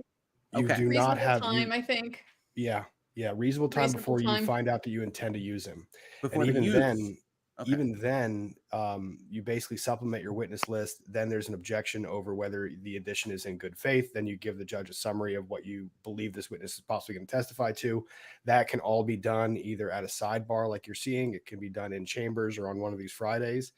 And once that disclosure is made, that is considered to be the extent of it, unless the opposing party has a better reason to strike that witness. I mean, it was clear that Elaine and their team were only, they weren't really that surprised by it. They had at least some impeachment material, which means they had their deep dive done on them as well. Yeah. Fair point. Mandalore Wise says, would the panel say this last witness was the closest thing to an ambush testimony we've seen and yet in LawTube coverage? Well, as Rob points out, they had a little something ready, but it felt like a 24-hour, 48-hour kind of investigation, not a we looked at this for 6 months kind of thing. Yeah, which, I mean, it might be the closest we came to. And I think, honestly, that sort of the thing that happens all the time in movies and TV with that sort of like surprise witness. They stroll in the back doors. Yeah, and they're like, I'll allow it or whatever. Like, that doesn't happen. So maybe is this the closest to that we've gotten? Maybe, but it's not that close. It's not irregular. Man, when LawTube gets a witness to turn on one of the questioners and say, can I treat this witness as adverse? The ceiling's going to cave in. Pigs will be flying. Snowballs will be coming from hell. Dogs and cats living together. Wow. Hey, I have cats and dogs living together. We just do that at the same time. That just happened. Did Hogue and I just do a jinx moment? Yeah, you guys. Rob, I think we just did that at the same time. That's awesome. Oh man, funny. Matthew Lemoyne says, "Is the determination of Knight's acceptability counting towards time?" No. The voir dire process of going into the questioning before he was questioned does not count against Everything time. that doesn't feel normal is out of bounds on the time. Yes. Zizioris, Mr. Knight, Mark, mental evals. This Moon Knight. Are you calling me Oscar Isaac? Is that what's going on? I think it's because his name is Mark, which is one of Moon Knight's names. He's Mr. Knight. He has mental evaluations. I think that's how it goes. You're not Oscar Isaac, Mark. I don't want to take that away from you. I know. Ava Ravitch says, why did AH have to submit a psych eval by a doc from JD's team, but AH's team was denied to do the same to JD because she put her mental status at issue by claiming that she has PTSD as a result of the hoax claim stuff. MCAP, question, do you think they are putting on certain rebuttal witnesses to run down their cross clock alone? Not the only reason, but it's doing a good job. Yes. I agree with that. I think it's I wouldn't say that it's the exclusive reason, but it's certainly helpful for it. Andrew Red, they mentioned 3 criteria for voir dire for witnesses. What are those? It was 3 criteria for that scenario. I wrote them down. Yeah. She was saying that it's basically the standard for whether the rebuttal witness was going to be excluded, because the issue is he didn't know he was going to need to testify, so he didn't know he was subject to this court order that's excluding witnesses from the courtroom, had no way of knowing. So it wouldn't be fair to just flat out say if you've seen something you can't attend the trial. And so the standards were going to be whether he intentionally violated the order, whether it caused prejudice, whether he was exposed to substantive aspects of the case, and whether what he learned about it had an effect on his testimony. Nice. All right. Cool. Cool. Notes. Life 007. What is attorney work? I think you mean Product. privilege. Product. Oh, product. It's product. Although we all have pride in our attorney work. Ben Chu's first objection. So a work product basically means where anytime that the you as a litigator are working on a case. Actually, it's not even just for litigation, but you have a particular case that you're working on for someone. Any of your notes, any of your memos, any of your internal emails, generally speaking, are not going to be accessible to anyone else because that is considered attorney work product. Which is so- privileged.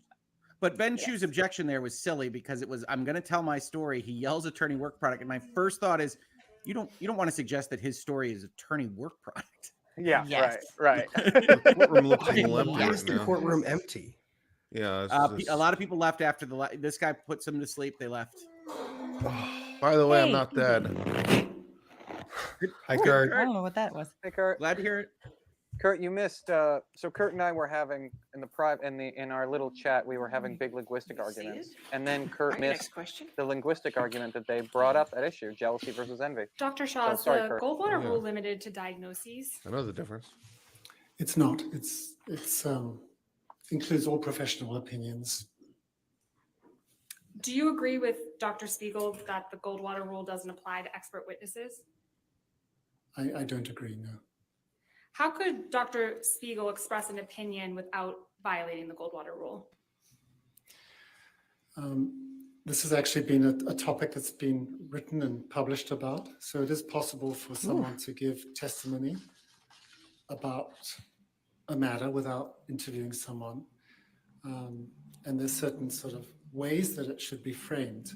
So for example, when Dr. Spiegel was testifying about the report that Mr. Depp was unable to recall these 3 objects, what he could have done is said that I have not personally examined Mr. Depp, so I can't speculate about his cognitive state or ability to function cognitively. However, it is possible that someone who's not able to recall 3 objects could have issues related to substance use, which was what his opinion was. However, what he should have done in expressing his opinion is then have followed up to say that in order to really establish whether these were relevant and significant cognitive deficits, Mr. Depp should have had psychological testing to establish the nature of these deficits. And he should also have added that there are other potential explanations for these findings. So for example, it's possible that Mr. Depp... Objection, Your Honor. He's now going past the designation. I think he's just opining as to, or is responding to Dr. Spiegel's testimony yesterday. No, he's opining as to what Dr. Spiegel could have said, but it's past the whether he. I feel like he's halfway through his What was the answer. question? Okay. He's halfway through his answer. How could you provide an opinion? Yeah. Who's qualified to give an opinion about cognitive deficits and processing speed? It would have to be someone who could conduct the type of neuropsychological testing that I was mentioning. You can't establish the presence of cognitive deficits without Objection, a Your Honor. battery of tests. Objection, again, this is beyond the Goldwater. Overruled. You can't establish cognitive deficits without appropriate neuropsychological testing. And that can only be done by a psychologist or neuropsychologist. So a psychiatrist like Dr. Spiegel would be giving an opinion outside of his area of expertise if he gave an opinion about cognitive deficits that required psychological testing to be further evaluated. Dr. Spiegel yesterday testified about the practice of forensic psychiatry. Do you recall that testimony? Yes, I do. What is forensic psychiatry? Forensic psychiatry is a specialty of psychiatry that relates to matters on the intersection between psychiatry and the law. So, for example, what we're doing today is forensic psychiatry, where a psychiatrist comes into court and gives an opinion about a matter to help the court may come to an opinion. Are there professional standards that govern the practice of forensic psychiatry? Yes, there are. And what organizations have issued those standards? One of the primary organizations that has issued guidelines about the practice of forensic psychiatry is called the American Academy of Psychiatry and the Law. This is an organization that represents forensic psychiatrists.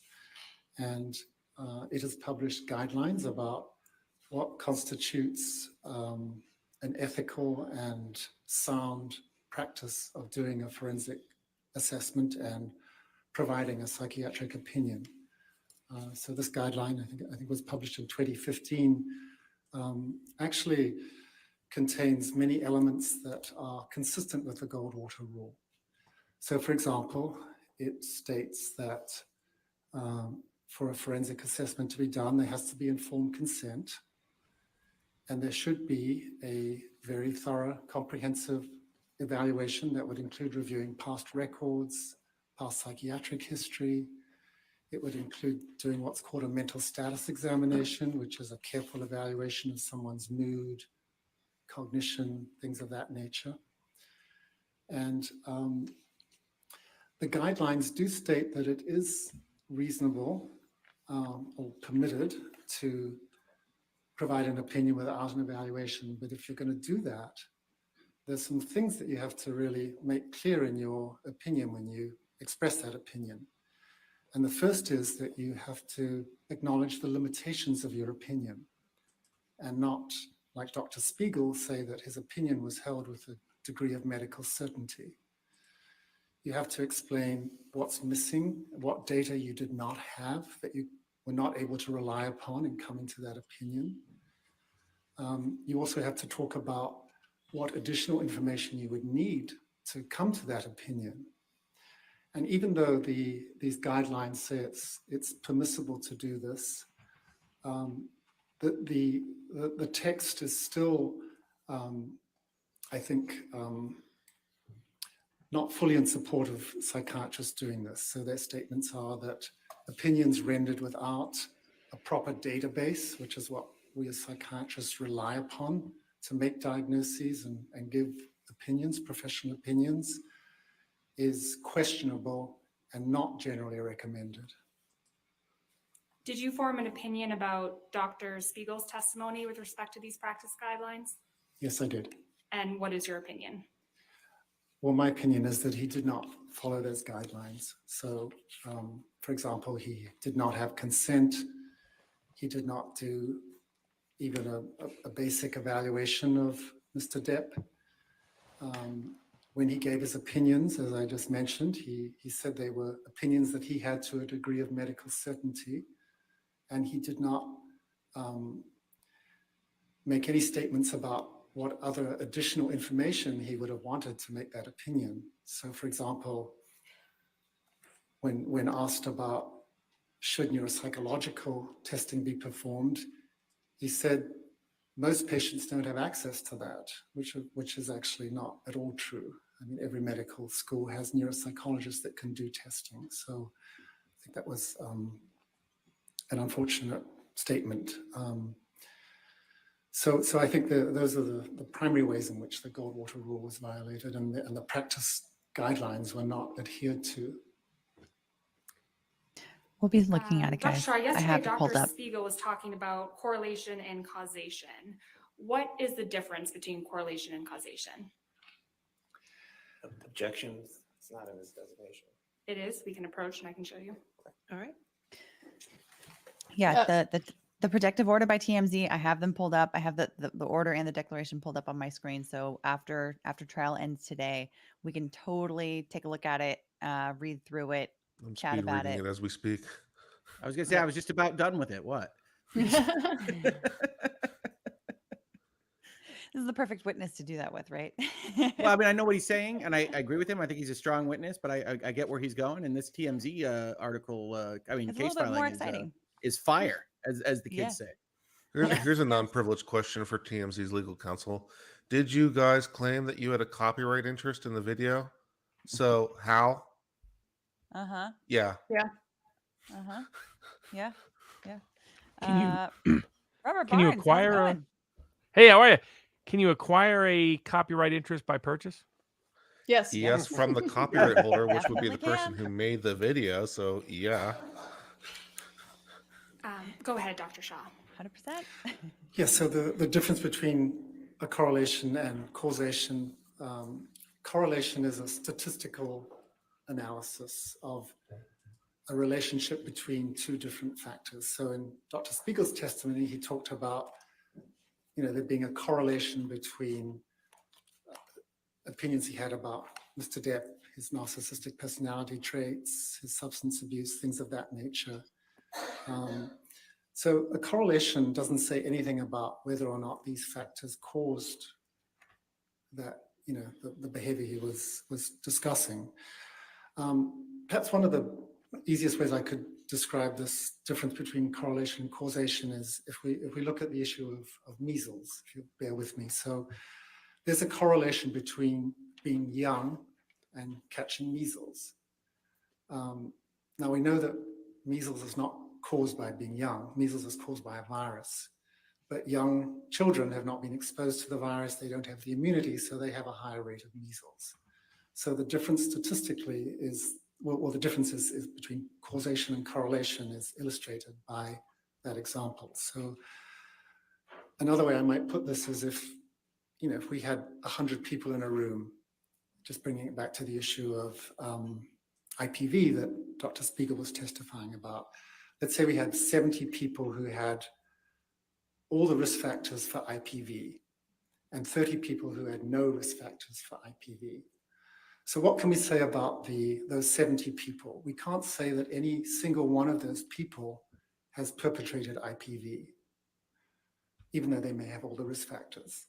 And if we look at the 30 people who have no risk factors, we also can't say whether or not they have perpetrated IPV. So the actual presence of risk factors for IPV that Dr. Spiegel was talking about, they say absolutely nothing about what happened in this case. Thank you, Dr. Shaw. Nothing further. All right, cross-examination. I like Depp's shades matching his suit, matching his tie. Good afternoon, Dr. Shaw. Good afternoon. You're not offering any opinion as to Mr. Depp's psychology, correct? That's correct. And you testified a lot about the Goldwater rule. You know of no case where an expert has been excluded from testifying based on the Goldwater rule, correct? I don't know about the whole universe of cases. It's possible, but I don't know personally about one. And you, before this case, you've never offered an opinion on the Goldwater rule before, correct? That's correct. And you've never written an article on the Goldwater rule, correct? I have not. And you've never given a presentation on the Goldwater rule, correct? I have not. And you've never been on any committees regarding the Goldwater rule, correct? I have not. Just one redirect question. Have you ever seen somebody egregiously violate it as the witness you did agree earlier? that you've testified that there are exceptions to the Goldwater rule about having to interview the subject, right? Yes. And you understand that Dr. Spiegel requested to meet with Mr. Depp twice, but Mr. Depp declined, correct? Yeah, why would I'm aware of that. And Dr. Spiegel stated in his designation and at trial yesterday that he did not meet with Mr. Depp, right? Yes. Can we put up Defendant's Exhibit 1904?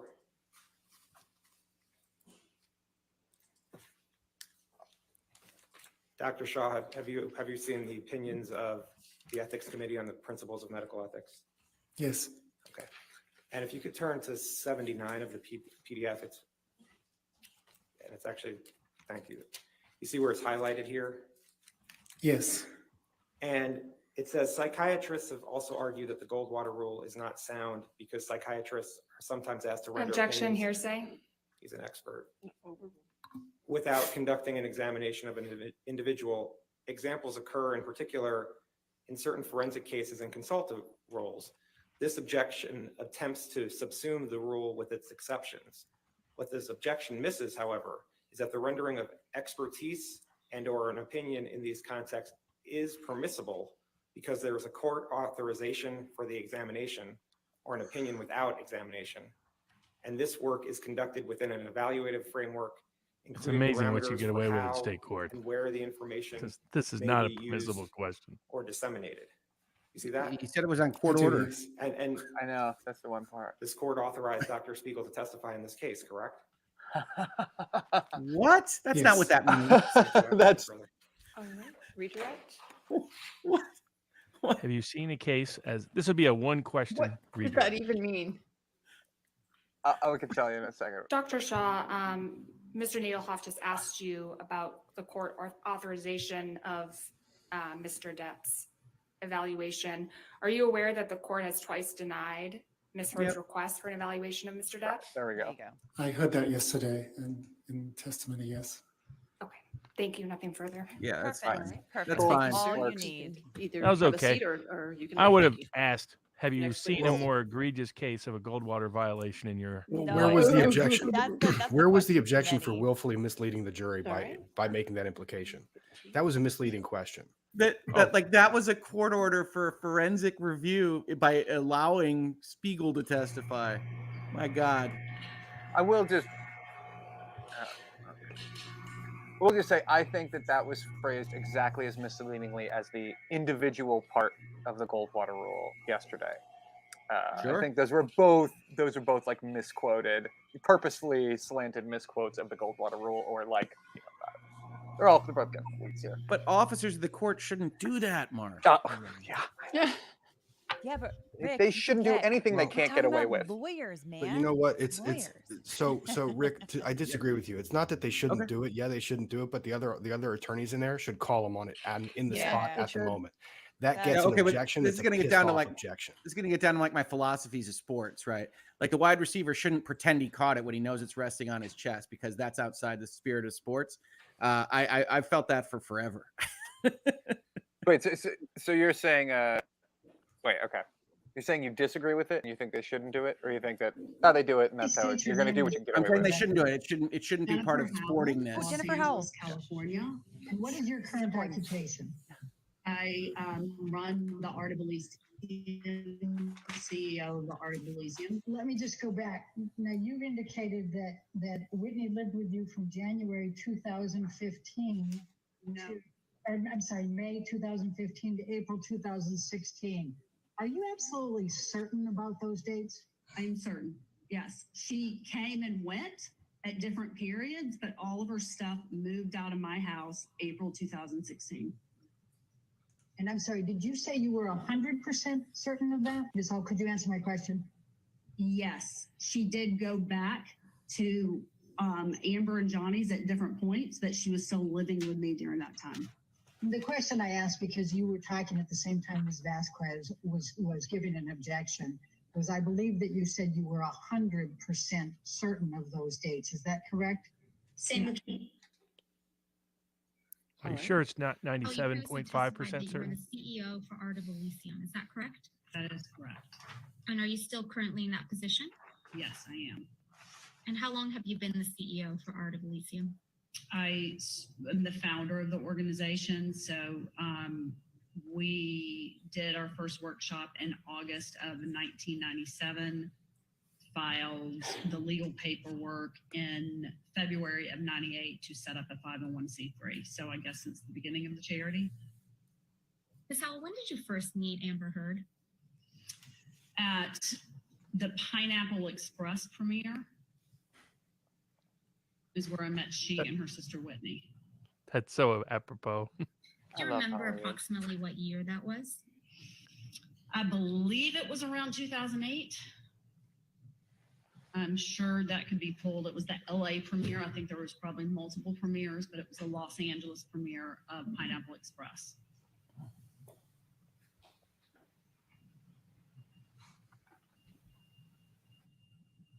Was Ms. Heard there with Mr. Depp? No, this was long before. I was a guest of James Franco, and Amber was in the movie. And so I met she and her sister at to be specific, at the after party of the premiere. Did Ms. Henriquez end up working for Art of Elysium at some point? Yes, she did. What year did Ms. Henriquez begin working with Art of Elysium? I believe it was in 2014. I don't have those documents right in front of me. I believe it was leading into the year Amber was receiving the award. And what was Ms. Henriquez's position at Art of Elysium? Art salon manager, director. Does Ms. Ramika still work for Art of Elysium? No. When did that end? Oh, 2015, I believe. Each time you saw Mr. Depp, did you ever see him doing any illicit illegal drugs? Never. Did you ever see him consuming excessive amounts of alcohol? Objection. Never. Did you ever see Mr. Depp appear intoxicated? No. Did Ms. Heard ever show you photographs of depicting injuries on her face or body? No. Did Ms. Heard ever tell you that Mr. Depp was abusive towards her? No. Mr. Depp paying your legal fees, Ms. Howell, for this deposition and the testimony you've provided in the UK action? He is not. Who is? Myself. She's not happy about that, though. No. Who would be? Yeah. To be a witness. The lawyer getting paid, probably. Do you feel any particular sense of loyalty towards Mr. Depp? None at all. Do you feel any sense of loyalty towards Ms. Heard? None at all. Ms. Howell, I do you hate everyone. recognize this check as the check that the Art of Elysium received on behalf of Ms. Heard for a donation, an anonymous donation of $250,000? Yes. Whoa. Yes.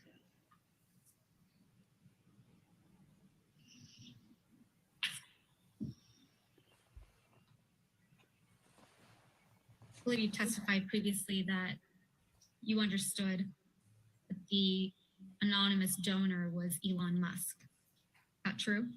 Yes. If I could please have Exhibit 4 brought up. And for the record, it's date stamp JH 22 through 29.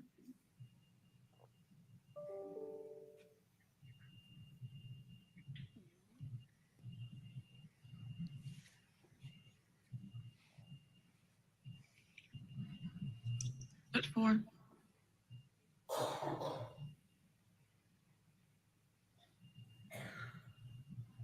Guys, I can't turn up the volume.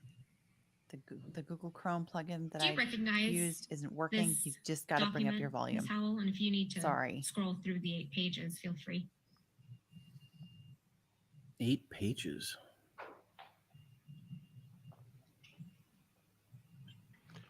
Is it- Can you scroll down?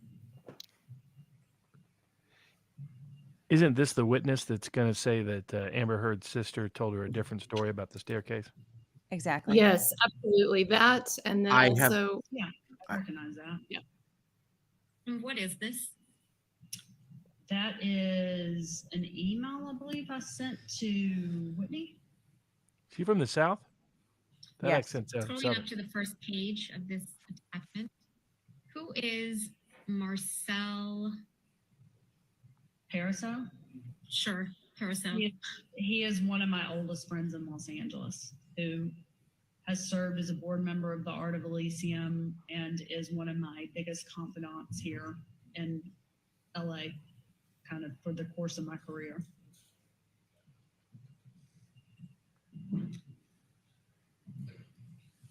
And going down to the 3rd page of this exhibit. Thank you.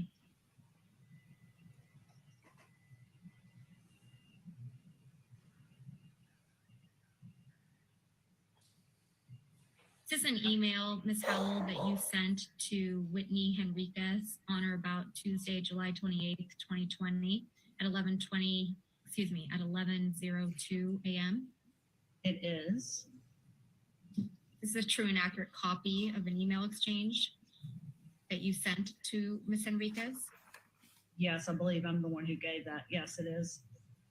And then did you forward this email exchange and the attachments to Marcel Parasol? Yeah, I asked him to keep it for me. Why did you send this email and letter to Ms. Henriquez?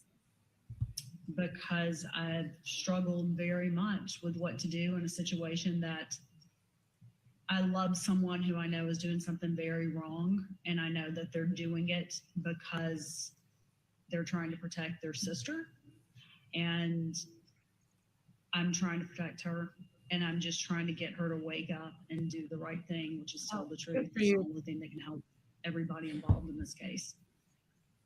Good for you, Jennifer. Ms. Howell, do you recall submitting a witness statement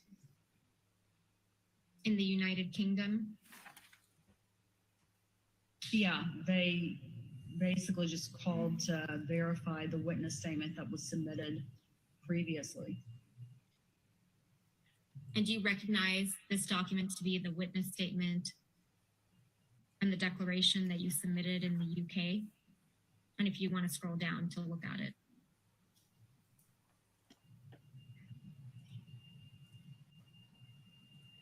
Yes, I recognize it. And at the first page, do you see a date on this document?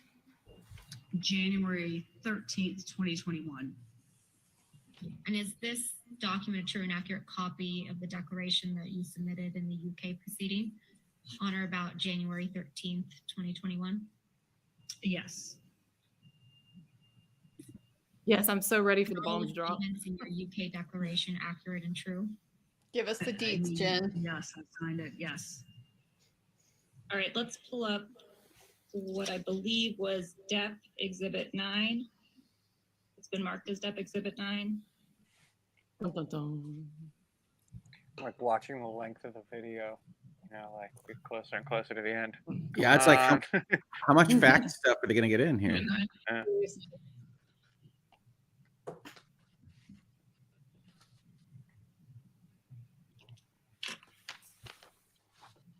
So, Ms. Howell, earlier you were shown this document. Scrolling to the end of it. Can you go? Okay. There. Mm-hmm. Did Mr. Waldman assist you in drafting this email? Absolutely not. Did you speak with Mr. Waldman at all about drafting this email? About writing an email? No, I did that on my own accord. Did you speak with Mr. Waldman at all about contacting the ACLU? I do not recall having. Maybe the contents are in another And video. Ms. Howell, you testified earlier that you received a check from Fidelity Charitable in January of 2018. Is that correct?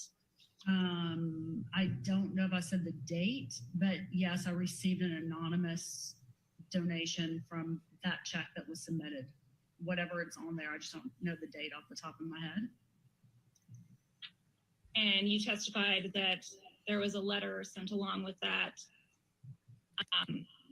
that said that it was in honor of Amber Heard? Yes. Richard, I was guaranteed 20 minutes with him after being attacked for 3.5 hours by your side the last time. So I am going to stick by what I was told before entering this and what your side agreed to. Oh, shoot. Your Honor, Mr. Depp calls Candy Davidson Goldbraun, who is the corporate designee of the Children's Hospital of Los Angeles. Wait, that was Jennifer Howell. That's Yes, it. Your Honor. Andrea, was that it? I thought that was supposed to be. Hold on, is it your Andrea, understanding that's that you're here to crazy. testify today on behalf Yeah, that's supposed to be about the staircase, I thought. What just There was happened? so much more to say. Yeah. That didn't mean anything. I'm dumbfounded. Ah, look. This person's wearing a mask Had by any themselves, payments sitting in their own been place. By Miss Heard. What? There's so To much more Children's that Hospital. Jennifer Howell could have said. I'm I'm sorry. so confused. In I don't connection understand with what's happening. the $3.5 million pledge, aside There are from multiple the things I original can think of that $100,000 Jennifer Howell check from could have talked Mr. about. White in August of 2016. Yes, there was a payment, a gift on January 9th. All right, so she's going to say she didn't get paid. Well, that was disappointing. And what amount? That was very disappointing. I am is that extremely gift that you're disappointed. referring to? I mean, Well, knowing all of the things that she could have talked about. Yeah. It's great. It's like the end And of the clearly was Sopranos. capable Was and that ready to gift go. made Whitney by had to Ms. move Heard out of. or on Ms. Heard's Whitney had to behalf? move in with her because Amber was being so abusive. Yeah. Okay, and what are you basing that statement I don't know any of that. By the check that we received. This person is From wearing a mask Fidelity. by themselves. You could have an attorney in the room with them. Maybe It that was- is. And it was a year ago too, right? Yeah, it was a year ago. Yeah. I can give them What a is this pass. document? It really The undermines. letter You to can't Mr. see any of White, the face. Not that it matters probably for this from witness, but myself, I don't like this inquiring for about testimony, further assessing installments credibility. on the pledge No, I do agree with you on that had that. not been fulfilled. And why did you write this to Mr. White on June 14th, 2019? That was also more than a year ago. I was trying to And she works for a figure out hospital. if there were any other payments coming from Mr. White to fulfill the pledge, because Children's Hospital Los Angeles had not received any other correspondence from him. And what is this document? It is the letter to Ms. Gottlieb from myself on behalf of Children's Hospital Los Angeles, inquiring about additional pledge payment installments. This letter appears to be directed to Miss Amber Heard, care of Jody Gottlieb. Is that correct? Correct. Who's Jody Gottlieb? In the Children's Hospital Los Angeles records, Jody Gottlieb was our contact for Miss Amber Heard. Ms. Goldbraun, why did you send this letter to Ms. Heard and Ms. Gottlieb? I was trying to see if the pledge was going to be fulfilled or not. In your experience, is it common practice for anonymous donors when making donations to, in one paragraph, state that they wish to remain anonymous, and in the very next paragraph, identify themselves? Yes, That is common? it is common for donors to want to remain anonymous publicly, but allow the charity to know who they are. Between June Cormier, 2018 and the thank dates you. on which you sent the generous. letters to Ms. Heard and Mr. White in June of 2019, were any additional funds received from Ms. Heard? No. Okay, so as of June 2018, a total of $250,000 had been received as far as the Children's Hospital is concerned from Ms. Heard. And that was the same amount that had been donated a year later in June of 2019. Is that accurate? Correct. As of the date of this deposition, March 30th, 2021, how much in total has Ms. Heard donated to the Children's Hospital? For this particular gift, in her lifetime, From 2016 to present. $250,000. Ms. Goldbrun, you recall we were speaking about this letter a few minutes ago? Correct. All right, and this was a letter that you sent to Ms. Heard, correct? Correct. Did you ever get a response to this letter? No. As of October of 2018, how much money had Ms. Heard directly donated to the Children's Hospital? $250,000. As of March 30th. I'm sorry, I didn't hear the end of that. Sorry, I just realized. You said October 2018? Correct. Okay. Yeah. $250,000. Okay. As of March 30th, 2019, how much money had Ms. Heard directly donated to the Children's Hospital? $250,000. What is your understanding of the length of time over which Ms. Heard pledged the gift of 3.5 million to Children's Hospital? There was no date arrangement with Ms. Hurd to have this pledge paid off in a particular time. If Ms. Hurd were to pay this, the rest of the 3.5 million, 2 years or 5 years, would Children's Hospital welcome that? CHLA welcomes every and any donation that comes its way. Has Amber Heard's pledge of the 3.5 Pledge. million We're back to pledged. expired? To your I knowledge? pledge everybody $1 million on this channel. I pledge. That's not expired. Thank you. I'll send you my PayPal account. Yeah, Venmo incoming. Hey, but you never know when a pledge gets honored. Your Honor, I think we've concluded our witnesses for today. We will have more live witnesses tomorrow. Okay, all right, ladies and gentlemen, that'll be the end of your day for today. Oh, wow, short Again, day. do not do any outside research. What do y'all do not think discuss of, this with anybody, and we'll see you tomorrow What do y'all think of morning at 9 today? a.m., okay? I thought the Thank you. shrink rebuttal witness was pretty good. I didn't catch much of the rest of the day though. Shrink Rebuttal was good. Q guy came back with a vengeance. Although Well, he before he still started ended up. sucking. Yeah, it's because Rick came back. He It knew was. to spike I've the only football ever seen because him Rick be came back. bad. I come rolling in. They're like, "You guys, redemption story, Rick." I'm like, "Great," and then he puts up a And then he's demonstrative. And like, it's like, and then Q guy, he looked right into Rick's eyes and he said, "Just All right. kidding." You want to have a seat for just a moment because we do have a few proffers. let's proffer some things. Just for the record, we talked about it earlier.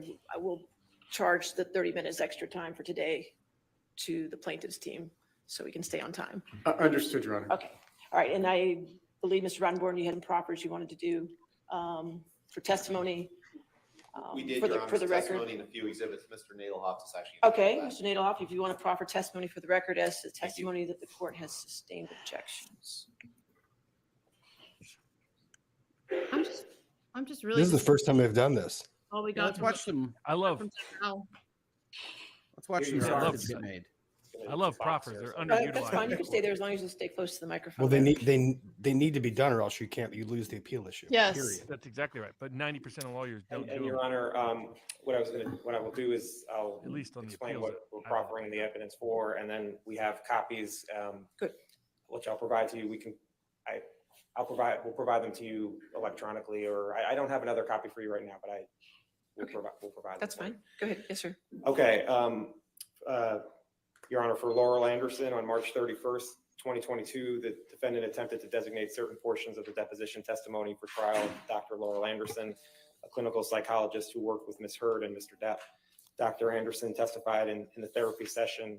Ms. Hurd reported to her that she was slapped by Mr. Depp, that he hit her in the head, had her hair pulled by Mr. Depp, kicked her in the leg, and that Mr. Depp gave Ms. Hurd bruises. Ms. Hurd also reported that Mr. Depp was the first to initiate any violence. Ms. Hurd also reported that she hid in a bathroom to protect herself from Mr. Depp. Ms. Hurd also reported to Dr. Anderson that Mr. Depp threw a phone at her on May 21st, 2016, hit her and held her hair. Ms. Hurd also reported to Dr. Anderson that she was a victim to Mr. Depp's abuse. The testimony is contained in Dr. Anderson's deposition transcript, which is Exhibit A. The court also excluded records of Dr. Anderson from Ms. Hurd's and Mr. Depp's therapy sessions and a treatment summary, which are Exhibits B and C. Mr. Depp objected to Dr. Anderson's testimony as described in medical records, stating that they were hearsay and that they did not fall into any exceptions, including statements for purposes of medical treatment. The court sustained the objection on the grounds that the testimony and exhibits were hearsay. For Dr. Kipper, on March 31st, 2022, the defendant attempted to designate certain portions of the deposition testimony for trial of Dr. David Kipper, Mr. Depp's physician. Dr. Kipper testified Ms. Hurd voiced concerns of Mr. Depp's behavior while on drugs and alcohol, that Mr. Depp tried to fight and push Ms. Hurd while he was attempting detox on his island, and that she found lots of cocaine in February 2016. A proffer is Dr. an Kipper offer of also what the testified he evidence told would have Mr. shown Depp that to the court quote, would have allowed bury it the to be dragon, presented. which referred to the bad feelings that Mr. Depp has inside him. So that an This appeals court testimony can is know contained what in it would have Dr. looked like. Kipper's deposition transcript, which is Many Exhibit lawyers D. forget to do it. Dr. Kipper also And then the Court testified of Appeals about an say, email he wrote "You didn't explaining proffer, Mr. you didn't Depp's preserve." detox treatment. Now In the level with email, me. Dr. Kipper He just wrote turned a page. Is he to Mr. planning on Depp's reading sister through that that Mr. Depp had binder? fundamental issues George. with He's alcohol got a and summary anti- sheet up at the That's what I was beginning, asking. and then he's got it Whole broken trial. down He's later He's on. gonna be here a while.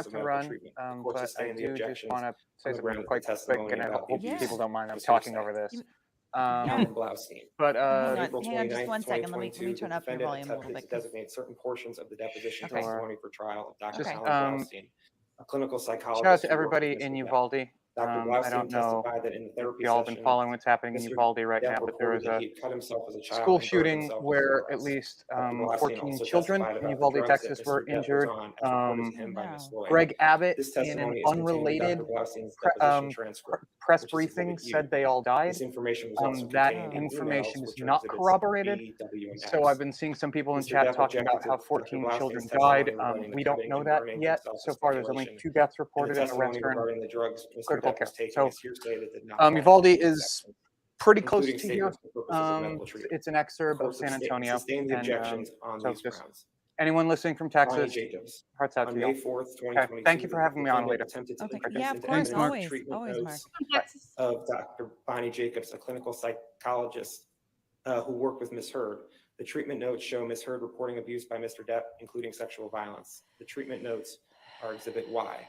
And based on the court's ruling, the defendant did not call Bonnie Jacobs as a witness. Mr. Depp objected to Dr. Jacobs' notes as hearsay that did not fall into any exceptions, including statements for purposes of medical treatment. The court sustained the objections on those grounds. I have some more. Give me a moment. As long as you don't just keep turning every page in that book. No, because it I'm is not not. staying for that. It is not. Okay.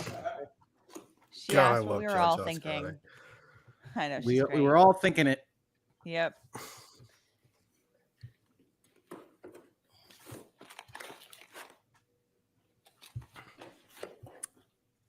It's interesting. He's Baby Rottenborn, but his hands are shaking. Like he's on stage. He is not. He's He is every- definitely not a Judgment. litigator. On April 29th, Every single time he's 2022, gone Ms. up there, Heard his moved voice to has been allow shaking. evidence and questioning regarding the UK judgment and for admission of the It's a hard judgment job. itself, which is Exhibit It Z. is. It In is. support for her motion, Ms. Heard argued that Mr. Depp had opened the door to the admission of the judgment by presenting evidence of damages after the date of the judgment on November 2nd, Knew it, but he 2020. didn't. For example, Ms. Heard observed that Mr. Depp had sought damages for losing his role in Pirates of the Caribbean 6, a movie that has not yet been made. Ms. Heard further observed that Mr. Depp testified that the op-ed had caused him and his family irreparable harm, thereby suggesting that his reputational harm had continued to the present. Ms. Heard noted that Mr. Depp's expert designation indicated Michael Spindler relied on Mr. Depp's earnings from 2019 to 2021 when reaching his opinion, which resulted in an amendment to the designation. Ultimately, the court found that Mr. Depp had not opened the door to the admission of the UK judgment and overruled Thank you, the Acrobat. motion, which the court did again today with Can someone Mr. whisper? Banya's What's going on? opinions. I Finally, think we should just have a half-hour-long debate about why lawyers use proffer instead of Adam, offer. What Bercovici, additional clarity is gained? Offer. I do like the on word. May 19th, Proffer. 2022, Proffer, Ms. but the Heard British attempted to accent. call Adam Bercovici, who is an expert in the policing and Los Angeles Police Department. Police Just and call it. I want domestic to tell you the violence shit that you excluded that shouldn't have. Mr. Bercovici Yeah. would have testified Yep. to his qualifications in the Well, field the of judge knows policing, that's what's happening. I don't even.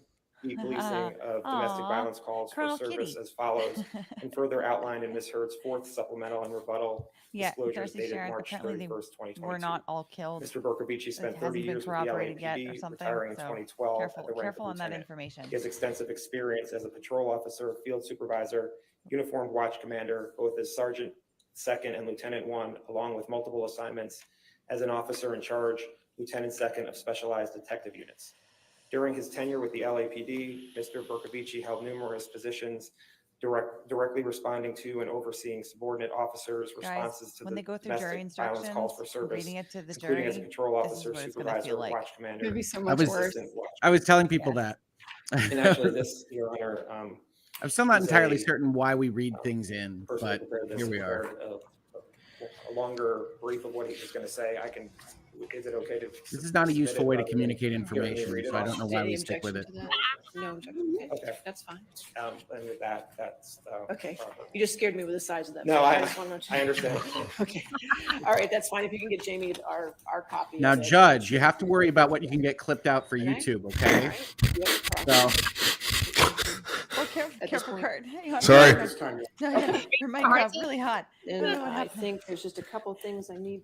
My bad. Tomorrow, let me, by the end of the day tomorrow, if I could get clean jury instructions without the sites on them for the ones Oh, that can you have copy been us too, admitted. Judge? And also the Sure. verdict forms as send it well. over. That's worked out. We'll Okay. review them. Your Honor, we sent revised jury instructions to them yesterday morning and a revised verdict form today, so just waiting to get Okay, back, but we'll sure. coordinate. All right, thank you. And you're working with Jamie about some exhibits. There's some that were, both sides noted that were in evidence that are not. So I want to make sure everybody gets everything cleared up. You're caught up? Okay, good. All right, just keep that going so we can get that, make sure that's taken care of. As far as time left, Sammy, today, I can give you a rough estimate for two reasons. One, you had some depositions, so make sure you give the breakdowns to Sammy about those. And two, Sammy wasn't here today. He had a mandatory CLE that he had to do. So I just did a rough estimate, and I want to qualify that as a rough estimate. But it looks like the plaintiff has used about 5 hours today, and the defendant used about 1 hour and 15 minutes. Is what I have. Okay. Again, Safe that's use of rough time. estimate, so don't expect them to be the same. But Sammy's going to get to it this evening and send you an email this evening with the actual accurate times. Okay. Anything else? No, thank you, Your Honor. Thank you. All right. So Heard's sitting at like Have a good evening. We'll see you. 2:45. You too. Thank you.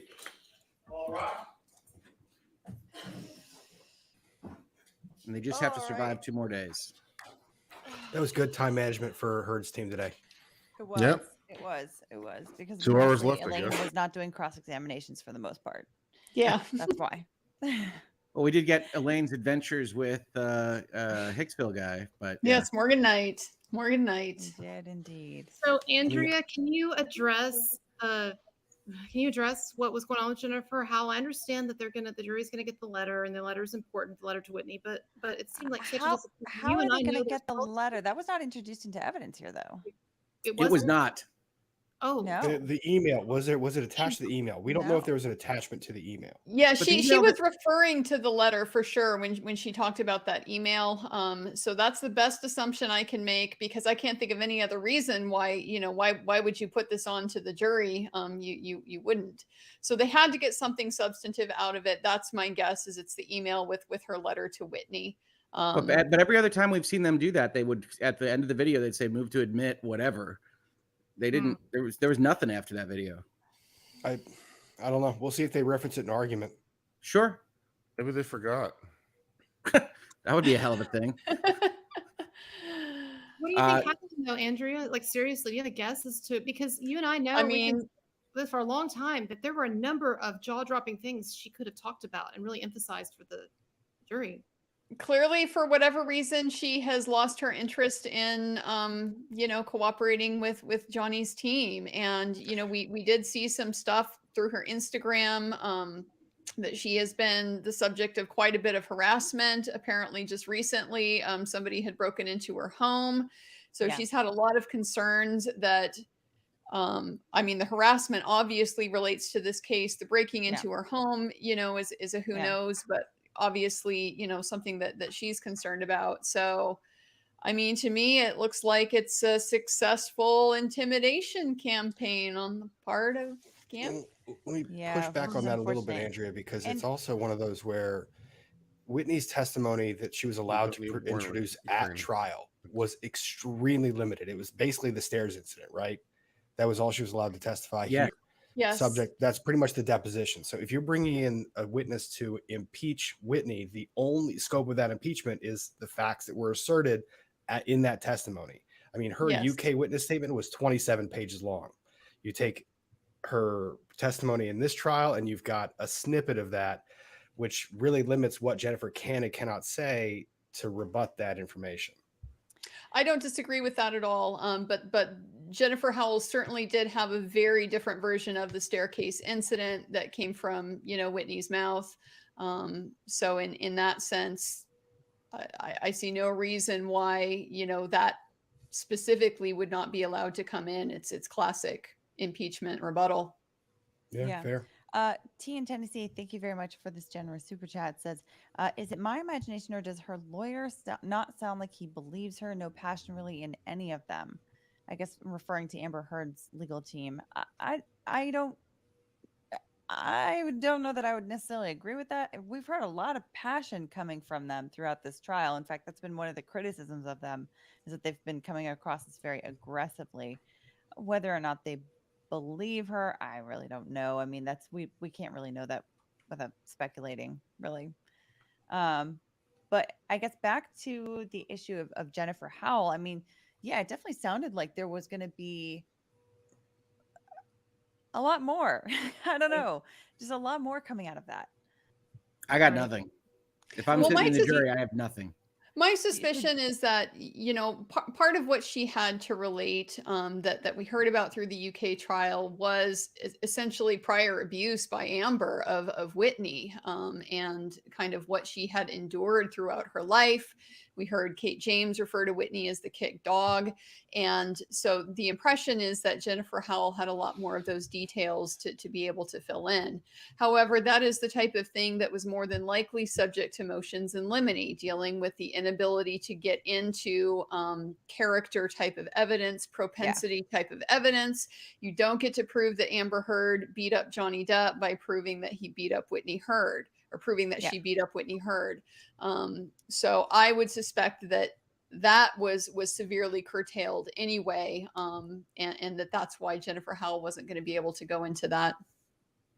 Andrea, did you just say, everybody knows I'm not a lawyer. Did you just say that, to paraphrase, that it's irrelevant to Johnny and Amber's case if Amber beat up her sister? Or did I misunderstand legally? It's propensity evidence. So it's an evidence rule. 404B is kind of what the lawyers all call it, because that's the federal rule. And it just basically says you don't get to use evidence of a person's character or their prior misconduct to prove that they acted in conformity with that on the occasion that's at issue in your lawsuit.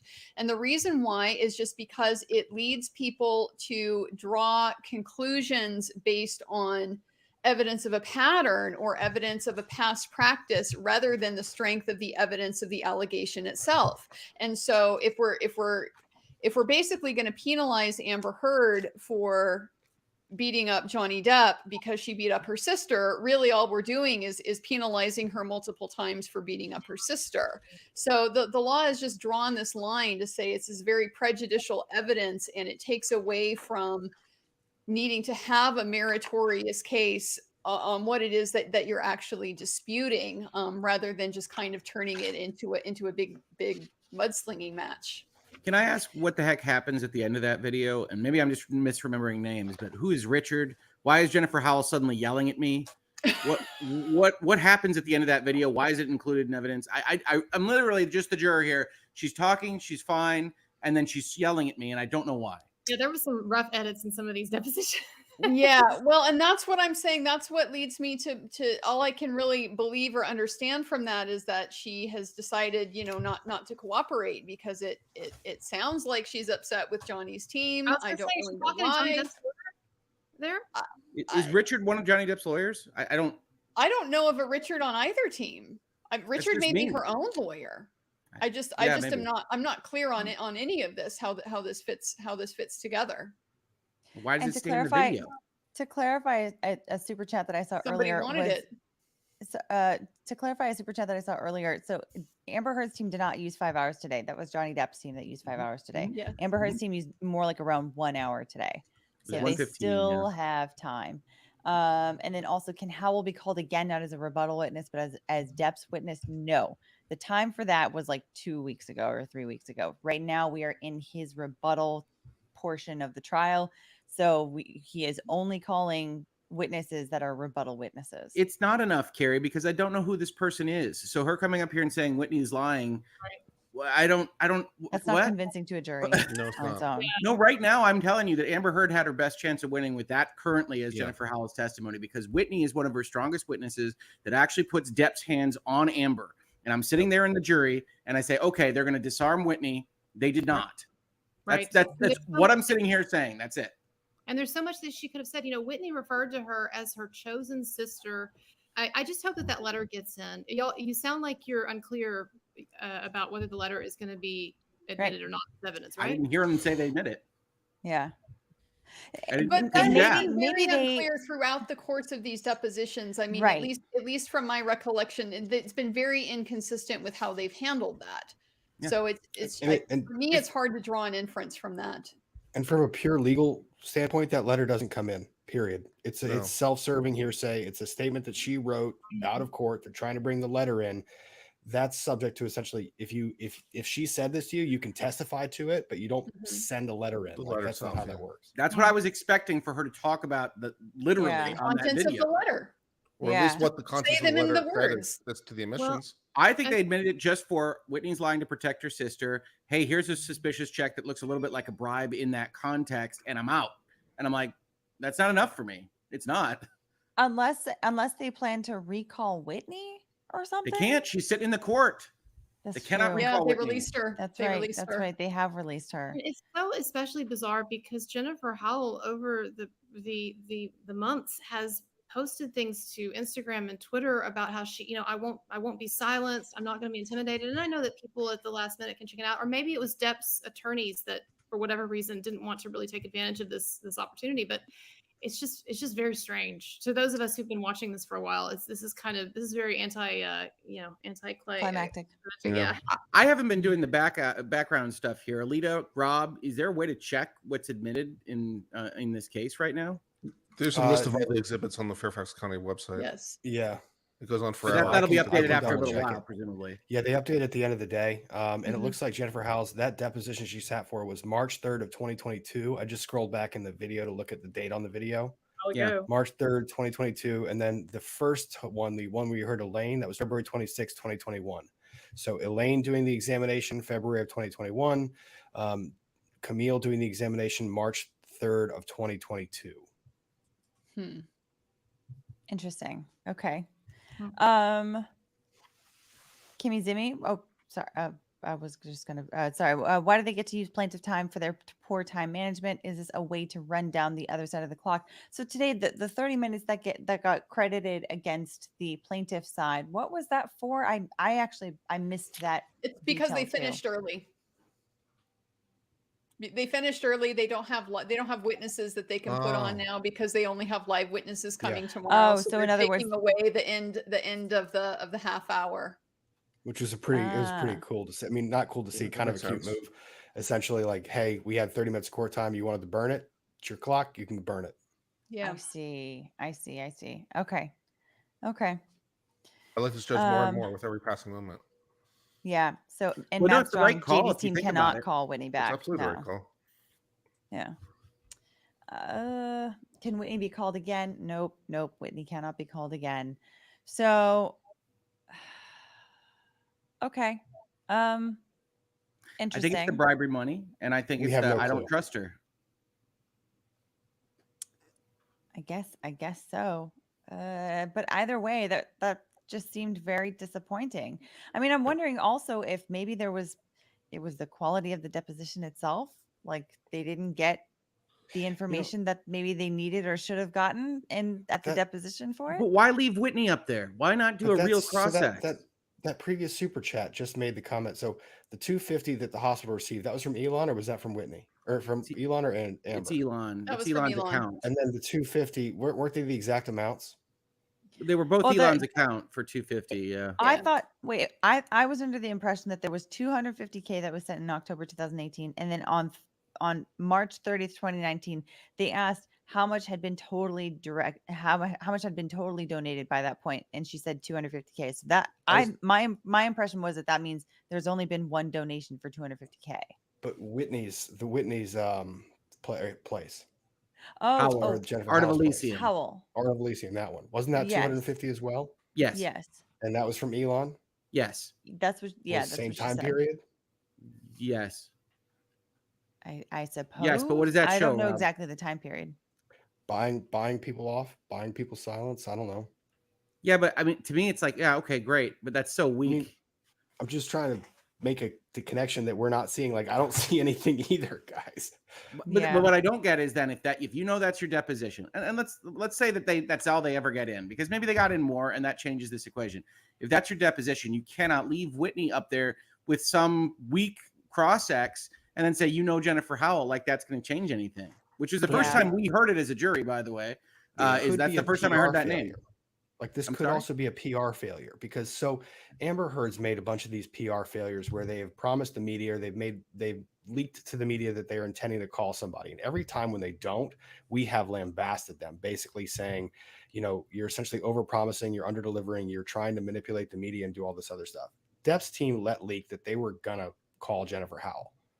And at that point in time, once that's out in the media, they have to call her no matter what. But it's not the media. See, Rob, it's not that I learned about this from the media. It's in Whitney's cross-examination where they say, do you know Jennifer Howell? And I say on stream, who? Because that's the first time I ever heard her name. And then I get 600 DMs with a highlighted letter that I don't read because I'm not looking at stuff. And then I'm like, okay, this is going to be big time. Let's see it. And then that was that. I don't know what to tell you. But Whitney is not disarmed. And now I've got a witness that I find vaguely credible with Johnny putting hands on Amber. I don't know. You got live witnesses tomorrow. Who knows? We do. Yeah, we got 2 days left. That's very true. Kate Moss should still be coming up. We'll see. And who knows? Who knows who else, right? Maybe Kate Moss has all the goods. I doubt it. I think her testimonies, her testimony could not possibly be very extensive, right? I mean, because she's really just there to testify about the stairs rumor. It's Look, am I the only one that is praying that Kate Moss has seen Amber doing coke in the clubs in London while she was filming Aquaman? I'm just gonna say that would be awesome. It would be, wouldn't it? Well, explain a fist pump. Because I don't know I don't know how you can get too excited about Kate Moss giving what amounts to reverse propensity evidence. He doesn't throw people downstairs. Thanks, Kate Moss. I'm a little excited about it. Bring in the fact that he's not an abusive asshole. We will see. I'm sounding a little if a Kate little Moss upset at how that testified went. any of that, because who knows at this point? Because we thought that what's her name was going to bring in a lot more, and that didn't happen. I did like the early day. I did like them going right down the line of the experts and saying, you suck, you suck, you suck, you suck. I thought that worked. You're cool. Perfectly. That's right. You're cool. And you suck, you suck, you suck. Yeah, no. So I thought that worked well. I mean, it was too easy to just beat up on media expert, but it was still needed to be done. Yeah. Yeah, I mean, and they really didn't even need the full parade of experts today to come in and just take a huge dump all over all of yesterday's experts, because I feel like the dump was already there at the end of yesterday. Like walking away from yesterday, there's no way that anybody was going to look at any of those witnesses and be like, yeah, I feel like they're very credible, very reasonable. Dr. Spiegel, very reasonable person. Yes, exactly. Very, very professional, very professional. And then and I'm sorry, but Catherine Arnold, I don't even as a lay person who doesn't work in Hollywood, if you know anything about two of the movies that they referenced, and be like, wait a minute, hang on, she just does not come off as credibly at all. No, Richard Marx was my highlight of the day. I love that guy talking about things, and he is bringing back Jack Nicholson. He is by far the one that, because I have the closest proximity to it, I say, yes, that guy does contracts. The way he talks about them, the way he references them, the way he talks about negotiations. If I were sitting in that jury room, I'd be like, no, that guy, listen to that guy. That guy knew what he was talking about. Yeah, which of course you wouldn't be, because there's I'm not allowed to be in a jury room with that knowledge. No. Nobody's allowed to say that contract guy knows what he's talking about. Then you have too much information you're bringing to the party. Exactly. Whatever jury system. Do we want to talk about the TMZ emergency motion? Yes, we can. Yes, let me share my screen. I've got it pulled up. Talk about TMZ. Okay, you got it, chat. We'll talk about TMZ. Well, I was just looking at it. I've been like reading this thing and like itching to go over it. Like this is crazy. They got it filed within 24 hours. Okay. Like 22 so hours. You guys did a you guys were reading over it, right? Yes, I read it while we were watching. I never do anything else while we're streaming. No, I didn't. Of course. I'm reading it right now. So TLDR, what's going on here? TLDR is that TMZ got the cabinet breaking video, the one with the smirk at the end, from a confidential source. And one of the witnesses that was leaked out to be brought in Johnny Depp's rebuttal apparently is an ex-employee of TMZ that they believe is going to attest to who gave that video. And TMZ has a big, long document here about the privilege and the First Amendment and the value of news gathering. And also, this guy's an asshole who doesn't actually know what he's talking about. Give or take. How's that sound? Even though he's a producer. He's a former producer at TMZ. If you look, I don't know that I believe that he doesn't know what he's talking about, but TMZ has asserted it and declared it under oath. All right. Excellent. Excellent. Excellent. Well, so I'll just jump in on this because I pulled up the rule. I'm that kind of nerd, so I'm looking at the evidence rule 2508, which is the journalist privilege in Virginia, and it's very similar to the one in California that says basically a journalist can't be compelled to disclose their source. And so what it does is it creates basically an exception for contempt if they get subpoenaed or deposed or something like that and refuse to identify a confidential source. But I don't see anything in this rule whatsoever that says a journalist cannot volunteer source information. And so to the extent I read through this motion from TMZ, they seem to be saying, well, he would be subject by a contractual obligation of non-disclosure. That it's their right. Yeah. I mean, That's the a separate essential issue. argument Go is put an injunction against him on the basis of your contract, but I don't see that as a basis for exclusion in a different court involving separate people. That's just my quick take. No, and their Andrew, you logic said is those dicey. 2508? Yes. Yeah, 2:508. Their logic is dicey because in the middle of this document, one of the things they try to equate it to is attorney-client privilege. And in particular, using a criminal case precedent, where obviously we're a little bit more concerned about things in general. And their footnote, I love footnotes, by the way. Law students, also accounting students, the footnotes are where the bodies are buried. That's the fun stuff. Okay, so you look at footnote 2 here, and they can't quite say what they're actually asserting in the paragraph, but they assert it anyway, and they say, by the way, this is about attorney-client privilege. Don't look at this. Go buy all this. And it's like, that's fine. That's what you do as a lawyer. This rule was adopted, promulgated January 12th of 2021, which is why I'm not familiar with the actual statutory interpretation. Brand new. Yeah, brand new. So it's previously, so Virginia, this is not uncommon for Virginia. Virginia is, by and large, a lot of our law was common law. And we didn't really do a whole lot of articulation of rules. I mean, rules of evidence in Virginia, as far as articulated in specific rule sets, is only since, Kurt, maybe you can help me out, 2015, 2016. Wow. Yeah, about that. That's when we finally adopted actual rules that kind of matched what you all learned in law school, essentially the federal rules of evidence. They didn't even get rid of the courts of equity until like the early 2000s, didn't they? Yep, I still have chancery numbers in my files. Hey, Court of Chancery is Delaware's big ticket item. You can't Yes. always get rid of them. Yes, it is. Speaking of Delaware, I think there's good chunks of Michigan law that are at least on the transactional side. Hey, has Delaware talked about this at all? Go ask them. It's literally Michigan law. Yeah, pretty much. So they go on and they talk about this journalist privilege. Virginia courts recognize the privilege rooted in the First Amendment, protecting the relationship between journalists and their confidential. And because I'm a nerd, I went and read that case. Of course. Okay, and then they say this privilege of confidentiality should yield only when the party's need for it is essential to a fair trial. Their argument here, which they use some other precedents for, is essentially that you can pierce this, no problem, if it talks specifically about an element of the allegation at issue. So if it's hitting something specific to defamation and one of the elements that Johnny Depp would have to prove, it's fine. But here they argue it's only impeachment that doesn't directly affect one of the elements of the actual claim. But look at their citations. Their citations throughout this entire motion are circuit court cases, which are non-binding on this court. And then half of them appear to be circuit court unreported cases. And then the other half look like they're federal cases interpreting Virginia state law, which Virginia state gives literally no regard to almost. And it's brand new law. How much precedent can there be? Yeah, true. Yep, that is true. As noted, an effort to obtain impeachment evidence for its own sake is insufficient to overcome the privilege. And the question of who provided the leaked tape to TMZ is irrelevant to the elements of defamation. The identity of TMZ's source has no bearing on whether, for example, the statements plaintiff is challenging are substantially true or whether a defendant acted with the requisite degree of fault. However, I mean, just playing devil's advocate here, every witness,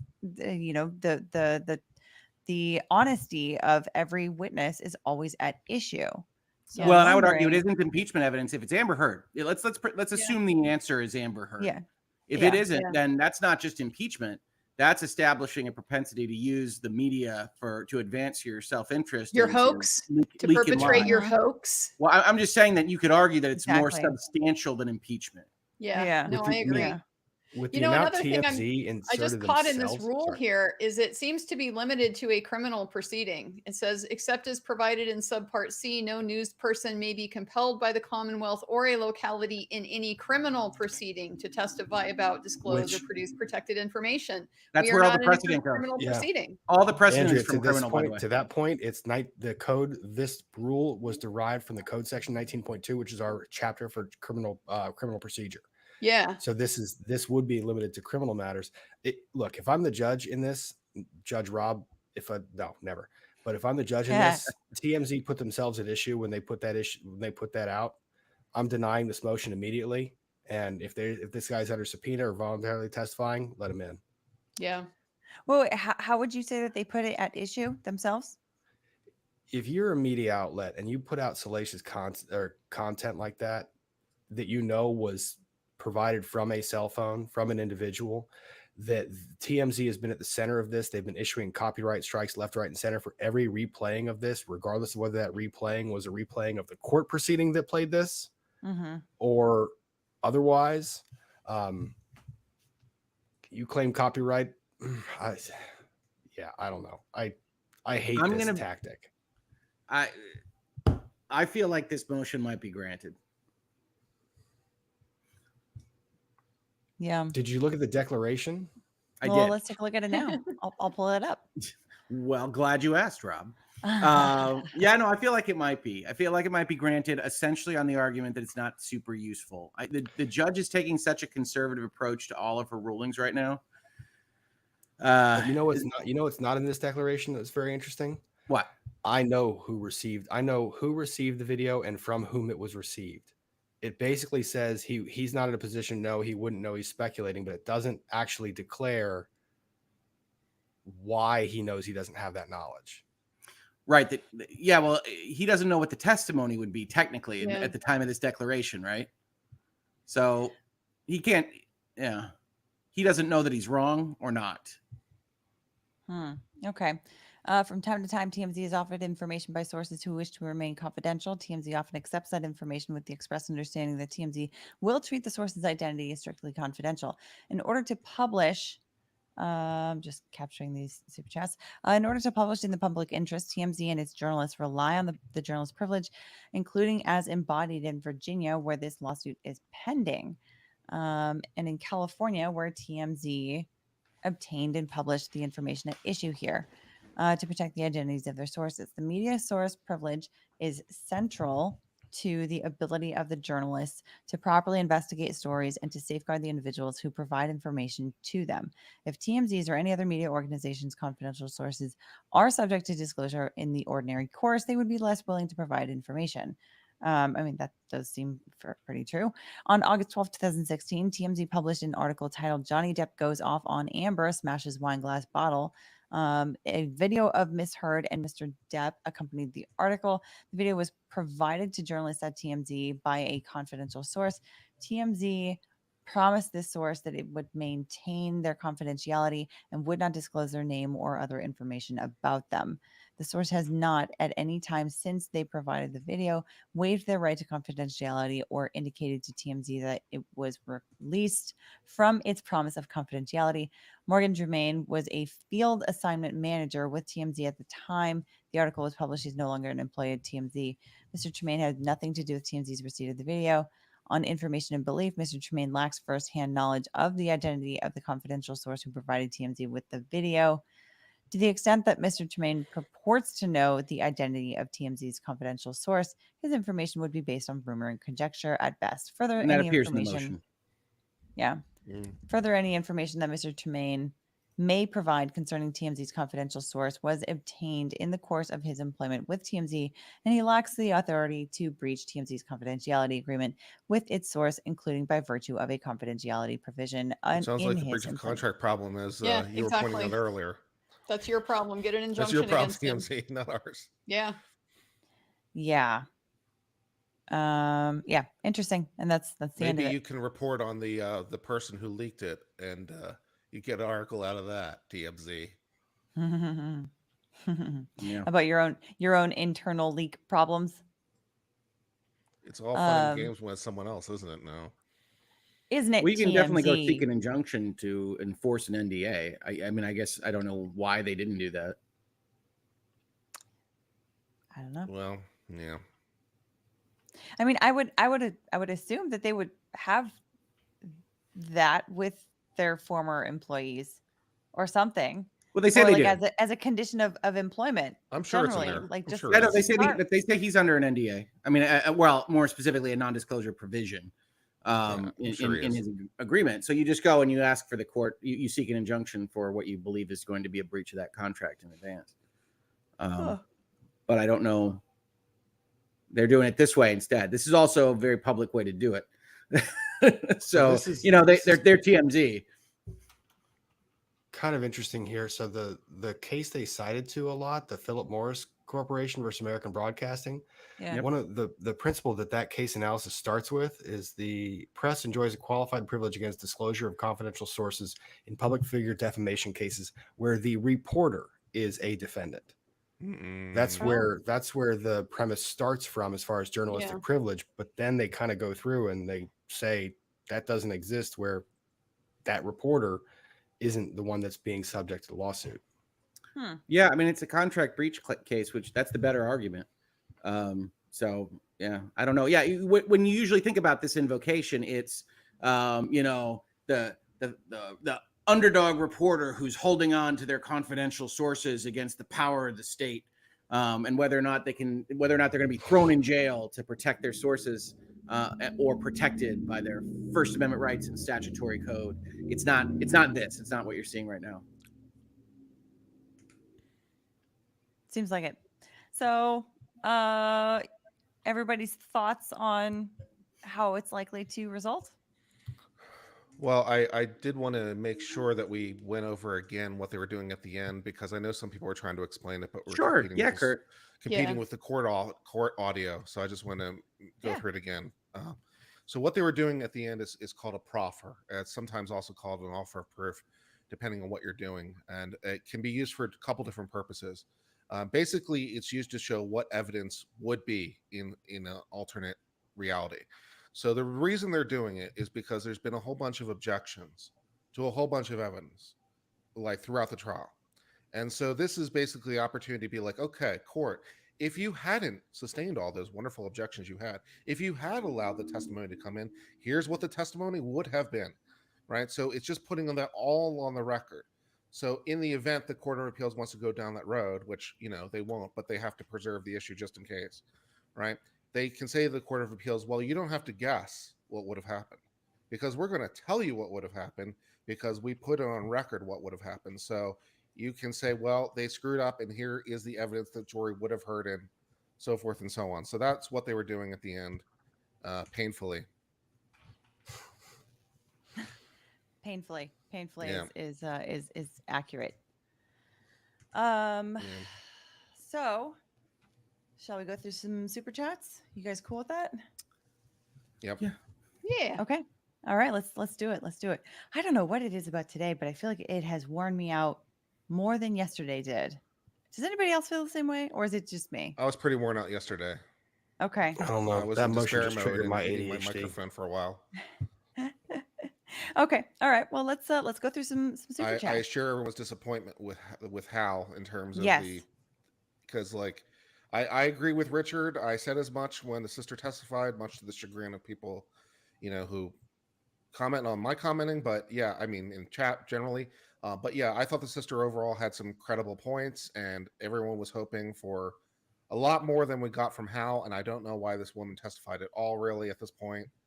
So you now have a somewhat credible witness who says that they witnessed a physical altercation. Now, to be sure, she also said things like that would lead you to the conclusion Amber Heard started that, but it's like we didn't get the death blow that a lot of you guys were hoping for. So I think you have to reassess the odds at least a little bit to favor a possible outcome for Amber Heard as a result. I don't know that is something that really is going to be as damaging as some people might think, though, for Johnny Depp's case. No, I don't think it's like like yeah, the death like blow or like yes, anything. yes, of course that's not played out the way that we thought it would, or the way that it sounded like it was going to be played out. But I wouldn't say that that kills the case either, because I mean, you can even just go through the logic of what both Whitney and Amber testified to, and just and have issues with their testimony Sure. with that. Yeah. I mean, You know, I didn't say it killed the case either. I just was like, it's Yeah. a bright spot that could have potentially been eliminated that now leaves open a potential option that didn't have to exist. So yeah, maybe I yeah. didn't say that clearly enough. No, I got you, Kurt. That's yeah, definitely understand. Okay, so let's go through some super chats here. Y Newman says, question, can they bring in JH as an in-person rebuttal witness after that depo? Love the channel. I was doing law and then stopped, so this really scratches that itch. Thank you so much. Can they bring in Jennifer Howell? No, because she already has, she was just brought in as a rebuttal witness there through her video deposition. You can't bring her in twice and say like, oopsie. What's we didn't funny get is what we wanted out of her. during that video, and we're watching it get to the end, and I'm like, this is just about establishing the email and things. I'm thinking, oh, maybe it's like a Disney World pre-show, where like you got this whole video, and then she storms out of the video, and she's right there live to do the actual substance. You know, like the curtains raised. Yeah, and there's like smoke that comes out, and they just like It comes right appear. out of the video, and now she's talking. Yeah, no, Yes. because I was watching that bar, going, are we gonna get any substance? Because it was almost all procedural. Yeah. Caitlin Weeb says, just went back and re-listened to Jennifer Howell. Question, excuse me. Can the UK testimony and email chain, sorry, Rob, I made you yawn. Who's gonna get hit next there? Sorry. Can the UK testimony and email chains be entered as evidence that the jury can reference to get the story? We don't know. We don't know, because there's been no indication that those emails are entered as evidence. I mean, normally there's some kind of a signal to the jury saying, here, this is a piece of evidence and it's being entered and it's part of this conversation. But these video depositions, we don't really know, other than like seeing that stuff has been gone through in the past, and we can kind of like presume that they've been brought in, but I don't know. Imagine how weird that is, right? Imagine, I still haven't read this thing. Imagine that one of these things is an actual bomb on this testimony. It doesn't get talked about in substance at all. It gets admitted and just like handed to the jury deliberations, and you hope they read it. Yeah. Mand Nam says, question, how could they allow JH hearsay in but not admit documented records of abuse by JD? Very baffling and unfair. Her defense was impeded substantially. I'm not sure what documented they didn't records allow Jennifer Howell hearsay in. That's what we're talking about. Yeah, and then also what documented records of abuse by Johnny Depp? I'm They're confused talking about that. the proffer, all of the Amber said to Bonnie Jacobs, Amber said to Amy Banks, all of the stuff that is the self-serving hearsay that was excluded for that reason. I see. Yep. The reason is because of rules of evidence.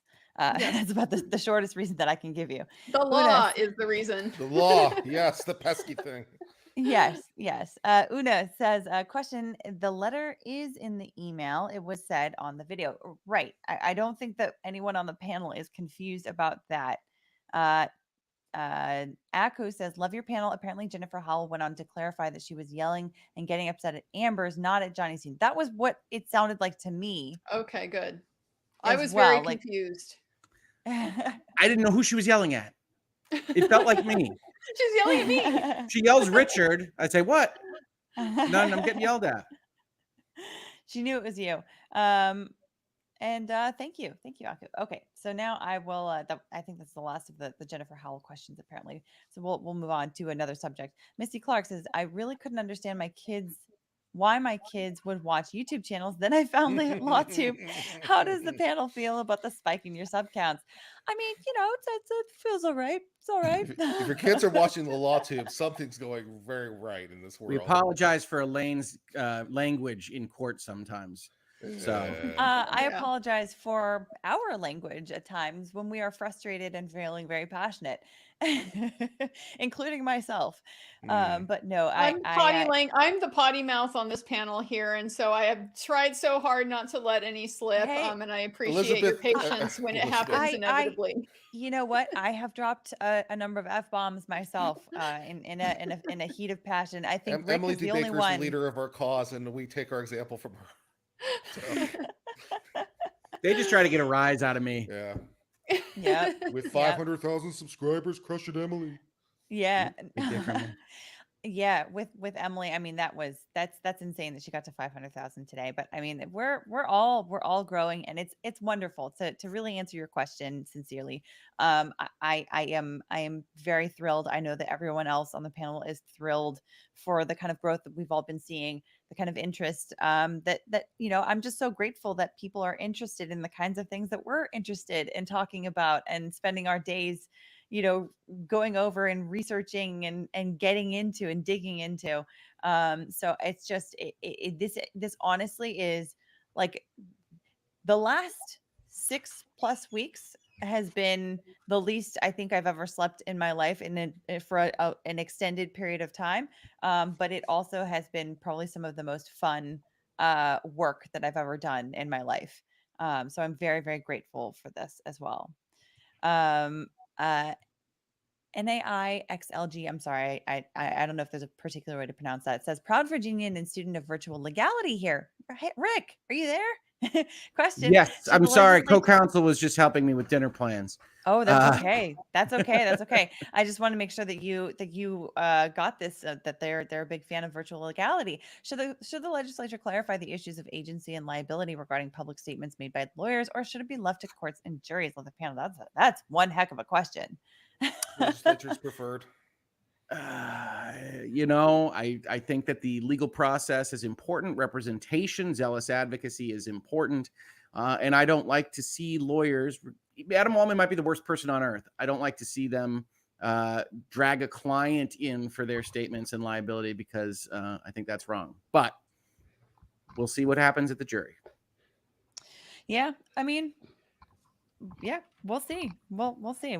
But that's a very fascinating question. I mean, we could really get into a pretty big policy discussion of like what is better for these kinds of things to be determined by the courts or by the legislature. We could get into all kinds of philosophical discussion there. But thank you for that. Truth Seeker says, question, would any of you during closing hold up pics of Johnny at children's hospitals in contrast with hers not pieing pledges? It's my daughter Robin's birthday. Please send her a cheers. Happy birthday, Robin. Happy birthday. Well, so as far as those pictures are concerned, if those are not introduced into evidence, it's improper for them to come in during a closing argument. So if they have been introduced at some point, then sure, absolutely. But if you're just trying to do that for sympathy and whatnot, that's Yeah, you play We Are the World. It's just a video. It's got slides of Captain Jack Sparrow, hanging out with kids in hospital beds. It's totally probative. It's totally probative. And then have Amber him, Heard's face melting into the skull. Guilty flashing. Yes. What about And the of course, children? But that's only shortly after she's like reached for the chalice at the end, as dressed up as Dr. Elsa Schneider as the Just villain put her she face is. literally on top of Elsa Schneider's from the Indiana Jones movies. Exactly. Put that on screen. That'll be good. I think they'll allow it. Movie, but it's Amber coming out of the chest. I think the judge will think about it and say, yes, that's allowed. And then it complete with like the music behind it, like anyway, okay, so you get our point. That's a closing. It's got to be Lacrimosa. It's always Lacrimosa. We are going for a Hollywood closing argument here. Nice, yeah. I will say too, shout out to the that umbrella guy. How many times has he been like? We just literally had a witness question about that umbrella guy. This guy. He's everywhere. My God. That's He's incredible. everywhere. Good for him. Good Shout out- for him. Shout out to that umbrella guy. We were on stream with him a couple of times, so shout out to Yes, that guy. good dude. He's been on this channel Yeah. too before, and he's I just, do not know a him. guy that's interested in talking about stuff. You know, All Johnny Depp, baby. That's the pitch. I can't make that pitch work. Don Lionheart. Well, I don't know. I don't know if that's actually his pitch, but that's just, I mean, that's a good way to characterize him. You know, He shows skin. Don Lionheart says, Hogue, would you ever Yes. want to do what Marx does? What Would I ever want to Marx do what does? Mark says? I think in a different life, that's probably what I would have done. I mean, like that's transactional law. It's what I do. Getting stories made, which is what I love. That you see postmortems and things on TV shows and movies and video games about Yeah. narrative and storytelling on my site.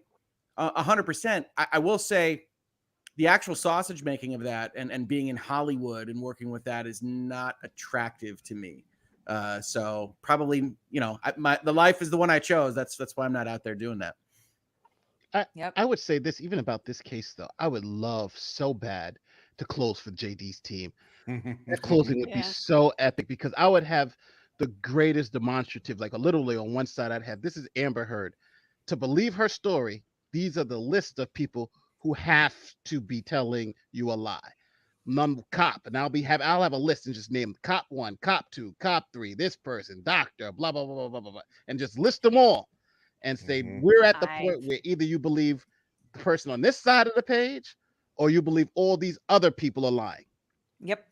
That is essentially where we would be going with that. And then I would want- obviously move into all of the stuff. I would want to throw in a rhythm to say, Amber says, don't believe Johnny, believe Amber. Amber says, don't believe Isaac Bruch, believe Amber. Amber says, don't believe Alejandro, believe Amber. Amber says, don't believe the cops, believe Amber. Amber says, don't believe the video, believe Amber. Amber says, don't believe your ears, believe Amber. Amber says, don't believe your eyes, believe Amber. It's like that's like the rhythm that I would want to put that in, to be like, to like boom, boom, boom down the list, and to just go and show like really, in order to believe her, you have to discredit literally every single other person that you have heard from, because every single other person has deviated from her story in material ways. Yeah, just make it all about the credibility of Amber. I think that's the winning strategy here, because it's a he said she said case. Most of it is she's saying it, and that's even with the proffer today. The proffer was essentially all of her self-serving statements, and you know, I told the doctors, I told the doctors, I told the doctors, which is great, but it's all hearsay, and that's what she's trying to get it in. But again, it's all about what she says. So I think if you really just attack her credibility, which is so easy to attack in this case, it's over. Game over. Yeah. Connie Van Loo, thank you so much for your generous super chat. Says, I've been watching your channel since the beginning of the trial. You all are awesome. Keep up the good work. Greets from the Netherlands. Thank you so much. Very Thank kind. you. Hello, Netherlands. Yeah. Yes. Here's another question from Sarah Palmer. Says, where can I ask you questions about other cases? Best to DM at. Right now, you can DM, you can email. I don't know that I will be able to see it because I have a wave of emails and DMs that are coming in, and I don't know that I will be able to dedicate the time to it until this trial is over. Actually, I should just say right now, I know I won't have time to dedicate to it until after this trial is over. I want to be fair to everybody that is putting in time for it. So if you have other topics for us to discuss, I'm always happy to look into those.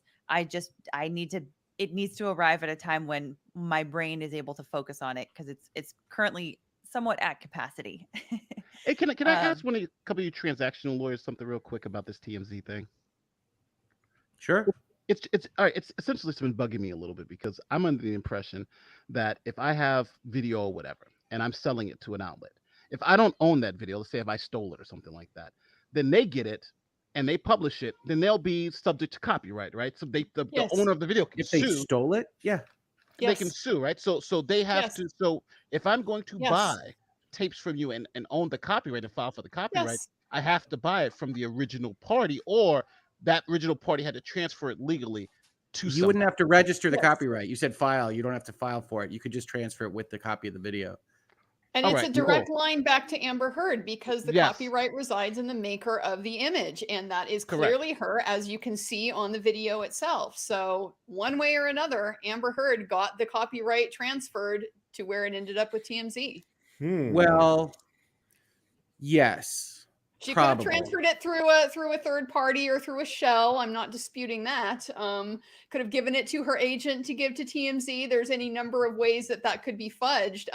But she is the original source of the copyright, and for TMZ to have that copyright now, there had to be transfers. And I'm going to tell you, based on reviewing the case law on this, and that's what I've just been doing. Lexus Oh yeah, deep dive on this. Rob's lawyering down there, folks. You can tell. LexisNexis, whoa. They're basically kind of screwed. At TMZ is. Okay. Looks like you've got 2 circuit court opinions directly on point. Then they all refer back to a bunch of the district court, EDVA federal circuit courts that interpret it because it's a mixed con law issue, First Amendment issue versus that. But basically, because Amber is at the core of this transaction, and because Amber has put this video at issue, she has played this video, put it in her case in chief. She has made the video itself a significant portion of her case.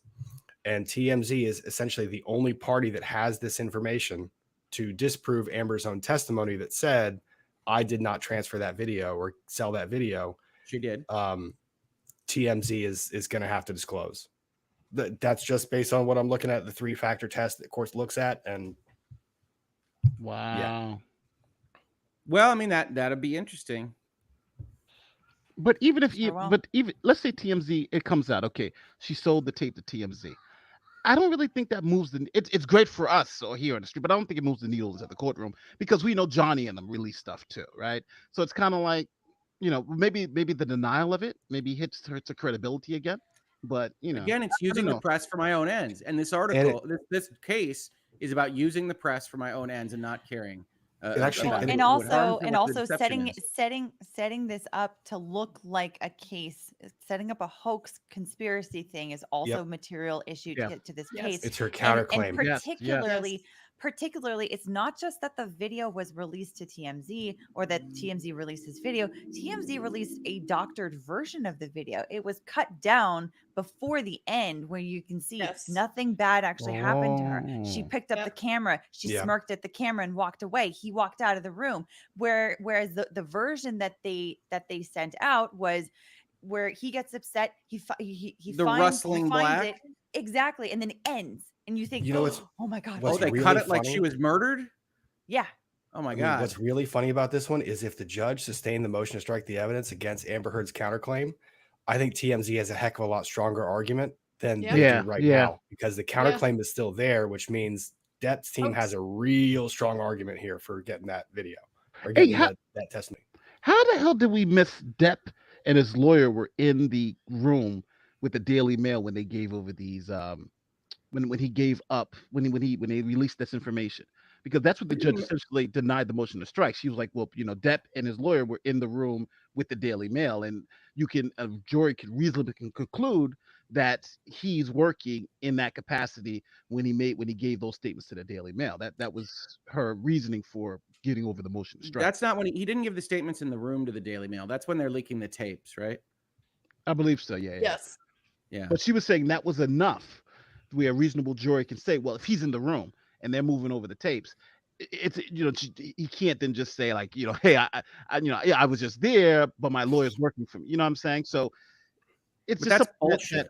I mean, the judge is just wrong on this. See it. I mean, I can see where the judge came from on this. Yeah, of course. It's up to the jury to basically infer. It might be, in our opinion, it might be an impermissible or an improper inference to draw a connection based on the attorney-client privilege relationship there. But at the end of the day, I can see completely why the judge would kick it to the jury to make that inference, because that's their job as the finder of fact. But they can't find this fact, Rob. The problem I have with it fundamentally is that the elements of this finding of agency is to be acting within the scope of the agency, and you have no freaking clue what the scope of the agency was. Yep. I get your point. I do. I get your point. I can see how it can be argued, and I can see the logic though. Like, I'm not saying the judge. I'm not saying that Judge A is like that'll be appealed and it's overturned for error. I don't think it's clear error. I don't. But I'm saying that she's wrong, and it's judgment, right? We hire judges to exert their judgment. I disagree with their judgment. I would have had different judgment. I don't think it's clear error. I don't. See, I think when you go to the standard is to allow it to it's to tend to allow it to go to the jury than not, unless it's really overwhelming. And I think with those facts, it was kind of like eye goes to the runner. So tie goes to Amber. We're going to let it go to the jury I because just can't get past you the fact could they don't make have that. anything to base it on. If you Well, can't have it's the anything to scintilla. base it on. It's So the the scintilla of is evidence. actually Yeah. referenced in the Supreme Court case. That's why they keep saying scintilla, because that's the controlling authority, scintilla. And that has been referenced in every single motion to strike the evidence since I have been arguing. I always Yeah, I say get it. scintilla, which literally means if I find a speck of dust, I And overcome I don't, that. I don't know. I don't care how many times I hear the word scintilla in this context. Every time I hear it, I think of chinchillas. I don't know why. I think we have to end the discussion on that. Honestly, Chinchillas. This is where I'm at this point in this trial. We can't improve on that. We should go to the next topic. So now I guarantee everyone else will think the same thing next time you hear a motion to strike. You can't You've already such a ruined cool Nickelback. world. Like a scintilla is just an awesome word. Motion to Mike- strike like Johnny Depp struck Amber Heard. Oh, no. Was it you or Nate that was going with whatever, like slap that like button, like Will Smith slapped? Yeah, Chris Rock? slap the like button. I'm here to help. Oh no, I mean, we were saying also Will Smith that like button. Will Smith the like button. There you go. Man. Also, Nice, I that's a good see- one, I too. see a bunch of folks in the chat that came over from Emily D. Baker's live stream. Welcome, Hey, welcome. Emily. I see all the purple hearts. I suppose she finished for the day. So anyhow, Mike Qualia says, did anyone else catch that Miss Arnold stated that women would prefer to see the poster with Momoa and the Amber Heard? So women don't want to see Momoa alone? I didn't catch her say that. She did say that. Yeah. So they're talking Yeah, about the she 4 said it. posters. She says there's an action poster, an epic poster, an adventure poster, and a romance poster. And she says women reacted the best to the romance posters, is what she asserted. But everything she asserted was either just out of her brain, like just making stuff up, or otherwise. I don't buy anything she ever said about anything.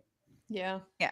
It was pure And that's speculation. really not good evidence anyway that romance poster needed to include Amber Heard. It sounds like you're saying it could have included any female body next to Jason much. Momoa that women could imagine themselves superimposed upon, and they would like that poster better. I want to be like, ma'am, okay, so once they decide to make a romance poster, is there another functional way to make it without Amber Heard? You just need a completely empty shell, which Amber Heard is good at. So you got that going for her. But Right. It's just one of those dotted line. It's a dotted line outline next to Jason Momoa with like either a question mark or one of those like funfair mirrors that you could just stand in front of at the movie theater, and it's just you and Jason. There you go. You know what? One thing I do want to say before we move to the next topic, we always give Amber Heard's attorneys crap because they do everything wrong every day. Can we please give them a little professional love for the tight cross-examinations today? Oh yeah. Finally, they Yeah. put on some very tight and clean because they're under the gun. So I'm talking about, you're talking about checking every box, making sure they follow every commandment, holding witnesses down, and just today, to only spend an hour, maybe an hour and a half on this, challenging these rebuttals was, I will say, great lawyering on their part, because I think they did what they needed to do. And I think the proffer at the end was a cherry on top for them today, because they got all that evidence into not the courtroom, but to the lexicon. Because just like we were seeing in the chat today, people are like, oh, there's all this evidence they didn't leave in. It's unfair for Amber. That was a beautiful PR move to proffer right there in open court, let the world hear all this evidence that seemingly the judge wouldn't let in, to try to change the PR narrative. So today, generally I'll say Johnny, I think, won the day in court, but I think everything else, especially depending on the time issues and everything, I think Amber Heard's team did a very, very good job today. I don't think they're going to win the case, but I think today we have to give them credit. They really, really worked great today. If that's what they can do, I blame the judge. She should have just given each team 31 hours instead of 61. I mean, yeah, shorten the time. Honestly, I would have agreed with that from the very beginning. This shouldn't have been a 6-week case. No. Yeah. The last thing I heard, though, before went to court was Rottenborn's argument on the motion to strike. And that man can argue some case law. Like he's good. Yeah. He's good. And I don't know why they allow Elaine to do anything when you've got him. Because he can't do everything. He needs someone to help him out on some stuff. He needs work on his tone, though. Yeah, but he's gotten better throughout the trial. At the beginning, he was worse. He's gotten better at his tone in cross-examining in more recent cross-examinations. I just find the high and mighty sanctimony a bit much from Rottenborn. He's impugning the integrity of the entire judicial system, Your Honor. Yeah, that was dumb. Okay, that was all right, dumb. bro. Yeah, But just imagine if they had played, if they were their objections were on point, if they were doing all this stuff for the whole trial, I think this would be a different trial. But it's just like Completely. wait till the last minute. It's like Well, 2 minutes left in the also- fourth quarter, and now they're bombing threes. Like you're down by 40. You know, we're not going to make it. Yes, but I think that they also spiked the ball from the very beginning by filing the counterclaim to begin with. But that's so just true. me. That's just me. You know, it's like they were like, you know what? Let's put ourselves at the worst possible disadvantage that we can. Anyhow, but I do agree. I do agree, Nate. I think that the cross examinations today were really, really good. Give credit where credit is due. Absolutely, I do agree with that. Adriana Jimenez says, sorry, I missed most of the morning. Question, did the motion to strike fail or is it under advisement? Thanks for all of your amazing thoughts and commentary. It did. Yes, she denied the motion, which was more than likely what was going to happen. It's judges do not like taking claims away from juries. Tiana Lynn Kay, when Gina Dudas was dismissed, did the plaintiff get their time spent on her back? Could that be part of why they have so much extra time left? No. They just didn't spend any other time on her because she wasn't fully through her testimony. So maybe that was a the time judge saving. is charging them for not using the time in the day. She's charging them for everything. That Duder's time definitely counted. Yeah, no, for sure. Allie JD says, what areas of law do you all practice? Civil litigation. For me, that's most of my history is in civil litigation.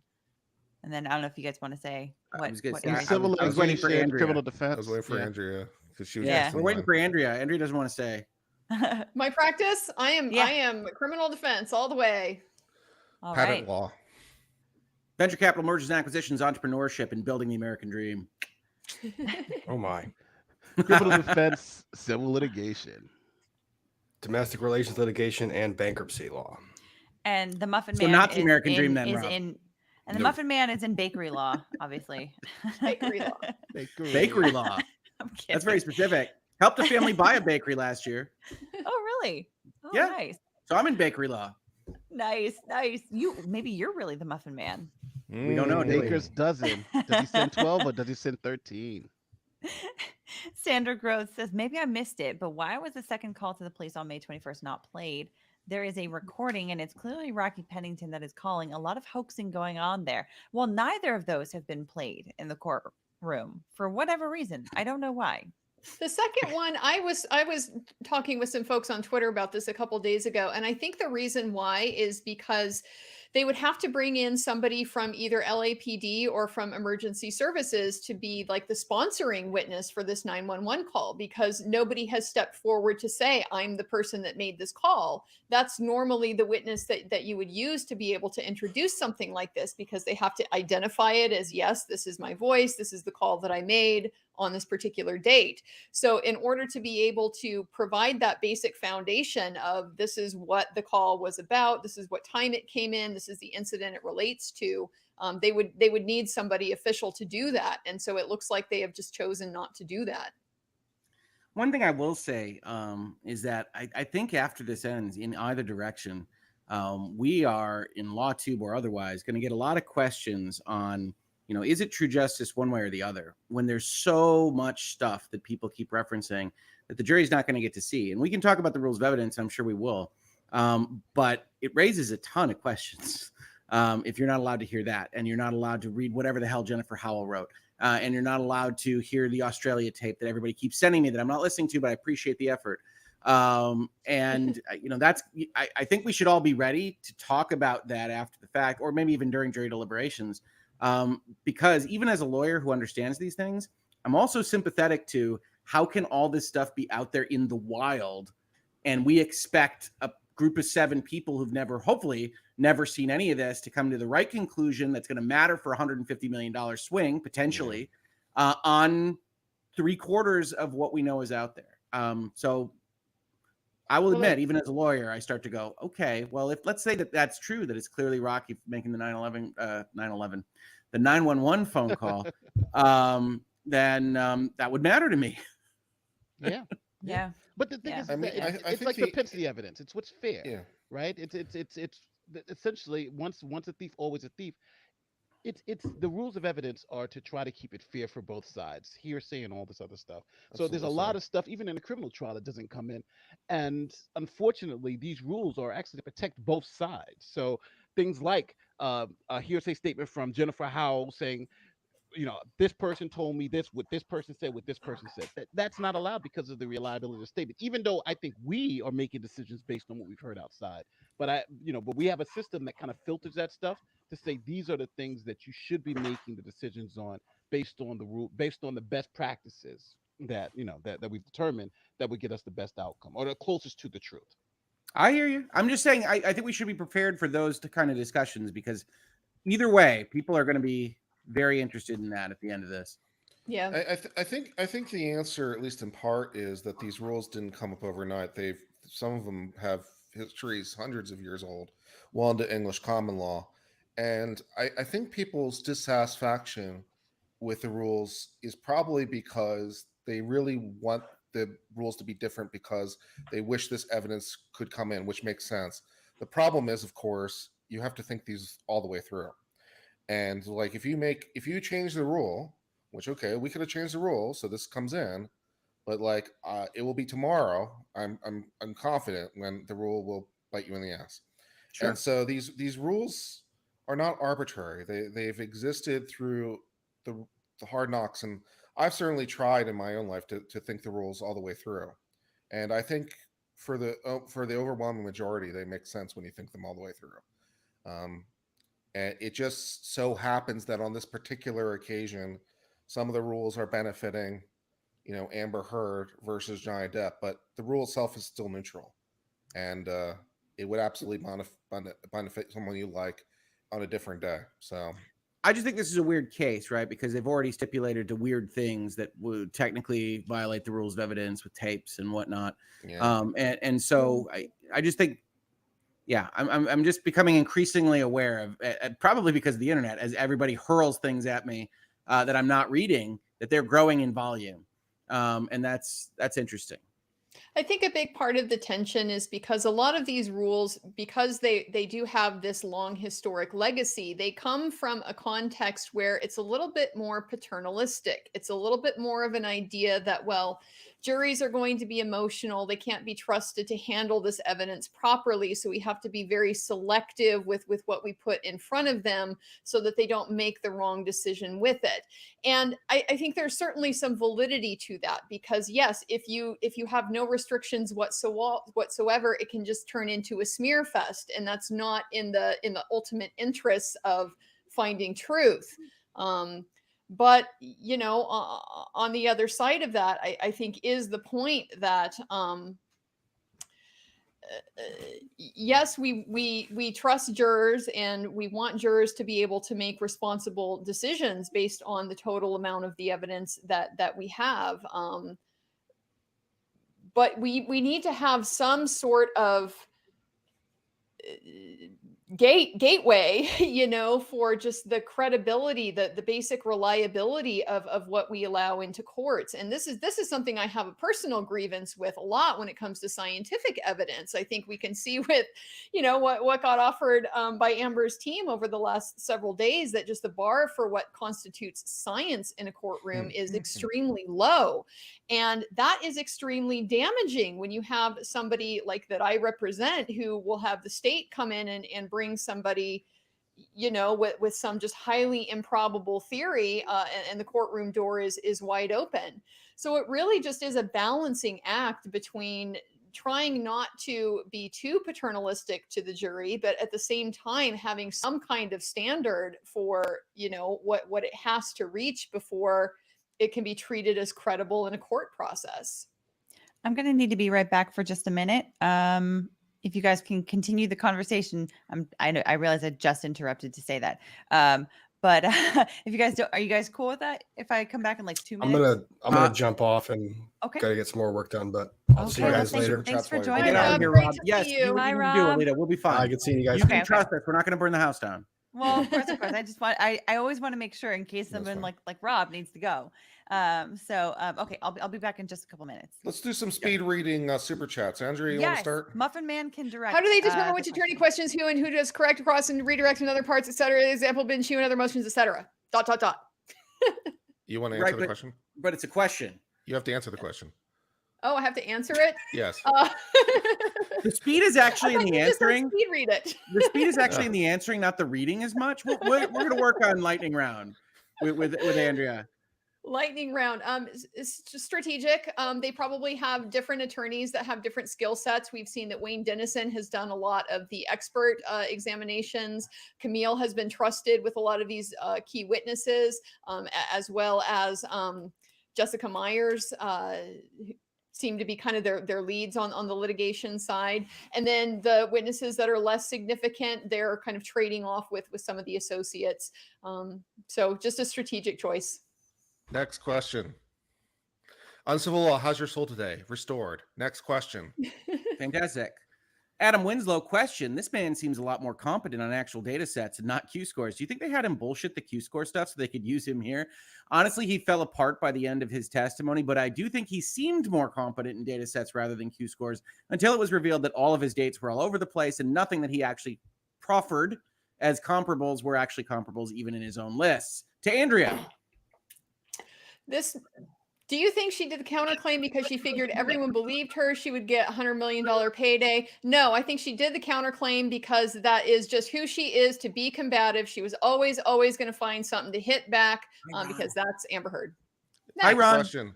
Will Amber have witnesses for rebuttal? Yes. Next. Sandra Durazo, question. Have you heard of BJ, aka that surprise witness? Is it possible to invite her on for her legal opinion? I don't know who that is. I've talked with her a little bit on Twitter. I've invited her before, but I don't know if she's on other stuff or not, but she hasn't responded. Yeah, Lita gets to control the guests on her channels. Thank you. But I would love to have her on if she'd like to. Women's World said, do you think JD's team planned on the counterclaim remaining because they had these witnesses here specifically to refute Amber's counterclaim? I think that they prepared for any possibility. You got to prepare for it. Yeah. Stephanie Stevens, super fan. Thanks all. Thoughts on House of Habit being banned on socials by Amber Heard's PR team? Crazy.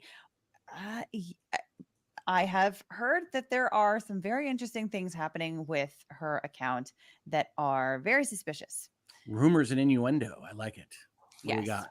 Yes. But I mean, if you consider the fact that she's got some really great sources, she's had some very interesting information that she regularly puts out there, and she's really good at what she does. I can understand if somebody is not happy with that and has the resources to send a bunch of bots or whatever her way, has a bunch of, or people or whatever to flag an account and try to take it down. I can understand that happening. So Sienna Hartle says, what's everyone's favorite Supreme Court case? McCullough v. Maryland. Brandeis's concurrence in the Whitney versus California. My turn? Cherokee Nation versus Georgia. I'm trying to think of what my favorite Supreme Court case It's just going to be, Ron's just going to say one he was in. I mean, this isn't fair. One he won. Yeah. Now Which stop one is putting it? his color briefs at us, man. That's not fair. Yeah, he was ready for that. Love it. X-Files. I'm admitted if you need someone as a pitch hitter. I'm just saying. Can Amber Heard call rebuttal witnesses to rebut JD's witnesses? Please read second try. So Amber does get rebuttal witnesses here after Johnny's rebuttal witnesses.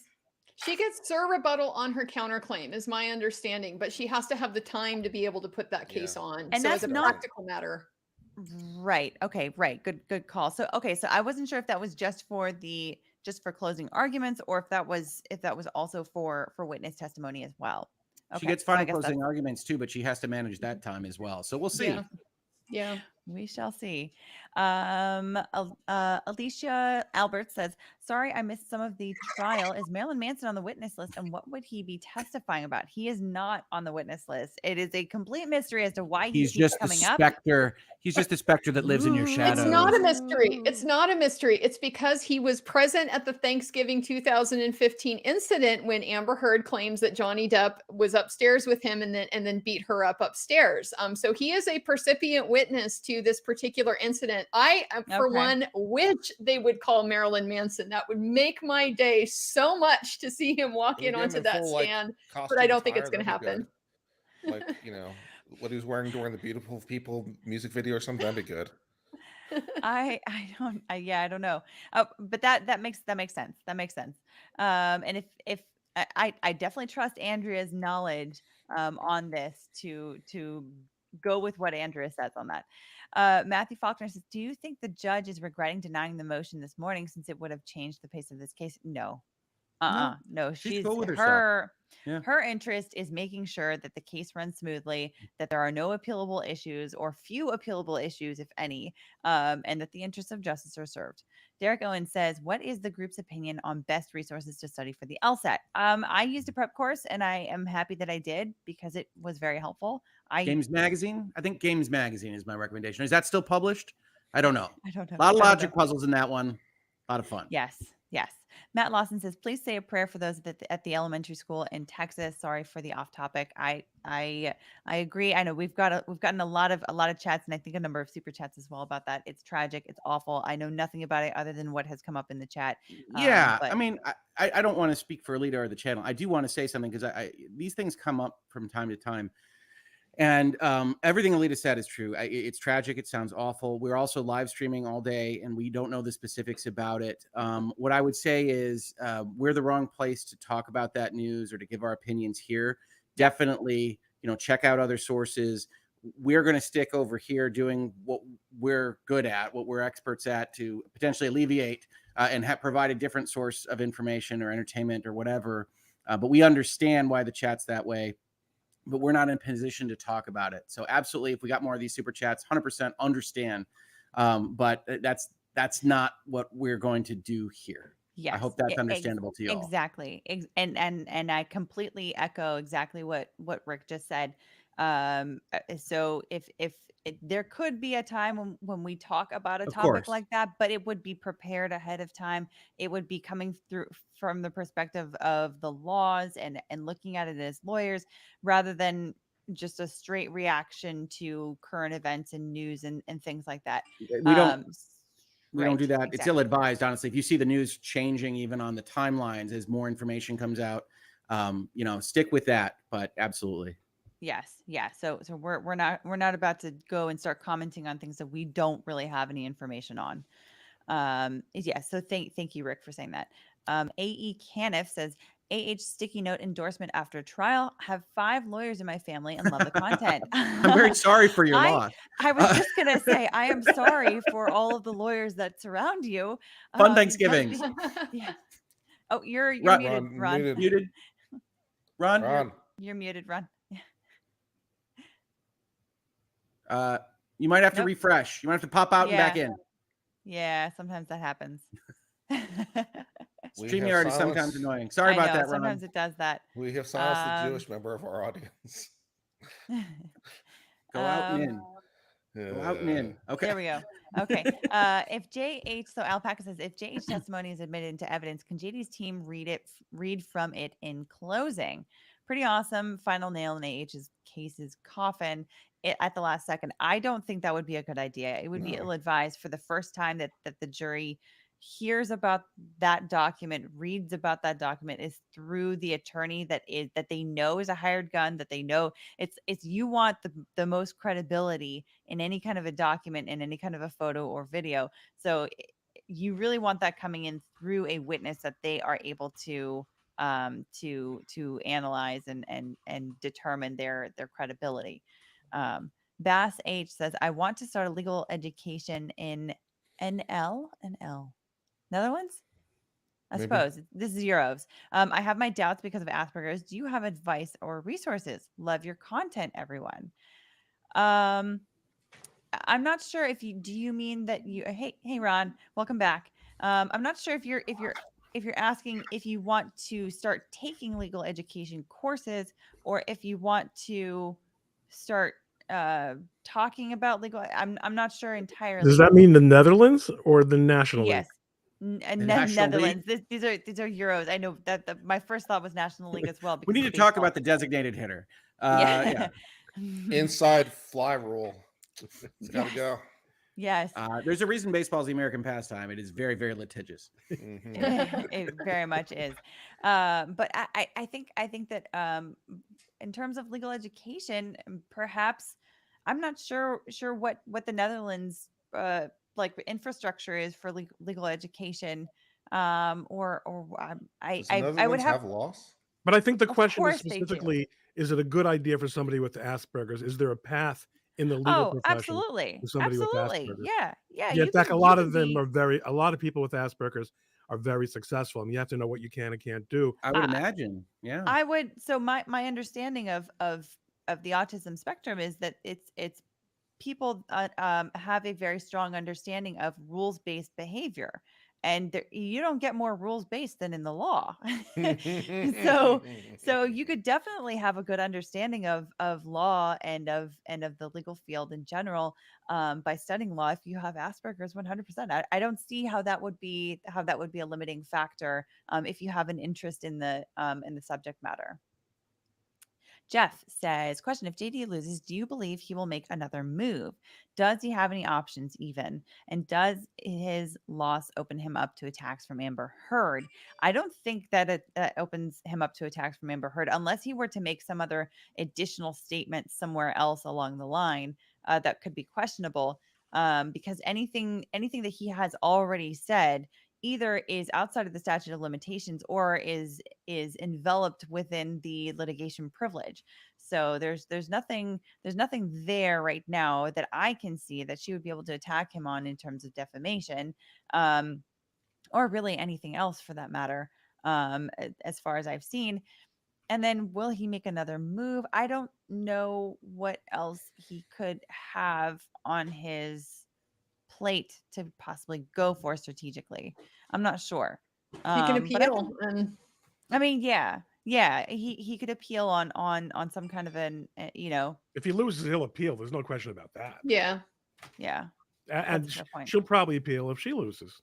definitely. That's why we saw her do this proffer at the end of court today. Yeah. Otoansky says, I'm curious how much this trial cost. Any ballpark guesses? Yeah, overall, like all told, over 10 million. Oh yeah, I was Easily. doing over the math in 15, my maybe even head. close to 20. So, was so figuring- you don't just mean the trial then. You mean pre-trial as well, all the discovery. Yeah, the whole process from Oh, lawsuit gosh. filing till now. I was figuring 100,000 a day just for what is actually happening right now, doing this trial collectively between both of the parties. And that's not including like the security that's there and stuff. That's just the legal and the experts and the support staff and that type of thing. So that gets you over 2 million at this point. So we're at Oh yeah. 21. So I'd see the 21. total trial at between 10 and 20. Yeah. Agreed. Yikes. Yeah, right. Megan Grady says, is there a time limit on closing arguments? Thanks for the informative and entertaining coverage. Is there a time? Yes. She will set up a special time limit for closing arguments. That'll each. be separate. Yes. 2 each Cindy from what we've Sue. heard. Yeah. Cindy Sue says Dark Shadows left an opening for Dark Shadows 2 via Helena Bonham Carter's character. Would love to see JD as Barnabas Collins again. Why not? Sure. Jessica Smith says, think the teams have peeps within LawTube for them? Oh yeah, I definitely think that the teams have people that are watching the social media, that are watching the Oh, LawTube and absolutely. trying to pick up the gems. Definitely. I think so. Yeah, no, for sure. Everything Carrie is- Dane. It's all gems. It is now that you're here, Ron. Treasure chest. This is an all It's just a giant highlight treasure chest. production. Of course. Carrie Dane says, for Q for panel, AH's temper forced her attorney to waste time. Maybe, could be. Bet they'd like to quit but can't due to trial in progress. I don't know, maybe. How attorneys feel about idiot clients. They hate them. Although, well, hang on. Sometimes you have an idiot client who is maybe not so smart, but is very good at following instructions. That kind of a That's a client great client. is fine. It's That's a fine. great But client. when you have one that is If it's particularly idiot difficult and versus they genius, I'll take an idiot every time, as long as they pay. The geniuses are the If worst. they pay That's and true. listen to instructions. The ones, Mr. Coleman, you're the smartest guy I ever met. Yes. Give me That's that the guy. guy I want. Not the guy Yes. who tells me, that wasn't really very well worded. yeah, No. the one and when they start That's trying not to the instruct law. you on and when they start trying to instruct you on strategy, that's when you start to get into some issues where you have to kind of sit them down and say, I understand that you understand quite a bit about this process, but you don't understand everything. And trust me, this is what I do for a living. And then what's a good client? I guess we just covered it. Client that pays his bills and never claims malpractice. Everything else is negotiable. Even the Stephanie paying Pass- bills. Bills and listens. They I don't love have it. to pay my bills, so I just have a special spot for the ones that say thank you. Oh, if it's You ever thank get a you or little pay tip? the bills. You ever get a little bonus tip for success? It's like, I need another 10%. Stephanie Pastor says, opinion on the obvious difference between public opinion in social media and mainstream media coverage of this case. Well, I can just say that we are independent thinkers, independent arbiters, and we are coming to our own conclusions. And you can't say the same about everybody else, including mainstream media. Well, and I would say that's what I mean by everybody else is basically mainstream media. Just to be clear, I'm not saying that about anybody else on social That wasn't an media assault on that I see. Substack. No. Stephanie Pastor says, opinion on the obvious. Oh, sorry, just okay. I'm Ron Burgundy. Brian P says, does a medically retired veteran with mental health related to PTSD, bipolar, delusional order stand a chance of becoming a practicing attorney, or would that destroy credibility, etc.? Sure. Asking for a friend. Yes, there are a lot of different attorneys of a lot of different kinds. Not all of them are forward-looking. Not some of them are transactional, like Richard. Some of them are practicing law. There's different kinds of them. Research attorneys, people who are very good on brief writing. So, there's all kinds of different roles. So the short answer is yes, there's a role for you. Yeah, that's true. Yeah, I would say first and foremost, what are you interested in, and go from there. Ainsley Linden says, question, why don't y'all watch the trial through Law and Crime with the split screen on JD and AH? By the way, love y'all, never stop being you. It's because if I were to show Law and Crime, they would come and take down my stream, because this is what they have done to many others in the middle of their live streams. So I don't like to get too salty about it, but I am a little bit. I would absolutely love to show the split screen, because I do agree it would be so fascinating to watch them side by side. However, to me, it's not worth it to get a trial stream taken down in the middle of it just to have that benefit, and then have to fight with YouTube, fight with Law and Crime over something that I shouldn't have to be fighting over. I literally want to clip that out, Alita, and use it to send to the Copyright Office to talk about the lack of actual teeth in the DMCA and the chilling effect that has on content creators and fair use. But you have my permission. all right. Veronique Brazeau says, your quick thoughts on the Stephen Avery case. Does anybody know about the Stephen Avery case? Because I don't. I do The not. Stephen I'm Avery sorry. case is the Making a Murderer. It's the one that Kathleen Zellner is involved in. There are a lot of details in this case. It's very heavily forensic.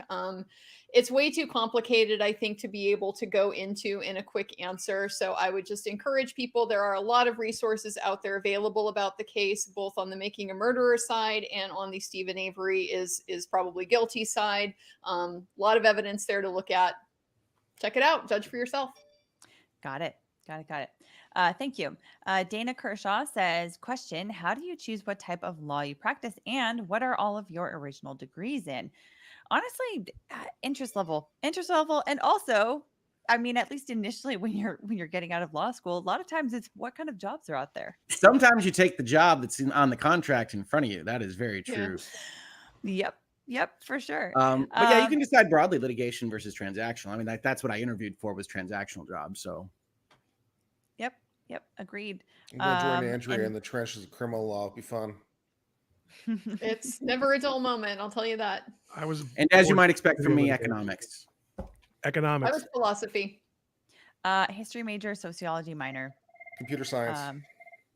Are we throwing minors in now? My God, Okay. the only one who's got like a practical something he could do with his life. I know. Why did you go to law school? I'm just kidding.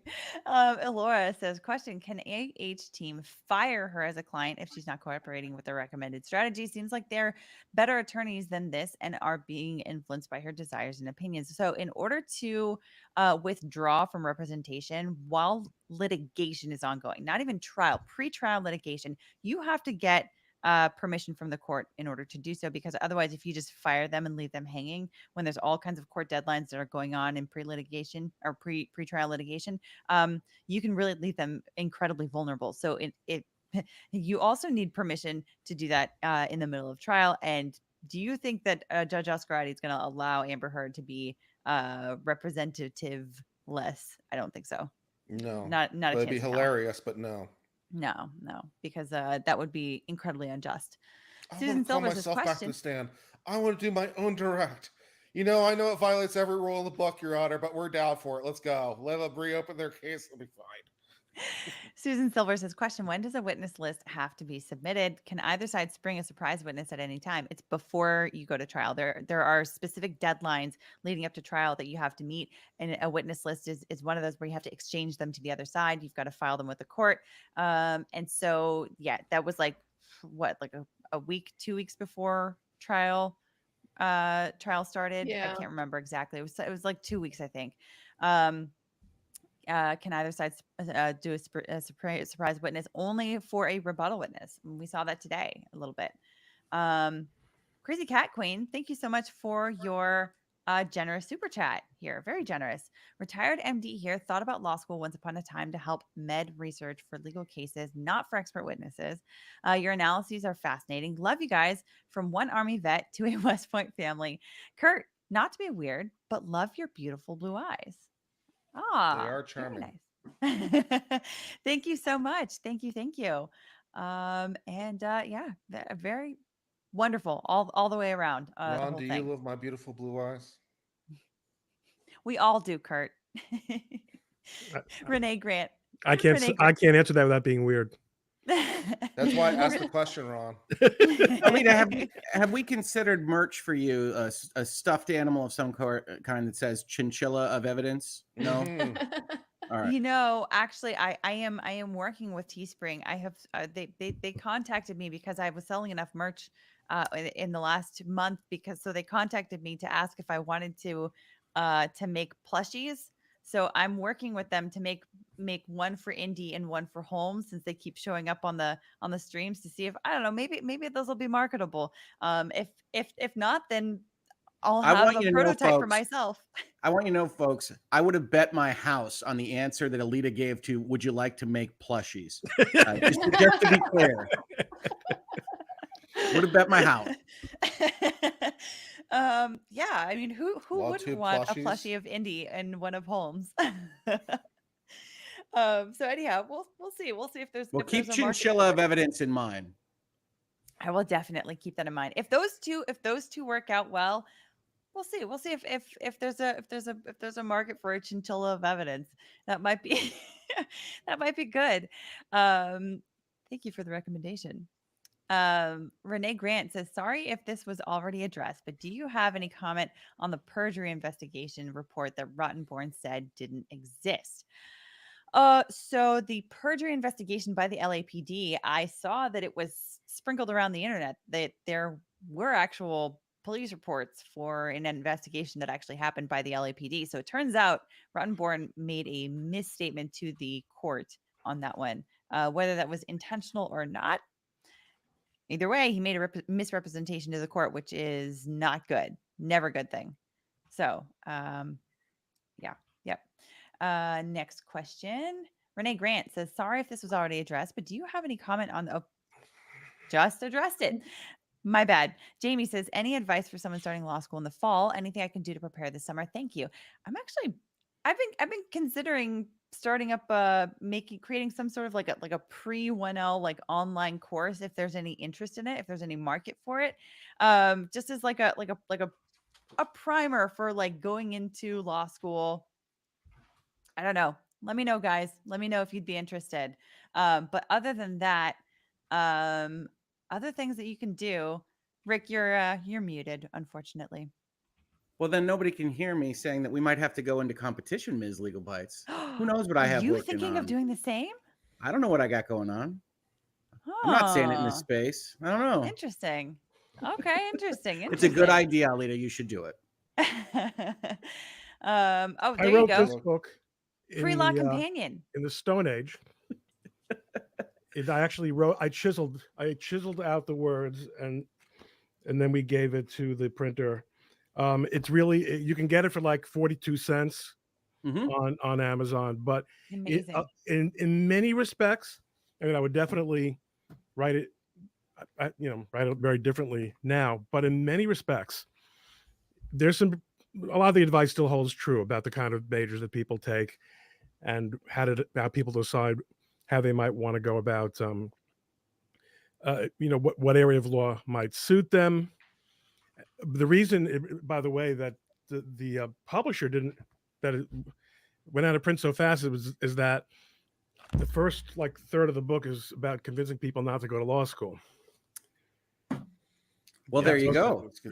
Well, not to think very hard about whether they want to go to law school, as opposed to here's how to get into Harvard Law School, which I wouldn't be qualified to write anyway.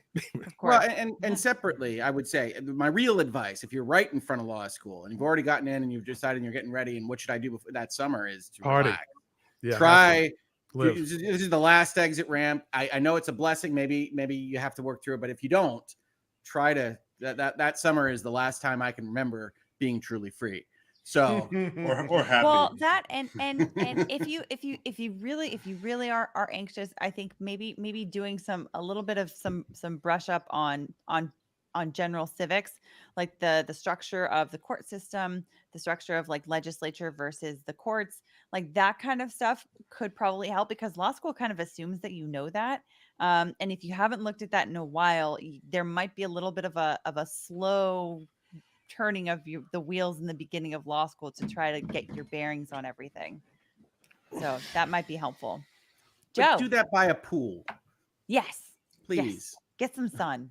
Hey, Joe. Hey, Joe, how's it going? Hey, Scooby Gang. How's it going? What do you mean by Scooby Gang? He's muted and doesn't know. This is Ron. Welcome. No, we know who the Scooby Gang is, Joe. We're just wondering why you referred it to us. Yeah. We're not solving mysteries over here. Oh, you are. You're solving the mysteries of law. So, We even How have you the doing? dog for it. Pulling the mask off that hearsay objection. if it wasn't for those meddling kids, I would have gotten away with it. Yeah, exactly. Oh man. So, Well, Joe, how are you? How is it not being in the courtroom today? far more settled, that's for sure. I mean, yesterday I was walking carrying like a bag of like what's those things called, backpack of like encyclopedias. Lady Logic logged me. She basically gave me like, I don't know, 14 different Gatorades, and I was lugging them all over the Northeast Mid-Atlantic. And she was great. She was great. Not that I'm complaining, but I didn't realize that I was going to get there and every other person in Virginia was going to offer me like drinks and food and stuff like that. That's the love that we get.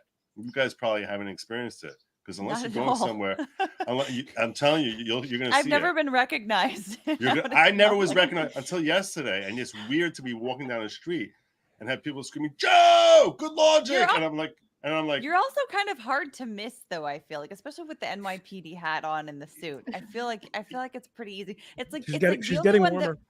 The only one that getting would stick out even more is like Emily D. Baker with her purple hair. right. I mean, I will tell you sterling this. blue eyes. In court yesterday, when the court wrapped up, I threw the NYPD hat as quick as I could, because I wanted Amber to recognize me, like that I was sitting behind her, and I figured without it, she would have no way of knowing it was me. So that's why I threw it on like as soon as court ended. But it's a really weird phenomenon, and our fans are amazing.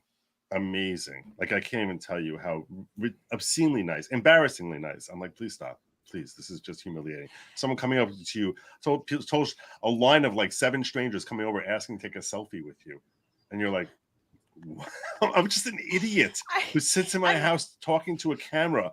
I'm Why? laughing especially because it's like people being particularly nice to you, Joe. Like you're such a stereotypical New Yorker that it's like I feel like that for you is just like like what are you doing? Yeah, cooties. Oh my God, niceness is cooties. Yeah. Like what are you? Why are you attacking me with your niceness? Yes. Yeah. Did you see? Funny. Did you see me dealing with alpacas yesterday? Because I was actually on Nick and DUI guy was driving us around, and it was DUI guy and Farron and me, and I'm sitting in the back of this Mustang when all of a sudden Farron noticed 2 alpacas right outside the courtroom. DUI guy lost it with excitement. He's like, "Oh my God, alpacas!" Literally put his car in, jumped out of his car seat, didn't put the car in park, and he's like, "I gotta run and pet the alpacas in the middle of a road." And I'm sitting in the back seat, like cooped up there. He's like, come on, see the alpacas. And my attitude was like, I've seen animals before. I'm not 7. I don't need to go see the alpacas. This is exactly how I would picture this interaction happening. Yeah. You don't say. I'm like, but they were both so excited. So we jumped out of the car and petted an alpaca. It was very, very, very exciting. It was a thrill. I would have done the same thing as Larry. I would have reacted exactly the same way. Would you put the car in park first, or you? Yeah. Yeah. You left the car in the middle of the road and just say that's it. I'm getting out. Just make sure you got the emergency brake on. That's all. Keep it running. It was great. Kidnap the alpacas. Alpacas now. That is what Kurt would do. Let's go to the next question here. Jamie says, any advice for someone starting law school? We already answered that. I did that again. J Dob IVM says, question, can the panel tell about their channel names? P.S. My favorite word in my native language is I can't. Speciale praxis plan okay, I lost it. I can't. Yeah, no, that's. Thought I was doing okay for a minute there. Mm-hmm. It is it's sorcery is what it says. No, so the channel names, I feel like mine is relatively. Wait, what's yours, Alita? No, I think you need to hit us. What's your channel name? My channel name is Legalbytes. And do you have any likes and subscribes today? Likes and subscribes. I probably have gotten some likes and subscribes. I feel like she doesn't have enough likes and subscribes. If I want to see your content again, how might I be able to get a list? Yeah, how would we find this place again? We don't even know where we are. Yeah. Is there any sort of mechanisms I could use that would help me alert me to new content? There is a red subscribe button. If it is red, it means that you are not subscribed to the channel. Awesome. If you hit that red subscribe button, it'll turn gray, and it'll mean that you are part of the Bite Club. I should do that. You are a biter part of the Bite Club. Yes. Now, I've heard sometimes the red subscribe button doesn't really work. Is there some sort of secondary mechanisms I could do that would also help notify me? And there's also the like button that is if it is transparent, it means that you have not yet touched the like button. If you want to touch the like button, it will turn white, then it'll be happy. You can do it multiple times, just make sure it's an odd number of times. I see mute, stop cam, settings, share. I don't see any of these things. You're on. I also saw Leave Studio, Joe. So I'm just saying. I'm so yeah, why don't you hit that red Leave Studio button? Like and subscribe to Alita. Absolutely. Andrea, what's your channel name? My channel name is Andrea Burkhart. I named it that because my name is Andrea Burkhart. There you go. I see what you did there. Yes. Very creative over here. Kurt, what's your name? Channel name? Uncivil Law for no particular reason. There's no reason to call it that. Kurt's never uncivil. He's very genteel, as it turns out. Like and subscribe over there. Technically, my channel is Hogue Law, so that's easy enough to find. But my main show is Virtual Legality. Please do come by, check us out. We're doing hangouts and headlines basically every morning now. Joe, what's your channel called? My channel just crossed 70,000 yesterday. Woo! Bing. Congrats. Thank you. It's called Good Logic. The origin of the name is I think you did something with the word logic, if I'm not Something with the word mistaken. logic, That's not a proper spelling of the word logic. pretty much, yeah. It's GOOD and the new word LAW. Sure. See, it's designed to Put law in basically there. point out that I like breaking things down, being analytical and philosophical, but I tend to focus on legal sort of things, and it's also play on the New York accent, sort of, even though we wouldn't say it that way. Logic. But that's how people would. Logic. That's someone who's bad at doing a New York accent would pronounce logic, because Well, I'm definitely bad at doing a New York accent. It's perfect for me. Ron, you what's go. your channel? Ron Coleman, lawyer. No, not that. No. He has the coolest name out of all of us for his podcast, which is Culmination. Oh, That's true. That's true. But it's a good name. I don't It's a even good name. remember. This is all like just a fun drop-in thing for everyone here. Knows I'm not a real law tuber. This is my excuse for having no subs. You know, I don't stream. I'm not a streamer. Ron likes to hang out with us when he's doing He something does. much more serious, and you can tell Much it's more just important. off camera, and we love him for it. All right, thank you, everybody. And the Muffin doesn't have a channel because he's shy. Yes, exactly. He's too busy baking. So and on that note, if you guys are enjoying the content, please do subscribe to everybody that has been showing up on here. Everyone is linked in the description below. So go on, check them out, like their videos, subscribe to their channels, all that great YouTube-y stuff. Because we want to grow this community as much as possible. So how many folks can we get to 100K plus during this trial? We've had a number of folks that have made it. We've got a few that are starting to inch their way up there. Uncivil Law is inching his way I up there. hit 85. Good Logic. I'm at 85.3. That's good. There you go. Good Logic is making his way up there. He's going to hit 80K next. And then on his way to 100. So, let's do it, guys. And Andrea just started her channel, but she's already past 20K. Amazing. Thanks to you. Sentences that never applied to my channel ever. Well, and awesome, and Andrea. thanks to you, Andrea, because people are going over there because they see the beautiful brain that you've got that you're sharing with everybody, and then the content that you're already making on that new channel also. So of course. So we've got a lot of great people here, and I love seeing this whole community grow and grow and grow. So please do, if you haven't already, go ahead and subscribe to everybody here. S. Raju, who won today, Depp or Heard? Yes. Heard. Yeah. Oh, Depp, in my opinion, definitely won today. It's just one of those situations where you expected him to win by, More. by like 10 touchdowns, and he only won by a field goal, Yeah. I'm going to withhold on Jennifer Howell. I don't know whether Heard won today or not. I need to see the last 2 days. What the hell did we get out of Jennifer Howell? We got Jack. Nothing. That's why I'm willing to Nothing. say Heard might have It's won. very, very disappointing. I will say this: that guy who's talking about, if you think that woman's talking to the umbrella girl, that sounds like schizophrenia to me. That was I fell over laughing. I exploded in laughter.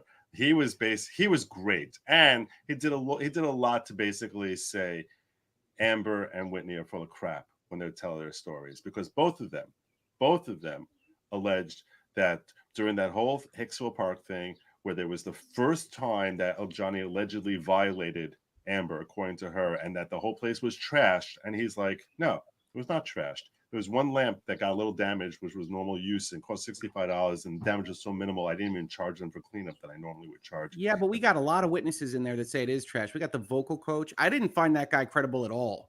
I did not find him credible at all. Really? No, Wow. I buy that I buy that he wanted to talk to Umbrella Guy. I buy that he was there to be in court.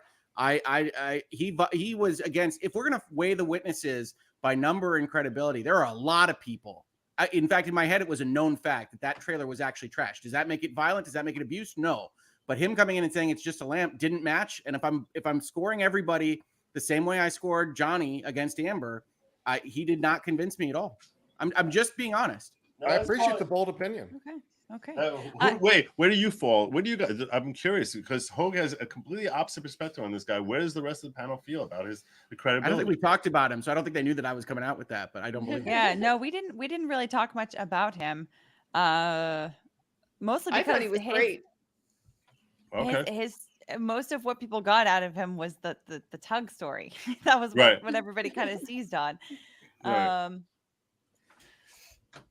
I didn't really have an opinion. Yeah, I don't know. I mean, I had to step out for like I might have been asleep at that significant point. I think he's portion. by far the most credible on the damage to the trailer because he's the one that had to pay for it. He's the one that is most invested in remembering that accurately because he has to fix it. And so Mhm. I think, and that does corroborate the version that Johnny and I forget which security guard it was, if it was Sean Bett or Malcolm Travis. Yeah, or whatever. Travis. Yeah, I can't remember which one it was.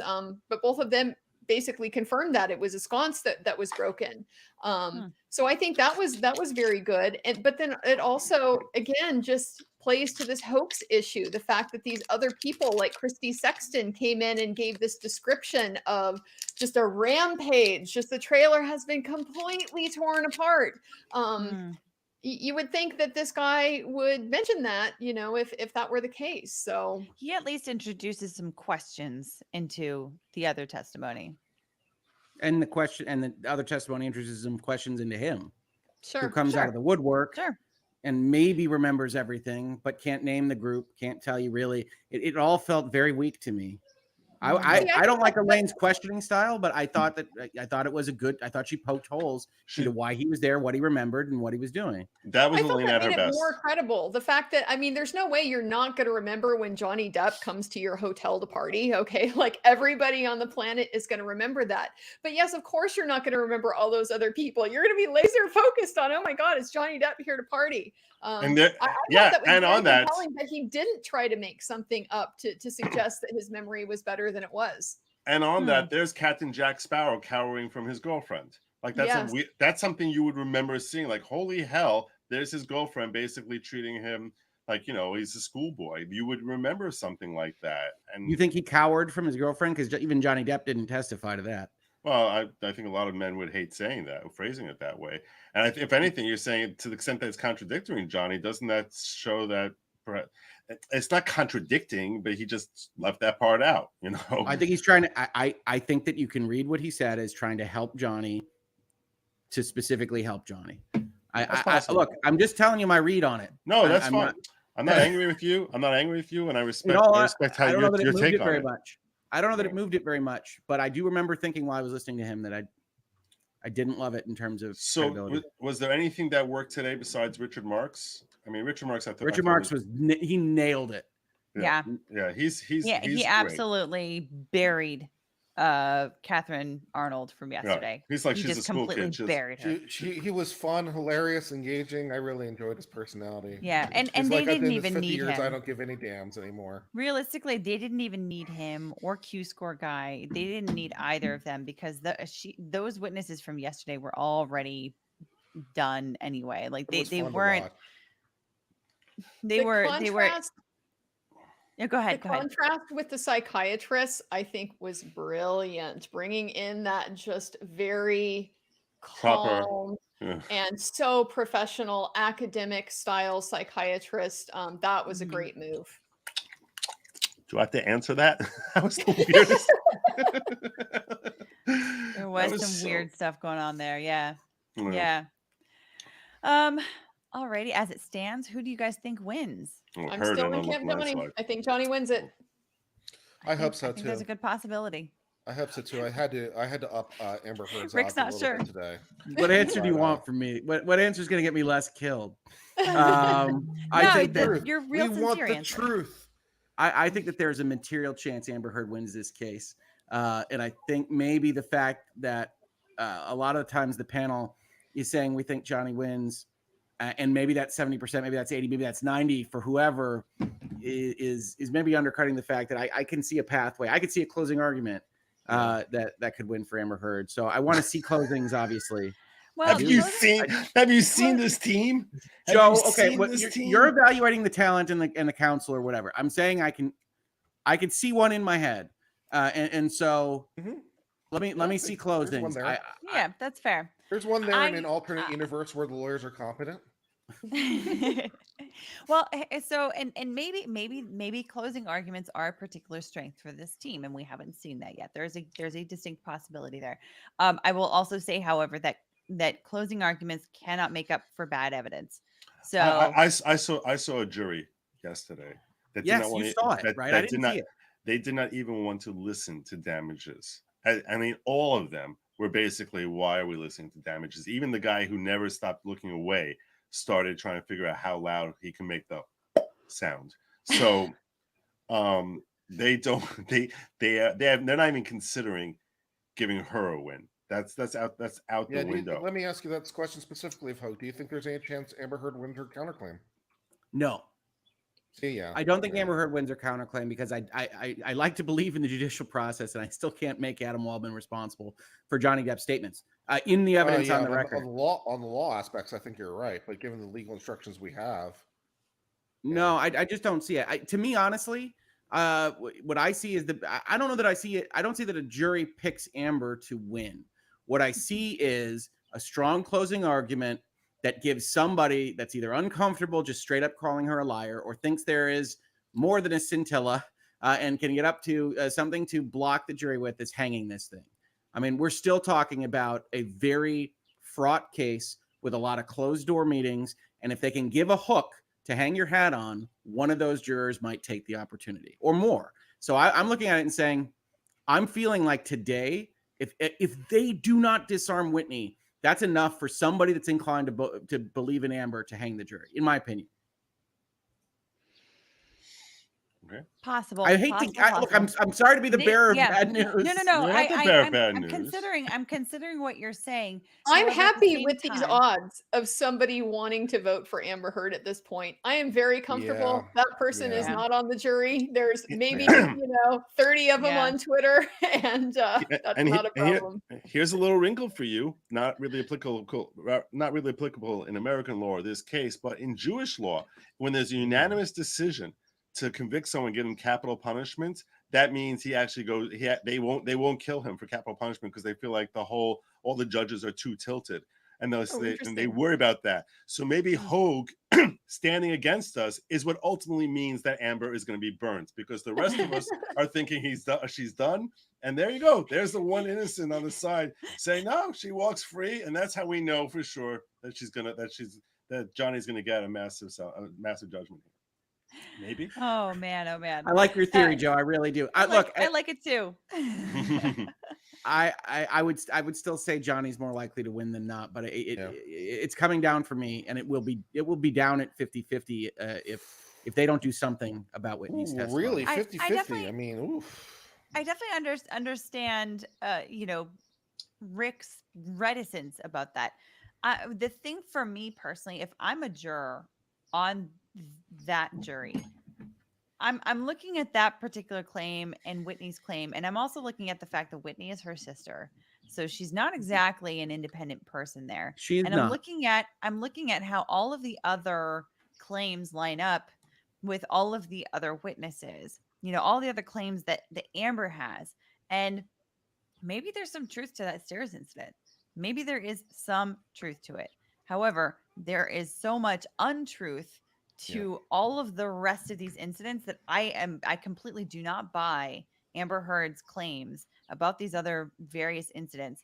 That those are enough for me to say, okay, if I'm one way or another on this one, I'm not really certain about what happened on those stairs. She's lied about everything else. Like, what's to say that she's being honest about this one when even her own testimony doesn't even match with her sister's testimony, which is friendly to hers.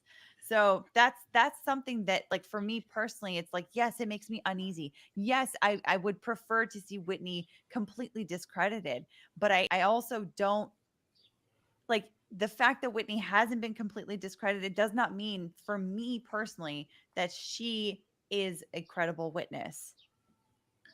Defamation is just a hard case to bring, and I think if there is a notion that something could be there, ordinarily, outside of Ms. Amber Heard taking the stand, I would say that would be enough to give it to the defendant, period. Yep. In this particular case, I think that Amber Heard taking the stand was damaging enough that I can see it as a referendum on, do we like Johnny Depp or do we like Amber Heard?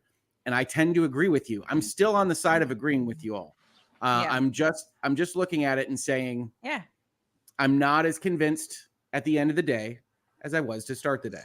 Sure. I'd agree with that.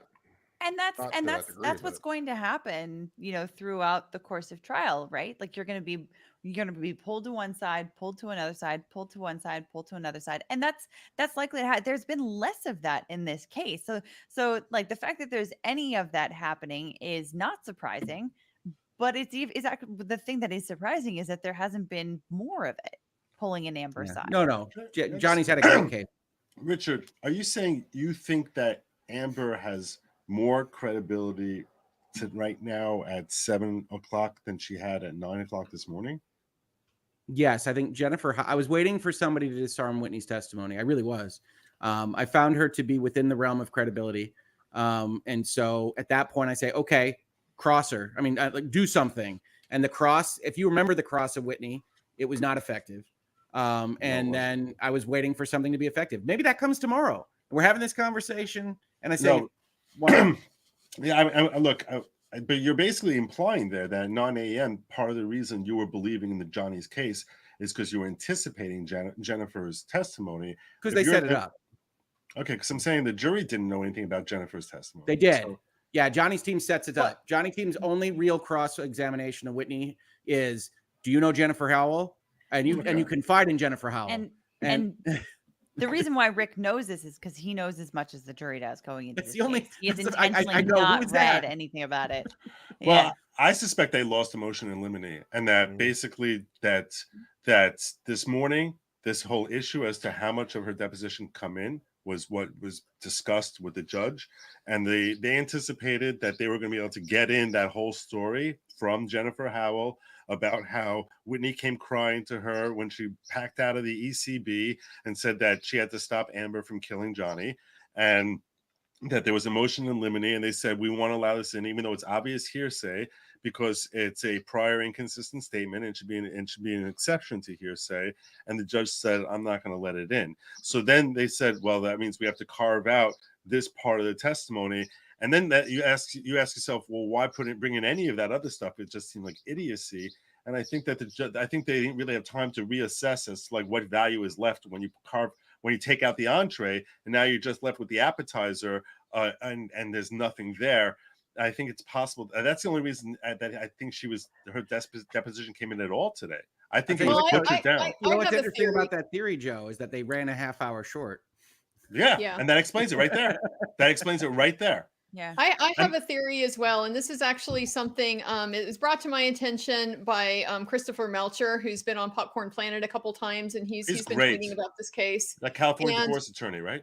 Yes, California divorce, and a couple other lawyers that just float around in the Twitterverse, and we all kind of noticed this and are suspecting this is what's going on.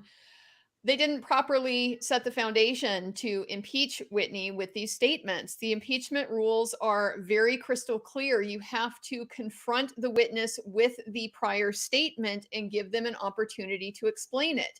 And the attorney who cross-examined Whitney never did that. They just asked her this general question about, did you confide in Jennifer Howell? And so to be able to bring in Jennifer Howell's statements, they needed to present them to her. Jennifer Howell says that you told her that it was Amber who pushed Johnny down the stairs. You told Jennifer Howell that, and go through all of these statements systematically. That's how you do a foundation for impeachment. So when none of those things happened, I suspect that may have limited then what they were able to do with Jennifer Howell. You're 100% right. And I appreciate you saying it, because like once you say it, it's like obvious. That's a great point by Andrea. It was great. That was a great point, and a great legal point that all of us missed until you brought it up here. And it only shows what a complete and utter clusterfuck that cross-examination of Whitney was. We thought it was bad without considering that. We thought it was terrible without considering that. It was bad. That makes it like tragically awful. That makes it malpractice. There was one job. It's malpractice. One job on that cross. One job. Yeah. And they didn't do it. Yeah. My God. That is pretty bad. I would say in general, cross-examine. This has not been a master class in this trial of cross-examination techniques. Ron, you need to come to my YouTube channel, because my thing is doing the cross-examination breakdowns. And so I'm starting with a detailed breakdown of Isaac Baruch. I just keep in mind, I break the rules.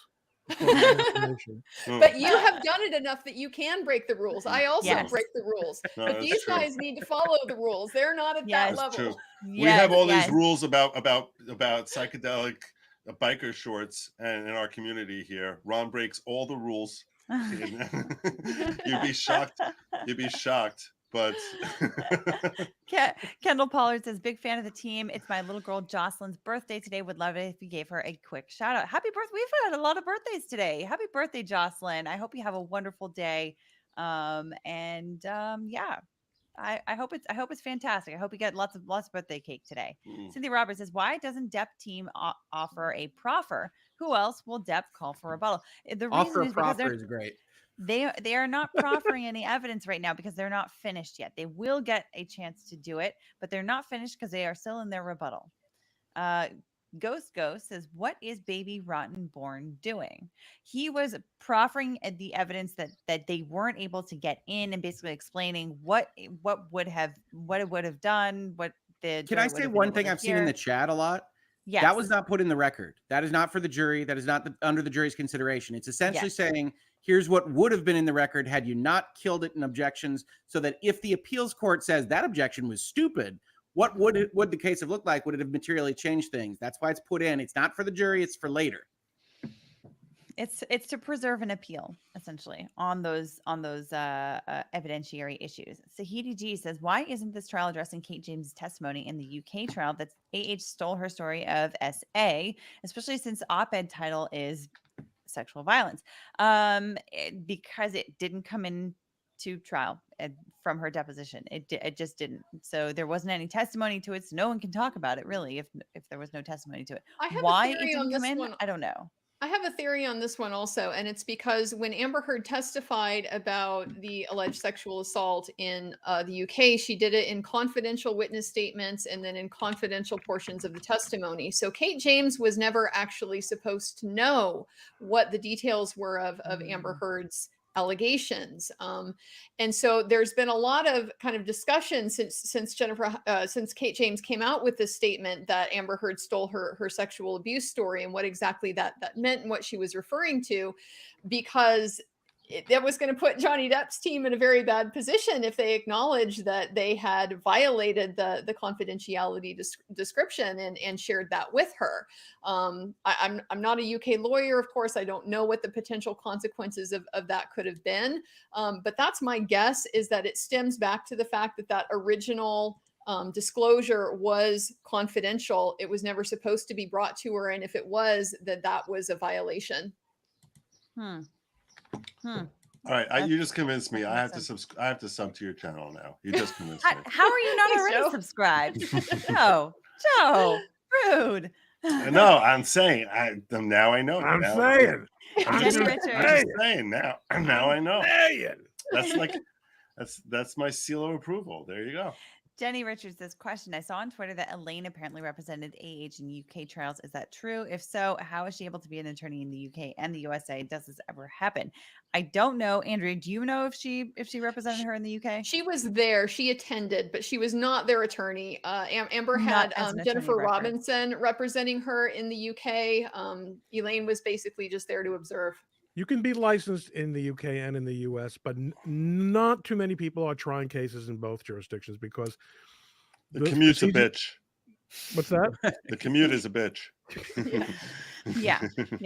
And sorry, I'm sorry, Ron. Please. No. I think you really nailed it, Joel. Yeah. But you can. I mean, as an example, within the United States, you're usually licensed by state. You are licensed by state, no matter what, across the United States. So somebody who's licensed in California is not necessarily licensed in New York. However, as an example, Camille is a California attorney.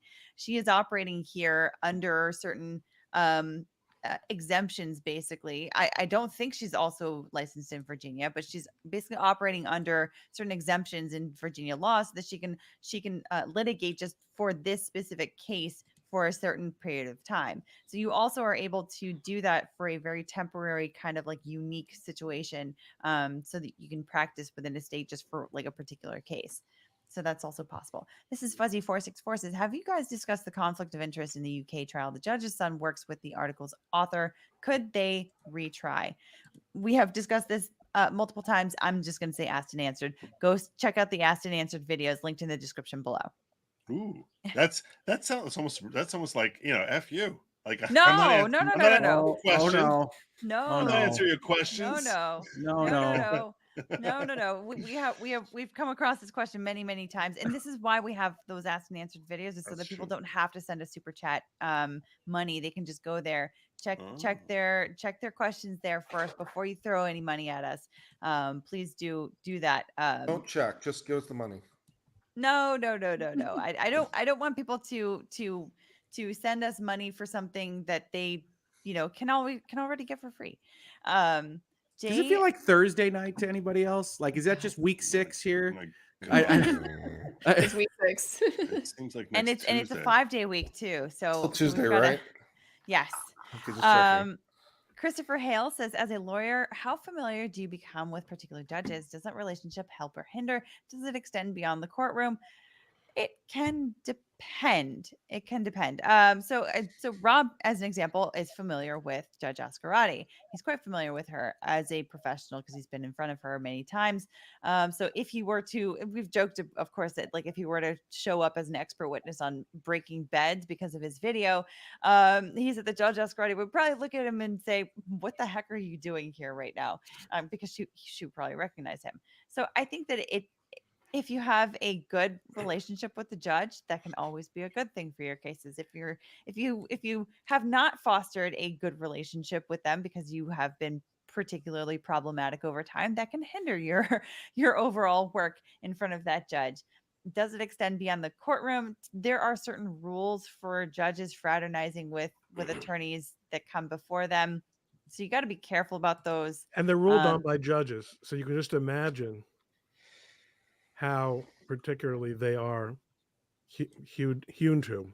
Yeah, exactly. That said, there is an old saying that a good lawyer knows the law, a great lawyer knows the judge, and there is a lot of variation, I think, in just different jurisdictions. I mean, I did most of my trial practice in a small town that has 2 judges, and there's just no avoiding that you're going to get to know them. I took over the law practice of one of them after he got elected. Of course I know the judge. I have a relationship with the judge. But you're not going to get that in much bigger areas, much bigger jurisdictions with busier courtrooms. And even within that type of experience, like Alita's saying, I mean, yes, there's boundaries. You can have a friendly hello, but obviously you're not chatting about your cases. You know what though, I will say, if you've practiced in the Southern District of New York, for example, as I have for 30 years, there are judges in that court that I have seen many times. There's a judge on that court, a senior judge, who was my former boss in my first law firm job. We know each other. You do eventually come to know each other. And certainly people who are real everyday trial lawyers, the insurance defense guys and the people who are really in court all the time, and certainly on the criminal side, the judges know them. They know the judges. How does it cut? It can cut any number of ways, exactly as you would think, just like all human affairs. Yeah. Yep. Amanda Davis Bates says, question, do you guys have a P.O. box? I'd love to send you a jar of Amica cream. 50% of the proceeds going to DV org, catering to men, Etsy, Stormborn, Energy Works. We don't have a collective P.O. box. But besides, the rule is that whoever hosts is not allowed to share any of the proceeds with any of the participants. This was established by That Nick. is the workable rule that we operate under. Ron's not lying. So if you want to, you can send as many cases of that over, to Legalbytes, but She's not even allowed to share. She's not even allowed to. I am allowed. We all how we agreed keep to the that. peace. It avoids any bad feelings because we're all, by the way, independently wealthy. You should understand. Hey, some of the comments are saying the Howell letter might be in evidence. Is there a way we would check that?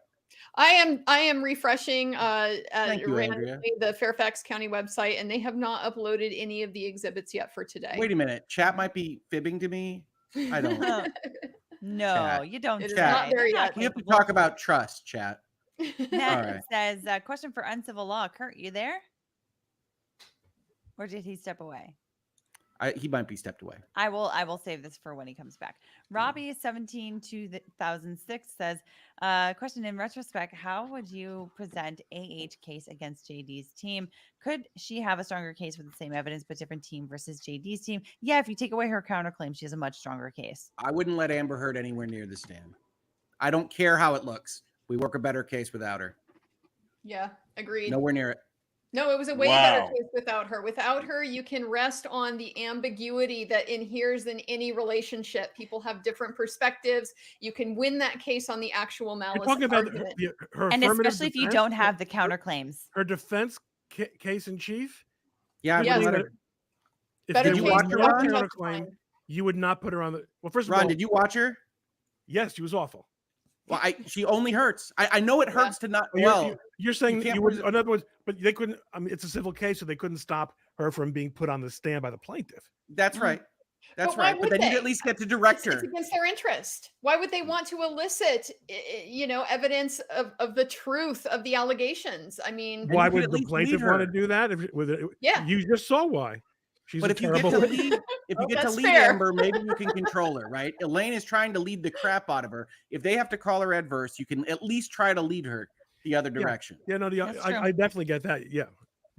Yeah. I think, Ron, that is on a level of trial strategy that is your level and not their level. In fairness, Right? No. I would yield to whatever Ron says on this answer, but I just knowing what I know now, in retrospect, right? It's in retrospect. I get to know, not a chance in hell. Run away, Amber. I don't want you anywhere near the No, stand. but that's the reason she should have dropped the counterclaim. You're exactly right. Yep. Jordan Lima says, Joe thinks I'm an insane person, I think. Joe, what do Yeah. you think? I think that this was a poor job by the defense in not watching her in practice testimony, basically taking her behind the woodshed and said, "You're not going to come off like that. If you want to tell your story that way with all this hyper emotion, you lose. You want to do that? That's fine. You've invested millions of dollars in us. You lose. You want to tell your story and have everyone think that you're the biggest victim who ever walked, when all anyone sees when they look at you is a beautiful actress who has the world at her feet, and you're sitting here crying about how your life is so miserable. Anytime something remotely bad happens to you, that someone. I understand that you were not saying that you weren't a victim. I understand you were definitely a victim. But for you to sit there and try and turn this as the opportunity for the world to see you as a victim, rather than addressing the issues in this case, you're just literally committing Harry on the stand there. So I think that she wanted to the stand. I don't think she would have allowed her attorneys to not put her on the stand. She wanted to tell her story. This was in her retrospect, I wouldn't have been her attorney because she would have fired me. But I can't believe that. I can't imagine that she didn't want to. She didn't insist on it. In which case, if she does, yeah, I agree with you guys that I wouldn't want to put her on the stand if I saw her in practice testimony. But that if she does, you have to say, look, you want to take the stand. We have to work on exactly how you're going to be presenting this and go through these questions over and over again so that you don't destroy it. It's a lot to ask of any law firm to say to that they should actually say to a client, unless they are of such stature, and I don't mean maybe my partner Harmeet Dillon is of that stature, unless they're so huge that they actually are worried about their reputation.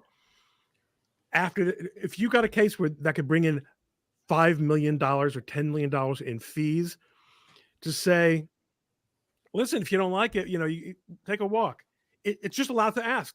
I mean, we've all fired clients, including clients who sometimes, have tried to bribe us to keep them. But in a case of this magnitude, I hear you. It's a lot to ask. I'm with you. Listen, I have no money because that's how I conduct my practice also. Right. No. My way or the highway. Case will feed their families. They have a popular profile. It will improve their livelihoods. I know people ask about Elaine. People know who Elaine is. That's the first step in getting clients. Okay. Their profiles are increased. They're going to be okay. But if the question is, how do I win? My answer is Amber Heard either has to be controlled, like Joe says, or doesn't touch the stand, at least not on my side, before I can lead her. Jordan Lima says, question, did Amber have to pay her team up front? Rottenborn was asking for attorney fees as a part of the $100 million. What happens if she can't pay her fees? Well, the attorney's fees that Rottenborn is asking for has to do with the anti-SLAPP claims, because you're able to request attorney's fees for that. If they don't win on the anti-SLAPP, then they are not allowed to request that from Johnny's side. As far as we have no idea if or how she has paid for her attorney's fees to the firm. No idea. Not a clue. So I actually don't want to speculate on that, because I don't want to get into trouble on something like that. Guys, I'm going to take this second. I'm going to have to jump out. I've got very hungry dogs here that are starting to whine, if you haven't heard them already. So of course. Thanks again for having me. Yes, for thanks getting so me much to for joining us all 22,000. day. Thank you, Joe, for subscribing. And let me know what you think of the Isaac Baruch cross-exam breakdown. Oh my god! Now I have new aspirations of ultimately appearing on your channel one day. So I'm looking for you. I'm looking for that invitation. Good night.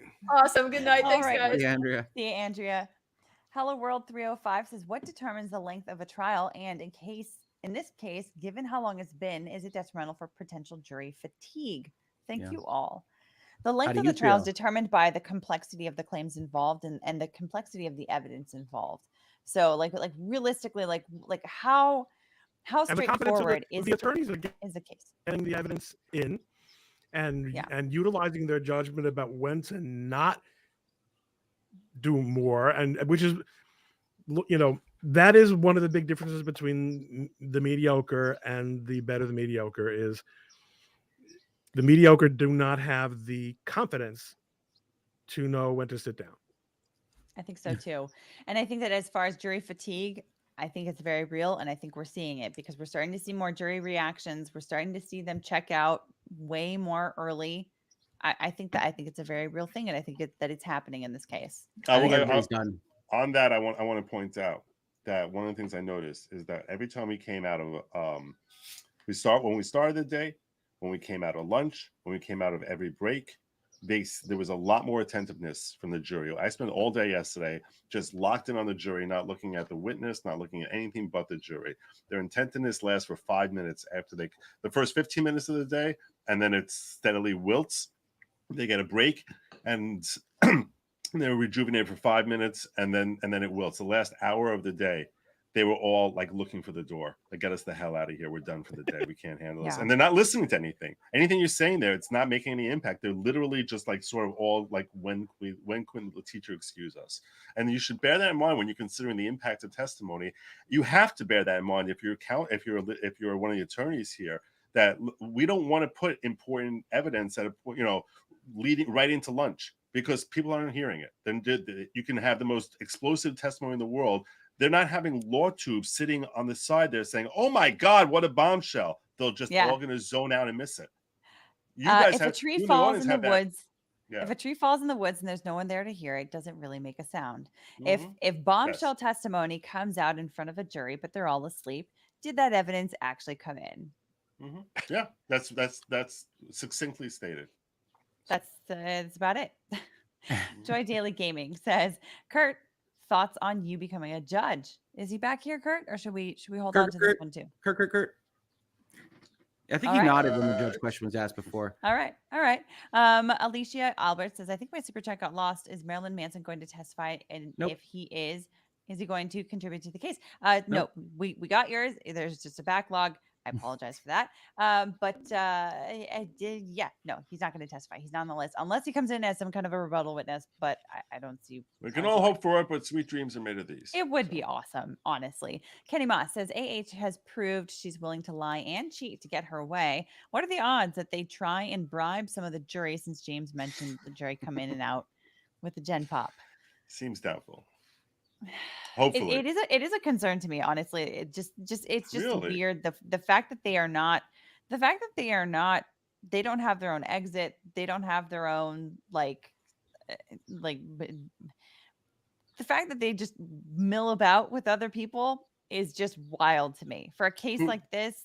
And who mills about? The jury. What makes you think that they're milling about with other people? In the courtyard. They've been reported on being in the courtyard. Really? Yeah, that's where With they have Gen lunch. Pop. Yeah. And then they go to their cars.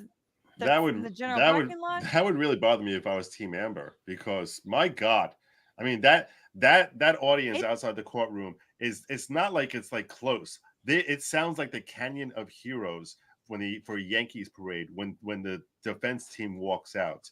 I've never seen anything like this sort of excitement for attorneys. The way Camille Vasquez, she seriously can have any job she wants. Yeah, and certainly in the state of Virginia, because my God, is she popular? And there's screams, like screeches. Like I literally thought it was Johnny Depp coming out. I was positive it was Johnny Depp, and it was Camille Vasquez and Ben Chu, and it was They're crazy. the gladiators. Either way, it concerns me. How can the regardless of which jury be side around you're that type on. of environment? How can the jury be around that type of environment where like everyone's telling them we want you Just to the fact find that people have for just Johnny? the fact that anyone has access to them is a concern to me. Yeah, Kevin Sparks says, "I'm so grateful for Hey. all of you. Thank you. Do any of you work on personal development and/or mental health? If so, what do you do? Not in any kind of a professional capacity. We're lawyers." I do every day. Well, okay. No, seriously, it's Yeah. like an important part of like my daily routine. Oh yeah, So- but not. What I meant was not a professional capacity, No. unless you do. Well, So I thought the question was actually like, do we meditate or do we exercise and that kind of thing? I thought that's what it was. I mean, thought there I do generally exercise on a fairly regular basis. Not during this trial. I'm in actually terrible cardio shape right now, but I do run quite a bit. That's one of my meditative things. But yeah, I mean, it is one of those things that I actually would like to get back into and get into a better routine with that. Anyhow, Kurt, So, Lee, you're muted. Say, We've when got are a you couple running that questions for Kurt. 250K? What's that? When are you running that 250K? Oh, I'm not running a 250K. I promise up to 50K. Which All on its together, own is a lot. 250. She just runs around all of wherever she is. all across America is what is the. I'm doing a Forrest Gump. Oh yeah, back Matt- to one coast to the other. Yeah, Metz is uncivil law, civil law, or common law. Greetings from civil law country. I guess either way, but common law is what I know. Joy Daily Gaming says, Kurt, thoughts on you becoming a judge? Court of Appeals would very much interest me. I'm more interested in law than I am in facts. So I'd be interested in the legal side of it. So Court of Appeals would interest me. Oh my God! You as a judge, you would make Borkowski look like Mary Poppins. You. Eric Jensen says, does anyone on the panel watch Better Call Saul? Love to see reactions. Also, last night. Great show. I'm behind. I'm like behind 3 episodes or something. Yeah, but I wouldn't doubt it. I'm behind as well. It's like these I wasn't weeks are really crazy. thrilled with how they resolved Nacho's story. Yeah, I'm not. Okay. Is he stopped talking? Yeah. No, seriously, it's really rude. And if you give me spoilers on Breaking Bad, I'm gonna be really upset with you. Maria Raya says, one, I love Kurt's laugh. 2, Hogue, what's your opinion on She-Hulk's CGI? 3, Hogue, do you follow the anime or anime themed video games? So let's start with one. Kurt's laugh. Yes. Great. Wonderful. Yeah. 2. She-Hulk CGI in trailer form looks very bad. I hope it's just the trailer form. We'll see. And yeah, I've followed anime a long time. Macross, Evangelion. I play video games. East is one of my favorites. Very anime informed. Thank you. Awesome. Jacob Johansson says, when do you expect JD to go up? Love your work. And we don't expect him to go up at all. Expect him to go up. Pro Ambler says, question, did Hurd's team get the chance to audit the Q-score demonstrables before court today? If not, what if the charts don't actually reflect the underlying data? Oh, they definitely audited it because they asked about the dates and things. They definitely got those. Wendy's Cafe says, OMG, can you imagine what the results would have been if he had he only searched sexual or sexual violence? I think she's talking about the Q scores. Delicious Treat says, question, does AH get to recall witnesses after a rebuttal? If she has time for her limited rebuttal, I guess. She gets a rebuttal? Supposedly, that's what Andrew was saying. If she has time for it. But she's not going to. She's going to be out of time. Kristen Wildman says, in addition to all Zendaya success, she also stars and produces Euphoria, a hugely successful drama series on HBO. I think haven't heard anyone mention. That's such a good point. Because it makes me sad. Because it makes me very sad. I've never seen it, but yeah, I heard it's like really depressing. It's got some very like sad, awful themes I of think like it's high good. school It's not for drama me. plus all of the worst things in life. Soaring Kite says, please go into greater detail about the motion to dismiss. In all honesty, people jumping the line is less interesting. Love with the analysis. So the motion to dismiss, I think we discussed it though. The motion to dismiss was just to see if Amber's counterclaims should be dismissed because there's not enough evidence on the record. Ultimately, the judge decided that there was a chinchilla of evidence that was enough to keep it so that the jury could actually determine it on their own. I want a little animated chinchilla to run across the bottom of the screen whenever you say that. Little chinchilla of evidence. Yeah. Twitch Ascension says, isn't it bad to suggest that events unrelated to the statements in question, e.g. videos released, cause the spikes that Amber Heard's lawyer seems to be? So it's not bad to suggest that those other events that are unrelated to statements. I think for Johnny's team, I think that that's a potentially missed opportunity, assuming that there was in fact a correlation between those spikes and the release of the body cam footage, of the audio of Amber saying, Johnny, tell the world. If there is a correlation to that, that absolutely was a missed opportunity. Well, I think this question is the opposite, because Amber Heard's lawyer goes up and says, doesn't this spike relate to this? Doesn't this spike relate to this? I think the question is, isn't that stupid of Amber Heard's lawyer who's trying to tie him to Waldman's statements? That would be very stupid. I think that's what the question was, because he was doing that. Okay. Stina Ulander says, question, I have narcolepsy. Would this exclude me from doing jury duty since I have a diminished work capacity? If no, would I be entitled to get support for my diagnosis that I would fulfill my duty? Depends on the jurisdiction. Yeah, it depends on the jurisdiction and then the level of how it actually does impact you on a day-to-day basis. And also the length of the trial, maybe. That kind of stuff. Liam Smith says, could Q-score guy be part of a strategy to get a team lost in the weeds to run the clock? Could be. Kolbjorn Yanawar says, given that AH needs to prove counterclaim, could Q-score guy be a double whammy? Muddle AH, Twitter expert, and burn time. I think so. I think that's very beneficial to Johnny's case. Denise Leonard says, are AH and JD allowed to read media or talking to people about the trial at this point? Yes, they are. They are parties. Retro Matt says, has Elaine taken this case for a massive fee, knowing she has no chance of winning as last big payday in the twilight days of her career? How old do you think Elaine is? Meow. There's definitely a good chance that she could be working for at least another decade or more. Elaine is not that old. She's not that old. It's possible she could be working long enough for her clothing to come back in style. Oh God. Rude. I'm sorry. I'm sorry. There's okay, bulletproof stockings. That's okay. Yeah. Heather Swain says, after trial, who can talk with media besides the jury? Everyone can. Everyone, all the witnesses and everybody can talk to the jury, to the media. Thomas Cairns says, Kurt mentioned being a patent attorney yesterday. Is your practice in patent prosecution registered with the USPTO, patent litigation, or both? Thanks all. All right.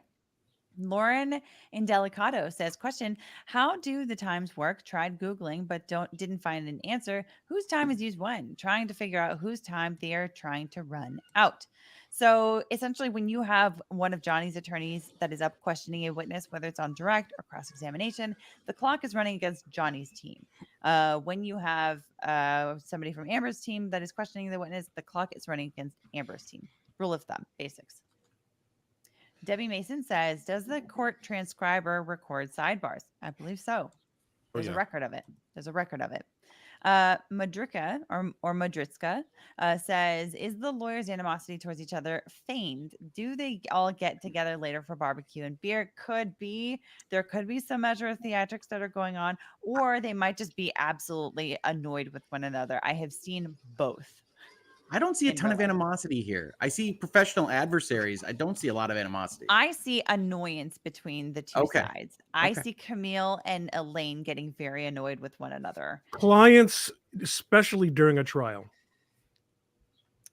take it very poorly when you're friendly with the adversaries. Mm-hmm.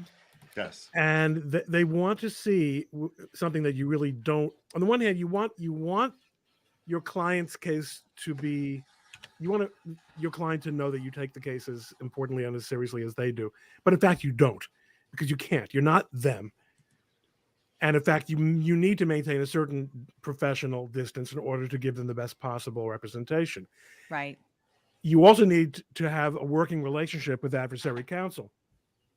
But during a trial when their stress is extremely high and they feel like this is, from a lot of people, it's the most stressful experience they've ever had in their lives, they don't want to see you being too friendly with the other side. So it's a tricky relationship, depending often on the sophistication and the personality of the client. Yeah. What's up? Audi A, do a show on how jury system was removed in India. I couldn't begin to start do it on that because Never mind. I don't know anything about the law in India. Sounds fascinating, though. It really does. It Somebody does. should. Yeah, I mean, maybe some kind of an investigative journalist kind of thing, but that would take quite a bit of time. I certainly don't have the resources at the moment to do it, but that's an interesting prospect. Just do it Rach after your says- recap video. You got the time. I don't know what this is about, Alita. Yeah, so much time. Rach says, who's doing closing arguments from each team? It sounds like it's going to be It's who you Ben expect. Chu and Camille, and then Ben Rottenborn and Elaine. Lance Moore, I think I'm obsessed with LawTube. Hey, me too. I have a big question. Quick analysis on the beautiful curly hair lady in the beige blazer next to JD. Does she like muffins? Yeah, Beige one of blazer. the research table people was up front today, right? I did not notice. Was that Miss Myers? And I don't know if she likes muffins. I don't know her. That is personal true. No matter opinion. who it is, we don't know about their muffin taste. Yes. Alita, I got to fly out of here. My Sure, Joe. daughter's about to turn on, I don't know, something like Go enjoy Magic Bluey, School buddy. Bus Sure. or something. Yes. But- Have a great rest of your evening. Yeah. We'll see And you. I'm gonna bail too. See you guys later. Great Bye, seeing you guys. guys. Thank you for joining All us. right, that'll put us in lightning round configuration. Sorry, every time. That's nice. Every I was time. used to it. I was ready for it that time. I was not ready for it. It was only week 6, and I'm like, we're gonna go into that triple banner formation. That's right. All right, lightning round. Zoom in Just for faces. Kurt's eyes on this one. It is so funny. I feel so Okay. exposed. It is. Help. It's I fun. don't wanna We're in set our up safe more. little boxes. Kurt, you're back in your safe little box. It's okay. We're all All right. back. Okay, yeah, let's do lightning round because we've Let's got, lightning round. less than an hour. Okay, How Vicky many do we McCallum, have? Okay, we'll round robin it again. What up? Okay, how do they decide who goes in from the team? Are there predefined roles? I think they just go by whose strengths are whose. They asked to offer him as an expert. There was an objection sidebar. Does she need to reoffer him as an expert? No, that was what the sidebar was about. Is the opinion of the UK trial being considered as evidence in this case? No. What impact does that ruling have on this case? They try to sneak in little references to what the UK thing did. Alita. Adrian Paul says, I have a really important question for Legalbytes. Hey, that's perfect. Do you wear your hair down on the left side? Sometimes. I don't know. I just sure. I have a part that goes that way, so it tends to just go that way. I don't know. It's just comfortable that way. I can never remember which side I'm even pointing to on camera. And I don't, I don't like having all of it in front of me because there's kind of a lot of it. So I don't. It does look wrong. I'm not gonna lie. I've gotten used to seeing you one particular way, so yeah. Could Yeah. Amber Heard come back and retell part of her story to prove the story can be false? No, not really. MZ, not gonna Not lie. gonna I'd let okay. All right. You know what? Rob has a lot of spirited fans, and we thank you for your super chat. Alita. Jenny Richards says, did you get to my question about Elaine representing AH and UK trial? I just want to make sure I didn't miss the answer. And if you did get to it, we did. Thank you. Spiegel, Doc Brown, or Rick Sanchez. I couldn't help seeing Rick portrayed by Christopher Lloyd in live action promos during testimony. I feel that. Little Rick and Morty. Absolutely. All right. Francine, how long are usual defamation cases? Shorter than this. This trial seems extremely Okay. long. LOL. Do different areas of law allow different trial times? So yeah, you go, Alita. as I guess as one way to compare, Cardi B's defamation trial was maybe a week. Yeah. Yeah. Weren't the Kardashians versus Black China like 36 hours? Yeah. Yeah, something super short. That's federal court for J- you too. JJ Schmiel 78 says, what is the point of the clock when it seems to be consensus judge will start grant cross time. She also seems adamant of closing on Friday. JD gets that shaft again. I don't think No, so. I think that she is going to be adamant, and she's going to give them a tiny bit of time just to make sure that for the interest of justice or whatever. It's not going to be what you think it is, though. Yes, Because it's going to be. she's I'd going to probably say, do "I 10 will or give you 15 minutes. I will think- give you 10 minutes, and when the buzzer goes off, the buzzer goes off." Yeah, I think that one of the sidebars today was definitely them saying, "Hey, we're going to run out of time. Due process, Virginia law," and she said no, and that's why you get an hour and 15 minutes today from them. Exactly. Yeah. All right. Can JD's team adjust their order of rebuttal witness? Absolutely. Make sure that someone is called later. Yes, the order of witnesses is completely within their discretion. Yep. It's not up to court TV. I'm at 00 question. Why not point out to the jury that Mr. Knight was last minute witness so they know Amber Heard was caught off guard with her well-crafted lie? Not allowed by rules. Both sides really did point out that he came out of the woodwork. I don't know whether that does anything for Amber or not. Alita. T in Tennessee, thank you again for the generous super chat. Is it my imagination, or does her lawyer not sound like he believes her? No passion. Oh, we answered this one. I'll do the next one too. Anna D. Can the judge read about the case online? Yes. Judge can do whatever Can they she prevent wants. Kate Moss from testifying? Doesn't look like it. No, coming in. Yeah. Parquet the Parakeet. Question, do you think that Richard Marks, good spelling on that, actually knows the guy who had the horse's head in his bed? I think he does. I think he knows them all. Alita. I think so too. Julie Lowry says earlier, H lawyer on the right of her was on his phone in court while a witness was talking. Is this allowed? Keep up the good work from the UK. Yes, lawyers are allowed to have their phones and laptops and stuff. They're the only Those are ones. Legal special. teams. How they call Amber Heard A-list when she can't cry? A lot of actresses can't cry. A lot of actors too. Crimson Outcast question. Who do we know who used to live in California, who's known for abusing tabloids and public opinion, who has also apparently given in upwards of $500,000 to two separate charities on Amber's honor? Musk looks sus. Alita. Rory Kleinhout Rostandi says, will Paul Bettany get called into the stand? Doesn't look like it. And we haven't heard much about him. Alita, you said something about Kate Moss to your DM. Hogue, what time do you start in the morning on H&H? Rob, what is the time rule if they run out? Really no cross, or is it right?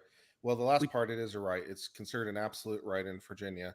So they have to give some amount of time. The amount of time is not determined by the case law. I think 15 minutes is probably the right answer here. Yep. But that's what the law seems to require. Thank you for sending the DM. I will try to see. I'm getting a lot of DMs these days. So Are you getting a lot of DMs? Everything's getting have you been doing something that's bringing unusual amount of attention to your channel recently? Yeah. Yeah. She's getting some news reports. Yes, H&H is generally start at 7 a.m. right now, but they're not guaranteed. I'm not positive about one tomorrow. Eric Crosby says, hearsay makes no sense. A witness can explain what they saw, but not what they heard. Did I just skip somebody? Anyway, I'm going to keep reading. Are ears untrustworthy for some reason, but eyes are fine? Seems like a stupid rule to me. What is the point of it? That you can call the person speaking. That it's called basically best evidence is one of the main kind of concepts of evidence, and you want to get to the groundwork, the bedrock of where it came from. So you can go call the person that spoke rather than the person that saw them speak. There you go. Who wants to read the next one? Kurt, you go next. Or did I jump in? Does anyone know if these box office numbers are adjusted for price of tickets or inflation? They're not. Anyone what's the Aquaman? I don't know. The Aquaman was very, very popular. Christian's hearing. Question. Hello. LT Law 2, big fan of the STEAM, currently going to college for criminal justice and plan to go to law school. At which point do you decide criminal or civil in your career, and generally, which makes more? Okay, first of all, I love that ending to your question. Second of all, a lot of law is lucrative. A lot of law is not. You got to evaluate it as you go. You're mostly going to be deciding if you want to stand in court or if you want to do stuff outside of court. That's your big first question. Don't do doc review. Doc review is death. Malik Wallfall says, would it be possible to interview Ben Chu and Camille after the trial? Love you guys and wasn't really interested in law that much before now. Subscribe to all of you and thank you for all you do.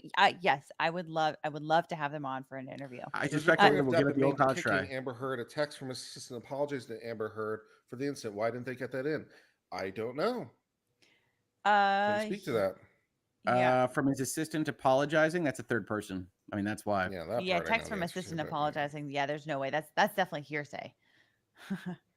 Rick. Oh, sorry. Next one. Sorry.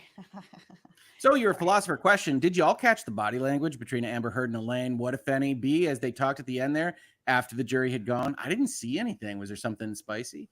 Alita. I didn't either. Nana KC, do you think Jennifer Howell will be One in-person witnesses tomorrow, and today's video depo was just a teaser. Nope, calling her once. I love that's the it. concept of a teaser witness, but no. Kurt. Yeah. Next time. Yeah, Susan Lee, can Amber appeal and hold this up in court even longer? Of course. Genie 145-900. Do you think they kept the counterclaim just so they would have the last word on closing? Maybe. Alita. Jay Diaz, did they ever ask if Amber was consulted by Dr. Spiegel? His take on her would have been interstellar. I don't know. I don't think they did. Oh, you get this one. Yeah, Camille Gonzalez, question, Hogue, I've fallen intellectually in love with you. I watched the Legalbytes coverage of the first few days, and you made some great predictions in this case. Will you be doing any kind of case review at the end? Legalbytes with you. I think Legalbytes will be doing their own review. I think Virtual Legality on my channel has asked me to do like a Virtual Legality episode on it, which would usually be a short summary. I don't know what that'll look like. I'll cover something at the end, either on that channel or with Legalbytes. This is her purview. That's why I'm here. Well, thank you. Kurt, do you want to do the next one? Sure. Jeffrey House statement is online, pretty significant. It's on pleading paper. It's been submitted to the court. So it looks like her declaration or something is on file with the court. So I'm not sure about that, but I guess check it out. As soon as somebody confirms it, I'll read it. Yep. MJ Carter, question, why not use recordings with other voices? Australia. Basically, they skipped all the weird evidence stuff. Asked and answered. Alita. Asked and answered. Check the asked and answered videos. C's in says, are there different reasonings used for journo privilege? Court docs argue not granting for impeachment if not directly relevant to defamation claim. I'm not sure I understand about different reasonings used for journo privilege. There's case law on it. There's Virginia case law and Virginia statutory it's law. A privilege that has exceptions. So they say the exceptions don't apply. I mean, that's what that document says broadly. Yeah. All right. This one's for you, Kurt. Yes. Oh, geez. Don't know how you have done this for so many weeks. Sleep debt caught up with me. I fell asleep with the stream playing in my ear. Anything spicy happened in the last couple hours? Last couple hours? That was Jennifer Howell. There was some proffering. It was fun. Yeah, check it out. This will be archived. NM from Malibu to Margate rerules the law here in the UK after Elon got off on his Piodo case against Vernon Unsworth. I generally am aghast to U.S. law and I'm praying for the God of fairness. Watching Rob Merck work makes me drool. Why do I get all these? Alita. I'm sorry, I don't read them before I send them to you. No, Jamie Walton says, how did you guys decide on what area of law to practice? As a CASA in Ohio, I've picked up on family and child law. After watching you guys, have enjoyed learning about other areas of the law. Thanks. It's interest level, what's available in the job market. I like litigation, generally speaking. So civil litigation. And I wanted to help generally businesses. Speaking. Yeah, exactly. Warner Bros. President of DC Films was not good for Amber Heard, right? No. Will Hal's UK Correct. depot or email be used? It looks like yes. SS5 Ringo, Georgian with Cherokee ancestry here, but without historical knowledge. What about Cherokee Nation versus Georgia? Makes it your favorite SC case. Whose was that? Was that you, Kurt? No, that was Andrea. Andrea. Sorry, Andrea. Yeah. Alita. Maddie Slays says, wait at the end. I didn't understand about the objections and stuff. I have autism, and when people talk over something important, I don't focus so well. What was that? Hi from Sweden. That's the proffers. The proffers. He's talking about the objections while he does the proffers. That's right. So basically all of that generally speaking was the summary of that was here's all the stuff that we wanted to get in, but you wouldn't let it in, Judge. So this is all the stuff that it could have done if we could have gotten it in. And the point of that is to make a record of it so that they can appeal in case they lose. Look at how magnificent our case would be if you weren't so mean. Yeah, exactly. Folks, Green from Costa Rica. Question. The move to strike the judge denied earlier today, did it come from defendant party? It came from the plaintiff. Plaintiff. Yeah, plaintiff. Also, what are your thoughts as to what party is having a stronger case towards the jury? I think Johnny Depp team is still your favorite to win. Yep. Melvin Juiced, question, why can witness not testify to convos they had with someone one-on-one hand experience, but also did he seem drunk? Why would that not be speculation? Did he seem drunk is an observation that you made about that person. Talking is something that they did. And that's, again, best evidence kind of concept and hearsay. Alita. All righty. Relevant or influences by Ariadna Jacobs says, question, could JD get punitive damages in addition to the $50 million? Small ones. Small rocks. Very small. Rocks. Very small. Civil Monty cases like Python criminal reference. charges, the evidence allowed in. No, the rules of evidence aren't fundamentally different. It's just the nature of the thing that's happening. Yeah, rules of evidence are going to be the same across the board. Oh, Sorry, right, I'm Rick. still on Small Rock. Sorry. Question: would the JH depot be another setup for another witness? Why the specific reference to Marcel Parasol seemed odd to include? Everything about that seemed odd. Maybe Marcel will be on the list. Who knows? That'll just be double hearsay. That's easier to get in. Alita. Aaron says, what do you think of JD being on the rebuttal list? I don't think that he's going to end up talking. Unless might if do it the if I only could get away way, with the only it. way is if they run out of time and then they can only cross-examine him for like 5 Yeah, I'll minutes. do that. Join in now after work. How much time does East Party have left? So Amber Heard has what, 3 hours left or something like that? I think it's like think so. 2:45 for Amber and like 11 and change for Johnny. I That believe. sounds right. Thank you all for everything you do and helping us understand. You are welcome. Please subscribe to Alita. Oh, and Yes, subscribe to please everybody else do. too. And Excellently everybody else placed, here Kurt. too.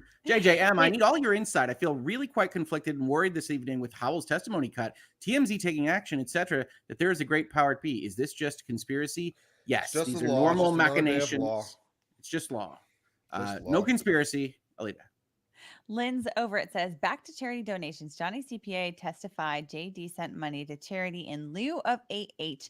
Was it not the $250K talked about today? And it was not Elon. It's 100. He did 100 each. That's why it was 6.8 million that went to Amber. I really don't like this part of Johnny's case where he's trying to take credit for sending part of the divorce settlement direct. You don't get credit for that, man. Okay, sorry. Nick Knack says, Andrea, new Isaac testimony breakdown video coming soon. I hope. Love everyone on the panel. You are all amazing. I'm sorry she couldn't be here to see that. But What thank if you. any JK? Oh my God. Do you think there's reason to make Johnny JH's depot so short was because they didn't want the nuances of recollection regarding Whitney statements brought up during cross that they just wanted doubts about WH? Sure. I mean, did they get that? I guess. She doesn't believe Whitney. That's great. I don't know what to do with it. Yeah, why? Steve's in. Question: are there different reasonings used for general privilege? We kind of answered this one. Court stocks argue not granting for impeachment is not directly relevant to defamation claim. Right. Privilege, news organizations, they're saying it doesn't relate to the defamation claim. The exception shouldn't apply. TMZ wants to block it. Rob says it's going to be a problem. We'll see. Alita. Joseph Dimsmore says, think jury will notice that with Stair incident, the only thing that stays the same with all 4 testimonies that Amber did in fact punch Johnny. Does Amber have to prove physical abuse or only that she was treated badly? It depends how the jury wants to construe it. Yeah, treated badly, skipping a step. But Wolfgang Puck 3102 question probably asked and answered, but I'm seeing TMZ has filed an emergency motion to block testimony and rebuttal. Have you guys seen that? We have. We've discussed it. Check it out here. The Law Patrol says, withholding judgment till I rewatched the stream, but disappointed Jennifer was less fiery than it sounds. We were too. Substantially. Question for Hogue. Was there anything specific to watch out for that formed your opinion on Whitney or just her testimony in general? I didn't find her to be exaggerative, right? So that's step one. And then, yes, she's a sister, so you discount for that. But what she described seemed plausible. And here, Johnny's got the burden of proof to prove a negative, that nothing ever happened, basically, in their marriage. And so I took that under advisement. I also expected it to be disarmed more than it would.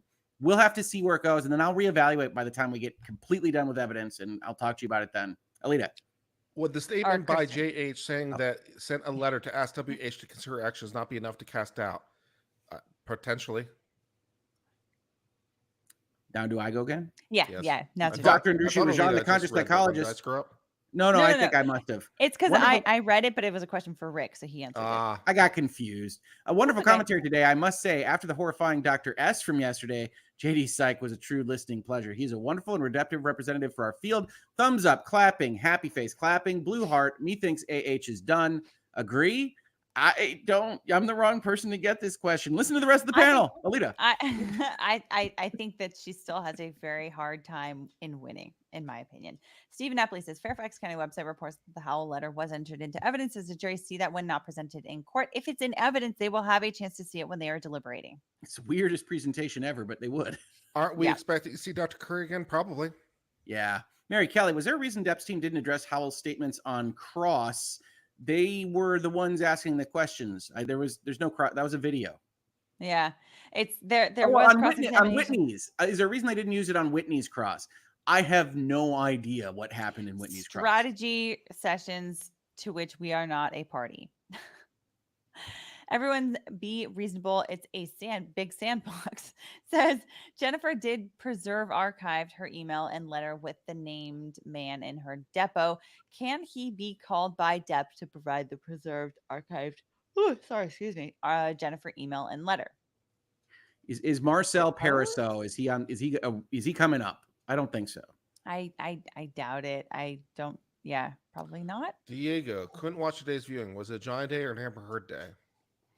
Johnny Day. It was a Johnny Day because rebuttal because they rested first thing. Also, when are we going to hear the verdict by the jury? My bet is on Friday, but it's anyone's guess. Objection, think next compound. week. Love your channel and everyone's input. Thanks. Aw, thank you. Sarah Zeladin, question: can they call Whitney as a hostile witness to try to get the Jen H testimony in? Nope, they said she wasn't subject to recall, right. so she's done. Umbrellas. Hogue, are you just comparing JH to Whitney's There's gonna be testimony, a few or of was these. the bodyguard's testimony within that calculation? Just wondering. I took it into account, right? But we have to be fair, right? Like, as I evaluated Amber Heard against things that are directly contrary to Johnny Depp as well, read the exaggerations, looked at the various witnesses. I just think we, as a collective, might be undervaluing what was pretty credible testimony in the moment that Whitney Heard or Enrique. I don't remember what her current last name is. I apologize. Enriquez. Yeah. Actually said. And it might be because you all have more information than me. I'm just trying to lay out what I think. Sure. And you asked me that, so it's Kurt. Yep. Yeah. Should JD's point out in closing, Amber Heard having a clear scratch on her head in court while she claims to be able to fully cover it? No, I wouldn't mention it. It's not worth. It's not worth a squeeze. Let the jury put those pieces together. Everybody themselves. wants the in the courtroom. Nick Hitty, question: missed the Hicksville witness after the start of voir dire. Did he get to testify, and what did the testimony do? He did, and he basically said that he didn't see Johnny be violent. He said he thought he cowered from Amber, and he said that the damage in the trailer wasn't very significant. You have to weigh it yourself. Alita. Bertolsik says, assuming AH wins, what, if any, impact on public opinion of judicial system it would have?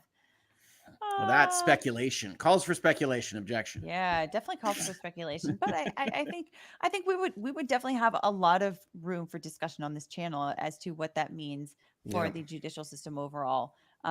It would definitely be a lot of discussion here that we would have. In fairness to and we can Legalbytes, discuss whether or not Trump was right when he said, we should open up those libel laws, right? Because that was one of the things Trump always campaigned on, is we need to open up those libel laws, make it easier for people to sue for libel. So it was Trump right, I guess. TMZ filed an emergency motion to protect the person who sold the video. How could this affect the case? It won't. I mean, I don't know. I think it'd be pretty useful to see if Amber Heard's the name that guy's going to say. but yeah, we'll see. I think it would for her hoax case. It does. It is probative to the hoax claim. It starts to give you this picture of like a criminal mastermind doing these various things. Definitely. Justin Krause, question: do you think the bar really moved in either way significantly today? That's a great question for me, honestly. No, I don't. But it was where it was before, so I'd assume they'd kill Whitney, and they did not. Alita. Cynthia Roberts saw on different site witnesses tomorrow: Curry, Tremaine, Brian Neumeister, flight attendant, and Depp. Is Tremaine set for tomorrow? So they have to do that TMZ. She has to cut that down like tomorrow morning. Well, she can make an adjudication on that very fast. Yeah. I mean, just a one-page no, right? Yeah. And then Brian Neumeister would be on the metadata. That would be interesting. The flight attendant, the Moscow flight attendant. Okay. We got a couple flights, don't we? And then Depp. I mean, Depp, I would not expect tomorrow. I would expect him on Thursday if he's going to testify. Yeah, that sounds Same thing with Curry. Curry, I think, would be one of the closers. Maria Raya says, I don't know if my chat got lost. 1, love Kurt's laugh. 2, Kurt or Hogue, what's your thoughts on She-Hulk CGI? We did go over this one. We're sorry it takes us a while. I like anime. I'll read the next one too. Vincent says, games question. Hogue, does the recent MS communication about the ABK acquisition is to reassure GP subs, help ABK stock, both or something else? Still 70-30. I have no idea what any of these acronyms I was going to say, I'm going to answer this, but I have a question for Alita. Can you do any of those acronyms? MS is Microsoft? Yes, it is. Communication about the Activision Blizzard. Yes, Activision Blizzard King. Yes, you got it. King, okay, acquisition to and what's GP? GP. And that subs is subscriptions, if that helps. Or subscribers. what's it called? The Pass. Game Pass. Yes. I was thinking. You I was did it. You thinking were right there. the black console that's in the living room. Yeah, it is. So they basically went out and said, we're proceeding normally as would be expected. We've gotten through the first phase of initial informational inquiries, both in the United States and abroad. I think that is designed to make people freak out less because you got folks like Bloomberg Technology going out with complete crap headlines. You know how I feel about that if you're in virtual legality. And so does Bloomberg Technology, who now follows me, which isn't terrifying at all. I still think it's 70-30. Absolutely. Thank you for the question. I love talking about this stuff. And Kurt. Morgan Knight did follow that Johnny Depp fan account. Would this throw out testimony? No. It didn't. Leo, Boogeyman number 2, TUG, that the umbrella guy. Man, wink face, smiling, laughing face. Funny. Matt Boardman says, as a pro VFX artist, a lot of times temp CG makes it to trailers because the studio is requesting a trailer before final work can be completed. Total agreement. That's why I'm not judging She-Hulk yet. I hear you. Can Depp team call Whitney and use Lair to impeach? No. Nope. No more. Would you raise JD's odds of winning this if he was a woman like Amber's ex? Yeah. Yes, substantially. Just because not because that's the way it should be, but just because that's how a lot of people think. I've even seen my own biases be skewed this way, which is something for my own biases. Yeah. Hello World 305 says, do you know the evolution of JD's legal team? His attorney in old depots was a woman, i.e. asking AH about calling Jerry Judge. Sounded fierce. Still involved. You guys are awesome. Thank you. Well, I know that she has had some change in her representation, so I don't know that those people are still involved. Kurt. I'm sorry. I was trying to deal with the bot. Oh, that's okay.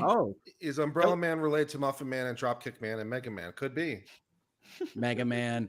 Dakota St. Clair, have to ask, what are the panel zodiac signs? Libra. Aquarius. Decline from Kurt. That's fair. Conclusions of law says Team JD are very smart, capable lawyers. They got to have some plan for neutralizing AH's sister's testimony, right? They laid foundation for declaration. They also are capable of making mistakes. They are still human beings. Yep. Kurt. Yep. How are you not tired yet? I am exhausted. Look at him. Conclusions of law. Sorry, meant to say that they authenticated the declaration. Okay, it'll be interesting to see if it comes in. Cuddling Kittens. Oh, I love Cuddling Kittens. Says, has anyone on the panel decided if Elaine owns a lot of cats? That's I'm betting unfair. that she has at least 5. That's unfair. I have 2 cats and they're wonderful. If I ended up having 5, that's kind of a lot. Actually, that is kind of a lot of cat energy. But I do love cats. I rescued Astra from the streets. I rescued Astra from the streets and I absolutely adore her. She was on death's doorstep. I love cats. I do. And dogs. I think Amber's calling the shots. Yeah, that is the only logical conclusion at this point. Want to be in control and everything. She had the advocate she wants. What do you think? I think Amber Heard is a nightmare client, and probably you shouldn't marry her. Autopatch, did the panel notice during questions testimony, Q's testimony, Q score guy's testimony, after the second sidebar, Heard's attorney stopped calling the statements the Depp Wildman and instead only said Wildman. I believe that's Wildman. I don't know if they changed deliberately, got talked to about it or not, but I didn't notice it at the moment. For whatever reason. Little late in the day to make them change that, I have to say. Alita. Yeah, because they were doing that for quite a while. Bob St. Clair says, if a jury breaks rules and read all the JH stuff, what happens if he brings it up to the other jury during deliberations? Are they supposed to report it? Yes, and jury members can be quite the tattletales. All hell breaks loose if that happens. Get excited. Kurt. Will jury read the letter? How's that decide? Looks like yes. If it's admitted. Yeah, let me know if it's in there, Kurt. I'm happy to read it. Richard O2, question. Morgan Knight did follow a J Depp fan account. Can this get his testimony tossed out? I don't know how that would be introduced back. I didn't think Elaine was just straight up lying to me. Again, I have questions about that guy. Alita. Lawn Lumber says, OMG, WTF, Alita, what did you do? I don't know what you're talking about. I've been doing the same thing that I've been doing for the last 6 or 7 weeks. Lawn Lumber, maybe a little bit of clarification on what exactly it is that you were talking about. He's just Some having context would be fun. helpful. I did a lot of I don't know lot if of this is things. the state yet because I'm behind and skimming through, but people on Twitter are saying JH's letter and testimony have been submitted to the jury. Well, it hasn't been submitted to the jury. That for much I can say for sure. How will to rebut that Whitney Heard is lying to protect Amber Heard? That didn't happen. Alita? That's what we were expecting. Hattie McBatty says, "Is there an update on how much time each team has left? Thanks for everything." It's something around 2:45 versus 2:45. 11:15. Yeah. Yes, 2:45 versus 11:15. I'm gonna write that down too. Please put up the lawsuit for close. drawing on screen. It's rad. If this is the cartoon one that was posted, I retweeted it and it was pretty badass. It is rad. We should ask for permission from the artist because it is rad. Wait a second. Let me see this. 'Cause I saw that super chat come in, and I think it was posted to your subreddit. Well, it was aimed at us, from Alita. It was aimed at you and me, and then everybody's been adding you to the law tubers. Put it on screen. Is this the Fantasy Alita and Co? Yeah. That drawing? No. It should say thank you, law tubers, and have anime heads all around it. I'll send it to you. The one I saw is all of us as fantasy characters in like a line. Wait a Oh second. no, I was talking about the anime heads. Okay. Maybe we look at two different ones. Let me see if this is yeah. So you guys can get the next super chat while I pull this up. I'll give you the Okay, link. but I also want to show you the rad one. Private chat. This one? Fantasy Alita Yeah, and that's Co? the one I was looking at. Okay, I got a different one for you. That's pretty badass. Oh, I like those. Nice. All Richard right. Hogue looks over there, great as his bard character with the feather in his hat. I'm always a paladin. I keep saying this. I like it. I like it. And then what else is it? So Rick, what's the other one that I'm pulling it up right now. I just had to grab it. Okay. So I'm sending it right now. Yeah, no, I like this. This is a really great drawing right here. Yeah. I love that Runkle looks exactly like Runkle. There you go. It's over to you. Okay. It's over. Oh, here. Okay. Ooh, law tubers and more. Thank you all. Oh, I like that. I thought they captured all of us. Yeah, they really did. Including good James one. there, like right in the middle. That's awesome. We could get some shirts made with that. We need to find this person and get permission. No, I want to. Yeah, Yes. I want to see if I can get the license to it. I think it's too perfect.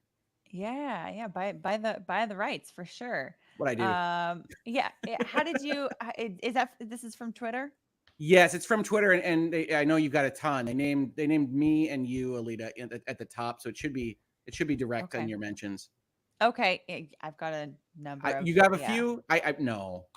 No. Yeah. I can yeah. I can resend to you. I have. I'll link it yes, direct. please do. Yeah, or DM the link to me. Yeah, 'Cause I'm I'll putting it in get the your private. DM. Yeah. Okay. Oh, perfect. Okay, then we've got next question is Christina Olivares. I just saw the Jennifer Howell declaration is in evidence. Does that mean it will be given to the jury, or can it still be thrown out? It can't be thrown out if it's already in evidence. It will be shown to them during deliberations. Yes. Next question. Oh, did you find the W.H. Stair story more credible than the Bodyguard? I'm making AD people both mad. advised witness to support the story. Can you weigh the overall credibility?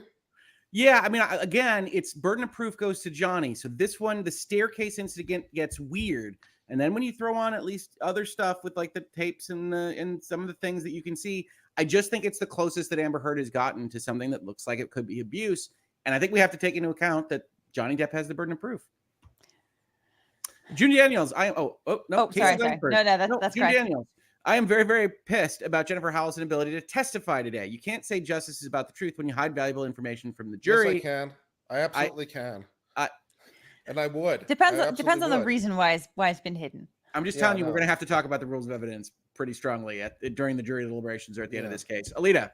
Casey Langford says, what does that mean for JH? Jury sees it or no? If it is in evidence, the jury will see it during deliberations. Has JD done enough to mitigate the photos of facial bruises? In my mind, yes. Also, is the bruise kit present in the melting ice cream photo, petrol stove smoking ground? I don't think anyone's brought up the issue, at least so far, but I guess could be. Yeah, I've only seen people talking about it online. No one in trial has been talking about it, and I haven't had enough time to actually look at that versus the version of that photo that has been admitted into evidence to know if that actually includes that kit or if that has been added to the photo that has been spreading around. So keep that in mind too. I don't know if that is truly accurate or not. If it is, then sure, that's potentially a smoking gun, but no one had talked about it at trial, so I don't know if the jury is going to notice it. Ludovic Picard question: if hung jury, do we get to know the split? No, I don't think so. Yeah, I don't think so either. Lita. Nicholas Uskatigi says, How does my girlfriend's mom watch this 24/7 even during dinner? We're awesome. We like to think we're putting out a good product. Kurt. Yeah. I think you skipped my question earlier. Could be next. I don't think Just we all did. Amber There's hired just a mugshot few. from Sorry, guys. 2003 when she was involved in a fatal car crash. Could past evidence be introduced to the extent that they would help to explain any injuries that have to be explained? Sure. That's it. Why is At least Richard the Held only way. laughing at me? Why are you laughing at my face, Richard? I'm not. It feels like Thursday night. I don't know why. Alicia Fail can Howell come back as a live witness? She was live when she taped the video. She won't be in the courtroom though. Alita. Laura says Howell Depp link, page 3.11. There you go. And the link. I think someone mentioned appeals for civil cases are expensive. Yeah, but we've already spent so much money at this point. Who cares? But for what you mentioned, that bunch of docs they delivered today at the end of the day are meant for that. They know they're losing. They have to preserve the issues. You'll probably see what they Depp want do to it. do. It's Good diligence. lawyers are always going to operate on trying to mitigate any kind of risk. Keep They're always options going to try open. to have Keep have options have, open. have a contingency plan for in case things don't go according to plan. Yeah. So that's what that Mylan is. Barrett, here's the link to JH's statement that is in evidence in this trial. Link. Alita. D. Mickey says, question, is the sum of money fixed if JD wins? And if it's not, will the amount be awarded by the jury reflect how much the jury dislikes Amber Heard? It's not. They can decide how much they want to pay. However, the judge can also have a say in that number if it is unreasonable according to the evidence that came into testimony or to trial. God bless the families of the 18 kids and one teacher. People killed in Uvalde, Texas. Yeah, Valdi, Texas today. Secure our school kids, please. Yeah, my heart goes out to everyone that has been harmed by that. Mochi Katsu, watching LawTube is so much better than mainstream coverage. Aussie jurors are compensated for lost wages by their state government. Was excused from a trial that was estimated to run for 26 weeks. Whew. Woo! Wow. Alita. Emily Hart says, question, I looked back on JH testimony. She said WH was art salon direct manager. Not sure what that means. Would that mean WH could have made the bruises? No, I think it just means that she's running like an art gallery. That was the impression that I had. God of Stuff, I'm going to also do this one. Thank you for your very generous super chat. Says, can something happen to AH if she wins but is found to have lied? Example, photos on different lighting are the same pic. Love you guys. You continue to keep me company through the day and night. Much love from Portugal. Hey, Portugal. Thank you for hanging out with us through all the days and nights. Can something happen to her if she wins but she's found to have lied? Not really. Not really. Perjury in theory, but unlikely. Look Yeah. back to JH's testimony. She said WH. Oh, sorry, the that jury one- could that see one we Howell's answered. email and declarations. It's what they saw all allowed in for her. I didn't see either unless they published it and didn't show it on stream. It seems like that might have been what happened. I think so. Who is everyone's favorite witness? Richard Marks is my new favorite witness. He's gonna take it across the finish line for me. I love that guy. I do really like Richard Marks, but I still think Isaac Baruch is my Mhm. favorite. I get that. Yeah, I mean John Depp. Why not? He's great. He is great. Sure. He is also great. Christian Paw, who do you wish they brought to the stand for JD? The ghost that never lies. I think they're presenting a solid case. I don't know enough about who is even otherwise available. I've heard like Amanda DeCadenet is one that has flipped on Amber. That would Okay. be interesting to talk to her if she Okay. would be so willing. So that's someone that I would wish, because that would be very interesting to hear why she flipped.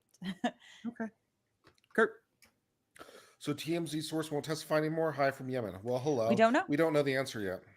Watching Yeah, JH's we'll know death, tomorrow. though, she seemed annoyed at Amber Heard's team from the start. It seems she was yelling at Amber Heard's team at the end because they attacked her for 3 hours, but offered her 20 minutes to talk to JD's team. That might be. It was just out of nowhere, and I couldn't even understand what I was looking at, so I don't know what the jury thought. Alita. Yeah, Obi-Wan Classic says, could it be that Moss won't be brought in Team AH, with AH team still having time, Kate Moss, no cross, the dream. Probably actually a limited cross, 5 or 10 minutes, which is not a lot of time. I asked this earlier, but had to drop off. It's likely Amber Heard would try through a PR to influence the jury. Not directly, no. That would be bad. Kenny Moss says, I asked this earlier, I but just read had to that. drop. Oh, sorry. Kyle Mitchell, I was once a juror in an essay case that only lasted 2 days and had trouble with keeping facts straight with other jurors. I feel bad Oh for my this jury. God, it's yeah, a I hard believe job. that, yeah. Absolutely. Alita. Penguin 322 says, did Elaine show proof that Hicksville question dude belonged to a JD fan site, or did she just place the thought like she has done many times? Looks Wait, like what? she's right. Well, it was Hicksville guy following a JD fan site, and certainly, Oh, at least in okay. the extrinsic, it sounds like they're right. I have a lot of questions there, but I have a lot of questions. Period. Yeah. Kurt, thank you for the live streams. Mad respect for Hogan and Kurt for offering at times dissenting opinions that break down Yes. bias. Does everyone still practice law while also live streaming? Well, I'm You better probably going to believe give it. notice to my employer this week, so no. You did, Kurt. Well, not yet, but yeah. But when you do, no. But if Kurt, they're watching, it happened Kurt, now. when you do, we're going to have a celebratory stream. All right, Yes. that's a big day. Yes. It's a life transition. All right, it's going to be Yes. awesome. Yes. And I have. I practice in the wee hours on either end of this. It's quite the thing. Oh my goodness. I have not worked in a law firm since I got laid off during COVID, but I have been doing I've been doing contract work because being overseas, it's a little bit of a complicating thing. But I've been doing contract work, which I informed them shortly before this trial that I was not going to be able to do it for a few weeks. Yeah, after you're gonna have to send me your rates, I'm gonna need some help.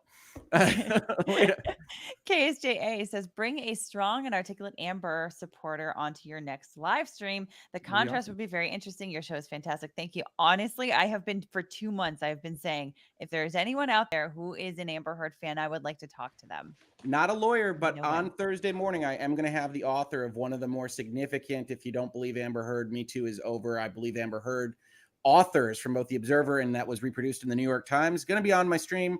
We're going to give her a chance to tell her side of the story. That's what that's all about. Do you over want there. me So to if you're come, or interested, do you check want specifically not that? everybody's going to get an invite. I'm not going to have any other panelists on while she's on. She's only going to be there for like 25 minutes. Fair. Sorry, Kurt. No worries. Bringing in strong and articulate. We read this, I think. Yes. Oh, sorry. Next. Circa 1990. Kurt, what's your birthday? Let's try next. No letter from the woman who wrote it. Why not? We don't know. Hearsay issues. Yeah, maybe. Cynthia Roberts, last one per DUI guy t-shirt with legal tube given to Camille and Chu. We didn't really, did we? I think so. DUI guy. Okay, I'm going to have a talk with him at some point. All right. I'm sorry. Yes. As I said, we're a loose coalition of nation states. And everybody's very excited at LawTube land right now. Alita. Janie Kennedy says, you could make that anime into a LawTube version of Guess Who and sell in your merch store.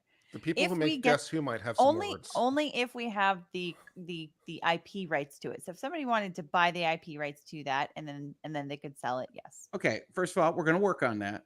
And Kurt, you know they can't copyright game mechanics. We can make a Guess Who variant. I like this thought process, chatter. There you go. All right. Why did this story make sense in the first way? The same story been told 5 different ways, most of them with Amber hitting first. I think it's enough to provide a hook to hang your hat on for somebody that would be inclined to believe Amber, and we should not discount that is still a possibility out of that jury. Your turn, Rick. Maximilian Robespierre held the best trials. Did he now? Did he? All right, Alita. I'm getting to say fun stuff today. Heidi Parker says, who do you think will be called tomorrow, or who do you think should be on the stand? Who do I think will be? Probably Kate Moss is probably one.